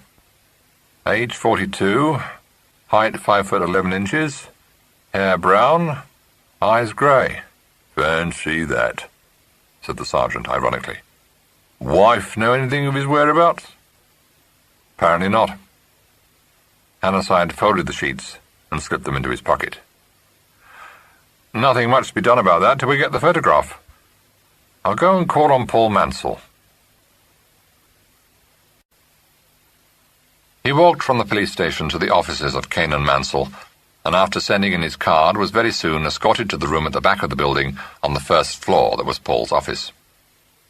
On his way up the stairs and down the broad corridor, he took swift note of his surroundings, and didn't miss the door on the landing, set wide to admit the fresh air that gave onto the iron fire escape leading down into the yard. Paul Mansell had his secretary with him when Hannasyde was ushered into the room, and was apparently busy with a heavy file. He didn't look up immediately, but when Hannasyde walked forward to a chair by the desk, he raised his eyes and said, Good afternoon. Just a moment, if you please. Miss Jenkins, take this. He dictated a letter, which seemed to Hannasyde rather unimportant, and then dismissed the girl and said, Sorry to keep you waiting. What can I do for you? The over-genial note in his voice did not escape Hannasyde. He replied calmly, You can tell me, Mr. Mansell, what your car was doing outside Cliff House at 3:30 p.m. on August the 10th. Paul Mansell lost some of his colour. He countered with a swift question. Who says my car was outside Cliff House that afternoon? I have evidence that it was drawn up at the side of the road by the tradesman's entrance, Mr. Mansell. Do you care to explain this? Paul lit a cigarette and inhaled a breath of smoke before answering. I should very much like to know where you got this tale from." "I'm sorry, I'm not in a position to disclose the source of this piece of evidence," said Hatherside, unmoved. "Well, really, Paul stopped, plainly undecided what to say. "I don't know that I feel inclined to answer this most extraordinary question without knowing—" He met the superintendent's eyes and broke off again. "Do you deny that your car was parked outside the grounds of Cliff House that afternoon, Mr. Mansell?" Paul looked at him for a moment under his lashes. "Deny it? No, I didn't say I denied it, but it has nothing to do with this case, I can assure you.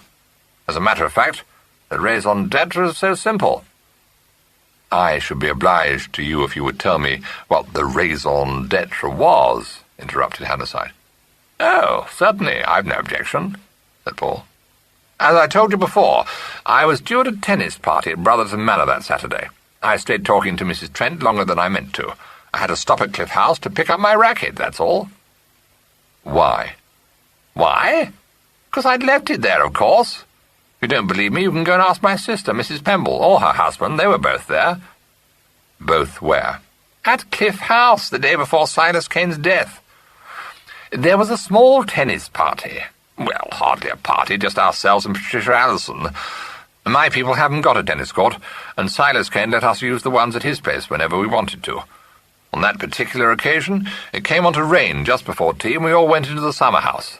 Sort of glorified sun parlour arrangement, I dare say you've seen it, hoping that it would clear up. Played silly games, you know, up Jenkins and rummy and that sort of thing to pass the time. The rain kept on, and we all went up to the house for tea. I happened to leave my racket in the summer house. Forgot about it, you know. The weather didn't clear up, and in the end we, my sister and Pemble and myself, drove home without returning to the summer house. I remembered my racket when I got back to Portlaw, but I knew where I'd left it, and that it would be perfectly safe and dry. I knew I put it in its press, too, which was all that mattered. Naturally, I didn't go chasing back to Cliff House for it.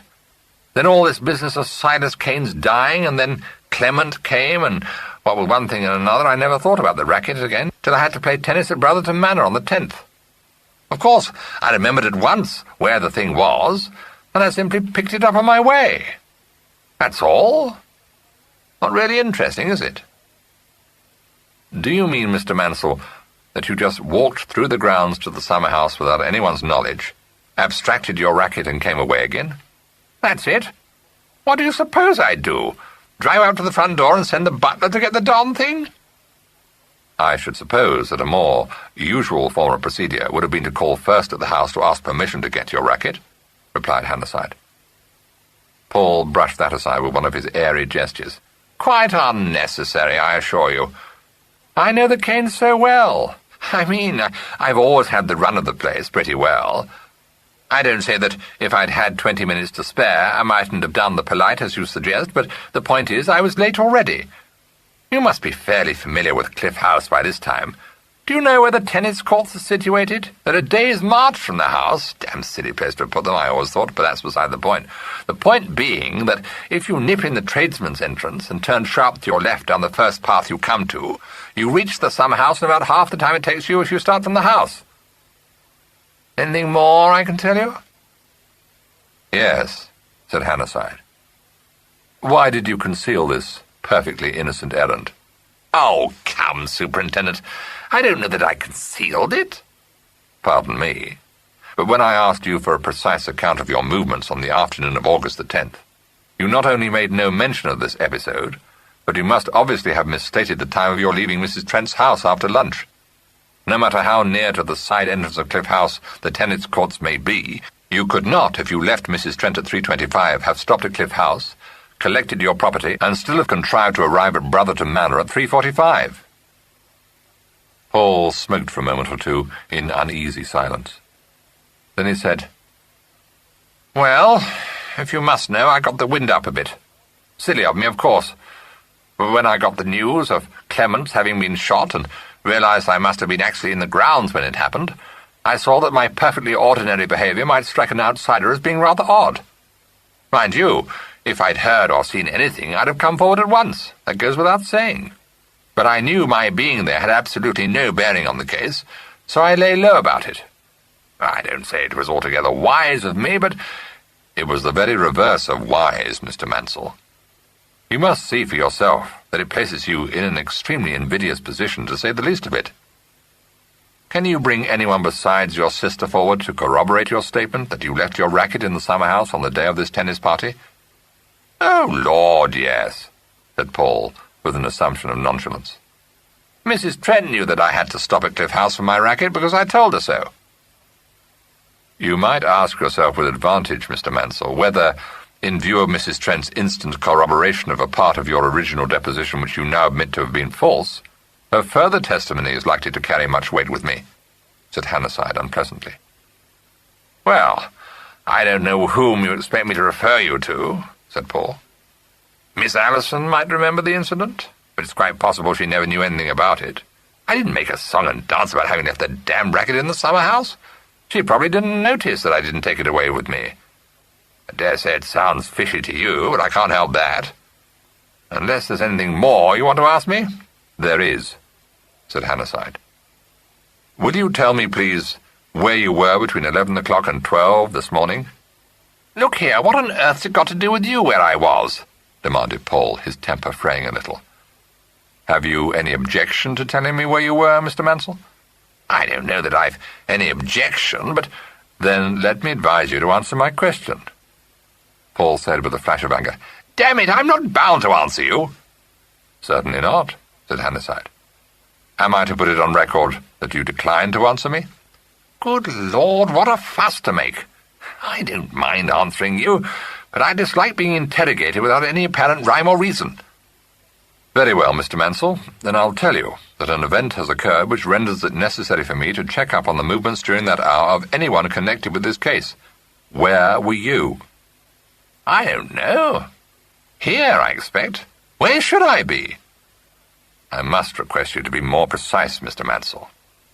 You are surely able to recall what your movements were this morning. I don't sit and watch the clock. I've got something better to do.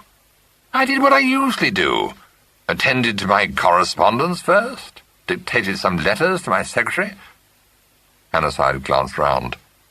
Does your secretary work in this room? Of course not. She works in there, replied Paul, nodding towards the door communicating with an adjoining apartment. When did she leave this room this morning to type your letters? Oh, round about 10:30. I don't know for certain. Did she return at any time between 11 and 12? No, I don't think so. In fact, I'm sure she didn't. What did you do? Got on with my work, of course. In this room? Mostly. I went down to the packing room once and into the ledger department, that's all. Hansard got up and walked over to the window. It overlooked the yard below, and beyond the cover of the lean-to shelter built at right angles to the house, he could just see the tail of Paul Mansell's car protruding. The body of the car was hidden by the low roof above it. Paul Mansell watched him with a shade of uneasiness in his face. What's the matter? What are you getting at? He asked. Hansard turned his head. I see that you look out onto the yard, he said. Did you see Mr. James Kane park his car there this morning? No, I can't say I did. I don't hang out of the window to gape at every car I hear in the yard. Look here, what's this all about? Hansard came back to the desk. Upon his way back to Cliff House, after his interview with your father, Mr. Kane met with an accident, he said. Paul Mansell half started to his feet. Good God! You don't mean he's dead? No, replied Hansard. Mr. Kane escaped injury. But investigation had disclosed the fact that the accident was caused by the loosening of one of the nuts holding the left ball joint of the track rod of his car in position. Paul stared at him, his brows knit. The inference being that I monkeyed with his blasted car? Not necessarily, said Hansard in his quiet way. I should damn well hope not, Paul said angrily. What reason have I got to try to kill Jim Kane? Or his cousin Clement, for that matter? I think it's about the limit that you policemen should have the neck to suspect me. Do you suppose I'd be fool enough to murder a couple of men? Oh, 3, isn't it? 3 men just to put through a potty business deal? There is no need for such heat, Mr. Mansell. Well, I think there is. It's about time the air was cleared a bit. You needn't imagine I haven't realised what you've been getting at ever since you came down here. What's more, I know who put you out to it. It was that stagey fool Roberts, trying to do the giddy detective all over the shop. The door opened, and Joseph Mansell came into the room, looking worried and a little frightened. "What's all this? What's all this?" he said. "Paul, my boy, really, I could hear your voice in my office. No need to shout. No need to shout, you know. Good afternoon, Superintendent. Now, what is the trouble?" "Oh, nothing," Paul said, sinking back in his chair. "Superintendent Hanniside is just accusing me of trying to murder Jim Kane, that's all." "Murder Jim? Good God! What's this, Superintendent?" "Your son is labouring under a misapprehension, Mr. Mansell. I have accused him of nothing. All I have asked him to do is to account for his movements this morning, while Mr. Kane was in your office." Well, there's no harm in that. You have to do your duty. But what's this about Jim Kane?" Hanniside explained briefly. Joe looked very much shocked, said feebly that he felt sure there must be a mistake, and added that surely the superintendent couldn't seriously suspect his son of having anything to do with the accident. "That's where you're wrong," said Paul mockingly. "He thinks I killed Clement, and probably Silas too. Now I'm rounding off the job with Jim. And what I say is that such a crack-brained idea would never have come into his head if that meddlesome Noel Roberts hadn't put it there. Paul, my boy, Paul, gently. I'm sure the superintendent doesn't think any such thing, or Roberts either. You're letting all this worry get on your nerves." "Well, and if I am, is it surprising?" retorted Paul. "I've had detectives nosing around till I'm sick of the sight of them. And on top of that, I've had Roberts dogging my footsteps, and coming as near to saying, bang out, that I murdered Clement as he dare." He swung round in his chair to face Hanniside, and added venomously, "If you want to chase a wild goose, try him for a change. I've had enough of it. He had just as much motive as I had for killing Clement." "Paul," said his father warningly, "now that's quite enough. There's no need to talk in that wild fashion.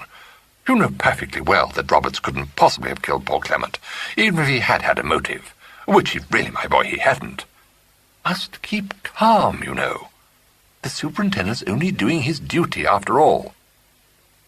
Paul seemed to recollect himself. He flushed and muttered that he was sorry, but that the case was getting on his nerves a bit.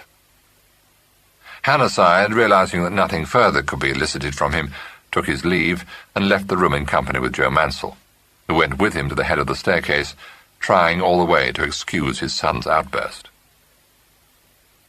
From Kane and Mansell's offices, Hanniside proceeded to the Cedars, Joe Mansell's comfortable Victorian house, situated in a wide avenue leading off the esplanade. He found the household undergoing the doubtful pleasure of having the children down after tea. This was a rite enjoyed only by Betty, but her deep-seated conviction that her mother, her husband, and any afternoon visitor who might have been unwise enough to call at the Cedars during her stay there were all filled with an overpowering desire to see the children, made it impossible, even for so forthright a lady as Agatha Mansell, to protest against the daily invasion of her drawing-room. It would have hurt Mrs. Pemble's feelings too much. So the children, washed, brushed, and dressed in their best clothes, burst into the drawing-room regularly at 5 o'clock every day, loudly and insistently demanding sweetmeats and entertainment. When Superintendent Hanniside sent in his card, with a request for a few moments' speech with Mrs. Pemble, Jennifer and Peter, having been coaxed into shaking hands with 2 visitors and prompted to reply civilly to a number of the fatuous questions invariably addressed to the young by strangers, were engaged in the simple but enjoyable game of launching themselves bodily upon the sofa, mauling the cushions, scrambling off again, and repeating the performance. Their mother at first exclaimed in a shocked voice, "Oh, I can't come now," but upon reflection consented to tear herself away from her offspring. "Just for a minute, sweethearts." This time limit, if adhered to, would have suited Hanniside very well. He had not anticipated that his interview would occupy more than 5 minutes at the maximum, but he realized within 30 seconds of making Mrs. Pemble's acquaintance that she was not one of those who could give a plain answer to a plain question. It was indeed some time before he was given an opportunity of asking his question. He had first to gather as best he might from a confused rush of words that Mrs. Pemble had been playing with her children, that she always played with them after tea, and of course at other times too, that she simply couldn't imagine why he should wish to see her, that she knew simply nothing about anything, that she could only spare him a minute, that she thought the whole affair simply too frightful for words, that she was simply trying to put it out of her mind, and finally that she was terribly highly strung, though she made a point of simply never talking about herself. Superintendent Hannasyde, who had not had any tea, felt a trifle dazed by these eager confidences, but managed to break in on them and to put his question. Did Mrs. Pemble recall what her brother had done with his tennis racket upon the last occasion when he played tennis at Cliff House the day before Silas Kane's death? By the time Betty had succeeded in recalling the occasion, which she did by the employment of such landmarks as the day Jennifer had a bilious attack, or the day Peter fell downstairs, her husband had come into the room, and was able to give Hannasyde a prompt answer. "Yes, rather," he said. "He left it in the summer-house. I remember his saying so on the way home." This firmness had the effect of sobering Mrs. Pemble. She said, "Oh, yes, of course. I remember perfectly. We couldn't go back for it because I promised the children I'd be home in time to tuck them up in bed. Hadn't I, Clive?" "Thank you," said Hannasyde. "That's all I wanted to know." "If only there was anything else I could tell you, I should be simply delighted," said Betty earnestly. "I mean, I think it's so appalling. It worries me frightfully, doesn't it, Clive?" "Yes, rather," said her dutiful helpmate. Hannasyde thanked her, evaded an invitation to tell her what he had discovered, and departed. Mr. and Mrs. Pemble returned to the drawing-room, and in the intervals of playing with her children, Mrs. Pemble discussed exhaustively the various causes which might account for the superintendent's strange question. When the children had been removed, under protest, by their nurse, she went away to invite Rosemary Kane over the telephone to motor to the Cedars after dinner for a nice, cosy talk. Rosemary, undeterred by her oft-stated conviction that Joseph or Paul Mansell had murdered her husband, at once accepted this invitation, with the result that the rest of the party at Cliff House were able to spend an evening of comparative peace. Lady Hart showed Emily the snapshot she'd taken in the Congo. Sir Adrian read a book. Jim and Patricia played billiards, and Timothy vanished on secret business of his own. When Rosemary returned, she found that Emily had already been carried up to bed, and that the others were on the point of following her.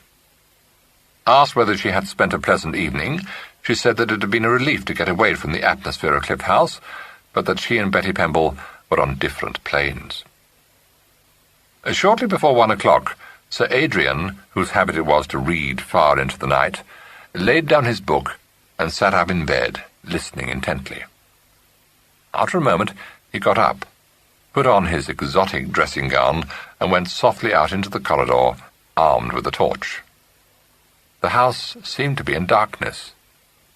He walked down the passage to his stepson's room, and very quietly opened the door. He took one step into the room, and suddenly the silence of the house was rent by the shrill ringing of what seemed to be innumerable bells. "Good God!" exclaimed Sir Adrian, annoyed. Jim woke up with a start and snapped on his bedside light. "What the blazes?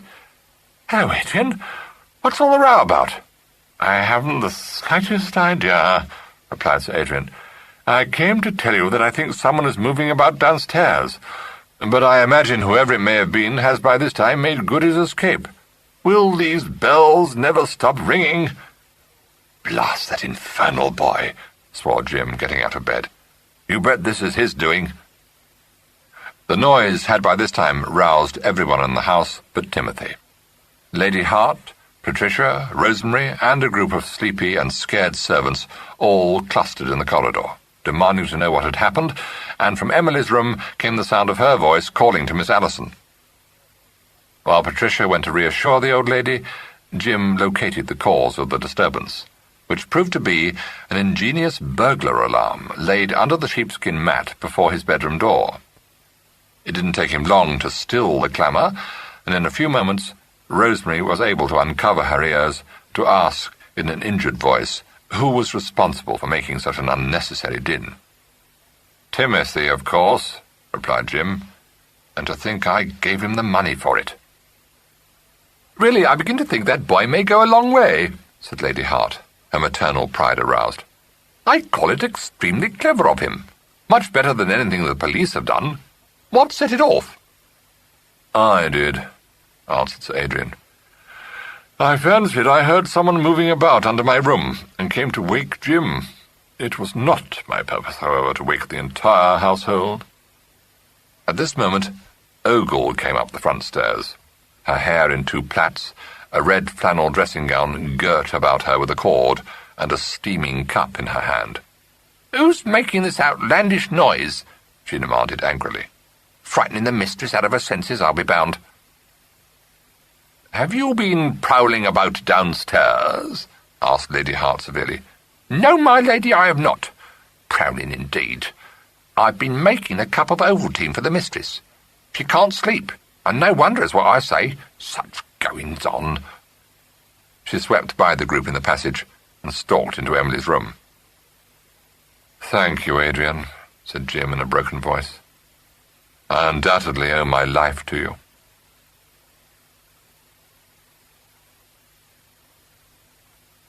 Chapter 15.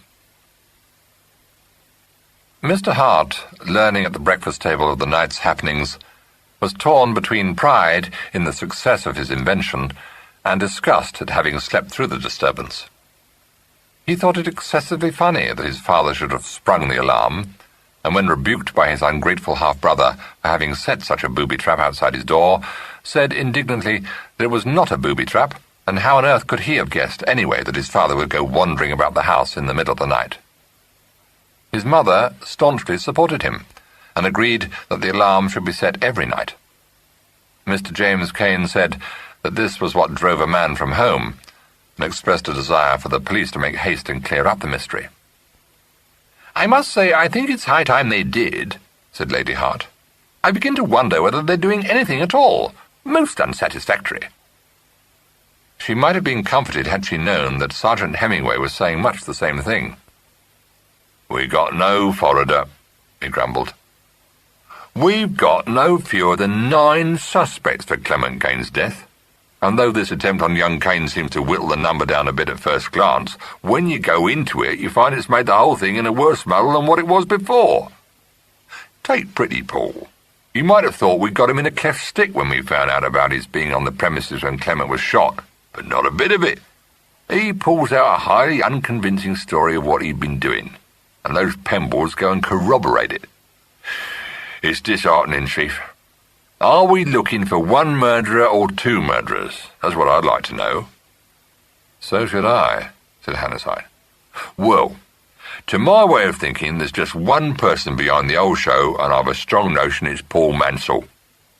Myself, I don't fancy Jim Cain. If he was clever enough to make away with 2 cousins without leaving a single clue behind him, I can't see what he wants with a couple of faked attempts on himself. We hadn't got a thing on him, which he must have known. What's more, if he loosened that nut on his car, he was taking a tidy risk. Suppose it had come off in the middle of the town, and he'd sailed into an omnibus or something. Nice mess he'd have made of himself. Suppose there'd been another car coming towards him when the nut did come off. He fits the first 2 murders, I'll give you that, but he doesn't fit this last denouement. If we're after someone who fits the 2 murders and the 2 attempts, all we've got is a couple of Mansells. And of the 2, I put my money on Paul, and this Leighton, whom we haven't seen. For the life of me, Super, I can't see why you're so shy of thinking it might be Pretty Paul."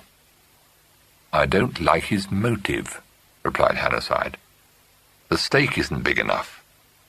"Well, I don't know," said the sergeant. "I've known a man to murder his own mother for the sake of a few £100 insurance money." "We're not dealing with the criminal of the poorer classes, nor have I known a man to murder 3 people for the sake of a few £100. Dare say he expects to make a few thousands." "No doubt, but there's a difference between expectation and certainty." There's also another factor which you're leaving out of account. When Clement Kane was shot, James Kane, standing in the garden hall, saw nothing, not so much as an agitation in the bushes. Now, you may contend, if you like, that it would have been possible for the murderer to have shot Clement through the study window and to have dashed into the cover of the shrubbery in a very few seconds, but I've seen that garden hall. James Kane states that the door into the garden was open. If it had been shut, he could still have seen out, because the upper panels are glazed. The sound of a shot so near at hand must have had the effect of making him look round immediately. An involuntary reaction. He says he did look round, and stepped out at once through the open door. I've stood in that garden hall, Hemingway, and I've seen that it commands a view of the shrubbery. I can't understand how James Kane could have failed to observe any movement at all in the garden. If the murderer escaped, not into the shrubbery, but by the path running along the side of the house to the front avenue, it's incredible that Kane should not have caught a glimpse of him when he looked out. He heard no footstep on the gravel, either before or after the shot. Now, one can argue that, as he'd only just entered the garden hall when the shot was fired, he needn't necessarily have heard anyone approaching the study, but surely he must have heard a hasty retreat. If we are to exonerate James Kane himself, we look like being faced with a far more fantastic possibility, which is that old Mrs. Kane murdered Clement, and James Kane knows it. "Revenge?" inquired the sergeant. "That, and dislike of having him and his wife firmly established at Cliff House. She believes that Clement killed her son. That much seems to be certain. One of the doubts in my mind is whether she could have handled so heavy a gun as a .38. "Yes, but if she did it, and Jim Kane knows it, what about the attempts on him?" objected the sergeant. "Are you making Sir Adrian responsible for them?" "It's a possibility. They may, on the other hand, have been faked by himself, partly to throw me off Mrs. Kane's scent, partly to protect himself. Tortuous, I know, but the human brain is tortuous." The sergeant sighed. "You're making it sound worse than ever, Chief. I'm blowed if I see where we are now." "On the wrong track," replied Hannasyde promptly. "We've got to find the gun which shot Clement Kane." "What you might call a tall order," remarked the sergeant. "If it was James Kane who did it, the odds are he took it out to sea in that boat of his and dropped it overboard. If it was Dermot, after all, we might find it at the bottom of the lake, but more likely he disposed of it miles from here. If it was young Mansell, there's no saying where he got rid of it. Of course, I had a look in the shrubbery, but there was no sign of the ground having been disturbed, and I can't say I expected any. It isn't in human nature to leave the weapon close to the scene of the crime, now is it?" "That's a ready-made argument which won't stand investigation," answered Hannasyde. "I agree that in 9 cases out of 10, you won't find the weapon near the scene of the crime, except, of course, in those instances where the murder has been faked to look like suicide. But the more I go into this case, the more I feel convinced that we're up against a very astute mind. Moreover, unless the murderer was either Paul Mansell or Trevor Dermot, we have to remember that he had very little time which to dispose of the gun before confronting Inspector Carlton.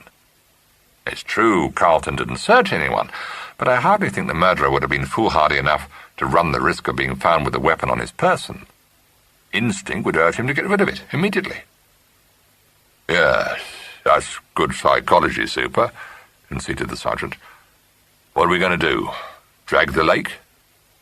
"If all else fails." "But neither James Kane nor Mrs. Kane could have disposed of the revolver as far from the house as that, let alone the certainty of their being seen by Dermot and Mrs. Clement Kane, who were there. I think it must be concealed in or near the house." "That bank of rhododendrons? Terrible Timothy searched there, and so did myself." "No, I thought of that. But I don't believe we shall find it there. If the murderer hid it there, he must surely have buried it, for we were bound to search that bank. I don't see him doing that. It would have taken time.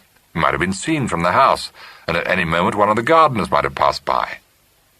If he got rid of the gun on the premises, he must have done it quickly. Now, isn't there a big rain tub standing not 10 feet from the study window?" The sergeant blinked at him. "There is, of course. But are you suggesting that anyone had the almighty brass to drop the gun in there where it might be discovered any minute, Super? Why, he'd have to be crazy. The very fact of the tub being so handy would be enough to put him off. Perhaps he banked on our thinking that, said Hannasyde with a slight smile. The sergeant scratched his chin. Well, I'm bound to say it's about the last place I'd look for the gun. As a matter of fact, I've never banked matter on finding it there at all. Nor I, which is where I think we may have been wrong. We'll go and investigate that tub. But when the sergeant was confronted with the big green rain tub standing so blatantly against the wall of the house, he shook his head and said, "He wouldn't have the nerve." "Whoever committed this crime had plenty of nerve," replied Hannasyde grimly. "See if you can find a long stick."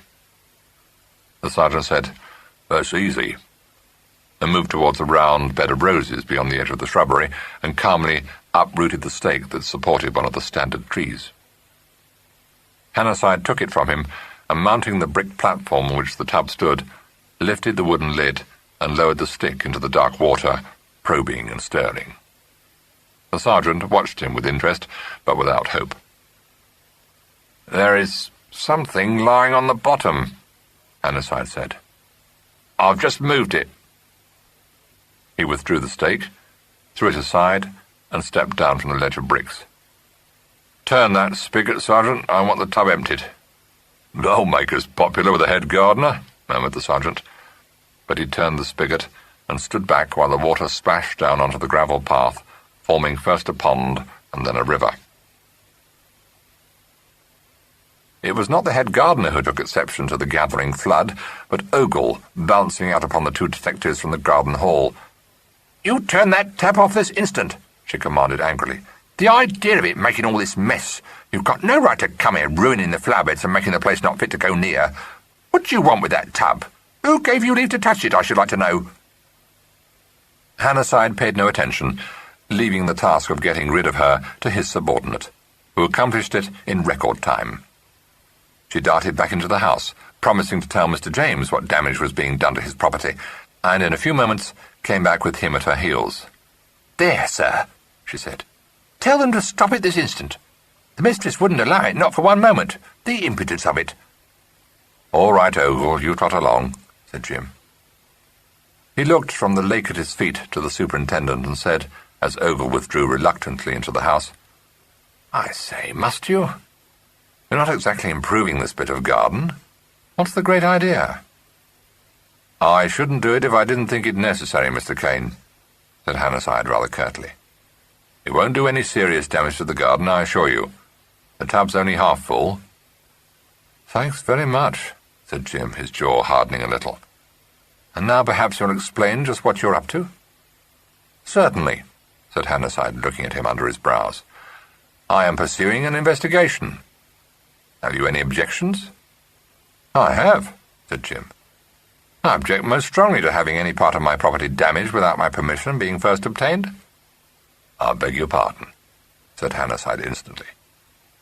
"Have I your permission to empty this tub?"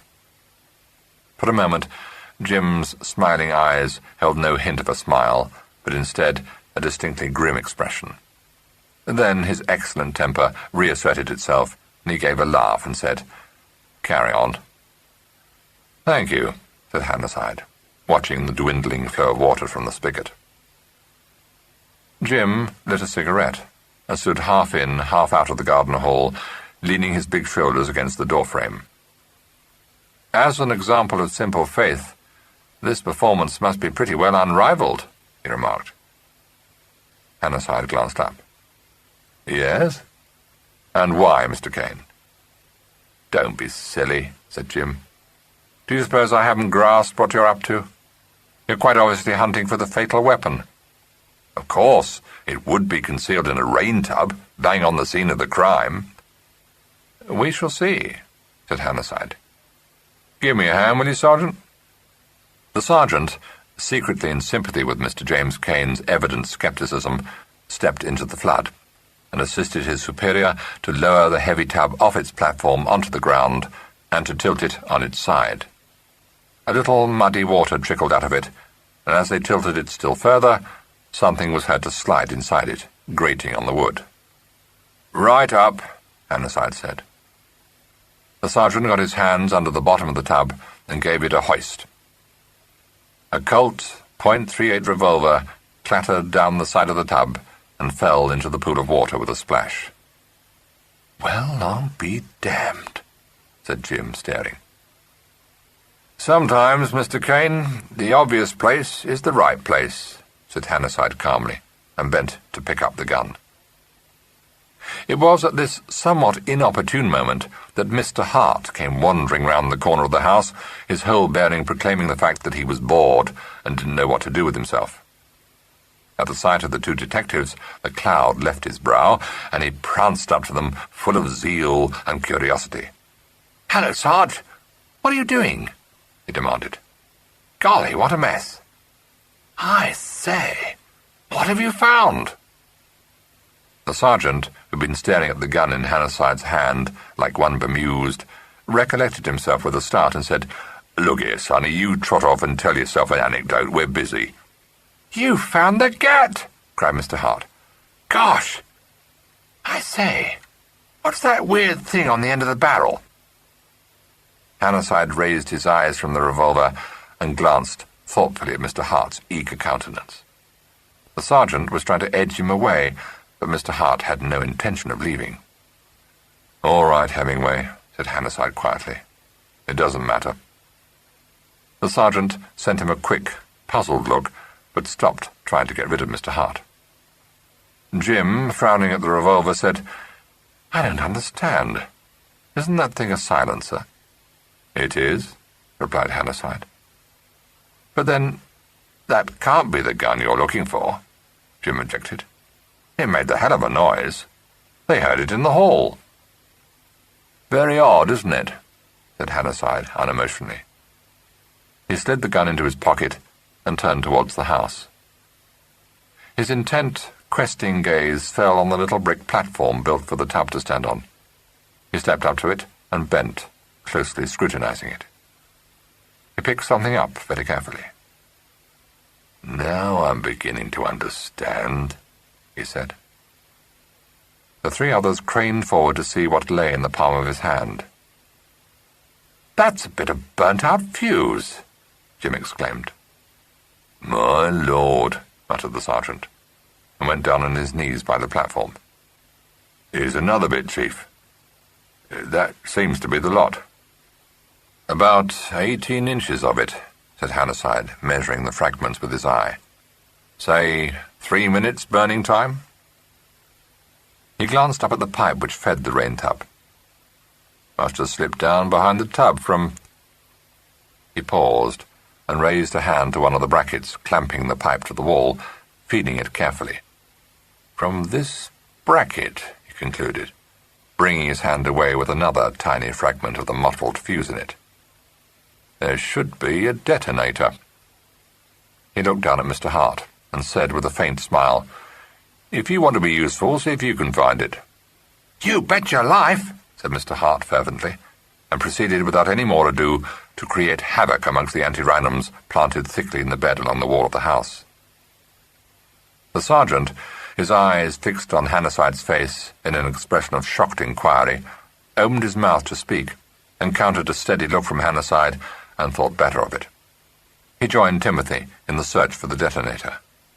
It was Timothy who presently let out a squeak of triumph and held up between an earth-stained finger and thumb a brass object like a cartridge, which had been pinched at the open end. "Look! Is this it?" "That's it," said Hannasyde, taking it from him. Jim was still looking bewildered. "How did it work?" he asked. "Quite simply," Hannasyde replied. "One end of the fuse was inserted at this end. Then the sides of the cap were very carefully pinched together so that they gripped the fuse. You see? It was then hung over that bracket, and the other end split and set light to. Standard fuse, which it is safe to assume this is, being white, burns at the rate of 6 inches a minute, and I should judge that we've found just about 18 inches of it. What you and the others heard, Mr. Kane, was not the shot that killed your cousin, but the detonator going off." "Good God! Then that accounts for my not seeing a sign of anyone when I looked out," Jim said. My cousin was shot some minutes earlier? Hannasyde nodded. Yes, but I still don't quite get it. I gather that it lets me out, but what do you suppose can have been the reason for setting the fuse, Mr. Kane? Alibi! Gasped Mr. Hart, executing a slight war dance. Whoopee! Alibi, repeated Jim. Yes, of course. Sorry to be so dense, but... Oh, Jim, you ass, said Timothy. You couldn't have done it, because you didn't get yourself an alibi. Golly, I do think this is fun. I've grasped that, said Jim. But what I don't immediately perceive is, which of us did benefit by this contraption? Neither of the Mansells established an alibi, nor did Dermot, nor did... In fact, none of us did except Miss Addison, I suppose. And you can't seriously suspect... Mr. Hart drew a shuddering breath and fixed the sergeant with a glittering and accusing gaze. I told you so, he said. I told you ought to keep an eye on him. Keep an eye on who? Demanded the sergeant. Pritchard, of course, it's obvious. Pritchard? Said Jim. My good lad, what on earth should he have to do with it? He's only been employed here since old Barker died last year, so he had no expectations of a legacy. Besides... Mr. Hart danced with impatience. The hidden killer! He knew when Cousin Silas went out that night, and of course he followed him. And then he fixed up this affair to give himself an alibi for doing Cousin Clementine, and nobody even bothered to find out where he was before he went to answer the front doorbell, because it looked as though he couldn't possibly have done it. But why? Said Jim. Cousin Maud's husband, hissed Mr. Hart. Get out, said Jim scornfully. I bet you I'm right. I bet you Mr. Roberts will think there's something in it, even if you don't. Because the only thing that put him off Pritchard's scent was his being in the hall when they heard the shot. It's no use you making that face. It's perfectly true. I talked to Mr. Roberts about it when he first started wondering about this Leighton bloke, and he said it had occurred to him, quite early on, only it led nowhere because Pritchard had a cast-iron alibi. Hannasyde, who'd been listening to him with an unmoved countenance, said, You mustn't mention this to Pritchard, you know, or to any of the servants. Rather not. Of course, I wouldn't breathe a word to them. I can tell Mr. Roberts, can't I? Oh, yes, you can tell him if you want to, replied Hannasyde. Help me to put the tub back, will you, Sergeant? Jim said, his brows knit, Do you think he ought to say anything about this to anyone at all, Superintendent? It's not my affair, I know, but it doesn't matter what he tells Mr. Roberts, replied Hannasyde. He mustn't come to the butler's ears, though, but he understands that. All right, Hemingway, that's all. Are you going back to Portlaw? Inquired Timothy, seeing the two detectives preparing to depart. Because if you are, I'll come with you as far as Victoria Place. All right, said Hannasyde, glancing at his wristwatch. But we must hurry if we want to catch the 10:45 bus. Look here, just a minute, said Jim. What are you going to do about this? I mean, it's all very well for you to waltz off in this airy fashion, but I happen to be rather vitally concerned in the case.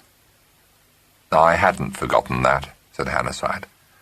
I am going to the police station to put through a number of urgent inquiries to Scotland Yard. I may be in a position to tell you the result of those inquiries by this evening, or possibly sometime tomorrow. Meanwhile, I'm afraid you'll have to possess your soul in patience. And what about my precious life? Asked Jim. Sergeant Trotter will be answerable for that, replied Hannasyde with the glimmer of a smile. I don't think it's in immediate danger. He and Sergeant Hemingway, with Mr. Hart between them, walked off at a brisk pace down the avenue and arrived at the lodge gates just in time to catch the omnibus into Portlaw. The omnibus being empty, Mr. Hart was able to beguile the tedium of the journey by speculating on the case and trying to coax information out of his two companions. At Victoria Place in Portlaw he left them, promising to conduct himself with the utmost circumspection. No sooner had he alighted from the omnibus than the sergeant drew a deep breath and said, Well, I never thought I'd live to see this day, that's certain. Pleasant surprise for you, said Hannasyde. Super. What's come over you? If anyone had told me you go pursuing investigations with a couple of people looking on and what's more explain it all to them on top of it, I'd have laughed in their face. Would you? Said Hannasyde, not paying much heed to him. I would, said the sergeant emphatically. You told me not to get rid of terrible Timothy, and I didn't. Well, what's your game? Think it out, replied Hannasyde. The sergeant made a sound suspiciously like a snort. What do we do now? He asked. Telephone to the yard first, and get them to put through an inquiry to Coates in America. We must know where this gun was bought. Well, I'm not surprised young James Kane wonders what you're up to, said the sergeant. James Kane, however, assuming that Superintendent Hannasyde knew his own business best, didn't waste much time in idle speculation. He decided to say nothing either to his fiancée or to his relatives about the discovery of the gun. A resolve that he was soon forced to break, Ogle having informed her mistress of the ravages done to the garden, and Emily, as soon as she came downstairs, dressed for her morning drive, demanded to be told instantly what such conduct meant. As she chose to address Jim in the presence of Miss Allison and of Lady Hart, both of whom immediately joined with her in wanting to know the truth, Jim thought it best to disclose the bare fact of Hannasyde's having found the gun in the rain-tub. When Timothy came in an hour later, the first person he encountered was his mother, and he straightway poured the whole story into her ears. By lunchtime, everyone but the servants was in possession of all the facts, and Miss Allison, knowing the strength of the bond between Mrs. Kane and Ogle, had little doubt that it would not be long before the news spread to the servants' hall. "I told you Mr. Roberts would listen to me," Timothy said triumphantly. "Well, I think it's the most crack-brained idea I ever heard," replied Jim. "I can quite easily imagine Roberts lapping it up, because he's been full of crack-brained ideas from the start. But I didn't expect the superintendent to run amok over it. What's he up to now, do you know?" "No, but I know Mr. Roberts has gone to the police station to see him, because as soon as I told him about the silencer and the fuse, he said it put an entirely new complexion on the affair, and he'd have to go and see the superintendent at once. So I came home. Gosh, I do wonder what's happening, don't you?" "Do you suppose they'll come and arrest Pritchard?" "No, I don't. And for God's sake be careful what you say. We shall find ourselves had up for libel or something if Pritchard hears this sort of chat going on." As the day wore on without news from Hannasyde, Timothy found it increasingly hard to bear the suspense with anything approaching equanimity. He wandered about the house and grounds, propounding theories to anyone whom he encountered, until, in desperation, Jim bore him off to the nearest golf course and gave him an hour's coaching in approach shots. When they returned, it was time to change for dinner. During the meal, Pritchard's presence precluded any mention being made of the affair. But when the party assembled in the drawing-room for coffee afterwards, it wasn't Timothy only who evinced a strong desire to discuss the subject ad nauseam. So persistent were the comments and surmises made that Sir Adrian, aloof from the discussion behind the evening paper, presently lowered it to say in a bored voice that, since the matter seemed to have become such an obsession with the family, he personally would feel extremely grateful to Hannasyde for solving the mystery. The words were hardly out of his mouth when Pritchard entered the room to inform Jim that Superintendent Hannasyde had called and would like to see him. Jim got up, but was checked by an indignant outcry from his mother, his half-brother, and his fiancée. Emily Kane, immovable in the winged armchair by the fireplace, said, "If he wants to see you, he can see you here. I have no patience with all this hole and corner business." She nodded at Pritchard. "Show him in." A couple of minutes later, Pritchard ushered Hannasyde into the room. To Mr. Hart's chagrin, the superintendent made no effort even to detain him. As the door closed softly behind him, Mr. Hart, unable to contain himself, blurted out, "I say, aren't you going to arrest him after all?" For the first time during their dealings with Superintendent Hannasyde, the family heard him laugh. "No, I'm afraid I'm not," he answered. "I'm sorry to have to disappoint you about that." "Didn't he do it?" asked Timothy, greatly cast down. Hannasyde shook his head. Jim said, "Won't you sit down? Is the case still in the air, or have you cleared it up?" "I haven't finished with it yet, but there's so little doubt that it will be cleared up that I came to set your mind at rest, Mr. Kane. You're no longer in danger of being murdered." "Was he ever in danger?" said Lady Hart, laying down her patient's cards and removing the horn-rimmed spectacles from her nose. "Yes, I think almost certainly." "You didn't think so at the time?" "You will have to forgive me, Lady Hart, if I reserved judgment. I did give him a bodyguard, you know," said Hannasyde, recognizing the signs of tigress in defence of her young. Emily thumped her ebony stick on the floor. "That's enough beating about the bush," she said sharply. "Do you know who murdered my son?" "I have no proof that your son was murdered, Mrs. Kane. I know who murdered your great-nephew, Clement Kane." "Who?" demanded Timothy. "Did Mr. Roberts put you on to him?" Hannasyde looked at him gravely. "Not quite in the way you mean." Sir Adrian, rising from his chair, wandered across the room to take a cigarette from a box on one of the tables. "Ah, so it was Roberts himself, was it?" he said, mildly interested. Hannasyde nodded. A stunned silence reigned for perhaps half a minute. Timothy had gone white, and was staring at Hannasyde with his lips very firmly set. Sir Adrian offered the cigarette box to Hannasyde. "Edwin Leighton?" he inquired. "Yes," replied Hannasyde. "I don't think there's much room for doubt about that. We can't identify him for certain until we get his fingerprints from Melbourne, of course, but they'll be through almost any day now." "Roberts?" Jim ejaculated. "But that's fantastic. Are you seriously suggesting that it was he who cut the hole in the Seamew and loosened the nut on my car?" "Yes, I think so," said Hannasyde. "But good Lord, Superintendent, it was he who first warned me my life might be in danger." "Clever, wasn't it?" agreed Hannasyde. Lady Hart got up from the card table and came to sit down in a chair opposite Hannasyde. "I insist upon being told the whole story," she announced. "I freely admit I never suspected the man. How long have you known it?" "I've had my suspicions ever since I first considered the Leightons as possible factors in the case, Lady Hart. I wasn't sure till this morning when we found the gun with the silencer fitted to it and the length of fuse. That seemed to me to be fairly conclusive.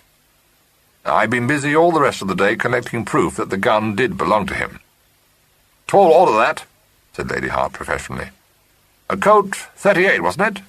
Did you manage to trace it?" "Yes, we did, after a good deal of trouble.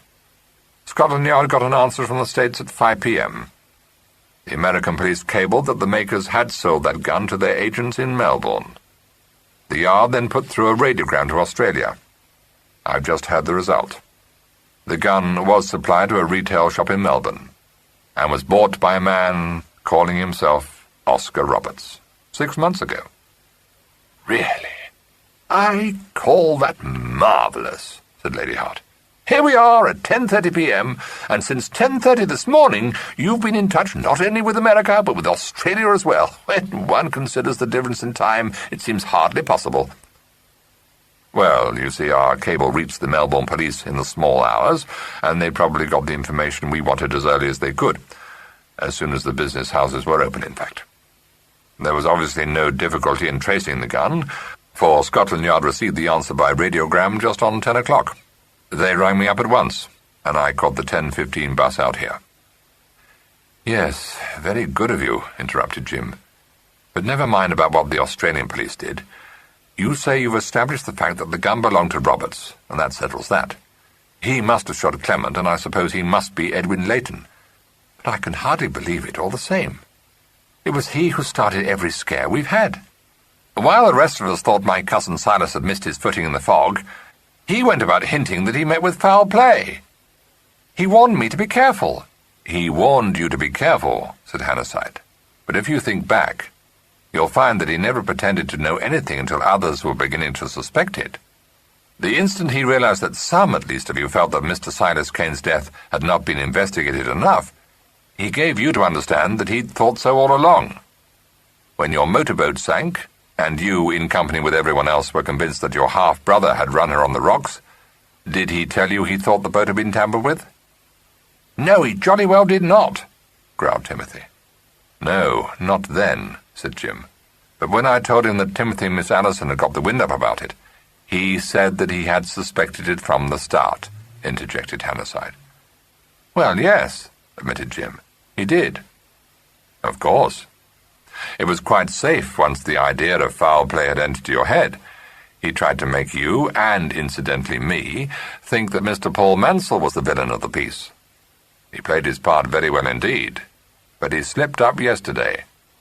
Up till that moment I had regarded him in the light of a somewhat tiresome amateur detective. We meet a good many, you know. But that slip of his made me sit up and take a certain amount of notice. You would remember that I came to call on you, Mrs. Kane, to find out what you could tell me about the Leightons. Yes, said Emily. Not that I knew anything about them. Roberts was present, continued Hannasyde.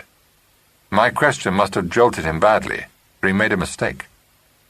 He hinted very broadly that Mr. Clement Kane had murdered his cousin, and went to some trouble to demonstrate how unlikely it was that two such dissimilar murders should have been committed by the same man. Until that moment, he had insinuated that Paul Mansell was responsible for both deaths. Quite true, agreed Sir Adrian. One is led to suppose that he had not anticipated that you would look farther than the Mansells, or, me, perhaps. Hannasyde acknowledged this thrust with a twinkle. But Lady Hart said stringently, I've had enough of that nonsense, Adrian. This whole case astounds me. I'm not squeamish. I've knocked about the world too much to be easily upset. But the idea of a man deliberately setting out to dispose of 3 people so that his wife would inherit a fortune absolutely appalls me. Rosemary, who had till then been too much surprised to say a word, now made a contribution to the discussion. I can believe anything of that man, she said intensely. I've had the most extraordinary feeling about him from the moment I set eyes on him. I didn't like to say anything about it, but my instinct is hardly ever at fault. So you've said before, replied Emily. Don't interrupt. She looked at Hannasyde. I dare say he thought Maud was Clement's heir, eh? Very probably, agreed Hannasyde. I, too, find it difficult to believe that at the outset he contemplated the murder of 3 people. 2 he might have got away with. The third, though inevitable once the first 2 had been committed, made the whole position very dangerous. He was gambling for a big stake. Having gone so far, he couldn't think of giving up. So, instead of being able to withdraw from the scene, and to be next heard of as Edwin Leighton in Sydney, he was forced to remain here until he succeeded in disposing of Mr. James Kane. Extremely hazardous, said Sir Adrian. I suppose, had his wife indeed succeeded Clement Kane, he would have continued to be an errant husband until she was safely in the possession of the fortune. I think so. Of course, we don't know whether she was aware of this plot.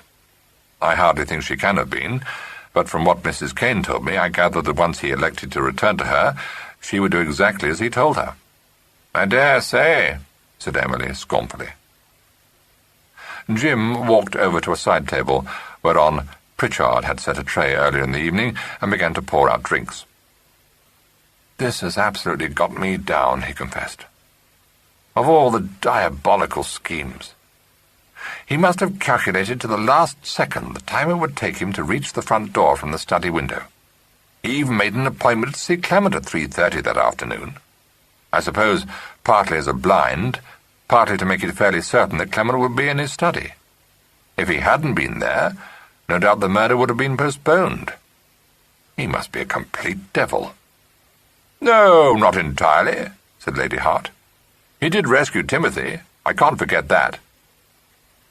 It's beastly, said Mr. Hart violently. He pretended to be trying to guard Jim, when all the time he was waiting to do him in. I think I think it's the limit. I don't care if he did rescue me. I'd rather not have been rescued by him, and I jolly well hope you catch him." "Oh, we've done that," said Hannasyde. "You helped a lot, you know." "Did I?" said Mr. Hart. "I say, you're not pulling my leg, are you?" "No, you really did help. When I found the revolver this morning, I was sure Roberts was the man I was after. But I wasn't sure that the department would succeed in tracing the gun. You told him I'd found the gun, and the fuse, and that I knew the noise you all heard hadn't been caused by the shot that killed Mr. Clement